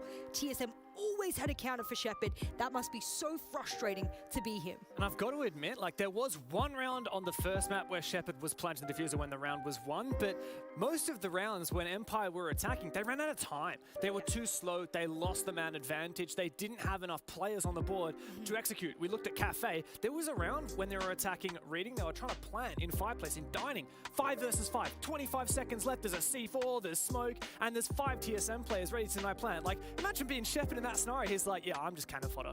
And you know what? I think that Shepard's it perfectly into the moment where Jess walked on over to Telestration, because you pulled it perfectly. That's what she's going to Did you know that was my Telestration? I actually had no idea. Yeah, no idea. There we go. That is incredible. I know exactly what's going on. Wow. You can go ahead. Telestrator, Thank all you. yours. Break it down. I'm so Thank sorry. you. You know, that's great. What a segue. The man didn't Honestly. even know. All right, I'll step down off the box. Come over here with me. Have a look at this screen. James has already spoiled it just a little bit for you guys, so I'm going to kind of go through the nitty-gritties just real quickly for you guys. This is something that Pengu stated on the cast. He said TSM is one step ahead of Empire every time. Looking at that graphic we saw before, let me tell you why. We were talking about before, James said it was a 5v5, always always goes down in the last 25 seconds. So there's only 25 seconds left on this round, and they're going for the plant. What you don't see off the screen, to give you a little bit of context, there is a player holding the red long hallway here so that no one can peek when Shepard goes for the plant. So don't worry, that's not left out there. Empire have that covered. What they don't realize is that below, let's try and get a little zoom on the man. Right below, Achieved has already placed the C4. And you're probably wondering, where has he placed the C4? On the direct plant spot that Empire want. Why have they done this? Because they already know the default plan of Empire. They've played them before. They know what Empire does. This is just yet another set strat from Empire that they know is going to go down. They've already prepared the counter. What they don't also realize from Empire's point of view, they believe that the only player that they have to deal with, and oh my goodness guys, I can't even get my arrow to point the right way. Let me clear it, let me use a line. There we go. We're getting there eventually. They believe that the only player they need to deal with is this player. They would be right, usually, but there was a redundancy layer here from TSM underneath. So I'm going to play it out. I'm going to show you the absolutely crippling moment. Team Empire realizes that their strat has already been counted before it's begun. It plays out here. There's a player holding the red hallway, and Shepard goes, "No one can stop me." You kind of misread it, buddy. They can stop you. They're below. And I'm also going to highlight the fact that Dan had a drone in pocket. He also had a drone out. Imagine they put a drone on the bottom floor just to know whether there's a C4 there. They know that there's multiple C4 players over on this lineup. They've got Charla, who still has a C4 in pocket. It hasn't been expended. They should know that this is a possibility, and Empire hasn't accounted for it. We'll let this play out just a little bit more, because at this point they know they still need to get the plant down, and they have about 10 seconds to deal with it. They move in, get the player behind knocked over bookcase, and when they go for the plant deep, what they don't have here is a drone on the flank. Let's go have a look at our little man over here. There we go, and we can always assume it's either going to be Achieved, Merc, or one of the support players who's last alive to come in for the flank, because TSM love the flank. They have no drones there to work this out. As a result, the flank comes in easy as can be. No one has any idea. Goes down to a 1v1. Joystick is so lit, he has no opportunity to live. And that's round over. And I tell you what, in a normal round, where Empire has that strat going for them, they know there's C4s below, they should win it. But TSM is 3 steps ahead at all times. Wanted to point that out. Well done, James, for reading that. I actually feel really bad. I had no idea that was your segment. Nice segue. I mean, his preparation leading you on, this is like literally TSM and Empire in that round. He just had you ready for it. He had my number. He's 2 steps ahead. Nitro is just ready. You know what? We still have just a bit of time, so just enough to talk about our third map. We go to Oregon. Empire are on the attacking side. It is their final shot at this. Please tell me there's a way for Empire to come back, Jack. I've been racking my brains trying to find anything to say about how Empire could come back. And they've already lost 2 of their big 3 maps in Clubhouse and Cafe. Oregon's a map they don't particularly like, but they've done okay on it in this event. So they're going to have to use what they've done well in this event. And I really don't know. I'm feeling like it's all TSM right now. I said to Jack before we got on the desk, they either pull like the historic reverse, you know, sweep. Happened before. Like I'm thinking of like my very first time on the grand finals with SSG, and I'm just emblazed by the fact that SSG is coming back like that. Do I have the same feeling I have back then about SSG for Empire? I actually don't, because I actually think they're making so many mistakes that there's so much they need to band-aid and patch up. I actually think that there's too much, unless they just flip the strat book on its head. Look, the last time Empire played Oregon, it was a lovely 7-0. That was against Sandbox. When they played against M&M, they really struggled on attack. And they only won 1 out of 6 rounds. It was only on a tertiary site. That's where they need to step it up. We need to see Empire pull their head in. Empire, this is your last shot. If you fail, it's over. TSM, they're so close to making it a 3-0 victory, holding it down for NA. We've seen an EU come back versus NA at SI before. Remember, SI 2018, we talked about all of this earlier on, but TSM, they look so good. All the work now, all the pressure is on the Europeans. Though, friends, thank you very much. It's time. Who wins it on Oregon? Will we have more maps, or will it just end here for TSM? Let's toss it back to our casters. It's Intero and Pangu. Have fun. Nie wiem, co tam opowiada Miłosz, jak i Interu i Pęgu, to jest Kix i Alban, tak naprawdę do tych casterów w tej chwili wchodzimy, moi drodzy. Trzecia mapa przed nami, Oregon przed nami, 2-0 póki co Team Solomid. I czy historia, jak sama analiza mówiła, powtórzy się z 2018 roku, kiedy drużyna G2 z wyniku 0-2, wtedy EG prowadziło, wracali, tak naprawdę w wielkim finale i wygrali? Czy jednak to będzie clean sweep 3-0? Zobaczymy, moi drodzy. Przechodzimy za chwileczkę na Oregon. No powiem ci, ja osobiście liczyłem na to, że nie będzie powtórki z historii i mam nadzieję, że do takiej nie dojdzie. Chciałbym zobaczyć naprawdę, że Empire po prostu odkuwa się za ten 2019, kiedy właśnie przegrali w wielkim finale z G2. No ale zobaczymy, jak to wyjdzie w praktyce, bo na razie jednak to TSM błyszczy. No i tak jak mówiła Jess, TSM jest 3 kroki przed nimi, prawda? To było widać choćby w tej drugiej mapie. Tam to było bardzo mocno widoczne, chociaż klub był tutaj bardzo zażarty. No ale zobaczymy. Na razie bany i widzimy, że po raz kolejny link od akurat zawodników TSM. Także nie będzie jej w grze. No i poza tym 3 klasyczne bany. Thatcher, Valkyria, no i oczywiście Mira. Tak jest, ale ta Ink znowu wrzucona. Na Oregonie już tak nie dziwi, bez wątpienia na tej mapie. Wiele drużyn stosowało właśnie taki atak. Jednak w ataku będą bardziej pocić się zawodnicy Empire. To oni rozpoczynają na Oregonie ofensywę. Oj, troszeczkę się boję. Ja nawet tutaj pamięcią gdzieś sięgam do tego meczu na MNM. Ten atak wyglądał fatalnie na Oregonie przez drużynę Empire grany. Nawet w tym finale, sami o tym mówiliśmy w mapie wcześniejszej, to strona ofensywna jest bardzo gorszą, dużo gorszą, widocznie gorszą stroną dla drużyny w stosunku do obrony dla drużyny Empire, więc nie ukrywam, że nadziei jakoś potężnych super nie mam, ale z drugiej strony, dobra, ze spokojem czekamy, oby nas, no drużyna wierzy, że nas tak naprawdę jeszcze zaskoczy Empire, na to liczę bez wątpienia. No ja też osobiście bardzo, ale to bardzo na to liczę. Na razie na obronie zawodnicy TSM. Tak teraz słuchaj, patrzę na to, jak to wygląda ten defense win rate z 26 meczów, które były do tej pory grane na Oregonie przez akurat na Six Invitational, no to aż 54 w overalu wychodzi na to, z czego największy procent jest wygranych rund na akurat samym dole. Tutaj aż 62% rund w obronie były udane, także jest to spory akurat procent. No powiem ci tak, na razie start też nie zapowiada się zbyt pomyślnie może do zawodników Empire, patrząc na statystyki, ale statystyki statystykami, a wiemy jak nieraz jest potem w praktyce. Także ci, którzy kibicują Empire, kibicujcie dalej, ci, którzy kibicują TSM, trzymajcie za nich kciuki, żeby to była trzecia mapa. Tak jest, rozpoczynamy faza akcji w rundzie pierwszej. Jak na razie, ofensywa od garażu, troszeczkę tam drony na bezpiecznie, też widzieliśmy, Dan daleko się wysunął bezpiecznie, w konstrukcję głęboko wszedł, aby nikt kompletnie go nie skrócił. A Merk, jak na razie leży na białych schodach, czeka na wyjście. To nie jest typowa pozycja, ale Merk już niejednokrotnie nam się pokazywał, że właśnie typowa pozycja to jest jego nazwa. Tutaj, jak widzimy, wpływał przegonienia oponenta i trafił joysticka, sam nie otrzymał żadnych obrażeń. Bo to jest roaming na górze grany, Free Fire leci, zdaje sobie sprawę i shot trofeów będą nadchodzili zawodnicy drużyny Empire. Szukają kogoś jeszcze na artiku, czy nie ma tam dwójkowej obrony. Merk jest jednak pozostawiony sam sobie. Już go zaganiał w kozi róg, ale proszę bardzo, Achieved wyeliminował i Merk cofnął się bezpiecznie na kuchnię. Naprawdę ten wysoki roaming, a to jest bombsite piwniczny, moi drodzy, na razie na plus. Żyją wszyscy. Jak widzimy, Merk resztka punktów zdrowia, ale żyje i to jest najważniejsze. Bolo z kolejnym fragiem i teraz cofają się 3 na 5. Oni się teraz zakotwiczą całą piątką na sajcie.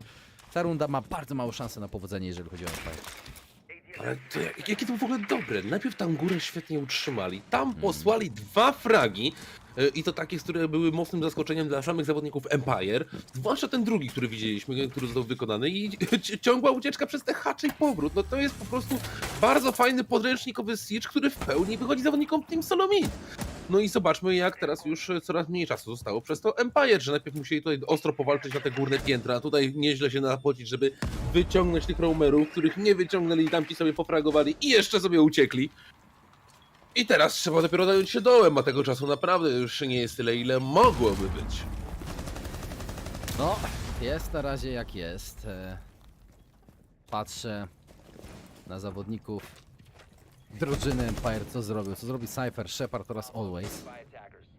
Na razie 45 sekund, kończy im się świat, mina gazowa puszczona numer 1. Zatem już Always wie, że nie wejdzie od pralni. Muszą biegać w tym kierunku, ale co on robi? Oni nawet nie wiedzą co robić. Oni nawet nie wiedzą co robić. Popatrz, teraz przepali, aby jakieś rotacje szybko można było robić. Nawet nie wiem co to ma tak naprawdę dać. Dlaczego? Co to da w tej chwili? No, bądźmy szczerzy, może jakiś postplan, może nie wiem, nie mam pojęcia, nie wiem co to ma dać. Druga mina gazowa poleciała. Możliwe, Poleci za żeby szybciej chwileczkę. przerotował. Tak, trzecia mina gazowa, Geometrix otrzymał troszkę obrażeń, ale gra na tym żyje. I trzecia mina gazowa leci. Nie dziwię się, że na Alwaysie skupiona jest uwaga, ponieważ on cina kąty. Cypher z pierwszym, Geometrix zaprawia jedna się chowa i niepotrzebnie. Z resztką punktów zdrowia wychylasz w taki sposób. Całe szczęście Merk chwilę wcześniej wyeliminował oponenta, dlatego ciągle jest przewaga zawodników Północnej Ameryki. Shepard skraca odchłodnie, ale oni wchodzą ze spokojem. To Czala jednak na koniec wygrywa i zabrakło czasu. No mieli szczęście tak naprawdę troszkę zawodnicy TSM. Poczuli się bez wątpienia pewnie na koniec, przez to, że była sytuacja 5-3, ale nie ukrywajmy, że mogło skończyć się, wiesz, naprawdę różnie. No mogło być zupełnie inaczej, powiem Ci. Na pewno troszeczkę bardziej pomocnie się zrobiło, kiedy jednak sam freezer był dostępny już dla zawodników. Tam też jeszcze był ten frag. Także tutaj był spory plus, ale koniec końców i tak strzelba zrobiła swoje, no a potem brak czasu. Także no początek w wykonaniu TSM bardzo, ale to bardzo dobry. Ten roam wysoki, trzymanie, fragowanie, naprawdę świetnie. Gorzej już było właśnie w tej końcówce, kiedy mówię, że poczuli się nieco zbyt pewnie, bo dali dzięki temu więcej pola manewru dla zawodników Empire. No ale koniec końców, czas. Ten im umykał. Pierwsza runda wpada zatem na konto drużyny, która, nie oszukujmy, idzie wielkimi krokami ku zwycięstwu w całym turnieju. Oni są o 6 od albo wielkiego tytułu. Oczywiście wiem, że hiperbola, że to dopiero początek tego spotkania, ale no dochodzimy już do końca powoli, więc hiperbolami możemy się troszeczkę posługiwać. Spokój jednak. No czyżby to jakaś mały richościk, jakaś przerwa? Za chwileczkę oczywiście się dowiemy. Ale bym sobie podniósł taki młodrogi się, wiesz? No myślę, że nie tylko ty. Myślę, że wszyscy tak naprawdę. Ja bym nawet w domu sobie, wiesz, powiesił gdzieś na ścianę, albo może bym dał tacie do pracy jakichś budowlanych w sumie. Z jakim stylem by on to robił, słuchaj, nie? Ja powiem Ci tak, ja chyba rzeczywiście poszedłbym jednak w Twój pomysł ten pierwszy, że ja bym sobie postawił na półce, tylko że problem jest taki, że ja mam wszystko zagracone na półkę, bo tam mam te figurki z R6 i nie tylko. Okay. No i teraz gdzie bym to znalazł właśnie miejsce? No chyba jednak rzeczywiście może na ścianę bym sobie jeszcze dorzucił jakiś stelaż czy coś takiego, coś w tym stylu, żebym mógł sobie powiesić. No w sumie nie mam innego pomysłu, co mógłbym z tym zrobić. No ale na pewno chciałbym mieć takie trofeum. No ale to jest tylko dla mistrzów świata. To prawda. Wierzę, że nie tylko ty właśnie takowe byś chciał mieć. Natomiast skupiając się, spokojnie, grając dalej, zawodnicy drużyny. Znaczy nie mam informacji, co się dzieje, moi drodzy. To jest dopiero pierwsza runda za nami i jest na pewno szansa, że jakiś tam richościk się znajdzie na początku. Całe szczęście, że to jest oczywiście początek, więc ten richost nie będzie długi na całe szczęście. I czekamy, co przyniesie tak naprawdę kolejnej rundy, bo niewiele można przeanalizować po tym pierwszym starciu, nie ukrywajmy. Myślę, że już bardziej rozłożyć go na czynniki pierwsze, jak my to rozłożyliśmy, to już się bardziej po prostu nie da. Ale wiesz co, z racji tego, że i tak czekamy, to może ja będę miał bardzo fajną ciekawostkę dla naszych widzów, bo King, ty to wiesz doskonale, część widzów też na pewno wie, co już nas słucha od dłuższego czasu, że ja bardzo lubię ciekawostki na temat operatorów, jeżeli chodzi o ich nazwy. I wiem już, co znaczy akurat nazwa nowej operatorki Azani, ponieważ to po japońsku znaczy, uwaga, oset. Ta roślina. Okej, no dobra, no to fajnie. Dobra, no ciekawie. Cieszę się, wiedziałem, że Ci się spodoba ta ciekawostka. Ale słuchaj, jest jeszcze fajne zastosowanie. Wróćmy na temat jeszcze młota, bo wiesz co? No. Jeden z widzów, 5-7, dał fajny pomysł, co można robić tym młotem. Mięso rozbijać. O. Przy okazji podłogę. Myślę, że niedzielne popołudnia, kiedy w blokach słychać ubijanie mięsa, no stałoby się jeszcze bardziej stylowe i głośniejsze. No to tak jakbyś walnął tak młotem, to myślę, cały pion by się tak naprawdę. Myślę, że cały pion by przychodził do ciebie, żeby te schabowych zazdrościli. Żeby cały blok by przychodził, żebyś te kotlety ubijał tak naprawdę tym młotem, nie ma co ukrywać. No. Dobra, no i właśnie owy bohater naszych dywagacji na ekranach, moi drodzy. I co ciekawe, imiona drużyn, czy po prostu nazwy drużyn, które zwyciężały, są grawerowane na młocie od początku, kiedy on istnieje i kolejna tak naprawdę padnie w tym roku. No i to jest coś pięknego, powiem ci. Naprawdę bardzo fajna rzecz, taki feature, że są tam drużyny, które na młodzie są grawerowane te drużyny. Wiesz co, ja tego nie wiedziałem. Także dzięki za powiedzenie mi tego, naprawdę fajna ciekawostka. No. Widzisz, nie tylko te ciekawostki masz z Rainbow Six. Haha. Nie, no oczywiście, moi drodzy. Wracamy do spotkania. Wracamy do akcji. W ofensywie ponownie drużyna Empire i dalej kontynuuje niestety fatalny trend niezbyt udolnego ataku. Trzeba przyznać, przegrali pierwszy i będą dalej w tej chwili grali o drugi. Zobaczymy. To zwycięstwo w drugim oczywiście. Zobaczymy, co przyniesie, ponieważ teraz przenoszą się na górę. Zawodnicy TSM, górny side, sypialnie bronione. Widzimy, jest prostka. Ciekawe, czarnik ubrana. Silnik zbliżeniowy. Czy ta mata? Gdzie zostanie mata położona? Wiesz co, na pewno Ale konektor. czekaj, popatrz jedną rzecz. Frostka w tej chwili otwiera attic. Ja chciałbym to zobaczyć. Szkoda, że obserwator nie pokazał. Jedna ściana tylko na attiku jest wzmocniona, a reszta jakby... druga ściana jest chyba niewzmocniona i jest stworzona rotacja, tak jakby wręcz, wiesz, ułatwiać, zachęcać tak naprawdę zawodników Empire do wejścia na salę. Okej, no to wygląda bardzo ciekawie, ale powiem ci tak, jeżeli mówimy o tej pułapka, to myślę, że tam jedna będzie, wiesz co, za ten dół na ten schodek z konektora, wiesz, patiku. Tam na pewno będzie jedna położona, bo tam bardzo łatwo jest sprawić, żeby przeciwnik to przeoczył.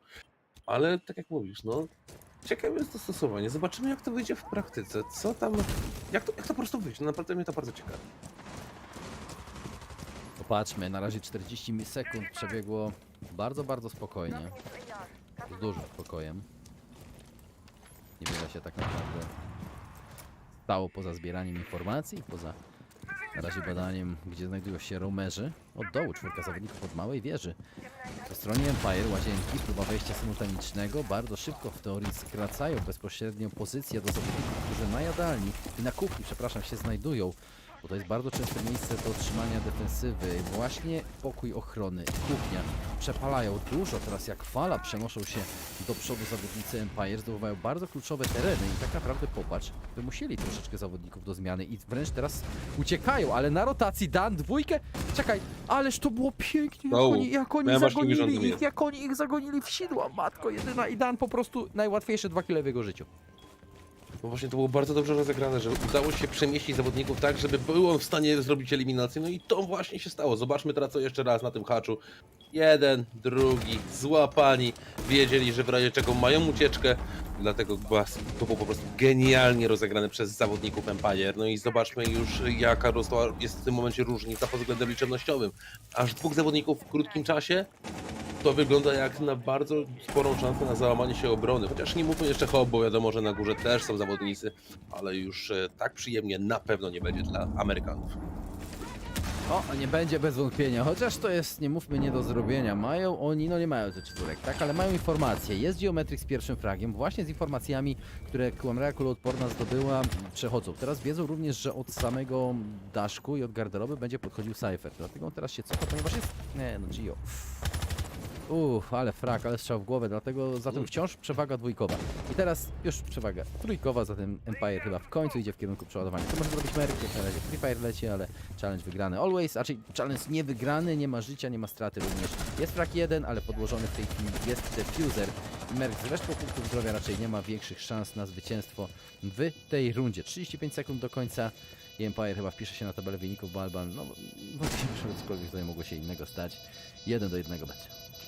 No ciężko będzie, plan podłożony, przewaga liczebnościowa, dodatkowo znają mniej więcej jego pozycję, chociaż teraz nieco bardziej zmieniona, może coś tu jeszcze by powiedział, ale nie, no ciężko, 21 sekund, no tutaj zawodnicy czekają, tylko na to, że on się wychyli, o właśnie, o tym mówię, tymczasem, okej, Merk to jednak tutaj ma, dźwiga to, tymczasem co się dzieje dalej? Wiele, no nie, no czasu, wiesz, fajnie, ładnie, triple kill, wiesz, to wszystko ładnie wygląda, nawet wykłada mógł zrobić, ale czasu, po prostu czasu nie będzie, zatem to już jest bez historii tak naprawdę.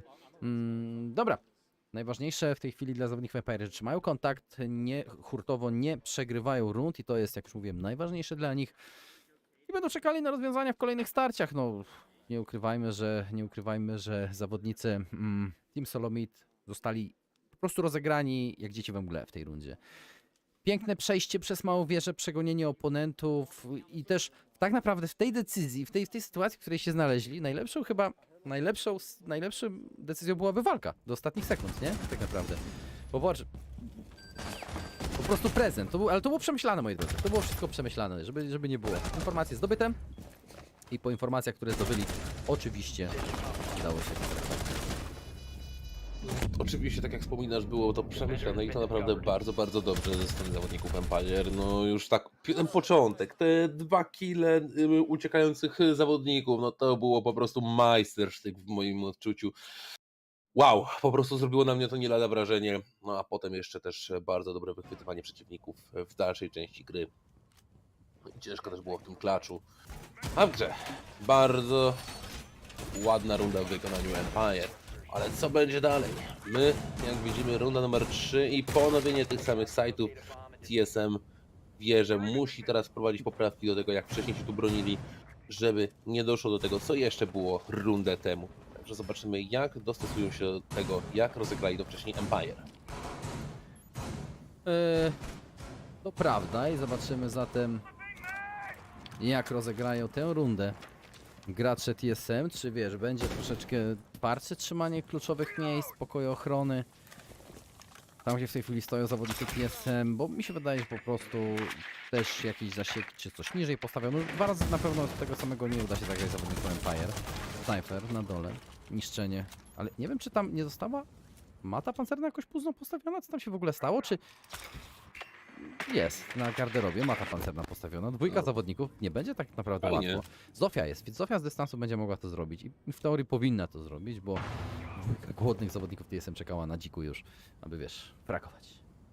Ale powiem Ci, no nie jest to za często spotykane, żeby na garderobie postawić ten panel pancerny. Ja w zasadzie tak staram się sięgnąć bez co, czy to do, wiesz, do tych 3 stage'ów, które były grane przecież przez ten ostatni rok na EUL-u, czy właśnie do którychś z tych międzynarodowych turniejów, czy to, które komentowaliśmy. Nie mogę sobie za bardzo przypomnieć właśnie takiej akcji, że było to, ale no to jest właśnie fajne, że jest coś nietypowego, no to jest piękno. Słuchajcie, kiedy mamy takie rzeczy zobaczyć, jak nie właśnie na Six Invitational? Oczywiście zawsze gdzieś tam jest różne jakieś zmiany wprowadzane podczas różnych meczy, ale no najwięcej asów z rękawa wyciąga się wtedy, kiedy mamy wielki finał różnych turniejów, a przecież taki w tym momencie mamy, prawda? A tymczasem Dan wyciągnął Merka. No i okej, jest frag.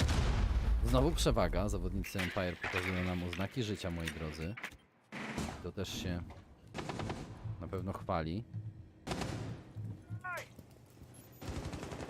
Czekam tak naprawdę na kolejne ruchy. Joystick z kolejnym fragiem. No, Dan też.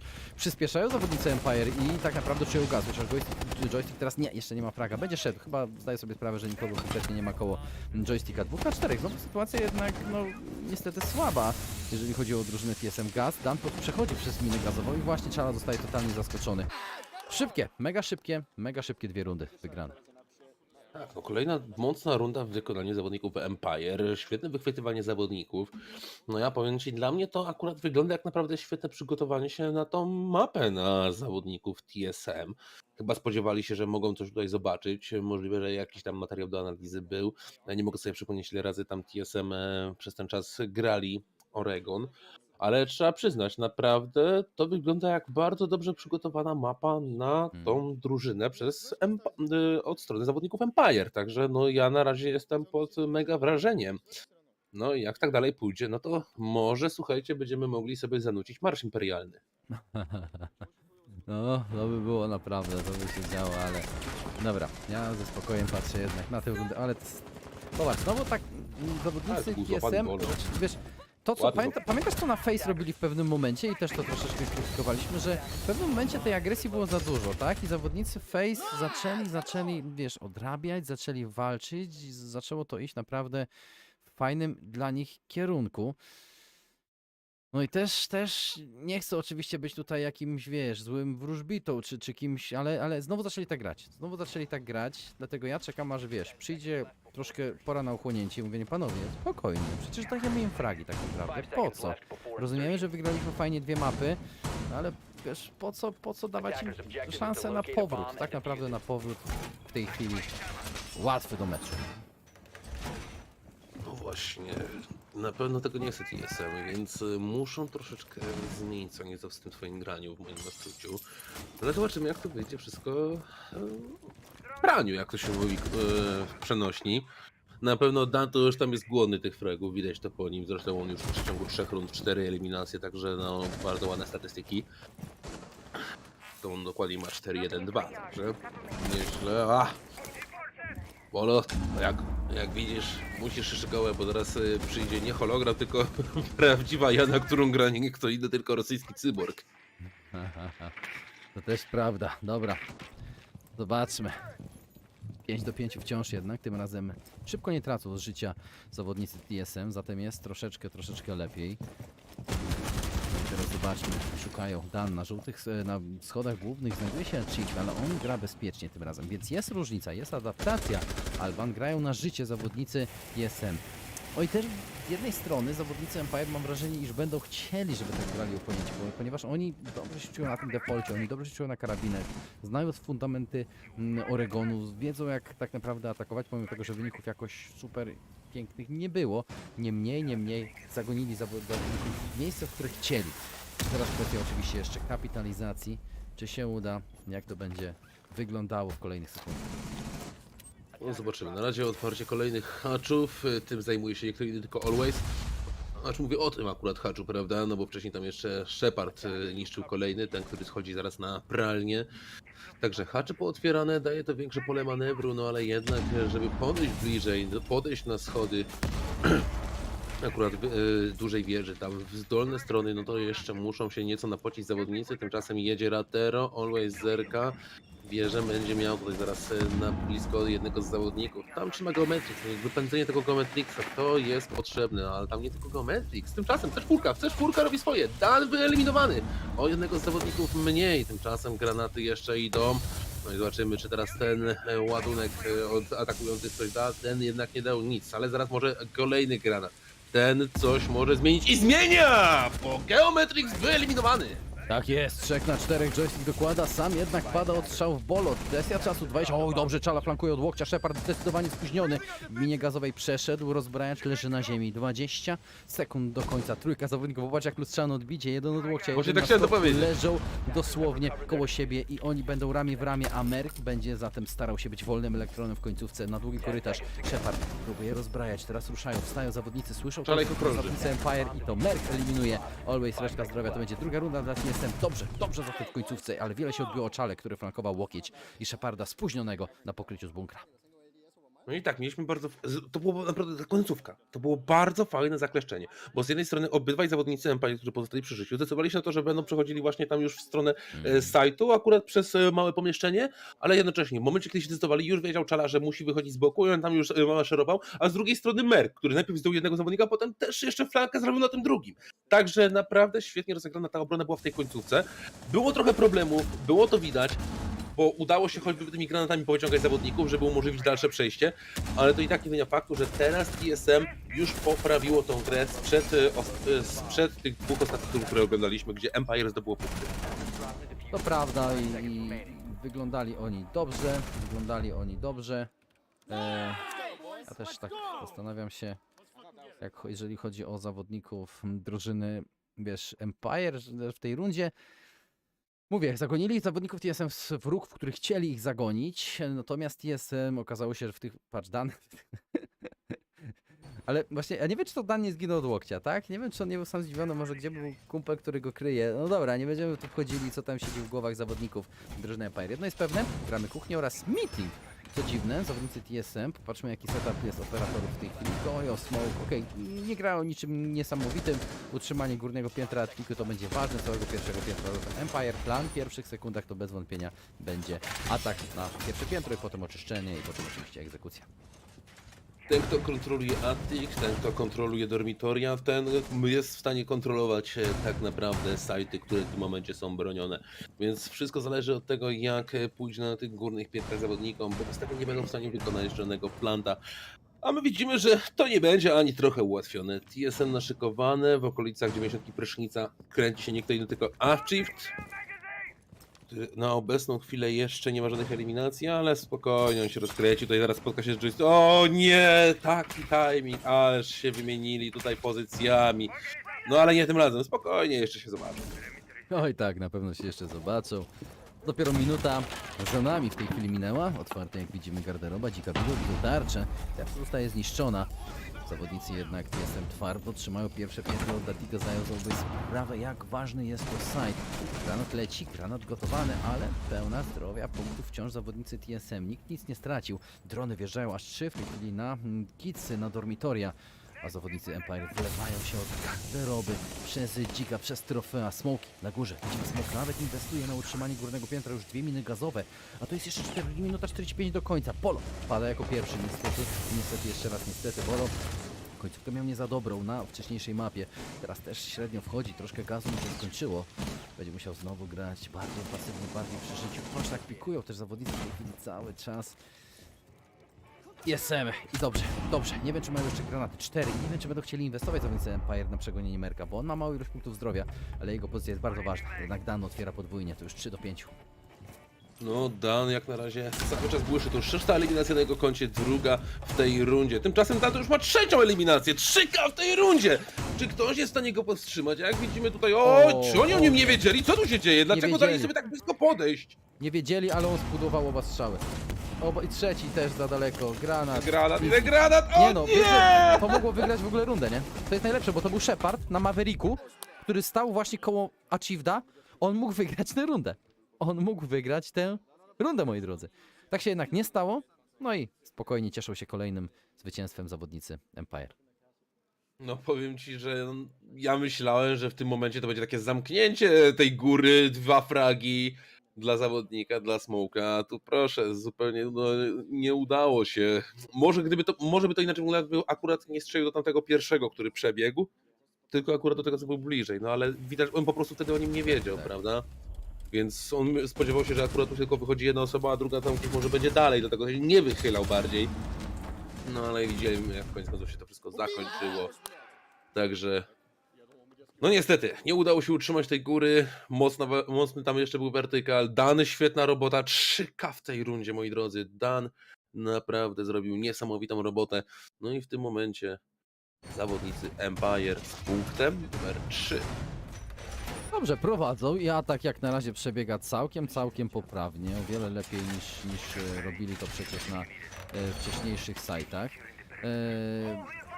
To jest niesamowicie ważne, żeby nie trzymali kontakt tak naprawdę, bo do tej pory, jak już mówiliśmy, bardzo mocno tracili po prostu inicjatywę w ataku i wtedy drużyna TSM uciekała, odganiała od oponentów, no i w końcówce nie było tak naprawdę jak ich już doganiać. A tutaj na razie wciąż ze spokojem będą walczyli zawodnicy Empire. Nawet jeżeli przegrają tę rundę, to nie ukrywajmy, to wcale nie będzie jakoś bardzo w żennych skutkach, bo 3 do 3 po pierwszej połowie w ataku na Oregonie. Mówię, tragedii nie ma. Tragedii tak naprawdę nie ma i nie będzie. Wiesz co, tak sobie pomyślałem, bo widzę, że jest wybrany Gojo. Tak chciałem się ciebie kiedyś zapytać, co myślisz w ogóle o tym, że będą zmiany dla niego? Ciekawie, już rozmawiałem jeszcze, jak to zostało pierwotnie ogłoszone tam jakiś czas temu i powiem ci szczerze, że właśnie że zawodnicy, a raczej jak zawodnicy, jak to nazwać, no sportowa ta społeczność polska, gdzieś nawet z zawodnikami jak rozmawiałem, to krótko mówiąc, są ciekawi, naprawdę nastawieni na bardzo ciekawe grę, ciekawy ten aspekt, wiesz, i wręcz czekają troszeczkę na to, bo to może dodać niesamowicie Gojo, szkoda tarcz, tak, ale to dodaje naprawdę spory aspekt. Nie wiem, czy to będzie, wiesz, to się tak wydaje, są pierwsze słowa takie i nie wiem tak naprawdę, że coś to przyniesie, no ale jest to opcja na pewno ciekawa i oczywiście jak zawodnicy sportowi, profesjonalni do tego siądą, rozpracują, no to wtedy oczywiście, wiesz, tak naprawdę dowiemy się, co z tego rzeczywiście będzie. Wiesz co, ja jeszcze pamiętam, jak słuchałem chyba podczas fazy grupowej komentarza Fluka. Ja pamiętam, że on powiedział o temat tego, że teraz mamy tą shield metę, prawda? Ja powiem Ci tak, ja myślę, że właśnie też ta decyzja jest taka na to, żeby właśnie troszeczkę pozmieniać tę metę, żeby nie była aż tak mocno nastawiona na te shieldy, prawda? Bo jednak no, te shieldy są mocno obecne. No zresztą no teraz zobaczmy, jeszcze Czala ma shielda, dwa shieldy ma Bolo, no bo jednak po tym gadżecie to jednak to jest ogromna ilość tarcz jaka jest, więc myślę, że też właśnie będzie ciekawie, dlatego że troszeczkę to też pozmienia w tej mecie naszej obecnej. I też będę czekał na ten aspekt bez wątpienia. Dobra, my tu gadu, a 2 minuty tak naprawdę w tej chwili za nami. 50 sekund do końca, na rotacji wychwycony Czala. Gubiał się troszeczkę w stópkach. Gubiał się naprawdę troszeczkę w stópkach. Na szczęście Bolo w końcu od pleców coś pokazał dobrego. Jakieś oznaki życia. Smoki jednak odcinają białe schody i to jest chyba sygnał do ataku. 45 sekund Cypher widzi na łyżkach oponenta. Nie trafia jednak żadnego strzału. Gank lecą do przodu. Jest wyeliminowany Merk. Attic przejęty. Cypher wchodzi głęboko. Chwileczkę będzie ścierał się z kolejnym zawodnikiem. Empire naprawdę rozpędzone. To może jednak Bolo? Nie, on został strajdowany. A Chiefy C4. 1 na 2 podkładany jednak rozbrajacz i chyba drogę wejścia Chiefda w tej chwili znają. Białe schody za chwileczkę przez Cyphera najprawdopodobniej będą pokryte. Tak jest. Frak 4-2 po pierwszej połowie. Haraszo, jeszcze raz haraszo. No powiem Ci, że naprawdę to robi wrażenie. Mam wrażenie, tak jakby porównać grę z Cafe do tego, co teraz tu widzę, to mam wrażenie, że tak troszeczkę patrzę na nieco inny Empire. Ale oczywiście mnie to cieszy, bo fajnie, to będzie naprawdę fajna historia, jeżeli naprawdę by odkuli się teraz zawodnicy Empire i oni, wiesz, teraz by doprowadzili do kolejnej mapy, kolejne, wszystko by było w Deciderze, no to byłaby piękna historia. Zobaczymy, jak to będzie wyglądało. Na razie jednak ich gra jest bardzo, ale to bardzo skuteczna, świetnie wychwytują zawodników, doskonale ich zdejmują, no też teraz bardzo fajna gra między innymi Sheparda i Joysticka, no i też Dan, który naprawdę mam wrażenie, że pod względem swoich umiejętności indywidualnych po prostu staje na głowie, łamie prawa fizyki i robi wszystko, żeby wyprowadzić to dla swojej ekipy też na jak najlepszy efekt. Chociaż oczywiście pamiętajmy, że to cała drużyna pracuje na sukces, a na razie ten sukces coraz bardziej jest widoczny u zawodników Empire, jeżeli mówimy akurat o tej mapie. Tak, 4-2 po pierwszej połowie w ataku i najbardziej się o atak ekipy Empire baliśmy, bez wątpienia. Pokazali pazurki jednak, świetnie wychodzą. Teraz defensywa, w teorii łatwiejsza strona. No i jedziemy tak naprawdę z dalszymi. Lecimy tak naprawdę z dalszymi w tej chwili rundami. Atak będzie prowadzony przez ekipę TSM, ten sam prawie setup. Iana, Sledge, Maverick, Hibana i oczywiście Finka. No standardem zatem grają zawodnicy jednej i drugiej drużyny w pierwszej rundzie po zmianie stron. No dobrze, my tymczasem, moi drodzy, zaczynamy. Runda numer 7. Jak to się stało, że jest runda numer 7? Tak szybko ten czas leci, a tymczasem przygotowania idą pełną parą. Widzimy, że będzie nieco utility na okolice schodów w stronę Freezera. Tam dostawiona Banshee. Zawsze da wyraźny sygnał na to, że już ktoś się zbliża. Zresztą no nawet teraz ta Banshee pod względem zdawania informacji nie jest potrzebna, bo słyszymy doskonale RKM, który posiada Bolo w swoim wyposażeniu. Tam słyszeli na pewno doskonale zawodnicy Empire, że już ktoś się zbliża, ale tam ci cofnięci na swoich pozycjach. 4 zawodników bardzo mocno ściśniętych na obu sajtach, trzymają swoje pozycje. Tylko mnie zastanawiam, gdzie jest piąty. Piąty chyba gdzieś biega po parterze, tam widziałem Skytar, chyba tak. Możliwe, że tak, jest teraz, kto się przemieszcza wiesz, w stronę dużej wieży. Tak jest, zobaczymy, czy uda się cokolwiek mogło chwycić, bo jak na razie minuta za nami, stosunkowo szybko przebiegają zawodnicy. TSM zniszczony będzie za chwileczkę włas, nie ma żadnej prezencji, jednak zawodników Empire będą grali na pełnym zakotwiczeniu. Zatem standardem, jak na razie chłodnia trzymana, łokieć, szajko trzymany będzie. Nie zobaczymy, czy utrzymają, bo wszystkie rzeczy jak na razie TSM robi to, co do nich należy. Tak, niszczy barykady, niszczy płazy, kąty są otwarte. No, tutaj troszeczkę na radę, ale na szczęście udało się zniszczyć barykadę. Troszkę czasu stracili, ale nie jakoś zbyt dużo. I Merk teraz z dronami bez wątpienia będzie podchodził. Pierwsze informacje zdobywać się, gdzie jest za bombą. Jeden zawodnik standardowo, drugi na chłodni. To są pozycje, które są defaultowo trzymane. I tutaj granaty by się bez wątpienia trzymały. Takie symultaniczne. No tam też nie ukrywajmy, że na pewno magnety i ADS ciężko będzie to widzieć. Na pewno. Teraz lecą. Pierwszy magnet, drugi magnet. I dlatego za bomby ucieka właśnie zawodnik Fire. Tak jest, ucieka, stara się nie narażać na ewentualne eliminacje. Tymczasem dodatkowy magnet widzimy świeżo dorzucony, ale ten jest w zasięgu Merka, żeby zdjąć. Widzi, dobra, nie upewnił, tylko tak jeszcze chwilkę popatrzył, czy czasem gdzieś tu może jakiś magnet go nie wychwycił tego granatu, rzucił ten granat, upewnił się, że nikt tam nie jest za tym miejscem, więc coraz bliżej do tego, żeby ostatecznie nam podejść. I przechwycony granat, ale nie odłamkowy, ten pobijał joysticka. Merk też z połową HP, nie wygląda to na niego dobrze, ale proszę, Skyder tymczasem sprawia, że coraz mniej wygodnie to wygląda dla Empire. Empire stara się utrzymać jak na dłużej wypuszczone trójkące bombki, ale Bolo wjeżdża tutaj prosto tutaj przez Freezera, czyli zdejmuje Dana. Kolejna eliminacja, ależ jest pogoń. Merk teraz eliminacją, co tu się dzieje? No to jest jedna wielka egzekucja na zawodnikach Empire. Pozostaje tylko Always, bardzo daleko, tymczasem idzie Plant. 19 sekund do końca, ale teraz już wiem, jak to się zakończy. Bolo fraguje, kolejny kill dla niego. I jest to punkt dla zawodników TSM. To no i nie udawajmy, że jest kontakt 4-3. Nie udaje się uciekać tak naprawdę zawodnikom Empire, tak jak dobrze robiła to drużyna TSM we wcześniejszych mapach. Więc dobra, jedziemy jak na razie. Dalej tak naprawdę zawodnicy Empire troszkę mogą zacząć się gotować, ale kolejna runda może być kluczowa. Jeżeli TSM wygra, tak naprawdę, tutaj ładnie, nie powiem, bo mówię, standardem zagrała ekipa Empire i mieli informacje zawodnicy TSM, tak? Weszli na karabinach, to prawda, weszli mocno, po prostu jak taran w ścianę, ale też zauważmy, że oni mieli informacje, w jakich pozycjach znajdują się oponenci. Dlatego na karabinach jasne, ale z Prefire'em wiele miejsc, wiele kątów skracali zawodnicy TSM. I well done guys, poszło oczywiście tutaj w krzyku. Więc szkoda, że wyciszyli to. Może wyciszają ostatnio te powtórki. I tak na marginesie. Jeszcze wczoraj się cieszyliśmy tymi krzykami, ale chyba może Jakie byłyby z tego fajne budziki. No właśnie, to co dzwonki na mówiliśmy, ale budziki. wiesz co, mi się wydaje, że mogło być momentami troszeczkę, wiesz, właśnie cenzuralnie, dlatego wiesz, tak, powtóreczki różne były. No ale dobra, tutaj sobie troszeczkę żartujemy. Niewiele się jak na razie dzieje, więc zasadniczo czekamy na kolejny ruch. Jest, czekamy, widzimy przygotowania od ekipy Empire. W tym przypadku zabezpieczenie haczy, dodatkowo drużyny Sury, także mocne obciążenie utility, jeżeli chodzi o podejście. Tutaj jest ze strony dużych schodów, po teraz filarów. Dodatkowo, kamera wystawiona bardzo głęboko z racji tego, żeby widzieć też, co się dzieje na okolicach Freezera, tam w dalszej części, stamtąd jest spore pole. No i wiadomo, że będzie dobrze zbierany dzięki temu Intel. No i zawsze ta kamerka też jest sporym plusem, jeżeli już jest końcówka rundy i na przykład potrzebujemy wiedzieć, jak wygląda sytuacja na tym sajcie, kiedy my na przykład jesteśmy już mocno przyciśnięci, a chcemy właśnie odpowiadać na tych, którzy podchodzą z plantem. Także fajna kamerka, podoba mi się. Tymczasem ruszają drony, trzeba zebrać trochę intelu. No i zobaczymy, ile się uda zebrać, co się uda zebrać zawodnikom drużyny TSM na dronach. Aż 4 zawodników, moi drodzy, też zwróćmy na to uwagę. Aż 4 zawodników na dronach się znajduje.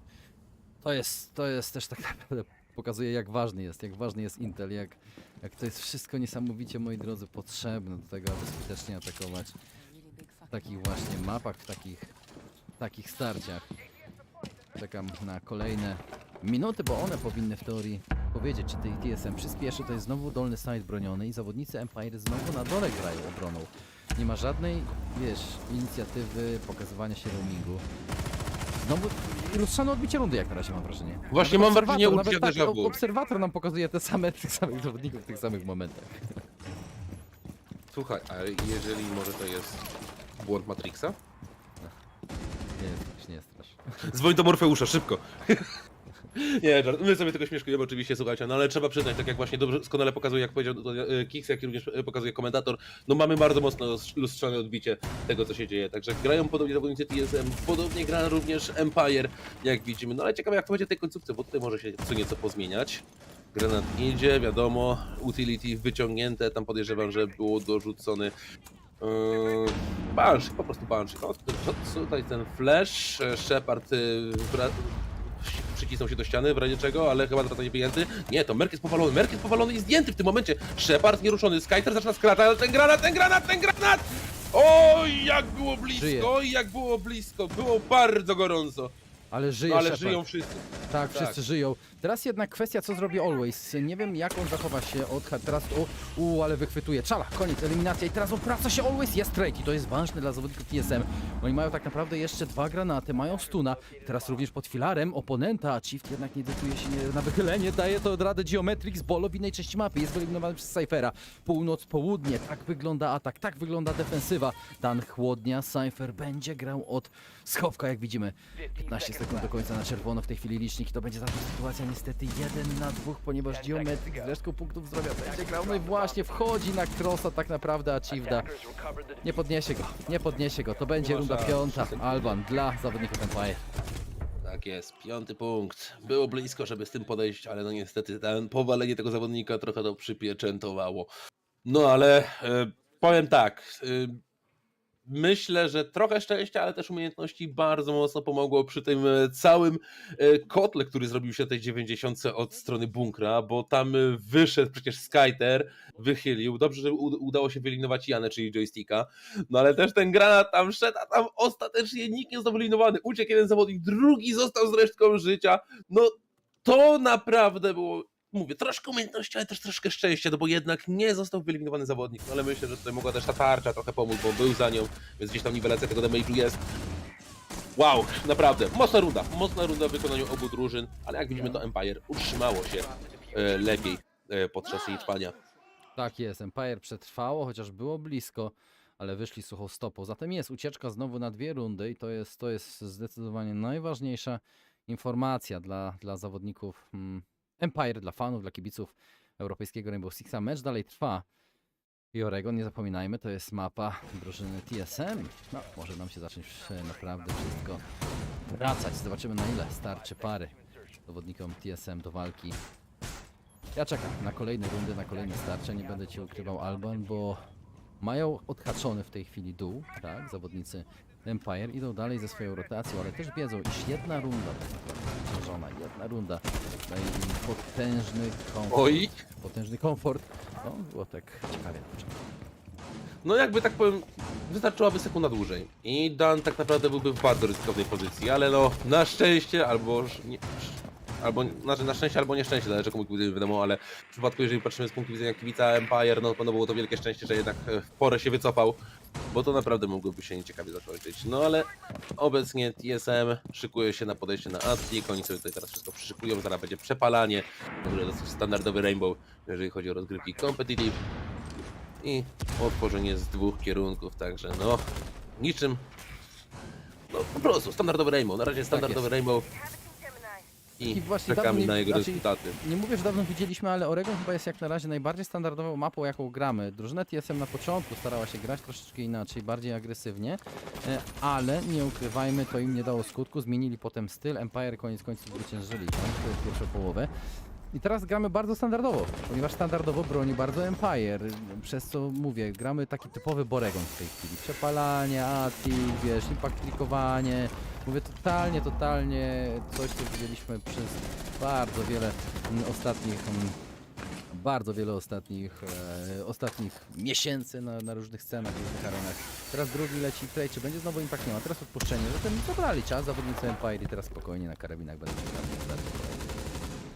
No zobaczymy, na razie mają dla siebie przepalenie, to jest wielki i spory plus, żeby dalej wyprowadzać tą ofensywę. Problemem teraz będzie zawodnik, który patrzy przez drzwi Zatika w kierunku akurat przepalenia na garderobie, ponieważ to może stanowić spore wyzwanie, chociaż widzimy, że już jego wzrok skierował się w troszeczkę innym miejscu. Tymczasem joystick wychodzący na małą wieżę, jeżeli on nie zostanie sporo dostrzeżony, on może być niesamowitym asem w rękawie, który zakreśli przeciwników. Tymczasem Skyter z pierwszą eliminacją w tej rundzie, z drugą za to jest Dan, także nie ma 2 atakujących, ale proszę, Shepard zdjęty, nie ma smoka, spory plus. Archie 2K w tym momencie, Archie 3K w tym momencie, Archie po raz kolejny już 4 3K w tym spotkaniu.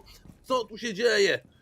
Oj nie, przepraszam, od początku dzisiejszego dnia, bo przecież tam on 3K robił przecież w meczu teraz z Face, ale tutaj mamy pierwsze jego 3K w tym spotkaniu. I 4! Czy będzie ace, moi drodzy? Czy zrobi ace'a? Nie zrobi, zrobił jeszcze fraga Geometric, ale to jest punkt! Punkt, moi drodzy, dla zawodników TSM, a Achieve może cieszyć się z 4K w tej rundzie. Oj, jest Achieve, jest kontakt, 5-4, moi drodzy. No jeżeli myśleliście, że ten mecz może się skończyć, no to nie mylcie się, jeszcze naprawdę długa droga do takowego właśnie końca. Gramy dalej. Gramy, moi drodzy, dalej. Ja patrzę też na zawodników drużyny Empire, jak oni, wiesz, szybką adaptację przeprowadzą, szybkie reakcje będą robili, ponieważ to jest bardzo, bardzo ważne. Do tej pory oczywiście im się udawało to robić i to jest na pewno sukces, plus dla nich. Natomiast, wiesz, w kolejnych starciach, szczególnie we wcześniejszych mapach, no to już nie wyglądało tak kolorowo, tak? To już nie wyglądało tak kolorowo, ale teraz dobra, zobaczymy jak będzie, tak naprawdę czekam na kolejny rundy. Ja powiem ci cały czas, jeszcze teraz w tej powtórce, co pokazywali, ja jestem tak pod wrażeniem tego, co Avshi zrobił, jeżeli chodzi o te 4K, bo on jeszcze nie dość, że zrobił tam potem najpierw te 2 kile, to jeszcze wybronił się od joysticka, który wychodził mu na plecy. Oczywiście to było słychać, więc w porę zareagował, naprawdę dobry czas reakcji i dobry aim. Ale no po prostu to robi takie wrażenie, to jest takie dobre, to jest po prostu pyszne dla osób, które kochają Rainbow Six, jeżeli chodzi o scenę competitive, to po prostu jest uczta dla uszu. Uczta dla oczu. No cóż, przejęzyczyłem się, ale wiadomo, uczta dla oczu, no w sumie dla uszu też. No bo jednak kiedy słyszysz niszczoną barykadę, a potem słyszysz kule, które trafiają gościa, który przechodził przez tą barykadę, no to też jest uczta dla uszu. To prawda. Dobra, jedziemy dalej. Jest kontakt. TSM, defensywa. Nie dali, proszę bardzo. Oni grają 2 razy tego samego sajtu, zawodnicy Empire z rzędu. A spokojnie. Zatem czekają na kolejne ruchy. Granat podrzucono. Nie, to lecą stuny i teraz granat poleci. Ale ten granat na ziszczenie, jeżeli się nie mylę, tarczy i spudłował. Jak? Jak? No, trochę błędu tutaj się pojawiło. Bardzo dużo go teraz. Za długo był gotowany. On eksploatował chyba za szybko. Nie wiem. Tak to wyglądało. Właśnie tak się zastanawiam, co to dokładnie. Wiesz co, nie udało mi się tego doszedł, jak tam było wszystko wyszło. No ale koniec końców, chociaż no trzeba było, potrzebne były 2 granaty, to koniec końców nie ma tej tarczy, która mogłaby bardzo mocno przeszkadzać. To jest jakiś plus. No ale trwa ofensywa dalej. TSM walczy, Empire walczy. Skyter mocno poobijany. No i co dalej? Jak to się będzie prezentowało? Czy no na razie dosyć standardowo, prawda, niszczono tutaj dół, żeby zaraz potem się przebijać. Trzeba będzie przepchnąć, wiadomo, również łazienkę, bo ta stanowi mocny problem zawsze dla atakujących. A tam, jak widzimy, i joystick, zaraz też w pobliżu Skyter, patrzący, czy ktoś na przykład nie podchodzi od klasy, tam od eski, czy nie podchodzi właśnie od okna, ktoś nie będzie chciał wyglądać. Także rola Skytera jest niezwykle ważna na tej pozycji, bo jednocześnie jest w stanie dać szybko info, jeżeli ktoś podchodzi, ale jednocześnie też chroni plecy swojego towarzysza, jakim jest joystick. No dobra, no, spokojnie czekamy dalej. Co się będzie działo z zawodnikami drużyny. Jestem w ataku przede wszystkim, bo oni będą musieli teraz nadawać tempo. Widzimy magnety, łazienka trzymana jest przez joysticka. On tak w pasywnej roli, aż nietypowo dla siebie tak naprawdę. 50 sekund do końca, tak naprawdę w mgnieniu oka gdzieś minęła ta runda na totalnym spokoju. Cała 10 zawodników wciąż jest przy życiu. Jolo jest w tej chwili, szykuje się vertical, odpuszczają vertical zawodnicy TSM. Nie wiem, czy to jest dobrze. Chodzą agresywnie do przodu, od drugiej strony. Merk chodzi dwukrotnie, niczym James Bond, obraca się. 40 sekund w całym chaosie, podkłada Geometrix, obraca kolejnego zawodnika w niepamięć. Jest podłożony plant w tej chwili na ziemi, ależ zawodnicy TSM w tej rundzie Alban to jest prawdziwy majstersztyk w ich wykonaniu. No to, co się stało, to, co zrobił Merk!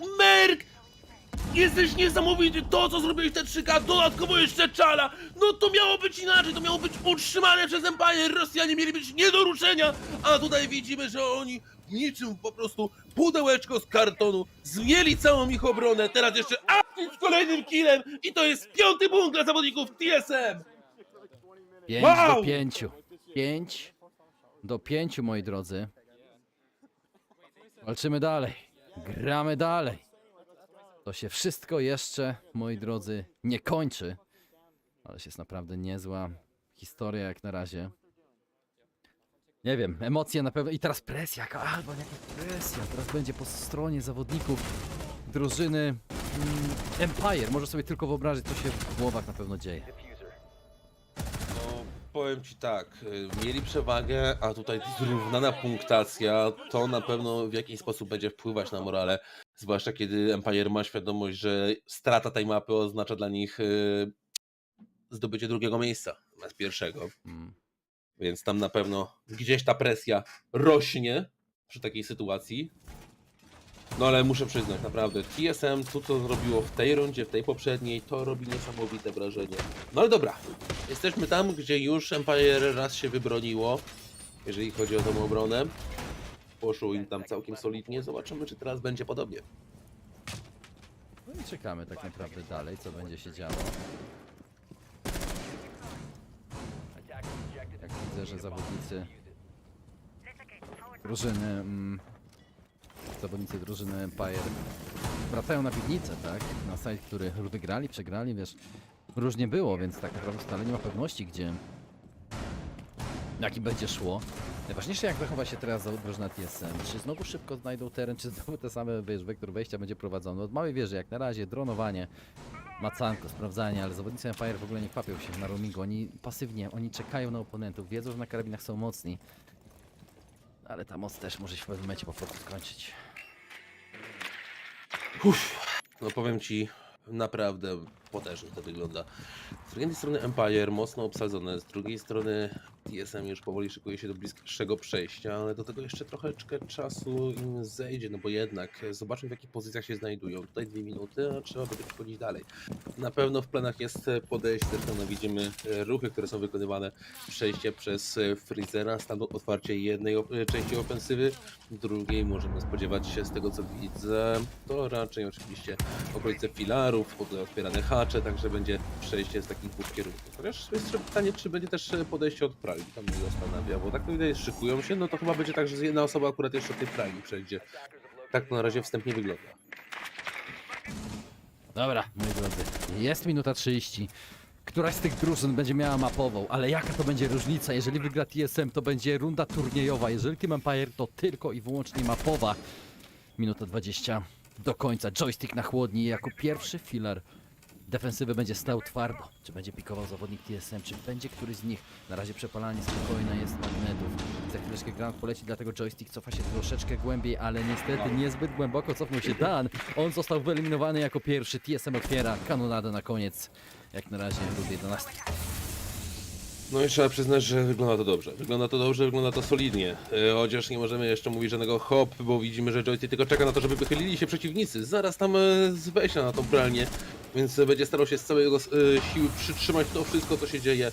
On tylko na to liczy, że ktoś tam szybciej podejdzie, ale musi uważać, bo od Freezera jest już też drugie podejście. To wydaje się niezwykle niebezpieczne, jakby nie patrzeć. Z racji tego, że przecież po prostu najzwyczajniej w świecie, tym razem z Skyter z eliminacją, Serk wyeliminowany. To jest spory plus. Pytanie, jak dalej, jak to będzie się prezentowało? 30 sekund do samego końca. Może to być już dla jednej z drużyn oczywiście 6. punkt, także upragniony. Czala podchodzi, ale joystick zdejmuje Bollo i widzi przeciwnika, eliminacja Czala. Czala bardzo głęboko teraz na tym sajcie, jeszcze podejdzie, teraz jeszcze eliminacja, oj. Zaczyna, zmienia się to dosłownie sekundę na sekundę, z chwili na chwilę. Tymczasem idzie plan, osłania go zawodnik, ale tymczasem jeszcze... Co za błąd!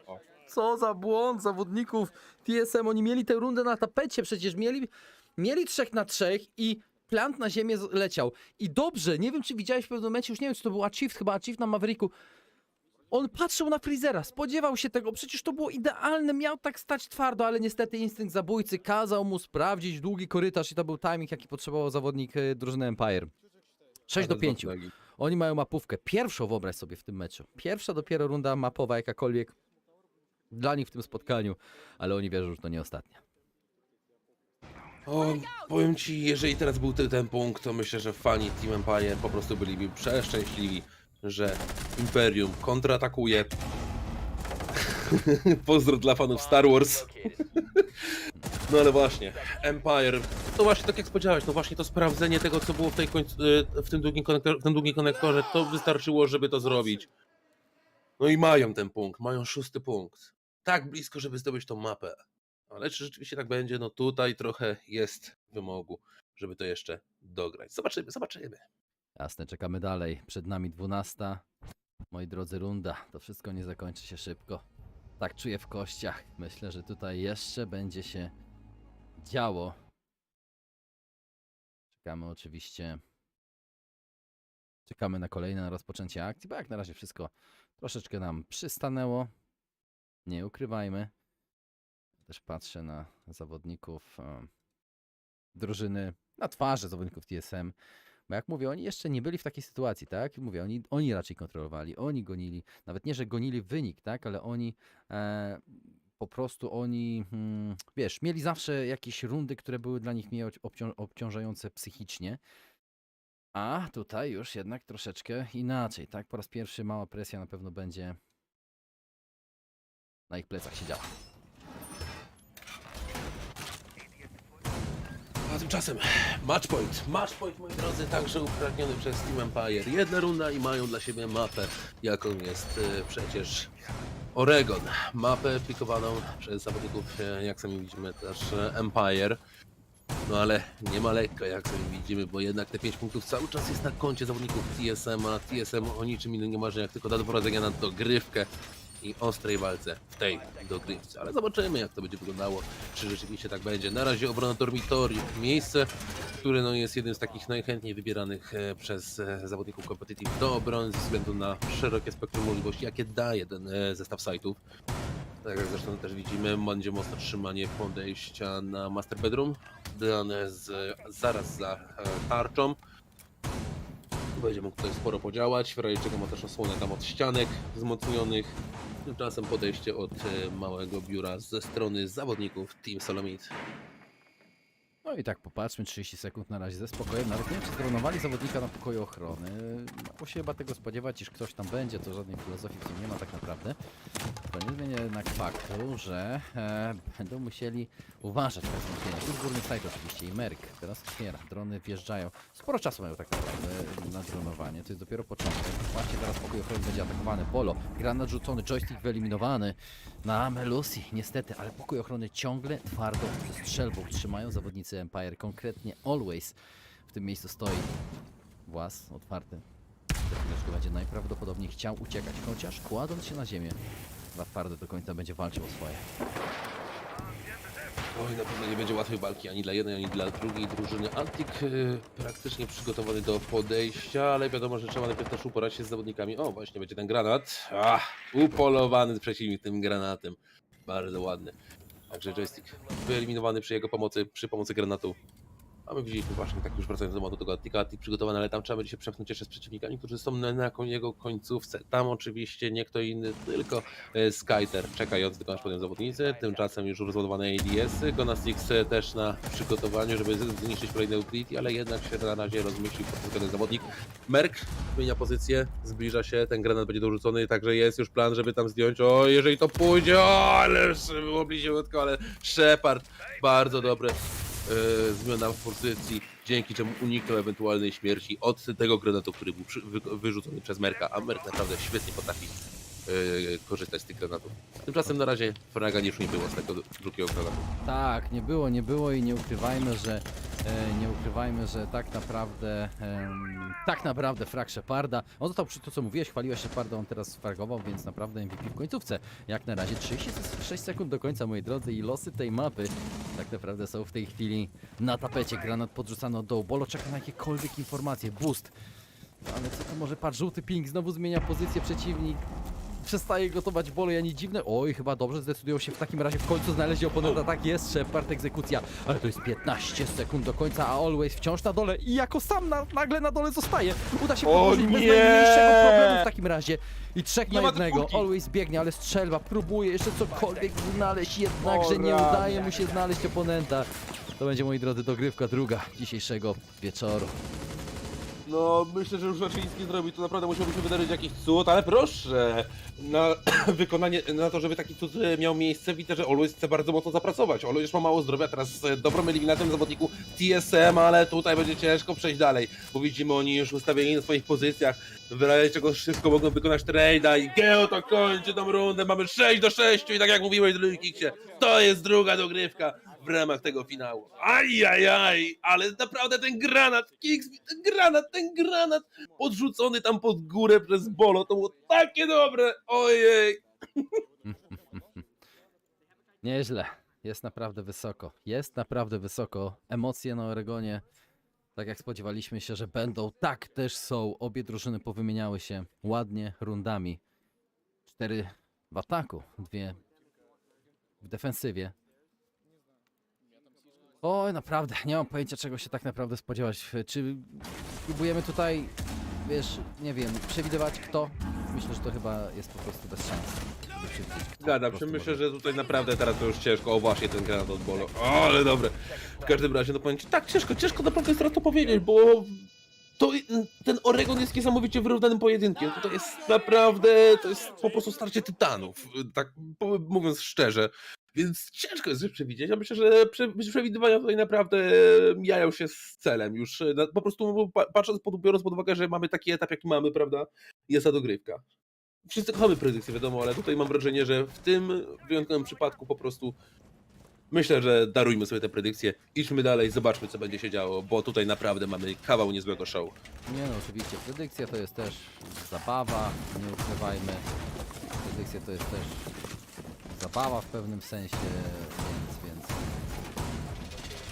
my się bawimy, tak? My się troszeczkę też bawimy, zawsze jest o czym tam potem pogadać tak naprawdę, ale wiemy o tym, że to nie ma większego znaczenia, tak samo jak o statystykach też się mówi, a też jakiegoś większego znaczenia nie ukrywajmy, nie mają, dobrze o tym wiemy, bo każdy rządzi się własnymi tak naprawdę prawami, więc... Dobra, czekamy dalej w takim razie na kolejną rundę. Bolo, otwiera w dogrywce, oni się atakują. stało? Nie wiem, zaraz czekam na powtórkę, bo to było po prostu szybsze od wiatru. Mi się wydawało, że joystick naprawdę jest w pozycji, w której będzie w stanie wyeliminować Bolo, ale Bolo okazał się szybszy czas reakcji miał tak naprawdę, a wydawało się, że z tej miejsca, w którym znajdował się joystick po prostu to będzie jednak frag dla niego, no ale widzimy, że jest zupełnie inaczej Bolo z 8. eliminacją od początku tej mapy, a zawodnicy idą przed siebie, także TSM zaczyna powolutku już otwierać hacze, tym będzie się zajmował w tym momencie Geometrix. No i Gio. 2 minuty do końca. A tak jak na razie rozpoczęty dobrze, jasne, Melusi może nie jest tak super kluczowa, chociaż nie jestem pewien, czy tam nie było C4 po stronie defensywnej, ale nie widzę, więc najprawdopodobniej nie. Kamera close była tam. Zniszczone włazy. Ściana teraz trzeba... No i dobra, ciekawie, te 2 X-Kairos, czy to są na baita, czy one pozwolą wrócić, bo ktoś może pikować i zniszczone są X-Kairosy. No właśnie, próbował może przegonić, nie inwestując zbyt wiele. Smoków nie mają. 6 granatów, 5 stunów. Bardzo proste wejście będzie, bez żadnych smoków, stuny, przepalanie i niszczenie. Ale zobaczymy, co Ratero zrobi. Jak na razie jedzie, a na łokciu tarcza totalnie samotnie sobie stoi i zostanie zniszczona. Czy to będzie sygnał do wzmocnienia ściany? Jak na razie jeszcze nie, bo Shepard stoi twardo.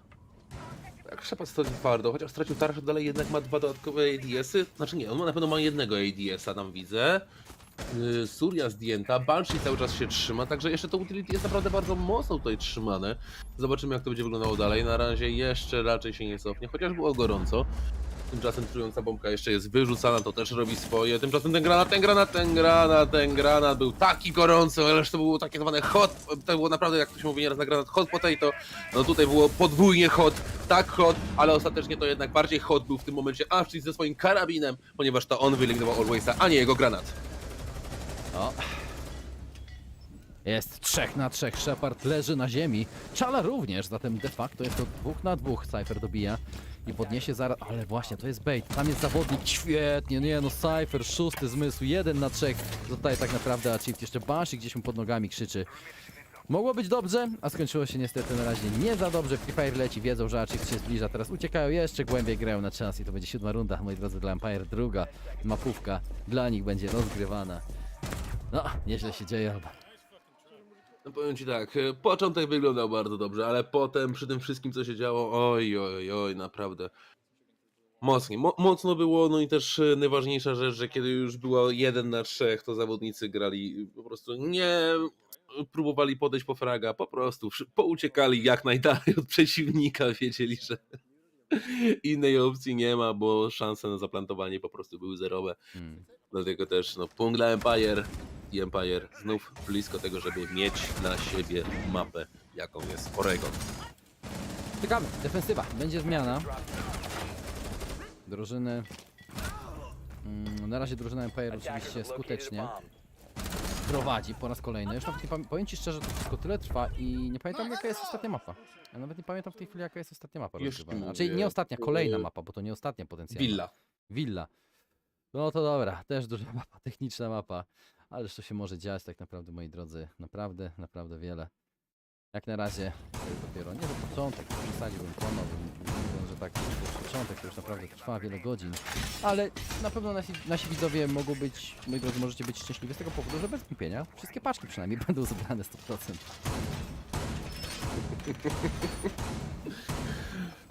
Kix, w ogóle liczyłeś, ile udało ci się przez cały Invitational zebrać paczek? Tak, ja dwóch nie mam chyba bodajże. I to jakichś playoffów, pamiętam, że brakło mi jakichś drobnych procentów, jakbyś chyba 4. dzień, czy 6. dzień, czy 3., 5. jakoś tak. Nie mam 2 paczek tak naprawdę, a całą resztę mam. Ja chyba jestem w podobnej sytuacji, no ciężkim powiedzieć, ale na pewno mam trochę już Po tych prostu paczek. nie odebrałem. Nie to, że też nie widziałem, po prostu nie odebrałem tych paczek. Zapomniałem odebrać 2 dni, wiesz, tych wcześniejszych i mi się czas nie nabijał kolejny niestety. No, tak to było. Ja powiem ci tak, trochę tych paczuszek mam nazbierane i trzymam je na najbliższy live, bo będę sobie robił z nich opening, nie? Nie mogę się doczekać, żeby zobaczyć, co tam będzie. No ale my tutaj gadu, a tutaj już pierwsze 30 sekund w zasadzie za nami. Zawodnicy Empire mają podchodzić lada moment pod pierwszą miejscówkę, jaką jest oczywiście schody w kierunku Freezera, te trzeba będzie, stamtąd będzie trzeba wypchnąć obrońca. Widzimy, że już jedna osoba tam jest, w tym przypadku Bolo, i Bolo tylko zerknął, że już wychodzi no oczywiście hologram od Jany, więc szybko tutaj go zestrzelił, potem się wycofał. Także ograniczenie Intelu i spokojny powrót bliżej sajtu. Minuta za nami, zbliżają się Dan. On świetnie otwierał, nie ma co ukrywać, w pierwszej połowie świetnie otwierał i teraz również szykował się. Tam miał ochotę zaskoczyć przeciwnika, ale nie zdecydował się na pik. Jeden zawodnik TSM. Hatch zniszczony nad chłodnią. Nie ma jeszcze żadnej jednak egzekucji, żadnego kolejnego fraga. Minuta 45 do końca. Shepard od garażu i spokojnie pierwsze piętro oraz parter są całkowicie przejęte przez zawodników Empire. TSM w tej rundzie bez żadnej agresji, bez żadnego aktywnego działania. Oni czekają reaktywnie na nadchodzący atak i zobaczymy, czy będą czujni na karabinach, bo to się może właśnie na karabinach koniec końców rozstrzygnąć. A co ja mówiłem na na kapę, w pewnym momencie oni zaczęli grać troszeczkę inaczej, puścili agresję. Ale granie na karabiny z drużyną Empire kończy się bardzo często po prostu porażką. Jak na razie właśnie tak będzie to potencjalnie wyglądało, bo ósma runda na tapecie dla Empire, a nie zapomnijmy, to jest nieskończona dogrywka, gramy do 2 rund przewagi. No, może być z tego prawdziwy maraton, tak jak mówisz, ale zobaczymy, bo Empire no już głodne, żeby przejść na tę mapę. Czasem Dan zbliża się na schody. Bolo też wie, że szykują się zawodnicy, ale tutaj mocne obstawienie, łatwo podjechać nie będzie, także Ratero w razie czego okej, Bolo z ładnym killem, naprawdę świetne wychwycenie joysticka, szybka zmiana pozycji, bardzo dobra gra tego zawodnika. Tymczasem idą smoki, idą kolejne utility, Merk wyrzuca tę czwórkę i poszła na tę czwórkę, ale nikomu nie zrobiła krzywdy, Bolo za to powalony i to jest moment, w którym trzeba będzie mu pomóc, ale nikt mu nie pomoże, Always tam już był, tymczasem Always jeszcze z drugim eliminacją, pięknie szóstka w jego rękach, robi świetną robotę, dzięki niemu tymczasem no już 3 tylko Amerykanów jeszcze na grze, jeszcze się trzyma, o co tu, to chyba powinna być frag, ale jego fraga nie ma, nie docelował się zbyt dobrze, bardziej powiedziałbym, że oj, 2 dla Alwaysa, Dan teraz zdejmuje geometrii, pozostaje sam na 3, 43 sekundy do końca, ale czy tutaj jeszcze jest jakaś szansa na zrobienie tego, czy jednak to będzie mapa Empire, tak blisko będzie. Empire i Empire to jest ich mapa, zdobywają orego. Ale Always odetchnął, nie wiem czy widziałeś na kamerze, po prostu z piersi wypuścił wszystko, co miał chyba przez ostatnie 3 godziny trzymał, tak naprawdę. Jest zatem 2-1, moi drodzy. Ten mecz się jeszcze nie kończy. Też nie będę tutaj wywodów, moi drodzy, zbyt długich wywodów nie robił, ponieważ, jak mówię, kolejna co najmniej godzina jeszcze przed nami, tak naprawdę, więc zapraszam was od razu na przerwę. I po przerwie szykujcie się na tą niedzielną noc na willę.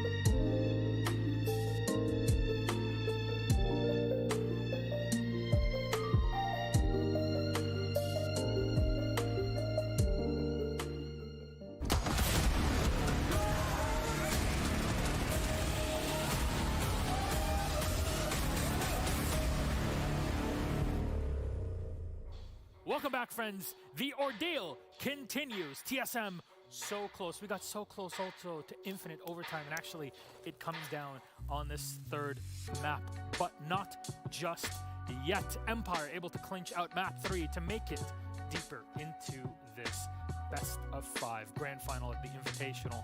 Let's break it down before we talk about the rest. I'm Alex the Medic, your host for the show. With me on the analyst desk are Fresh, Jess, and Dev Marta. Friends, we have just a bit of time before we go into game, so we're going to crack on in with all the information, starting off with our scoreboard. What did it look like at the end of Oregon? Here it is.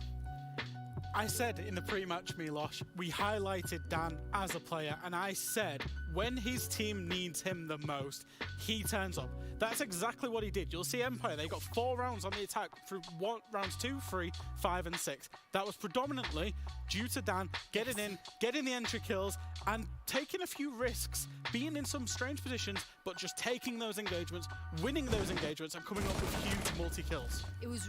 Oh, go ahead, James. I didn't mean to butt into your point. Dan actually found 3 opening kills on that attacking side, and typically the attacking side is where Empire has really struggled in the past. They only got 1 out of 6 attacks on this map against M&M, and they converted a 4-2 on the lead in the first half here. Let's jump back to that Dan point. He was playing a lot of Finker in the rounds upon which he was making massive impact. You see him there on your screen. Every time he could find the impact, he absolutely did. But most of it came down to his gun skill. Conversely, the Finker player for TSM in Bolo, His entire philosophy was, I need to use my grenades, I need to make as much utility impact as possible, and then secondary to that, I get to use my LMG. Whereas Dan, in Dan's mind, there were rounds where he ran the flash grenades. So for him, in his mind, his primary philosophy of moving around with Finka was, I have this many bullets. If you're in my way, I am melting you down. And it was just cool to see the two different Finka philosophies. What would you call it? Formidable Finka force or something like that. We named it something. We'll come back to you with the news. I was thinking Finklosophy. Doesn't work. We'll think about it another time. There you go. Well, friends, grenades versus LMG. I think that's the big story that we have. But I want to talk about specific raid plays. James, you got to bring it up. Okay, I feel bad doing this, but I got to do it to him. Merc has been such a talking point, and he has been the king of playmaking. He made a fantastic play here where he floated up from Attic and re-took Big Tower. Shot 2 drones in doing so, and now he's in an unexpected position. He's got behind Empire. Problem is, what happens next? He goes outside, he goes for a peek, and unfortunately, he wins his entire magazine. And that is honestly, that is horrendous. And I was thinking Merc's got to be down bad after that.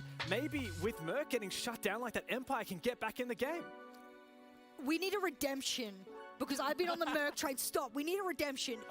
Production, give me a redemption story of some kind for Merc. Bring it up on the screen so I can highlight how good Merc is when he is activated. We're down in a post plant, and I'm not entirely sure that we are having the clip that we're looking for. But don't worry, because there was a round where Merc managed to go and 6 his way into the kitchen door, and when he did, he managed to get a 3K. We don't have that round for you. We have a different one. This goes against my point, unfortunately. So you guys will just have to believe me and trust me that it did happen in round 10. He was in that particular round. He was lurking for so long. You saw him on the kitchen door, and he sat with the gun 6 out, and he's waiting for his teammates. They call it. He hits it. He walks in sight, clears sight completely out, and that's what enables that plant. They just don't want a redemption story for TSM. That's what they don't want Merc to have a redemption. So you got to give it to him. I felt bad because I watched that and I was like, this is surely the in for Empire. Yep. And then a couple rounds later, he just popped off. Only a few minutes then until our next map. Villa and TSM start off on the attacking side with Empire on defense. We got just enough time to walk through it. Fresh, your thoughts? I have TSM as attacking Villa pretty well, just over the 50% mark compared to Empire. So I'm expecting TSM to come out, put on a few rounds. They showed that they can attack offsites really well throughout the 3 maps that we've seen so far.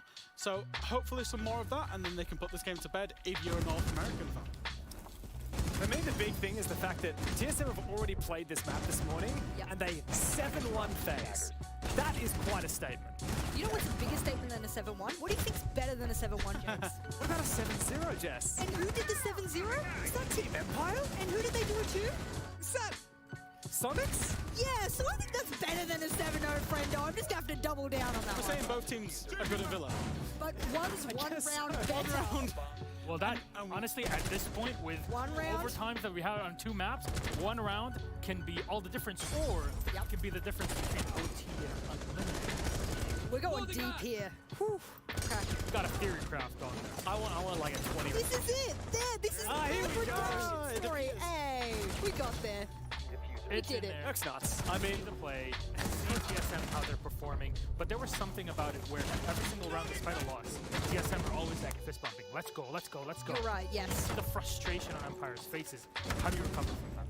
I think the reason that Empire is quite tempered throughout this event is Dan spoke about the fact that he will become quite emotional at events. He's quite an emotional player. He has outbursts as a result. I like their tempered output throughout this event, and that's why they aren't as hyped up as TSM. They're trying to downplay it a little bit more. I mean, you said Dan was a little bit tempered, right? And I think we saw that in the playstyle. We saw that of him. He lost a little bit of that kind of roboticness. Yeah. He got loose, he got fraggy. It was a bit of a risk, it paid off. Maybe that's what he needs to do more going into map 4.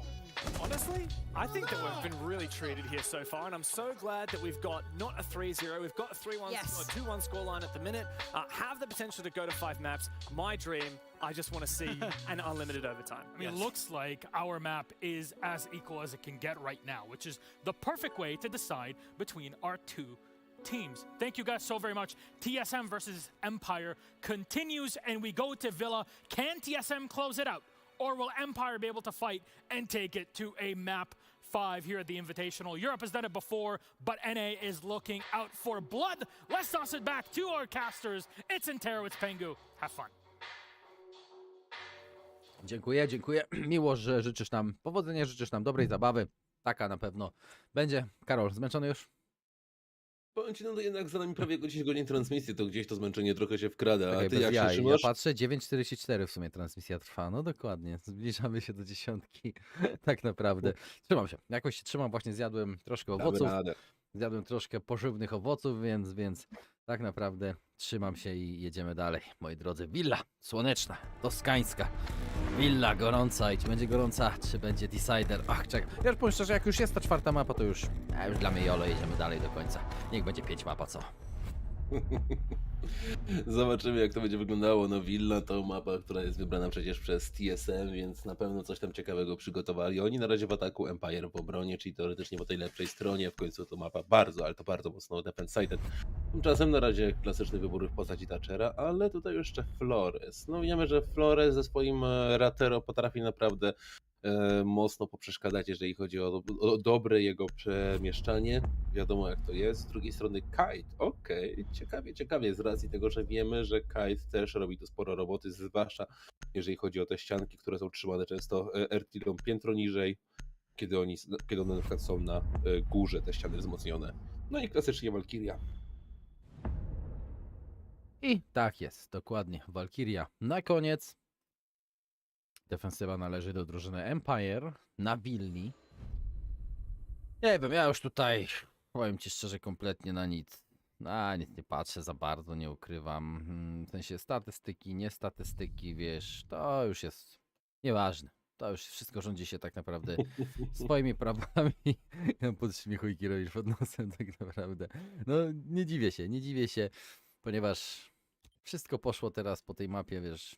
Atak był dobry dla Empire, wcześniej zły. Zobaczymy, nie wiem, ja nie wiem czego się spodziewać. Jedziemy tak naprawdę. Zobaczmy. Aviator oraz pokój G to jest pierwszy site broniony. Łamaj Jäger będzie zatem bardzo twardo. Dodatkowo C4, jedna tylko po stronie drużyny Empire. Stawiają zatem na Intel, bo 2 kamery kuloodporne przynoszą w arsenale. Tak, sporo Intelu tego będzie, ale też widzimy, jak mocno odstawione jest podejście na sam bombsite B. 2 dorzucone Surie, dodatkowo jeszcze 3 wychodząca na okno, które znajduje się na górnym studiu, także jest tego bardzo dużo, ale tutaj to wszystko jest poobstawiane, co tu się dzieje? Tarcza dorzucona, 2 ADS-y, no i weź tam przejdź, weź tam dorzuć granat, z powodzenia, no ja życzę good luck. No ale o to chodzi, prawda, żeby to jak najmocniej utrudnić. Dlatego też Jäger nie bez powodu jest jednym z najczęściej wybieranych operatorów obecnie na scenie kompeticji. Zresztą niech na szybko sobie zerknę na jedną rzecz, jaki obecnie on ma pick rate, nasz kochany Jäger. To uwaga, 63%, także liczba mówi sama za siebie. Oczywiście no, pod względem popularności wyprzedza Smoke Valkyria, bo Smoke ma 66, a Valkyria, znaczy może inaczej, Valkyria może ma mniejszy pick rate, ale ma bardzo wysoki ban rate, bo ten ban rate wynosi do dzisiejszego dnia, chyba jeszcze licząc z tym meczem poprzednim, 73%. Okej. No to zobaczymy, co uda się zrobić zawodnikom z tymi procentami. TSM Bolo znowu na fintę i to jest... Dobrze działało w pierwszych 2 mapach, potem troszeczkę pod koniec kafę przestały. Tam Pixel, ale też Pixel z drugiej strony, a ci to trzymał troszkę obrażeń, przeżył. Musi uciekać spod kolonem troszeczkę ogonem. Bardzo silna pozycja czerwonych schodów, ilość Pixel spotów w tym miejscu, nie ukrywajmy, jest tak ciężka tak naprawdę do wejścia na czerwone schody po prostu bez granatu, czy nawet granatami czasami zawodnik może się wychylić, kiedy tylko słyszy, wiesz, zawleczkę, która się wyciąga. I teraz lecą stuny i ucieka, bo przepalili teraz granaty, będzie puszczany granat i uciekają. Jak Sheparda głęboko wrzucili ten granat, również Cypher pada. Dan na całe szczęście oddaje jednym ciosem. Nawet nie wiem, jak Dan to zrobił, powiem ci szczerze. Spojrzałem na tam, wiesz, killfeeda i tak naprawdę nie widziałem, kiedy Dan rozstrzały. No ale oddał i to jest najważniejsze. Chociaż nie kto inny jak Merrick, no ten zawodnik w ogóle to jest jakiś potwór. Wczoraj, dzisiaj 3 fragi w pierwszej rundzie w tej 4. mapie. Powiem ci, jeżeli tak mówimy o statystykach, to dla mnie najbardziej błyszczą 2 osoby. Raz, że Merk, 2, że Avci, to oczywiście Beulo, nic się nie zabieramy, wiem, że też tym zawodnikiem, ale no, to co robi Avci i Merk, tak jak mówiłem, to jest kolejny moment, kiedy widzimy tak świetne akcje od tego zawodnika. No i też Awczyk, który no już tyle tych szykała na swoim koncie, no tego jest ogromna liczba. No ale jednak TSM, pomimo tego, że teraz ma nieco łatwiej, bo jednak liczba zawodników już jest tylko wynosić 2, to jednak trzeba się jeszcze przeżyć do samego końca. Widzimy, joystick mocno obstawia ze swojej pozycji podejście od balkoniku na studio. Z drugiej strony Dan zaraz wychodzi, będzie go asekurował. Tymczasem oj, aż mu przeszło. Ale jaki eliminacja, jak ładnie wychwycił tam z tego oka Geometrixa. Joystick tymczasem tymuje Merka. No i powalenie od Awchifta. Awchif z eliminacją pierwszą w tej rundzie. No i zobaczymy 1 na 2.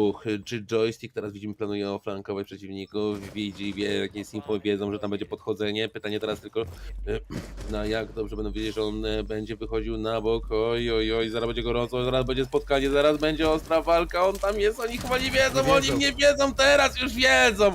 Ale trochę zbyt późno, żeby tutaj mieć przewagę liczebnościową. No i teraz już na fragi. Joystick to wyratował, ależ dobrze to mu poszło.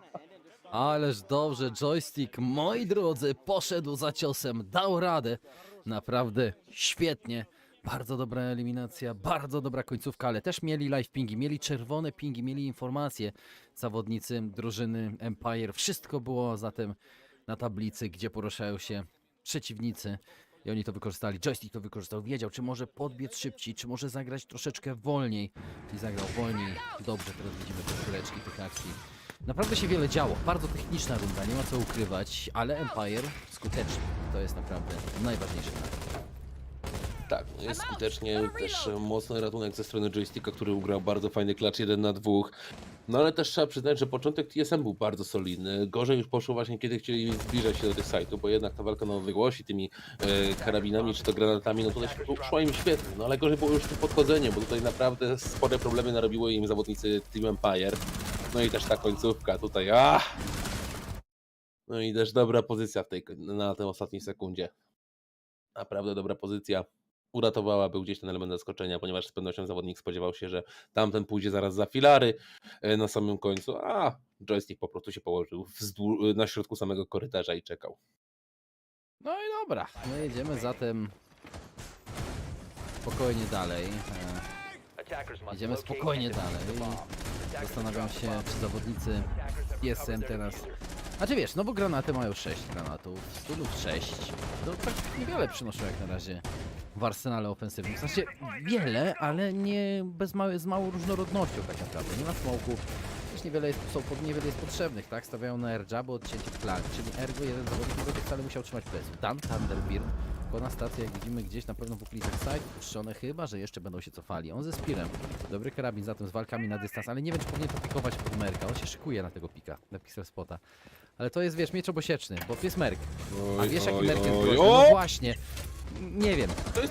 Niezrozumiałe. Patrz, i Bolo, joystick jako ten ciężar, wiesz, wyrównujący. Sam padł, tak? To był trade. Na lanie trade, halo, zdarza się, ale... No, nie wiem, co mieli w zamyśle zawodnicy Empire. Rozumiem kontakt, ale wiesz, to było takie granie w ciemno rankedowe bardzo. To mi się aż tak nie podobało. To będzie tak, teraz na pewno jednak problemem może być zawodnik, który trzymający to w tym przypadku jest chyba Dan, ale on teraz w tym momencie jest zakleszczony. Tak, on jest zakleszczony w tym momencie, ponieważ z jednej strony już jest jeden zawodnik, z drugiej strony drugi, zaraz przy wolcie. Teraz jeszcze dają mu stuny, on teraz jest oślepiony, nie widzi nic, tak jest, Dan wyeliminowany. Także ładne odcięcie przeciwnika, dobrze rozegrana moment przez Team Solomit, ale teraz problemem będzie Skyter, który tu się na stercach, chociaż on zmienia pozycję, idzie też czwórka, przedłożona czy od razu wysadzona? Nie. Poczekał chwilę, bo liczył na to, że zaraz zacznie się za nim pościg i w ten sposób może będzie jakaś eliminacja, ale nic takiego się nie dzieje, nie było pościgu, zatrzymali się zawodnicy i w ten sposób cały czas jest 4 zawodników w grze po stronie TSM. No i dobra, są zawodnicy po stronie TSM. Minuta 15, minuta 10 do końca, 2 na 4. Kontrola zatem po stronie drużyny z północnej Ameryki. Airjabby ustawione, nie ma mowy o żadnym oflankowaniu oponentów. Teraz wszystko na karabinach zatem. Cypher, SMG-11 idzie pod okno i to jest chyba troszeczkę ryzyko, bo za chwileczkę od głównej sypialni karabin przeciwnika na pewno ustrzeli. 2 konastacje są, widzimy na samych trofeach. I chciałby troszeczkę z ich, wiesz, baseniku podjeść sobie Shepard, ale on jest niestety na rzeźbach. On jest jednak, gra w miejscu, w którym nie będzie już to możliwe. Od sypialni 2, od frontu, od podestu 2. Na razie zawodnicy cały czas w grze Skyter, jak i Leopard stojący na okolicach pokoju myśliwskiego, ale tam pojawiają jego zawodnicy. Merk już 2K w tym momencie, ale on jest obijany i zdjęty ostatecznie przez Skytera, także nie udało mu się w porę zareagować, chociaż gdzieś tam taki malutki jeszcze moment był dla niego, żeby się obrócić, ale tego nie zrobił. Tymczasem Skyter pozostaje sam na 3 zawodników ekipy Team Solomid, także będzie bardzo trudno, bardzo ciężkie tutaj do wyłapania. Może jeszcze jakoś coś się zmieni, ale raczej bym na to więcej nie liczył, zwłaszcza, że przeciwnicy są już w doskonałych pozycjach. Tak jest, Awczyk to kończy i jest punkt dla Team Solomid. No i dobra, Team Solomid zwycięża. Team Solomid zwycięża i jak na razie bardzo ładnie. Znaczy wszystko się rozbiło, wszystko, bardzo wiele przynajmniej się rozbiło o niestety dziwne roamowanie, gdzie stracili 2 zawodników na froncie, zawodnicy Empire. Potem nie potrafili już kompletnie odrobić strat. No to było ciągle walka, wiesz, z wiatrakami tak naprawdę. No i tyle, nie? I tyle. Tak niewiele się działo. Dobra, ja też patrzę jak zawodnicy w kolejnej rundzie będą grali Empire. Czy będą ponawiali ten sam site tak naprawdę, czy wiesz, czy będą próbowali oczywiście właśnie podejmować może kuchnię. Czy będzie również biblioteka grana z living roomem, z salonem? Musimy zobaczyć. O, to było fajne. Bo tak, wcześniej Empire grało raczej z rotacjami pełnymi, tak? Nie ponawiało tych samych site'ów, mieli swoje taktyki, szli po prostu dalej. Ale wiadomo, wszystko może się od danej mapy zmienić, dlatego patrzymy teraz, wchodzimy, Kapkan pojawia się, witamy Kapkana. Wraca i to jest site, nie wiem jeszcze który, nie widziałem który, czy to, bo to oba są podobne. Dół. A nie ponawiają, dobrze, tu jedna kuchnia i jadalnia. Przez chwilę myślałem, że tam będą rzeźby, ale już teraz widzimy doskonale. Kuchnia i jadalnia.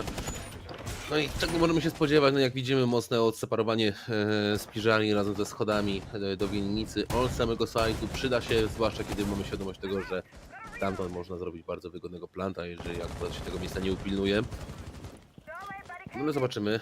Może ktoś jeszcze na tych schodach będzie, to zawsze też gdzieś tam premiuje. Zresztą dzisiaj na willi to widzieliśmy. Ale...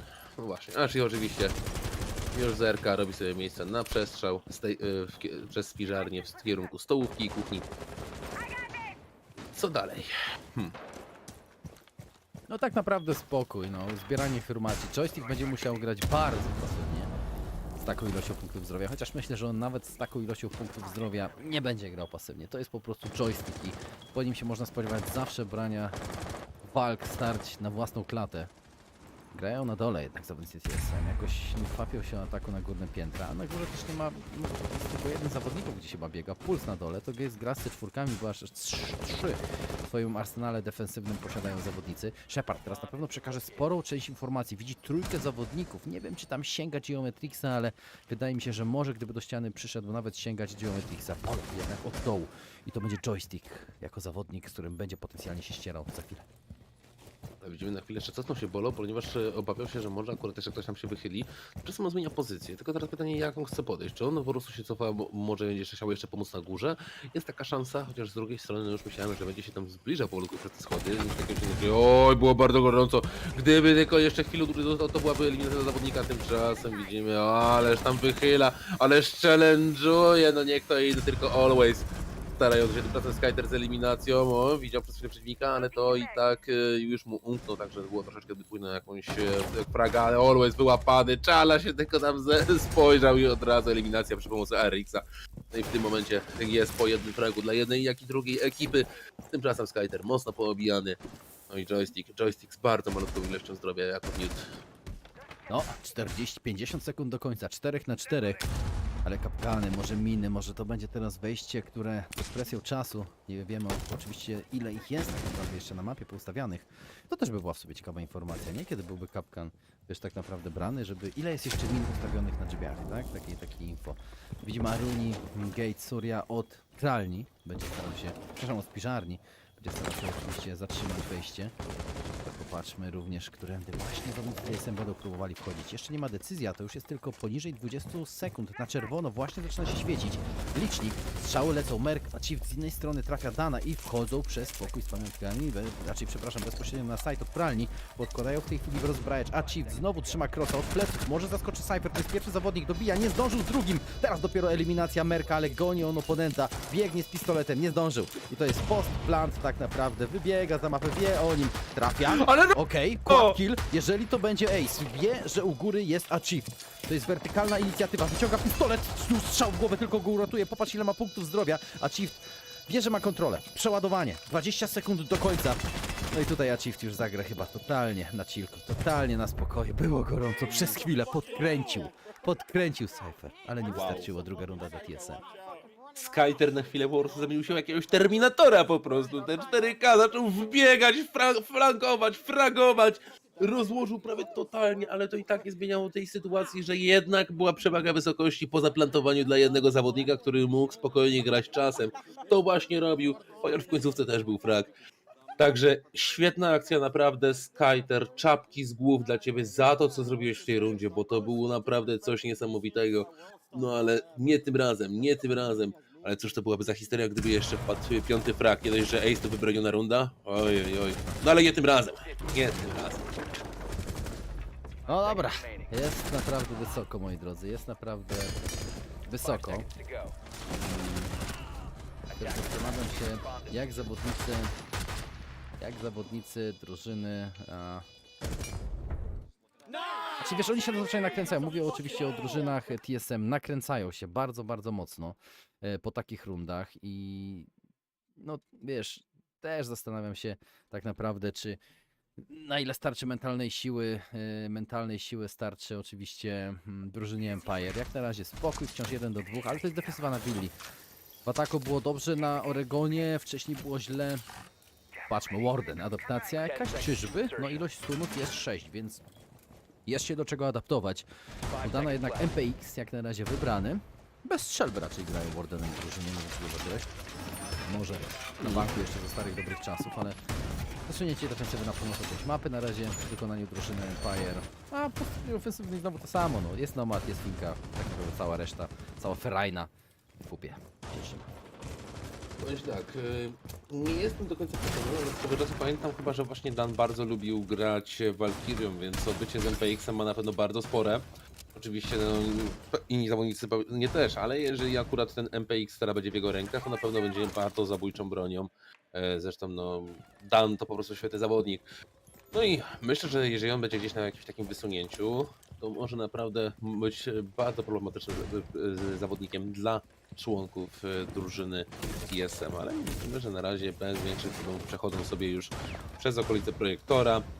Dopiero joystick trzyma Red Stersy, także powoli zawodnicy z amerykańskiej drużyny zbliżają się do, jak to się mówi, rosyjskiego cyborga, bo dla tych, którzy może będą nowi w świecie Competitive R6, to joystick ma taki swój dodatkowy przydomek, jakim jest rosyjski cyborg, ze względu na jego niesamowite umiejętności indywidualne. Świetny aim, niesamowity timing i niesamowita też kontrola broni.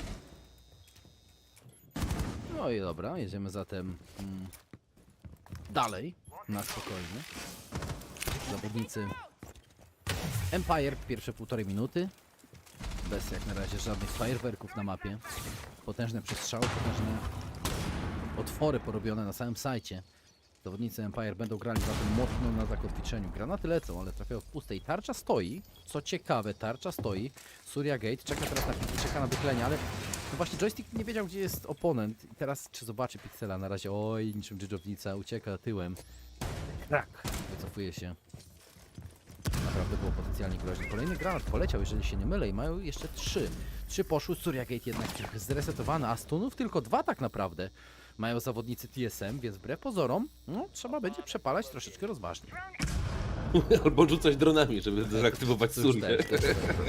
Wow! Granat! Rzut za 3 punkty. Jeżeli R6 można by przyrównać do koszykówki, to na pewno byłby rzut za 3 punkty, bo Skyter wyeliminowany naprawdę ładnym fragiem. Dobra, idziemy dalej, moi drodzy, z kolejnymi starciami. 25 sekund do końca. Achieve przygotowany, jest przepalony Surya Gate, granat kolejny będzie próbował z odbiciem gdzieś trafić w oponenta, tam nie ma jednak nikogo. Geometric znajduje gdzieś lukę w defensywie, próbuje podkładać, ale został powalony przez gaz Sheparda. 15 jednak sekund do końca, ktoś będzie musiał podnieść paczkę, zmienić pozycję i na default spocie znowu próbować podłożyć. Joystick biegnie od czerwonych schodów długo, Shepard fraguje, ale czy joystick zdąży? Nie zdąży, podłoży na pewno rozbrajać i Airjab jeszcze go wypycha. Łatwa eliminacja joysticka, Shepard co prawda fraguje czale, ale Shepard musi zrobić coś niemożliwego, potencjalny klacz 1 na 3, bo nie pamiętajmy, że jednego zawodnika wyeliminował, więc jeszcze dwójka pozostała, ale oni trzymają crossa, jeden zbrojowni myśliwski, a Shepard nie ma kompletnie pojęcia. Shepard nie ma kompletnie pojęcia, gdzie są oponenci, w ciemno i kolejna runda dla TSM 3-1. No powiem ci tak, no fajny był tutaj pomysł z tym że okrążeniem, joystick chciał troszeczkę powtórzyć to, co robił w poprzedniej rundzie, ale nie tym razem, bo było dostosowanie ze strony zawodników ekipy TSM, dlatego też pojawiła się między innymi w tamtym miejscu, no oczywiście Airjab, który tutaj bardzo pomógł, ale to jest jedna z akcji, no trzeba przyznać, TSM ładnie tutaj w to weszło, nie bez strat, nie bez problemów, ale jednak TSM naprawdę solidnie zaatakowało teraz i poprawiło swoje błędy jeszcze z tej pierwszej rundy, jak im wtedy nie poszło. No i w tym momencie cieszą się w tym momencie z trzeciego punktu. I właśnie ten granat, ależ był dobry, ale to było dobre. Moi drodzy, jedziemy dalej. Jedziemy dalej, a patrzmy, jak będą atakowali, bo to nie jest koniec jeszcze pierwszej połowy. Pięści lecą wysoko w górę, nie ma co ukrywać. No ale też jakby drużyna Empire daje dużo przestrzeni, nie ma co ukrywać na mapie, bo defensywa za bardzo nie była przesunięta na pełną część mapy. Zawodnicy TSM z totalnym spokojem sobie tak naprawdę grali. Totalnym spokojem tak naprawdę sobie grali. I też nie ukrywam, że znaczy wiesz, nie chcę tutaj karać, bo to łatwo się mówi, tak, ale mam wrażenie, że joystick działał dobrze na Oregonie, bo on jakby jako jedyny tak mega agresywnie sobie grał, nie ma co ukrywać. Mega agresywnie podejmował wyzwania. A teraz jakby wszyscy czekają na oponentów, jakby grają mega pasywnie i dużo przestrzeni dają zawodnikom TSM. Oczywiście oni to wykorzystują, no bo dlaczego mieliby nie wykorzystywać? Więc prowadzą 3-1 też w ataku na widu po 4 latach. Tak, już teraz będą wychodzić z solidnym wynikiem, jeżeli będą mieli te 3 punkty, a tutaj TSM tak naprawdę może jeszcze ugrać nieco więcej, zobaczymy. Na pewno w dodatkowej rundzie tutaj tej, która teraz jest rozgrywana, nie pomoże Merrick, bo został wyeliminowany chyba przez Skitera, jak dobrze pamiętam. Tak, przez Skitera. Także Skiter wyeliminowany, znaczy wyeliminował Merka. A też tak, skoro jesteśmy przy Skiterze, to też kiedyś czytałem, że nick ma taki Skiter, ponieważ to jest jego ulubiony Pokémon. Dlatego nick Skiter. Okej, jest taki rzeczywiście, jest taki Pokémon. Coś takiego było, no nie pamiętam, ja za bardzo nie znam się na Pokémonach, nie będę ukrywał. Natomiast znam się na tym, że Merka już nie ma, widzę po prostu, znam się na tych gdzieś UI, Rainbow Sixowym. Nie ma zatem już głównego killera, mi się wydaje, drużyny Team Solo Mid. I zaraz nie będzie potencjalnie kolejnego, bo Dan przyszykowany pod oknem, a jednak teraz z dronami, może ktoś będzie pikował. No nie, no Bolo, ty, do byku. Bolo. No, bez przesady. Bez przesady. No trafił Dana, tak? Okej, ale wiesz, to było bardzo na jolo. No i mamy 3 na 5. Ale zmienia się. Nie no, troszkę bolesne to niektóre są, powiem ci, akcje. Chyba zmęczenie daje się we znaki. Myślę, że tak. No, jakby nie patrzeć, takie BO5 to jednak zawsze jest maraton. Tymczasem Skiter z eliminacją na Charlie. 2 atakujących jeszcze w grze, ale będzie im bardzo trudno teraz grać na 4 zawodników Team Empire. Są to na bardzo dogodnych pozycjach. Tymczasem ten granat, oj, tak jest. Kolejny dobry granat od Avchilda. Kolejny dobry granat. W rundzie poprzedniej był jeden, teraz jest drugi. Wow. Jest wysoko. Jest wysoko, moi drodzy przyjacielu. Też nie ukrywajmy, że zawodnicy... No słuchaj, zawodnicy TSM jak na razie i tak w miarę wychodzą w niej, ale taj migu joystick. I tak chciałem powiedzieć, że nie najgorzej wyglądali, tak? W sytuacji, z jakiej byli na początku tej rundy, wiesz, 2 na 3. Ale po tym timingu, jaki joystick wykorzystał na oponencie, no to wiadomo, to już jest formalność, tylko ta runda 15 sekund do końca. Będzie kontakt. Zawodnicy Empire z drugim oczkiem. No mówię, bardzo pasywna wciąż ta runda i tak uważam, ale to wszystko rozbiło się o Dana, jedynego rodzynka, który na roamingu był puszczony, no i wiesz, eliminuje zawodników, dwójkę. Co prawda przedobrzył z kolejnym, ale najważniejsze, że i tak dał przewagę, którą na końcu skapitalizowała drużyna jego. Shepard chyba z tą podkoloną nogą w końcu go coś zaczęło boleć po 5 godzinach tak naprawdę siedzenia w tym miejscu. Coś poczuł gdzieś tam, zmiana nogi tak naprawdę pewnie jest. Więc na spokojnie. Dobra, mamy powtóreczkę. Cypher. A nie, to był Cypher po prostu z tym pierwszym. W bardzo podobnych sytuacjach, tak? Poginął jeden, drugi. Tylko to nie był Dan dwukrotnie, tylko po prostu to był Cypher. Oraz Dan oczywiście. Tak, no gdzieś tam mieli te pojedyncze fragi zawodnicy TSM, ale no koniec końców sami widzieliśmy, jak to się zakończyło, tak jak wspominałeś, no mocne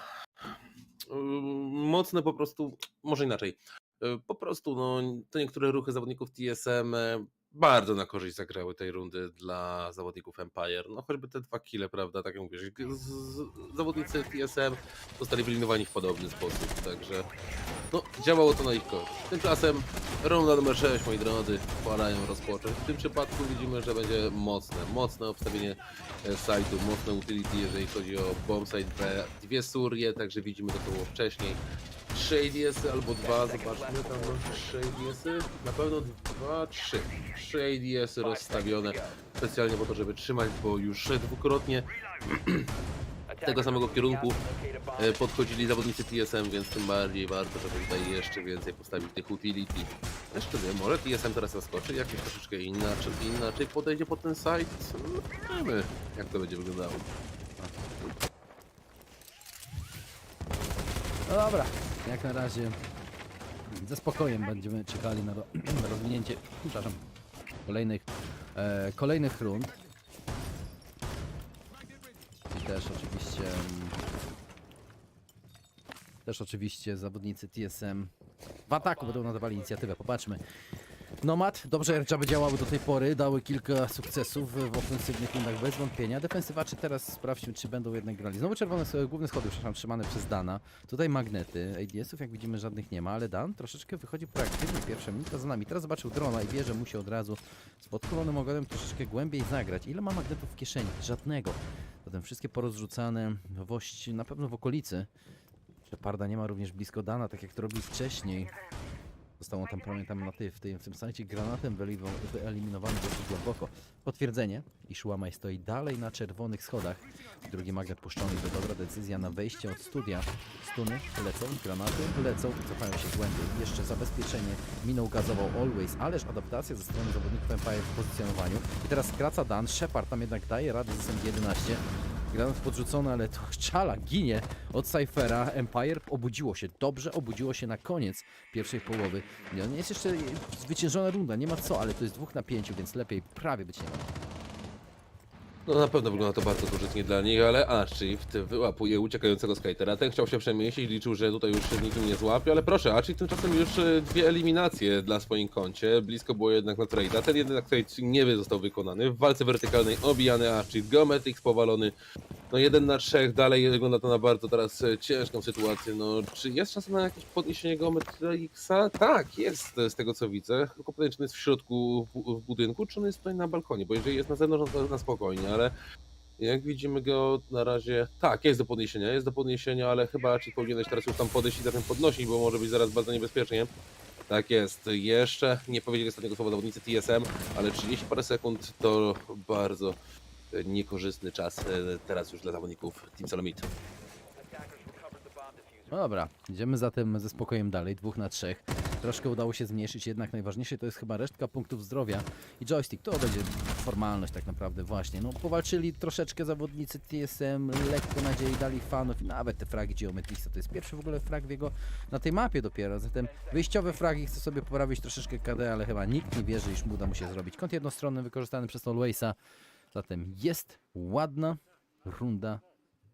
Jest prowadzenie, znaczy remis doprowadzają w tej chwili do remisu zawodnicy drużyny Empire. 3 do 3 po pierwszej połowie.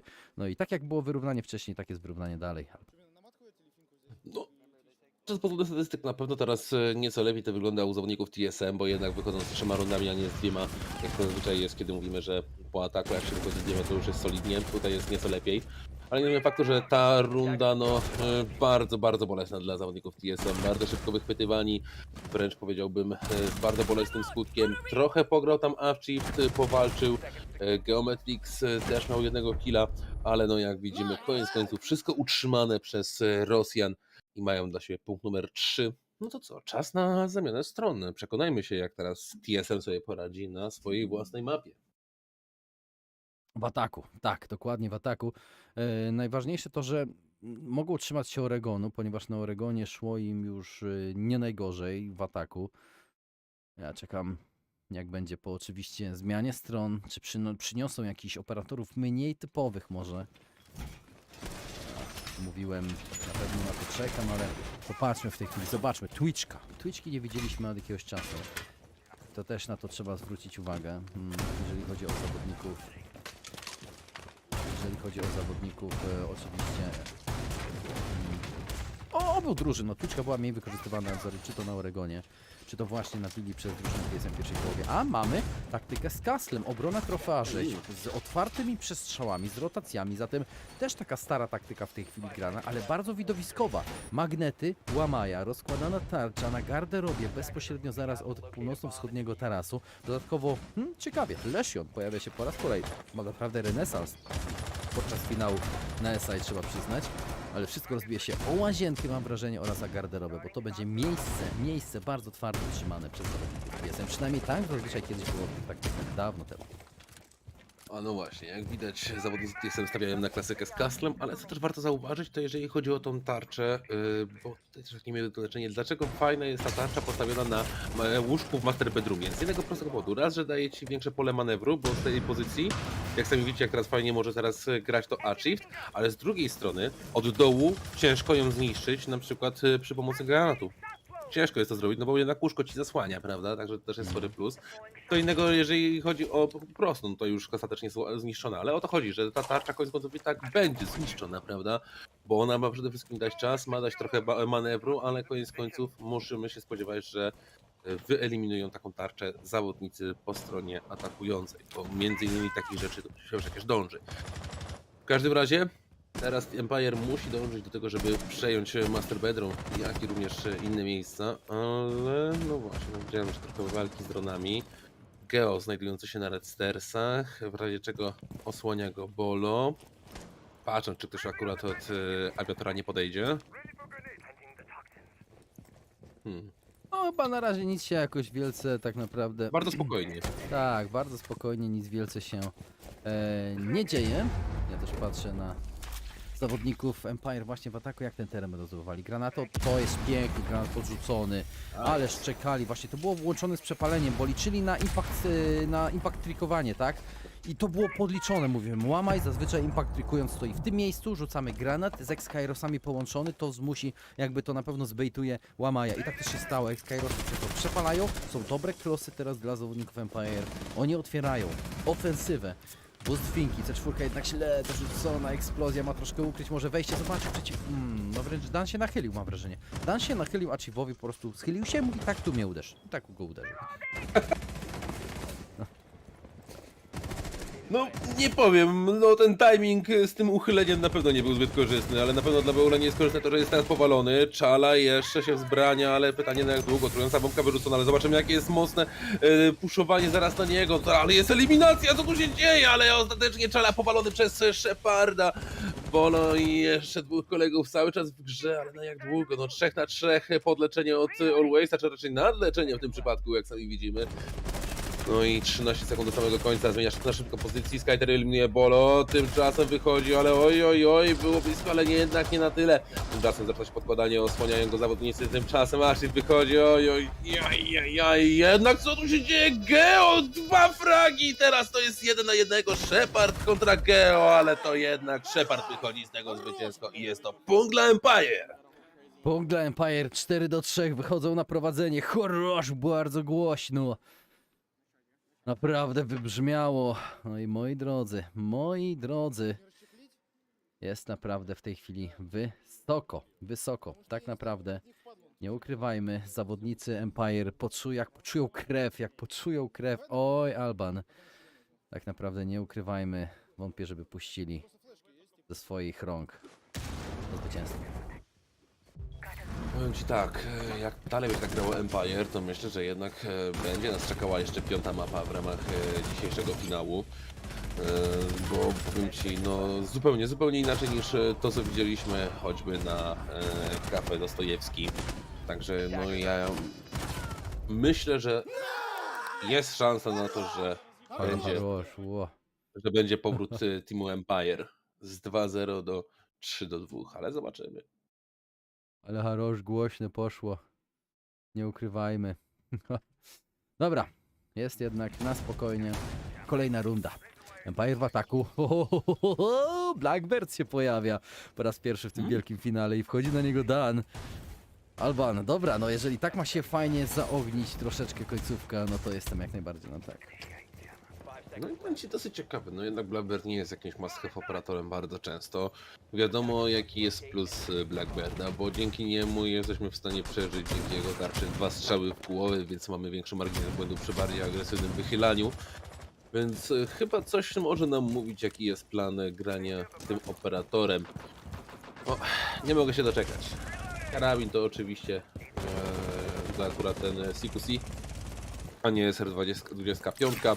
Wiadomo, że ta szybkostrzelność jednak przekłada się tutaj na większą skuteczność dla zawodników często, no bo jednak ten SR-25 to takie większe odległości, a tutaj Dan z pewnością będzie chciał być bardziej uniwersalny. No dobrze. Zawodnicy sobie przechodzą. Joystick jednocześnie może sobie posłuchać muzyki, jaka tutaj płynie. Nie strzela z racji tego, nie strzela akurat w gramofon, dlatego żeby po prostu nie dawać sygnałów jakichkolwiek, gdyby okazało się, że któryś z zawodników jest bliżej. A jak widzimy, on tutaj idzie na razie bez dronowania, więc chce mieć gdzieś ten element zaskoczenia, choćby właśnie z takiego sposobu podejścia. Tymczasem, oj, czy mi się wydaje, czy tam... Nie. O, usłyszał ten strzał, ale to jednak Geo odpowiedział. Ajajaj. A już myślałem, że... Wiesz co, ja przez chwilę myślałem, że Go jest na dronie. Znaczy na kamerze. I że zostanie tak złapany, ale tak, nie. Rozumiem. Natomiast no, jedno jest pewne, jak na razie prowadzenie jest zawodników TSM. Reszta punktów zdrowia właśnie, może dosłownie po kulkach. Na szczęście Cypher wyeliminowany przez Merka. Dla zawodników TSM to jest wciąż przewaga 2-4, ale jak mówiłem, dosłownie kulki będą wystarczyły do tego, aby paść na ziemię martwym. Boost teraz po stronie zawodników Team Empire. Shepard fraguje jednego z osłabionych zawodników. Jeszcze Geometric z resztką. To jest jak najbardziej do zrobienia, ponieważ mniej więcej mają pojęcie, z której strony zachodzą zawodnicy. Znajdzie się to jest stała defensywa w tej chwili. Tutaj naprawdę nie ma wielkich tajemnic. Teraz kwestia, żeby Shepard był czujny od podestu, żeby dobrze spikował na czerwonych schodach zawodnika. Co robi Always? Ma jeszcze granaty? Nie ma. Zatem nie będzie możliwości podrzucenia. Czasu jest jednak sporo. I skondensują swoje siły. I to jest chyba dobra decyzja. Chociaż granie na trade w tej sytuacji, no nie chcesz, ale też powiedz sobie szczerze, nie masz za bardzo wyboru. No właśnie, trzeba będzie przyspieszać. Empire musi zacząć zbliżać się już praktycznie pod sajty, ale widzimy jaki jest problem. Zaraz może być flanka od jednego z zawodników tam od 90 klasycznej, ponieważ tam już tylko czekają na takie podejście zawodnicy, ale dokładnie jeden zawodnik, drugi na sajcie. Otworzenie jeszcze na studio. No właśnie, teraz tak ciężko, no przydałoby się jakiś Intel, ale trochę go było brak. Bolo eliminuje, Geo też. No i jest to runda dla Team Solomid, a to oznacza 4-4. 4, moi drodzy, do 4. Prowadzenie, jak na razie. Zawodnicy, raczej 4-4 remis, wygrali w tej rundzie zawodnicy Team Solomid. No i też nie ukrywam, Alban, że no, chyba lepszego tak naprawdę nie mogliśmy sobie życzyć. Nie chcę powiedzieć początku, tak? Nie mogliśmy sobie życzyć tak naprawdę tej willi bardziej wyrównanej jak na razie. Oczywiście dogryweczka mogłaby taka być. Wymianki były na końcu, szkoda, że zabrakło, bo mówię, no to nie na trady powinni grać. Też czasu na dronowanie mieli. Też teraz nie pamiętam, co mieli dronów. No dobra, udało się wygrać zawodnikom TSM, to jest najważniejsze, jest kontakt 4-4, nie uciekają. Ogólnie też, słuchaj, generalnie dzisiejszy pierwszy mecz na Face Clan to był taki stąp, tak? Mówię sobie szczerze, i zawodnicy TSM byli tak głośni, tak nakręceni, ale w tej chwili mam wrażenie, że widzę takie skupienie na głowach. Ale nietypowości na willi, ciąg dalszy, tak? Nie mamy już Blackbirda, koniec eksperymentów, ale mamy bibliotekę, living room i salon. grany przez zawodników TSM. Zatem wszystkie 4 sajty tak naprawdę na Willi. W tej chwili Viable i Capcom. Proszę bardzo. No dobrze, przechodzimy. Runda numer 9. Na razie wyrównany pojedynek pomiędzy obiema drużynami. TSM dalej w obronie. No, obie drużyny potrzebują 3 punktów. 3 punktów. TSM, żeby zostać mistrzem świata, a Team Empire, żeby doprowadzić do mapy, która jest deciderem. Obrona, jak sami widzimy, w kuchni razem ze stołówką, a to oznacza jedno, mocne natężenie utility również na pokojach, które znajdują się wyżej, piętro wyżej, a dodatkowo kapkan z tą ilością pułapek. No tutaj troszeczkę czasu będzie pozabierane, a kto wie, może jeszcze ktoś się nadzieje, zawsze jest też taka szansa. Zobaczymy, jak to będzie wyglądało w praktyce. Tak jest, czekamy na rozwiązanie. Pierwsze 30 sekund za nami. Defensywa na razie wciąż rozstawia swoje zasieki. 90, Bolo na roamingu, wysokim roamingu. Będzie chciał się bez wątpienia pokazywać. No i ten side też z jednej strony, jeżeli u góry trzymasz defensywę, no to nie ukrywajmy, że daje sporo pole do popisu. Mam wrażenie, daje spore pole do popisu przede wszystkim przez to, że można roamować przez całe pierwsze piętro. Tutaj nie skupiasz się na głównej sypialni, tylko jak w przypadku kuchni jadalni, bardziej na sypialni, na Astro. Tutaj całe tak naprawdę pierwsze piętro możesz biegać szeroko i gęsto i tak naprawdę z każdej strony starać się szukać fragów. Dobra, jak na razie nie ma jeszcze żadnego, ale Cypher był bliski śmierci. No dobrze, tymczasem moi drodzy, my już widzimy, że jest przejście dalej. Zawodnicy ekipy Empire coraz bliżej tych górnych pomieszczeń, które tak bardzo pragną zająć, ale tam czeka Geometrix. Geometrix wyczekujący, mający musi zmienić szybko pozycję, bo został zdronowany, a szkoda byłoby tam zostawać, jeżeli tak miałoby, no gdyby z tego powodu miałby zostać szybko sfragowany, także lepiej nie ryzykować, zmienić trochę tą pozycję na bezpieczniejszą, po tym jak już dron cię zobaczył, przez co zawsze jednak trochę przeszkadzasz w ten sposób. Tymczasem always eliminacją na Bolo. Bolo zdjęty. Nie ma go w tym momencie już. Tymczasem Dan z eliminacją. Skany z kolei dalej od Alwaysa. Nie ma już 2 Amerykanów z drużyny TSM. 52 sekundy do końca, ale teraz Merk będzie starał się zdobywać informacje. Zerka, czy ktoś nie podchodzi od piwnic. Tak widzi, nikt nie podchodzi, także tutaj walka w tym wertykalu, ale wyłapywani. Ja też przepraszam, w ogóle ja mówiłem, że to jest przecież jakiś salon, czy mi się w oczach pomieszało, to jest kuchnia jadalnia przecież, całe wywody robiłem. Wybaczcie moi drodzy, godzina dała mi się troszeczkę we znaki, dopiero teraz załapałem, że to jest kuchnia jadalnia, a nie biblioteka, jak na początku mówiłem. Dobra, wybaczcie, jeszcze raz joystick z fragiem, 5 na 2 od pleców, egzekucja przeprowadzona na joysticku przez Achieve'a, zatem 20 sekund do końca, kontrola, stuny lecą, ale Achieve ominął wszystkie i właśnie frag nie, bo Shepard Challenge 1 na 1 wygrał z ładnym crowdshotem i granaty poleciały w stronę ostatniego zawodnika. Jest 5. runda zdobyta na totalnym chillku, na totalnym spokoju przez zawodników Empire. Wow, naprawdę mam wrażenie, że to jest zupełnie inny Empire. No ale nic tylko się cieszyć, jeżeli jesteś fanem akurat tej drużyny, bo jak widzicie, no jak tak dalej pójdzie, no to będzie to mapa i będzie decider. Będzie grany decider pomiędzy tymi 2 drużynami. No i myślę, że to chyba jest po prostu wymarzona historia tego finałowego spotkania pomiędzy tymi 2 drużynami, jeżeli jeszcze byłby decider. Na razie jednak Team Empire no, potrzebuje jeszcze tych 2 punktów, co nie zmienia faktu, że tak jak wspomniałeś, no to było bardzo przyjemna runda dla nich tak naprawdę. Bardzo płynna, bardzo przyjemna pod względem tego, jak udało im się ciągle zdejmować i eliminować kolejnych zawodników. Zresztą mamy teraz powtóreczki do zobaczenia. Dan tutaj wyeliminowany, również był potem kolejny zawodnik, przed tym kolejny zawodnik. Gdzieś tam nieco powalczyli zawodnicy, ale koniec końców mieliśmy tutaj jeszcze ten moment z granatem. Mieliśmy gdzieś ten moment z klaczem, ale jak widzimy, jeden celny granat ukrócił resztę rundy i skrócił czas trwania tej rundy, no i oczywiście potem już mieliśmy punkt dzięki temu, że poszedł ten granat. Mieliśmy najzwyczajniej w świecie punkt dla Empire. Tak jest, najzwyczajniej w świecie punkty dla Empire. Prowadzą zatem 5-4, moi drodzy. Wielkimi krokami zbliżamy się do końcówki willi. No i naprawdę jest w zasięgu ręki również ostatnia również potencjalna runda wygrana. Znaczy, przepraszam, mapa wygrana i potencjalna. Która jest ostatnia mapa? Bo było zbanowany Szalet, było zbanowane Wybrzeże, czyli zostaje nam... Od 3 deciderem jest bank. Bank, dobra, bank, ależ to będzie też ciekawe, nie ukrywajmy. Na bank, wow, okej, dobra, czekamy. A też kibicuję, nie ukrywam, kibicuję po cichu, żeby doszło do tego. Jak już siedzimy, naprawdę, jak już siedzimy, to już na całego, no po co się tu rozdrabniać? No już teraz to już wszystko jedno jest. W takim stanie na pewno jesteśmy, że to już nam wszystko jedno, a jak już tak daleko doszliśmy, to idźmy do końca. Po całości. No powiem Ci tak, Empire myślę, że naprawdę jest w stanie tego dokonać, a tymczasem obrona wykonywana przez TSM to jest to, co już widzieliśmy wcześniej, także przed nami dosyć podobna obrona fightu, ale też i też będzie pilnowany dół. Pytanie tylko, czy zaraz Bolo zostanie tam na dłużej, czy może tylko tam na chwilę zostanie i bardzo szybko się wycofać, no zobaczymy jak to będzie. Jasne, zobaczmy, jak uda się przeatakować w tej chwili zawodnikom Empire. Skuteczni 2 razy już byli po zmianie strony. Na pewno będą chcieli również walczyć dalej. Ja patrzę w tej chwili na ustawienie zawodników. Ustawienie zawodników TSM w defensywie jest Castle.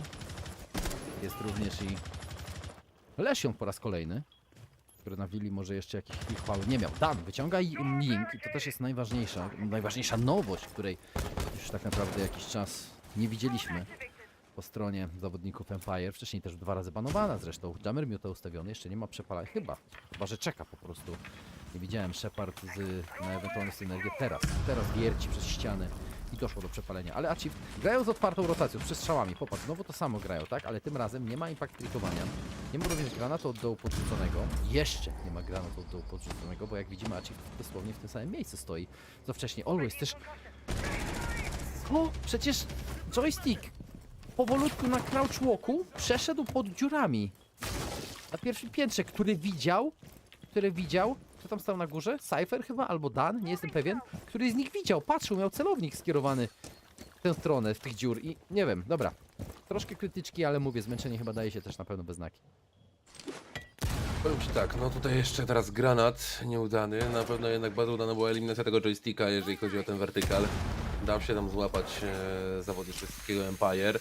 Czasem Merk, no niestety troszeczkę zmniejsza mu się możliwość rotowania po sajcie z racji tych przepalonych miejscówek. Tak jest, akurat X-Kairosy zrobiły swoją robotę, także no jest to mocny plus zaraz dla drużyny Empire, żeby lepiej wychwytywać przeciwników, którzy znajdują się stricte na samym sajcie.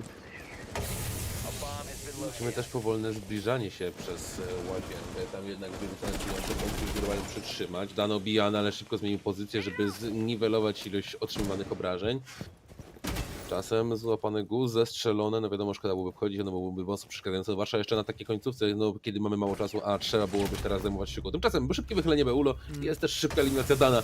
Tymczasem 3 zawodników Empire jeszcze w grze. Jak to się zakończy? Oj, mamy wymianę. Merk na Shepardzie, a Always na Beulo. Tak, Także Bolo. 2 zawodników jeszcze pozostaje.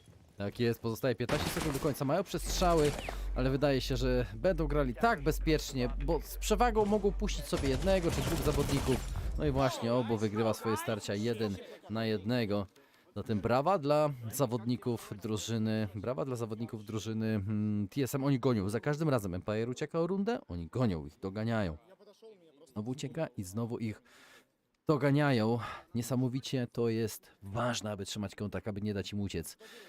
Atak po raz kolejny będzie grany. Patrzę tam, co jest grane. Awiator oraz pokój gier przez zawodników TSM. Będzie ciekawie, bo kto zwycięży tę rundę? Kto zwycięży, moi drodzy, tę rundę? Będzie tak naprawdę cieszył się ze zwycięstwa. Czyli będzie miał zapewnione 6 oczko, tym samym automatycznie, czy to TSM turniejowa runda, czy to Empire kolejna mapowa. Więc przekonamy się, jak to będzie wyglądało. Na razie bardzo wyrównana ta willa po obu stronach. Trzeba przyznać, solidna obrona, dobrze utrzymane pozycje. Empire miał przeogromny problem z tym podejściem jeszcze z tego master bedroom, z tej garderoby i łazienki. A na razie 5 do 5 i zobaczymy, kto to będzie ten 6. upragniony punkt. No tam już założę się, TSM to po prostu już marzy, żeby mecz zakończyć na tej willi, żeby już cieszyć się tym młotem, podniesieniem go. Zostanie czempionami Rainbow Six Siege. Ale z drugiej strony Empire przecież nie odpuści. Oni wiedzą, że mogą jeszcze doprowadzić do tego Decidera i tam walczyć o tytuł Mistrza Świata. Tytuł, o który otarli się w 2019 roku, kiedy grali przeciwko G2 Esport, ale wtedy zostali przez nich pokonani i zajęli wtedy drugie miejsce. To prawda, to prawda. Historia lubi się powtarzać, no ale zobaczymy, jak będzie w tym przypadku. TSM jak na razie szykuje defensywę u góry, zasieki krótkoczesne na czerwonych schodach, magnety od Łamaja również lecą właśnie w te okolice. To będzie jedno z miejsc, które na pewno będzie ciężkie do przejścia, tym bardziej, że tarcza Goja postawiona na szczycie owych schodów. 30 sekund za nami, dronowanie.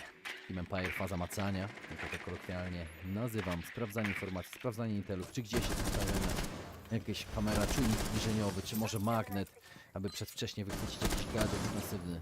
Nie ma niczego. Kuchnia jest jadalnia również. Wszystko kondensuje się w okolicy południowej części mapy, czyli na awiatorze, czyli na pokoju gier, a zawodnicy Empire rozpoczynają już od północno-wschodniej części, czyli dziwny sypialni.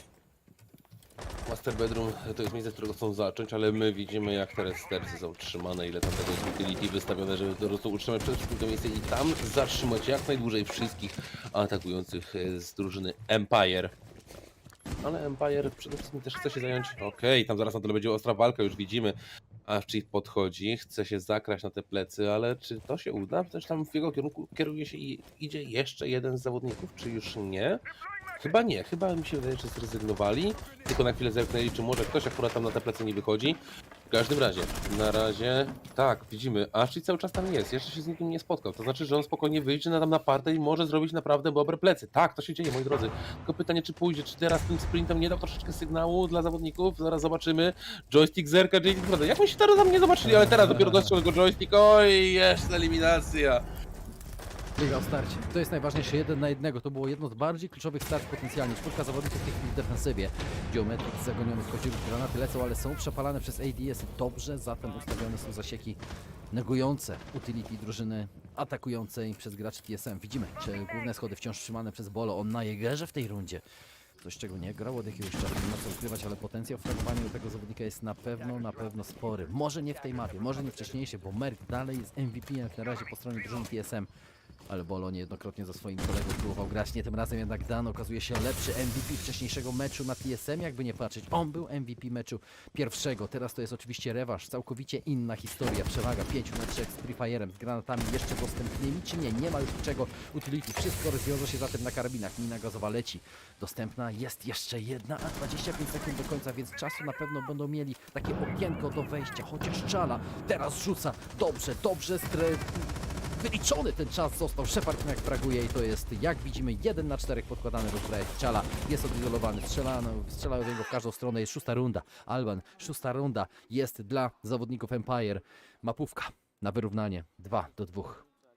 Powiem ci tak, może ta sytuacja teraz z tym punktem może jeszcze by trochę inaczej wyglądała, ale tak troszeczkę niefartownie poszło dla zawodnika, który patrzył w stronę studia, bo tam mieliśmy taką sytuację, że on widział przechodzącego zawodnika i on myślał, że tam już nikogo nie ma, że ta osoba z grapla to jest ta osoba, która przeszła, dlatego się tam zbliżył i myślał, że już przy tym nikogo nie ma, ale tam tak naprawdę wtedy napotkał na właśnie zawodnika, który cały czas był na tym graplu i wtedy nie udało się zrobić flanki, chociaż było do tego blisko, ale jak widzimy tutaj, znaczy ja podejrzewam, że tak właśnie myślał zawodnik, prawda, to jest moje tutaj takie przemyślenie, zobaczymy, znaczy tak myślę, że właśnie było, bo tak jego ruchy na to wszystko wskazywały. I trzeba powiedzieć jedną rzecz, że to jeszcze jest szansa dla Empire. Oni mogą to jeszcze zrobić, oni mogą z tego mieć jeszcze dla siebie mapę. Willa może należeć do nich. Nie no, oczywiście Villa jak najbardziej może należeć cały czas do nich. Tutaj wszystko jest totalnie w grze przecież. Dlatego teraz mamy też pewnie malutki spokój. Chwilę przerwy na zebranie myśli. A czyli nie było chyba żadnej indikacji o przerwie taktycznej, prawda? Jeżeli się nie mylę, ani nic takiego. Więc... Nie, jak widzisz, zaraz będzie faza akcji. No właśnie, więc teraz będzie faza akcji, spokojnie, zatem czekamy na kolejne rundy. No właśnie, kolejne rundy. Runda matchpointowa, runda numer 12. Empire o krok od zdobycia drugiej mapy i do doprowadzenia do Decidera. TSM no potrzebowałoby teraz w dogrywce wygrać, żeby mieć zwycięstwo 3-1. Ale może bardzo trudno, bo to jednak ataki Empire na WIELI są po prostu niezwykle silne, jakby nie patrzeć. Także widać, że TSM ma z tym nie lada problem, żeby się im opierać, chociaż mają też swoje momenty. Ale no nie można powiedzieć, żeby Willa szła po ich myśli. Co nie zmienia jednak faktu, że mamy tu niezwykle bardzo wyrównany pojedynek. Pierwsza minuta za chwileczkę dobiegnie końca. Wciąż nie ma żadnej inicjatywy po stronie Empire. Nie są w tej chwili na dronach, chociaż nie, dwójkowo, nawet trójkowo w pewnym momencie na dronach. Potwierdzić trzeba informacje, gdzie jest defensywa, jak agresywnie gra. Merk znowu szuka fragów na głównej sypialni. On już tam niejednokrotnie znajdował głowę oponentów. Teraz jednak troszeczkę spóźniony, ale pod dronem, jeżeli się nie mylę, poruszał się. Defensywa jest trzymana właśnie w tej północnej części mapy znowu z otwartą rotacją na garderobę. Astro, wielka dziura, to jest, nie zapominajmy, awiator, to jest pokój gier, zatem trzeba się przedostać najpierw przez pierwszych agresywnych zawodników grających. To tak się udaje, Dan na krosie. Geometrixa w tej chwili wychwycił. Nie wiem, jakim cudem on zrobił z tego okna. Cypher kończy dwójkowo, idą po swoje, 3 na 5. Team Solo Mid chyba koniec powoli pary w ich płucach. Minuta 30 do końca. Gdzie są zawodnicy Team Solo Mid? Jest jeden na dole, jeden na 90 i jeden na sajcie, ale to może Alban po prostu nie wystarczyć. Bądź tak, niby pozycje są tutaj bardzo solidne, ale jednak brak dodatkowych zawodników sprawia, że nie możemy mieć aż tak silnego pokrycia, więc to na pewno jest odczuwalne. Z drugiej strony Empire coraz bliżej już do znanych zawodników. Czy mi się wydaje, czy my słyszymy w tym momencie tam w tle... Zawodników, nie? Tak, czyli chyba... Że fajnie, można posłuchać właśnie, jak cały czas jest wymiana informacji. No i to bardzo ciekawe, właśnie to jest też bardzo piękne, jak możemy właśnie posłuchać zawodników, kiedy coś mówią. Jak wygląda ta ich komunikacja. No ale tak, na pewno tej informacji, jak słyszymy, jest sporo wymienianych, ale pytanie, czy ile jeszcze w ciągu tych 40 sekund zostanie wymienionych fragów, bo tych na pewno będą potrzebować bardzo sporo zawodnicy Empire, a dokładnie 3. Z kolei 5 potrzebują zawodnicy TSM, chociaż oni przede wszystkim potrzebują utrzymać się przez te 30 sekund, żeby doprowadzić do grywki. Tymczasem oj, Bolo pobijany, ale pytanie, czy teraz jeszcze z drugiej strony nie ma otworzenia, tam nie ma, ktoś pod niego nie podchodzi. Tymczasem teraz zerknie, Bolo, uważaj, bo zaraz lecie bardzo gorąco i lecą na te flesze, ależ tam wystrzeliwane, ale bardzo daleko, tymczasem łapie, tak, ma rozbrajacz i ma jeszcze drugiego fraga w tym momencie. Bolo czyżby miał to uratować? Czyżby, ale jednak Dan, tymczasem jeszcze joystick zdjęty i czala, o rany! Mają to. To było... Lekko. Wow. Lekko. Moi drodzy, dogrywka, Bolo to zrobił. Wow. Ależ to jest niesamowita sytuacja, tak naprawdę, moi drodzy. Czego my jesteśmy świadkami? 3 na 5, oni wygrali to. 3 na 5, oni wygrali. To nie powinno mieć miejsca. Tak. To może być runda na miarę tytułu. Alban. No powiem ci, dla mnie to jest coś niesamowitego, co w tym momencie zrobił Bolo, ale to trzeba przyznać, że bardzo dobry ruch z jego strony, no bo widzieliśmy, jak szły te flesze i to pokazuje, że wszyscy zawodnicy byli spodziewali się, że ewentualnie gdzieś przy tej 90 tam w końcówce jest zawodnik, ale tak nie było, bo Bolo nie był tam, gdzie pierwotnie miał być. Bolo przede wszystkim skrócił do miejsca na samo studio. Oni nie wiedzieli zawodnicy, dopiero po pierwszej eliminacji się dowiedzieli, ale tutaj jeszcze próbował właśnie reagować Always. Dopiero trzeci zawodnik sobie z nim poradził. Ale potem poszły jeszcze kolejne fragi, między innymi od Czali. Czala 2K w tej rundzie, 3K, przepraszam najmocniej, bo 2 przy pomocy SMG-11 i 1 przy pomocy strzelby. Także Bolo jest bohaterem tej rundy tak naprawdę. Nie no, Bolo, jeszcze raz Bolo. On miał informacje. On bez wątpienia miał troszeczkę informacji, gdzie znajdują się oponenci, tak? Ale wszystko rozbiło się, nie będę ukrywał, o brak owych informacji wywoływanych przez różne Empire. Tak się skupili na froncie, tak się skupili na karabinach, iż nie potrafili już nawet poświęcić odrobiny czasu przez presję na zdobycie jakiegokolwiek intela. Alban, jeden dron i Bolo pewnie jest wyjaśniony. Taka jest prawda. Nikt nie patrzył w jego stronę. Dobra, czekamy tak naprawdę na kolejne starcia, bo rozpoczyna się wysoko. Potężna mapa, potężna runda, potężni zawodnicy, mega potężny finał. Lepszego nie można było sobie wymarzyć. Jeszcze mamy teraz tą dogrywkę. Czy mi się wydaje, że to już jest trzecia dogrywka? Bo tak, pierwsza mapa, trzecia mapa, teraz czwarta. Tak, to jest trzecia dogrywka w ramach tych finałów. Tylko druga mapa była grana w podstawowym czasie gry, jeżeli mówimy o ilości rund. A tak to mamy trzecią dogrywkę w ramach finału. Ale też pokazuje, jak bardzo wyrównane jest to spotkanie. No dobra, jedziemy dalej zatem ze spokojem, z kolejną rundą. 6-6 póki co, pierwsza minuta za nami dogrywki. Na willi. Joystick na dole, szuka oponentów. Nikogo jak na razie jeszcze nie znajduje. Teraz granaty wyrzucone. Mira, dalej znajdują lustro. To jest, nie zapominajmy, jak na górze Ledano, doł na wertykalu. No panowie, o bardzo dużych podstawach zapominają zawodnicy Empire w tej chwili. Naprawdę. Pytanie tylko, czy wiedzą, że jest powalony. No właśnie chyba nie i go podniosą, ale wydaje, to że tak tak. jest strata czasu. Tak, jest spora strata czasu. Dany oczywiście podniesiony z 20 HP, także będzie musiał bardzo uważać w jakichkolwiek gunfightach.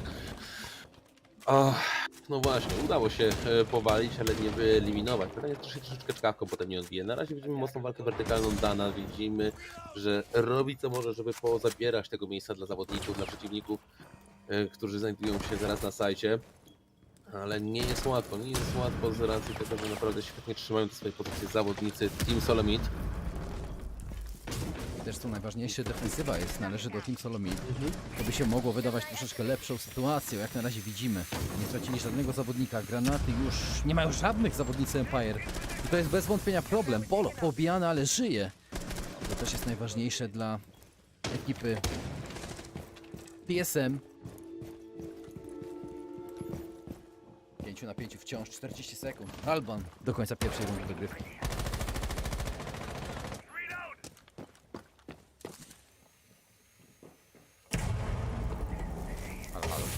Nie wiem, czy Karol gdzieś tutaj jest obecny, moi drodzy, z nami. 30 sekund do końca, 25 w tej chwili dokładnie i mamy sytuację 5 na 5. Szykują się na atak, szykują się na wejście. Zawodnicy, jest Merk, wyfragowany, przepraszam, on fraguje jako pierwszy w końcówce. Jest Achieved również, czyżby to drużyna, chociaż nie, na żółto zaświeciła się tabela wyników, jest nagle 3 do 3, co ja mówię, 3 na 1, 5 sekund do końca, ale trzeba podłożyć jeszcze rozbrać joystick, trzyma cross, Geometrix i udało się Alwaysowi to zrobić. 7 oczko wpada na konto zawodników Empire. Alban, znowu leniuszku cię do poczekalni wrzuciło i to chyba w najlepszym gdzieś możliwym momencie. Wiesz co, nie, ja mówię ci, był crash, a ja teraz dopiero wszedłem do tego. Do Aha, poczekalni. czyli po prostu ci się skraszował. Tak, mam ci drogę, przez który teraz się komunikujemy. Nie wiem, jakim cudem to się dzieje. To drugi raz w życiu takie coś mam. Pierwsze miałem wczoraj, dzisiaj drugie, no ale cóż poradzę. No, najważniejsze jest jednak to, że cały czas mamy grę, a tutaj widzę, że robi się naprawdę coraz ciekawiej. No, pewnie, że jest ciekawy, no daj spokój, no jest znowu runda mapowa dla zawodników Empire. Jeżeli to zdobędą, to moi drodzy, pierwsza 30, szykujemy się na koniec dzisiejszego dnia, nie ukrywajmy. No i czemu nie, jak już mówiłem, jak już idziemy to na całego, no kto tam się potrzebuje do pracy wyspać? Nikt tak naprawdę, więc na relaksie totalnym. Geometrix widzieliśmy w końcówce, ale to Always przytrzymał crossa, jakże ważnego crossa przytrzymał Geometrix.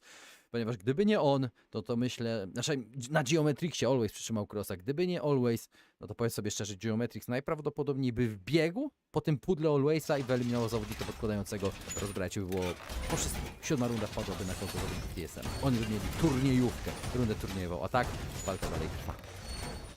Tak, walka dalej trwa. Empire o krok od wejścia na ten decider.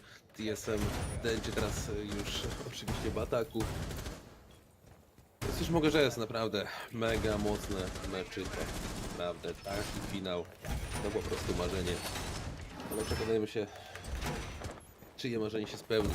Jeżeli to będzie teraz byłby kierunek dla TSM, to na pewno byłoby to spełnione ich marzenie. Ale na razie Empire się broni o krok od wyprowadzenia tego Notisaxa. Tak jest, są oni o krok. 7 do 6 defensywa, joystick stara się agresywnie jak na razie podchodzić. Dala niszczy barykadę na głównej sypialni. Teraz również jak na dronach zachowują się zawodnicy TSM. Czy ma jakiś kąt? Tak, są Jammermuta, ale mam wrażenie, że nie będą aż tak esencjonalne. Chociaż teraz magnety rzucane, więc w miarę bezpiecznie u joysticka będzie. On potencjalnie czeka na dźwięk jakiś z... może zawleczki otwieranej. Też przestrzał, popatrz, taktyka. Z otwartymi przestrzałami grana jest tak, jak to robili wcześniej zawodnicy TSM. Empire tak nie broniło, przynajmniej nie zauważyliśmy jakoś tego. ale granat podrzucony od dołu przez Merka. Nawet nie od dołu, bo to chyba było od góry gdzieś dorzucony po prostu. Fraguje jako pierwszy, joystick pada. Długo sobie pozwolili na zabawę na północnej części mapy. Zabrali tylko minutę, to jest mało i stracili jednego zawodnika. Ten roaming wcale nie wyszedł dobrze.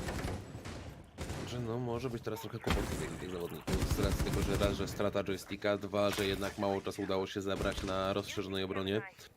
A zawodnicy sobie już powoli przechodzą pod sam side, chociaż to mocne utility, to ilość utility pracuje, bo tu mamy, zobaczcie, mamy Surię, teraz dopiero doaktywowana, 3 ADS-y i jeszcze magnet. Zresztą bym się nawet nie zdziwił, gdyby tam jeszcze przed samym wejściem na awiatora był jeszcze jeden magnet dorzucony, bo taka naprawdę jest możliwość.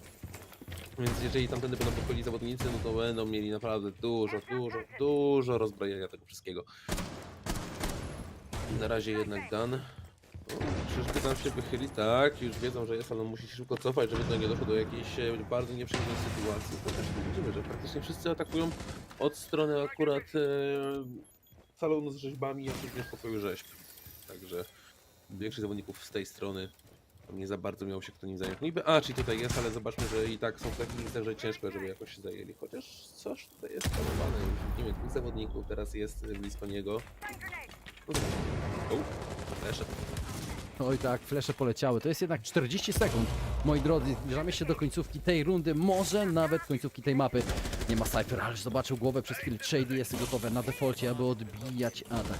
25 sekund, nie będzie czasu na przepalenie, tak naprawdę Hibana robi to wszystko zbyt długo, mina gazowa leci, granat od dołu podrzucany nie daje kompletnie niczego, daje na szczęście karabin Charlie. Dan na głównych schodach, niestety udało się pod jego celownikiem przemknąć jednemu zawodnikowi. Merk, egzekucja dalej trwa i mina gazowa wiedzą, że jest bezpiecznie za mapami, Geometrix musi uciekać, robi to always, leży paka na ziemi, 5 sekund do końca, mają to nie, bo ostatni frag pada właśnie na konto zawodników drużyny TSM i jest 7-7, moi drodzy. Co najmniej czekają nas jeszcze 2 rundy, bo nie zapominajmy, 15 runda nic nie daje. Gramy do 2 rund prowadzenia.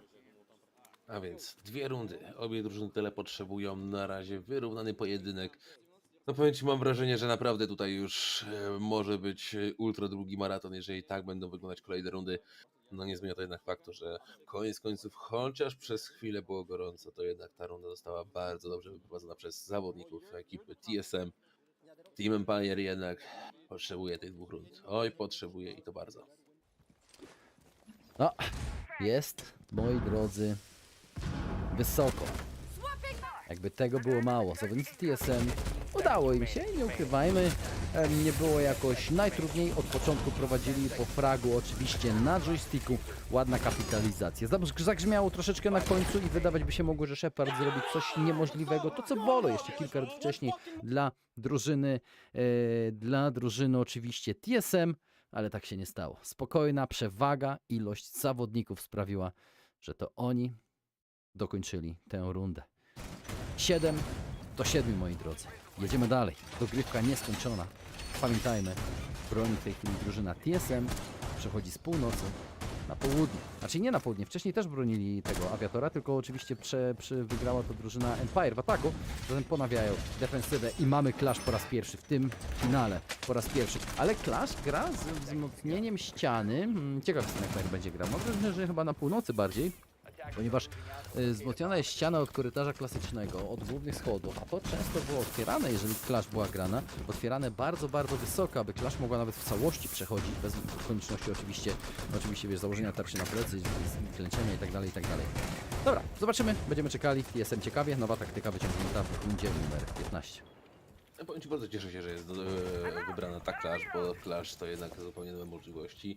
No i też może być mocnym elementem zaskoczenia dla Empire, bo praktycznie czy to wczoraj, czy dzisiaj do tej pory jeszcze na klaszkę nie grali. W swoich historii na pewno nie raz grali, oczywiście, wiadomo. Oj, coś tutaj biegnie sobie jak chce ten hologram, bez większych trudności. No ale koniec końców udało się. A wracając do myśli, no to jest zawsze taki fajny element zaskoczenia, no bo jednak dłuższy czas nie grali. Wiadomo, że tam w swojej historii tyle razy już grali na Clash, że pewnie tego nie da się nawet zliczyć, ale mówiąc o wczoraj i dzisiaj, jeszcze nie grali ani razu do tego momentu na Clashkę, więc jest gdzieś ten element zaskoczenia w tej postaci. Pierwsza minuta za nami, Shepard od okna, no i clash. granaty, tarcze, ależ to jest naprawdę wzmocnienie. I Merk służy na razie jako taki dron, nie ma co ukrywać. Daje informacje, czy atak, czy rzuca ktoś granatem, czy musi uciekać. Geometrix dostaje goństyk, strzał złapany za 0 tak naprawdę, jak na razie się wykłada. Więc niewiele, nie potrafią sforsować czerwoni zawodnicy Empire. Czyżby mieli grać po prostu na strzały? No właśnie, Merk na razie daje informacje na dole. Popatrz, wszystko świetnie wygląda. Ale 3 stuny, 4 stuny poleciały i granaty zaraz na pewno będą wturowały. Muszą chyba uciekać, ale jeden poleciał na czerwone schody bardzo głęboko. Cypher koniec końców eliminuje Geometrixa i dostaje nagle Merk sam. Będzie musiał naprawdę głęboko schodzić do swoich towarzyszy. Minuta do końca sforsowali. Bo inaczej zostanie powalony, wiadomo. Jesteś tak silny klaszką, jak twoi towarzysze, którzy ci sekundują, więc jeżeli teraz został już wyłoniony Geometrix, to nie pozostaje nic innego do Merkowi, jak wycofanie się, no bo jednak w momencie, kiedy będzie to 1 na 1, to będzie bardzo ciężko walczyć zawodnikowi jakkolwiek. Więc żeby być jak najbardziej skutecznym, musiał już w tym momencie, kiedy Geometrix został eliminowany, po prostu cofnąć. To oczywiście zrobił, jest tam głębiej na swoich pozycjach i zawodnicy mają dla siebie uśmiech klasyczny, podejście też pod akurat awiatora, no ale zobaczmy, jednak udało się bardzo sporo tego zdrowia, znaczy sporo tego czasu zabrać, także to jest naprawdę bardzo skuteczna była obrona z ich strony, tam mocno osadzony utility, plus jeszcze to wszystko, no oj, czyżby, no teraz czy już chyba gdzieś to widzieliśmy, no uważa zawodnik, ale widzimy, nie wiedział doskonale, że tam ten grapple ktoś jeszcze jest, widział go, ale oj, czyżby? Nie no, chyba tak nie będzie, przepraszam, czala zdjęty, ojej, 10 sekund z samego końca, ale może jest czwórka, 3K, 2 eliminacje przy pomocy też czwórki od Achieveda, no i teraz już Always pozostaje sam, a to jest punkt dla TSM! Jedna C4, było ich wielu. Jedna C4, było ich wielu. I mamy pierwszą w tym turnieju rundę mistrzowską, ponieważ po 2 mapach to Empire potem prowadziło i nie dało szansy przeciwnikom. Teraz TSM ma pierwszą i zobaczymy, czy ostatnią. Jest świetna szansa, ale dobrze zatrzymali. Ta klaszka jednak, nie będę ci ukrywał, świetnie. Pomimo tego, że stracili Gio, to jednak czasu, a nawet nie czasu, ale samej ilości utility. Alban. Stuny, granaty 2, goni 6, 4 stuny, jak nie więcej, coś czego może jeszcze nie widzieliśmy, poleciało w stronę czerwonych schodów. I Alban nie starczyło potem tak naprawdę już ekwipunku na sam side. Kompletnie. Silne pozycje, tarcza widzieliśmy od Bola niezniszczona na głównych schodach, żadnej presji od dołu. Easy do odparcia. Tak naprawdę ten atak był. Książkowa defensywa w wykonaniu zawodników TSM. I popatrz, kiedy oni wyciągnęli clash. Po raz pierwszy w tym turnieju, po raz pierwszy na tej mapie, w rundzie 15. Czaisz, jaka to jest presja, jakie to jest wyciągnięcie głęboko, zasięgnięcie w swoje stratbooki. Brawa dla zawodników, naprawdę. To znaczy 4 podrzucona idealnie za mapę też. Miejsce, które nie jest pierwszym do bronienia, ale stał tam Merk na clash. On widział, gdzie jest podejście. On widział. I to Merk, popatrz, Merka też dają na tarczę. Największe działo w swojej drużynie, najlepszego mechanicznie zawodnika z największą ilością fragów. Dają go na clash, na tarczę. To też jest naprawdę coś bardzo mocno przygotowanego. A no właśnie, jednak te straty teraz już takie już najgłębsze tam z tych z samego środka stratbooka, czyli inaczej najgłębsze, no wychodzą i owocują tym, że TSM może cieszyć się 8 punktów. Słuchajcie, team... Oj, co tu się stało? Ja pierdzielę. Ale czekamy na powtórkę. Mam nadzieję, że zobaczymy powtórkę. Mam nadzieję, czekamy na powtórkę. Co się powtórkę. Dan może popełnił jeden z największych błędów swojego życia. I Always, on polował na drona, no co oni tu zaczynają grać, zawodnicy Empire, i to w końcówce. O, ależ moi drodzy, jeżeli teraz go zobaczą, skany lecą przez ścianę, przecież tu jest tyle szczęścia w tej chwili. To jest takie igranie z losem. Pamiętasz te taktyki? Oni w regulaminowym czasie gry grali tak samo. Z Alwaysem właśnie w tej pozycji. Z przestrzałami, z szukaniem fragów na południowym tarasie. I tam przegrali tę rundę, bo Always spadł, Romik nie wyszedł, znowu Dan pada tutaj jako pierwszy. I gra z ogniem, jasne. Dobra, ale jest jeszcze jedna rzecz, na którą nie zwróciliśmy uwagi. 3 drony tylko zostały zawodnikom TSM. Ale co z tego? A z kolei 3 zawodników zostało od Empire. 2! Nie, moi drodzy! 2! Idziemy O po mistrzostwo. nie! Czy to jest właśnie ten moment, moi drodzy, kiedy zobaczymy zwycięstwo TSM? Amerykanie zostaną mistrzami świata. Czy to jest w tej chwili? To się dzieje. 2 operatorów. Shepard i Joystick. Oni jeszcze tylko są w stanie to zrobić na korzyść swojej ekipy, żeby jeszcze dalej walczyć, żeby to wszystko jeszcze się działo. O nie! O nie, Shepard co się wie. dzieje, moi drodzy? Co się dzieje? Shepard sam na 5 zawodników, 8-7, moi drodzy. Co tu może się więcej wydarzyć? Co Shepard tu jeszcze może zrobić? To chyba, moi drodzy, tak naprawdę już jest zamknięta runda. No nie chcemy jeszcze tutaj zabierać, skreślać tutaj akurat Sheparda, ale jednak, moi drodzy, jak sami widzicie, to już była ostatnia runda, a to jest zwycięstwo TSM i Team Solomid zostaje mistrzami świata i czempionami Six Invitational. Moi drodzy, stało się. Ostatnia runda, nie ukrywam, troszeczkę bez emocji. Troszeczkę bez emocji. Po 3 dogrywkach. Po 17 rundzie, tak? Wygranej. Alban przegrać w tak kuriozalny sposób. Dan, ależ on będzie musiał mieć na pewno pretensje do siebie. Zawodnicy TSM byli lepsi. Nie ma co ukrywać. Byli po prostu lepszą drużyną. Bardziej pewną siebie, z większą, zdecydowanie większą ilością taktyk. Musimy to przyznać jasno. Taktyki, jakie wyciągali w tak nietypowych momentach w defensywie, czy nawet w ofensywie, były po prostu niesamowite i zdecydowanie głębsze, aniżeli były to taktyki drużyny Empire. Starczyło im parę tylko i wyłącznie na Oregon, ale nie starczyło na resztę map. To Team Solomid jest mistrzami świata, moi drodzy. Tak jest, zabrakło im tyle energii, ale trzeba przyznać jedną rzecz, że w tym przypadku to nie było łatwe spotkanie, bo jednak Empire też sprawiło mnóstwo trudności zawodnikom, ale już wiemy, kto jest zwycięzcą. Team Solomid. Tak jest, moi drodzy, jeszcze pożegnania, bo tutaj zostanie jeszcze ceremonia zamknięcia, podniesienie młota. My się, moi drodzy, z wami żegnamy. Karol, Alban Pakosz, Patryk Ich-Cieszyński. Długa noc, ale oglądajcie do końca, bo na pewno będzie co oglądać. Trzymajcie się i do następnych castów. Dziękujemy, że byliście z nami. Dobrej nocy.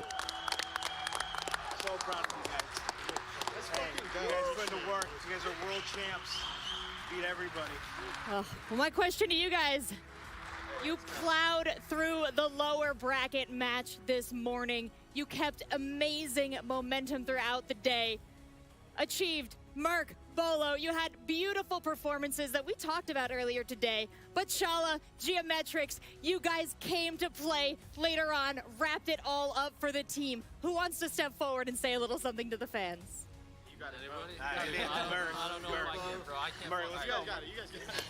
Hello, is this thing on? It is. Yeah, I mean, just shout out to all the fans who obviously supported us. You know, we had a really rough year. So, you know, the fact that we came in through an open qualifier and was able to qualify for SI, like a lot of people didn't even think we were going to be here. You know, a lot of people think like we fell off and stuff. So, I mean, yeah, we were just honestly really excited just to be here at the event. So, obviously we knew we could win and we just grinded it out and got to it. But once again, appreciate all the fans for the support over the years. Like I said, I know the last year has been rough. So, once again, I want to thank everyone.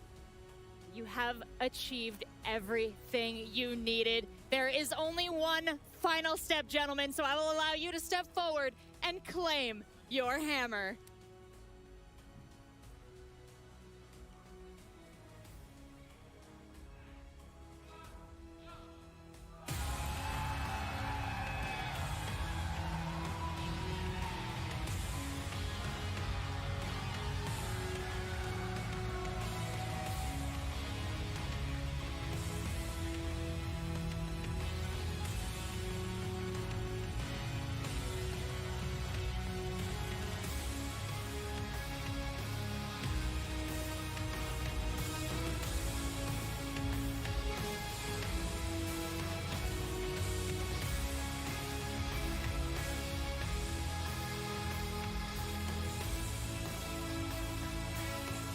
Congratulations to TSM. They are your 6th Invitational 2022 champions. NA lifts its 3rd hammer over the course of the Invitational. 6 events we've had, half of them belong to North America, and this one is for TSM. People doubted them the entire year. They've had a rough time. They showed up last SI, the last hope of North America at SI 21. Well, they came back the next year and they took it all home. Savor it in, boys. Deserve every bit of it. Wow. You have to savor a moment as sweet as this. Imagine playing all these years, always always watching other players lift that trophy, lift that hammer high above their heads, and now it is deep in the hands of yours. And what a year for TSM as well. Last Six Invitational and the Six Invitational before that, they were in the top 4. They have been so close, and yet ever the bridesmaids, never catching that bouquet and becoming the brides themselves, never raising that hammer. In Mexico, they had to play without Merc, and we saw now finally for the first time in a year playing with their full roster what this team is truly capable of. They said it themselves. They were an open qualifier team. They had to come through. They were sitting in Sweden just hoping Rogue lost for automatic qualification. Rogue won. They had to do it the hard way, and they've been doing it the hard way ever since with a point to prove, and they've gone all of the way. Well, we got 2 teams that went through the open qualifier, MIBR and TSM, and they came in as the 2 of the top 4 teams that are at the event. Incredible runs from these 2 squads, and incredible from TSM to take this whole thing home. That's the run that we're looking for, and you could see how fired up they were in the game itself. Empire, known as this very stoic team, they're not really ones that are going to go all out, you know, fisting, having a lot of fun, you know, joking around, all of that. That's not Empire's modus operandi. No. But TSM carried it through with all their hype, all their momentum, and what a way. Even though we didn't go to map 5, we still got Infinite OT. At least used up. We got one round. Just a little bit. Which messed mine and James's spreadsheets up royally, but it was You should have heard these boys. They're like, my spreadsheet, it doesn't go beyond the overtime. I'm like, boys, you better start loading that up, because that is exactly the kind of game that TSM was going to give us. They were not ready to go down on Villa. They certainly weren't. It's phenomenal to think that TSM not only have just won this best of 5 with the map veto disadvantage. Yes. That's after beating FaZe for a spot in that grand final this morning. It is now after midnight in Sweden. These guys have been playing for about 10 hours now. Oh my God. What a marathon they have managed to achieve. Even before we jumped into Villa, they had already played almost 40 rounds of Siege, not including the FaZe game. This is just this best of 5 series. And then they go into unlimited overtime. To have the kind of stamina, the resilience, the composure, this is the kind of team that you want to call world champions. And now, well, we saw it before, they get to certainly have that title. And do you know what I call champion teams, Jess? I say every time a champion team is a team that finds a way to win. And I want to just highlight one round. Okay. Merc on the Clash. You know you're giving away entry picks to Dan. You know that your problem is dying and it's the late round. So what do? You put Merc on the Clash and he's just calling for the boys. He's calling for that huge C4 to come out, wins them the one round that they need to win on what ended up being quite an attacking-sided Villa. They won that one defense and that set the stage. Let's talk about this last map and show kind of statistic that we're talking about. Yeah. What the numbers actually tell from that scoreboard. Put up on screen in just a moment. Here it is, 9-7 for TSM. Oh my God. Chief, by the way. 19 and 8. And he got a lot of them kills. He was on about 9 kills after about 4 rounds, and Des turned around to me and he said, how's the Chief got that many kills? And we can't stop highlighting it. He just gets these kills that he should get. He capitalizes off the entry, and he's just there picking up the free kills that his team set him up for. 19 in that whole series. There were a lot of kills from Achieved that were utility-based. This is what I liked. A lot of the kills, whether they were grenades from below, of which he had a very high percentage on this map with the sledge.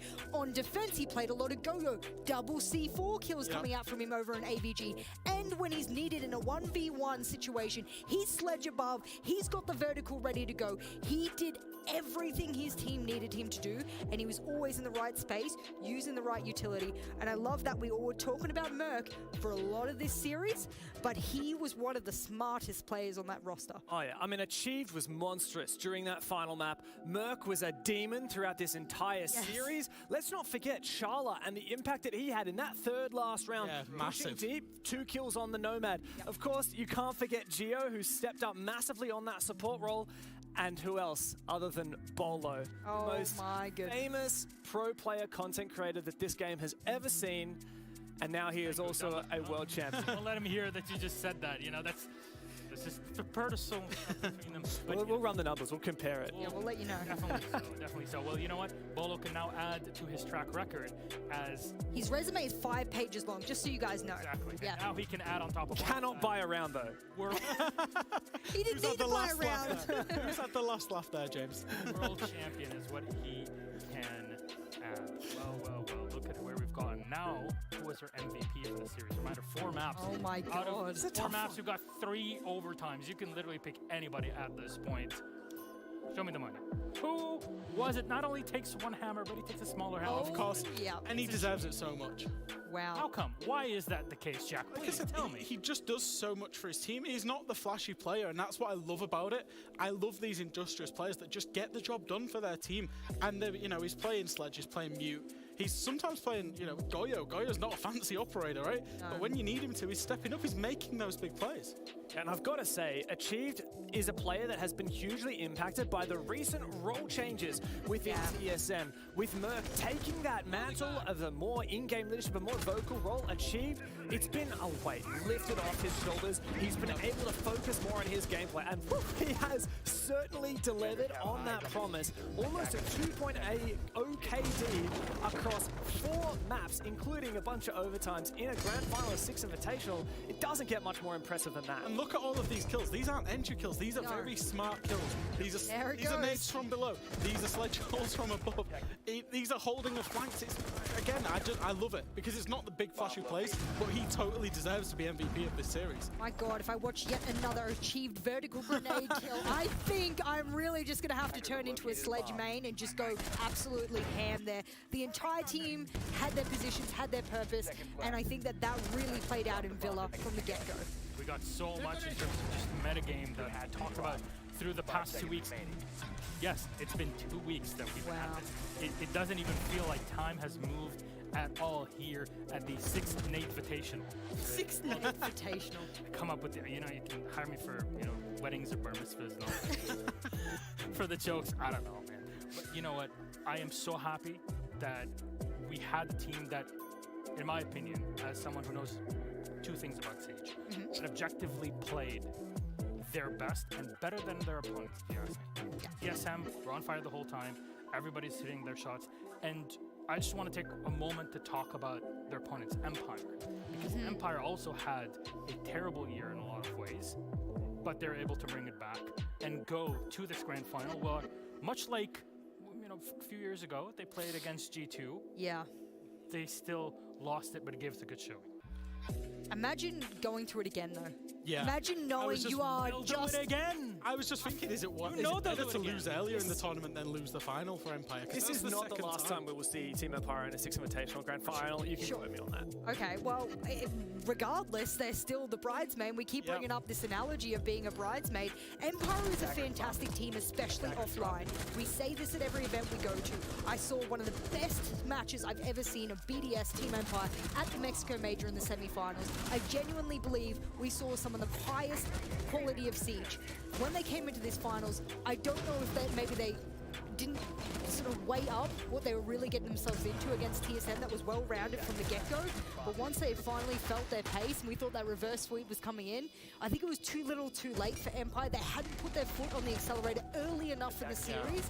And had we have gone, to 8 maps, maybe it would have been a different deal. I just want to remind everybody something that was said earlier in, I think, the playoffs with TSM. Our wonderful interviewer, Rachel, was here. She was having a chat with Chief from TSM.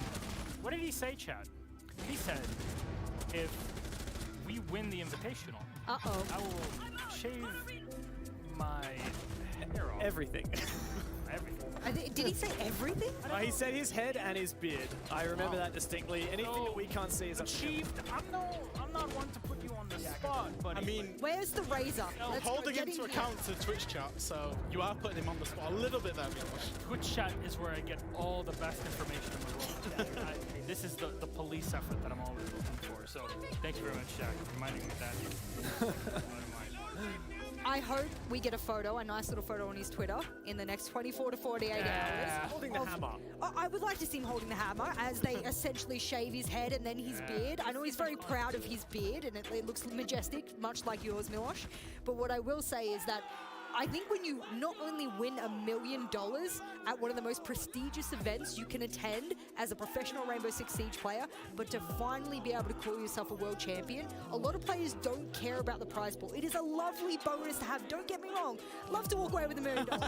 Absolutely. But to have that title that so few players in the world in any game get to have, that is the creme de la creme. You can't buy it. And there are only... Bolo couldn't buy it with all of his sub money. No, that's what I mean. You can be the biggest content creator. You can do whatever you want in the game.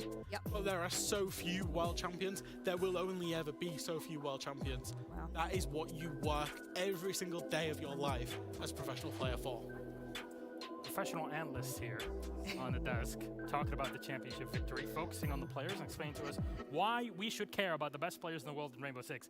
Yeah, I think you got the story. To close it all off, I just want to ask you guys, how are you feeling after all of this? Exhausted.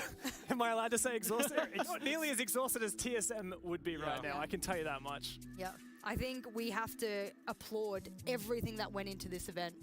From all of the production, the people behind the scenes and everything. I just felt like this event was incredibly overwhelming from the get-go, knowing full well that we were going to have the best teams in the best format with the best meta I've ever played in and seen in my entire career, which has been years now. I got the best of the best. We've got the best of the champions. I really will remember the Sixth Invitational as being some of the most awesome Siege I have seen.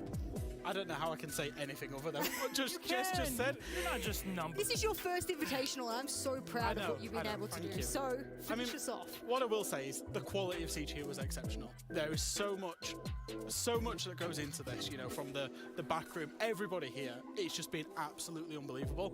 I'm thankful to have been a part of it, and obviously, you know, congratulations to the world champions, TSM. Congratulations to TSM. And congratulations to you guys on being on here. Your first time, your second time, and your 7,000th time. I don't know, you've been here a few times. We've shared a few desks. Anyways, since we're ready to close things out, I think the biggest thing here for us in Siege is that we are a big family, right? It's a big community in Rainbow Six.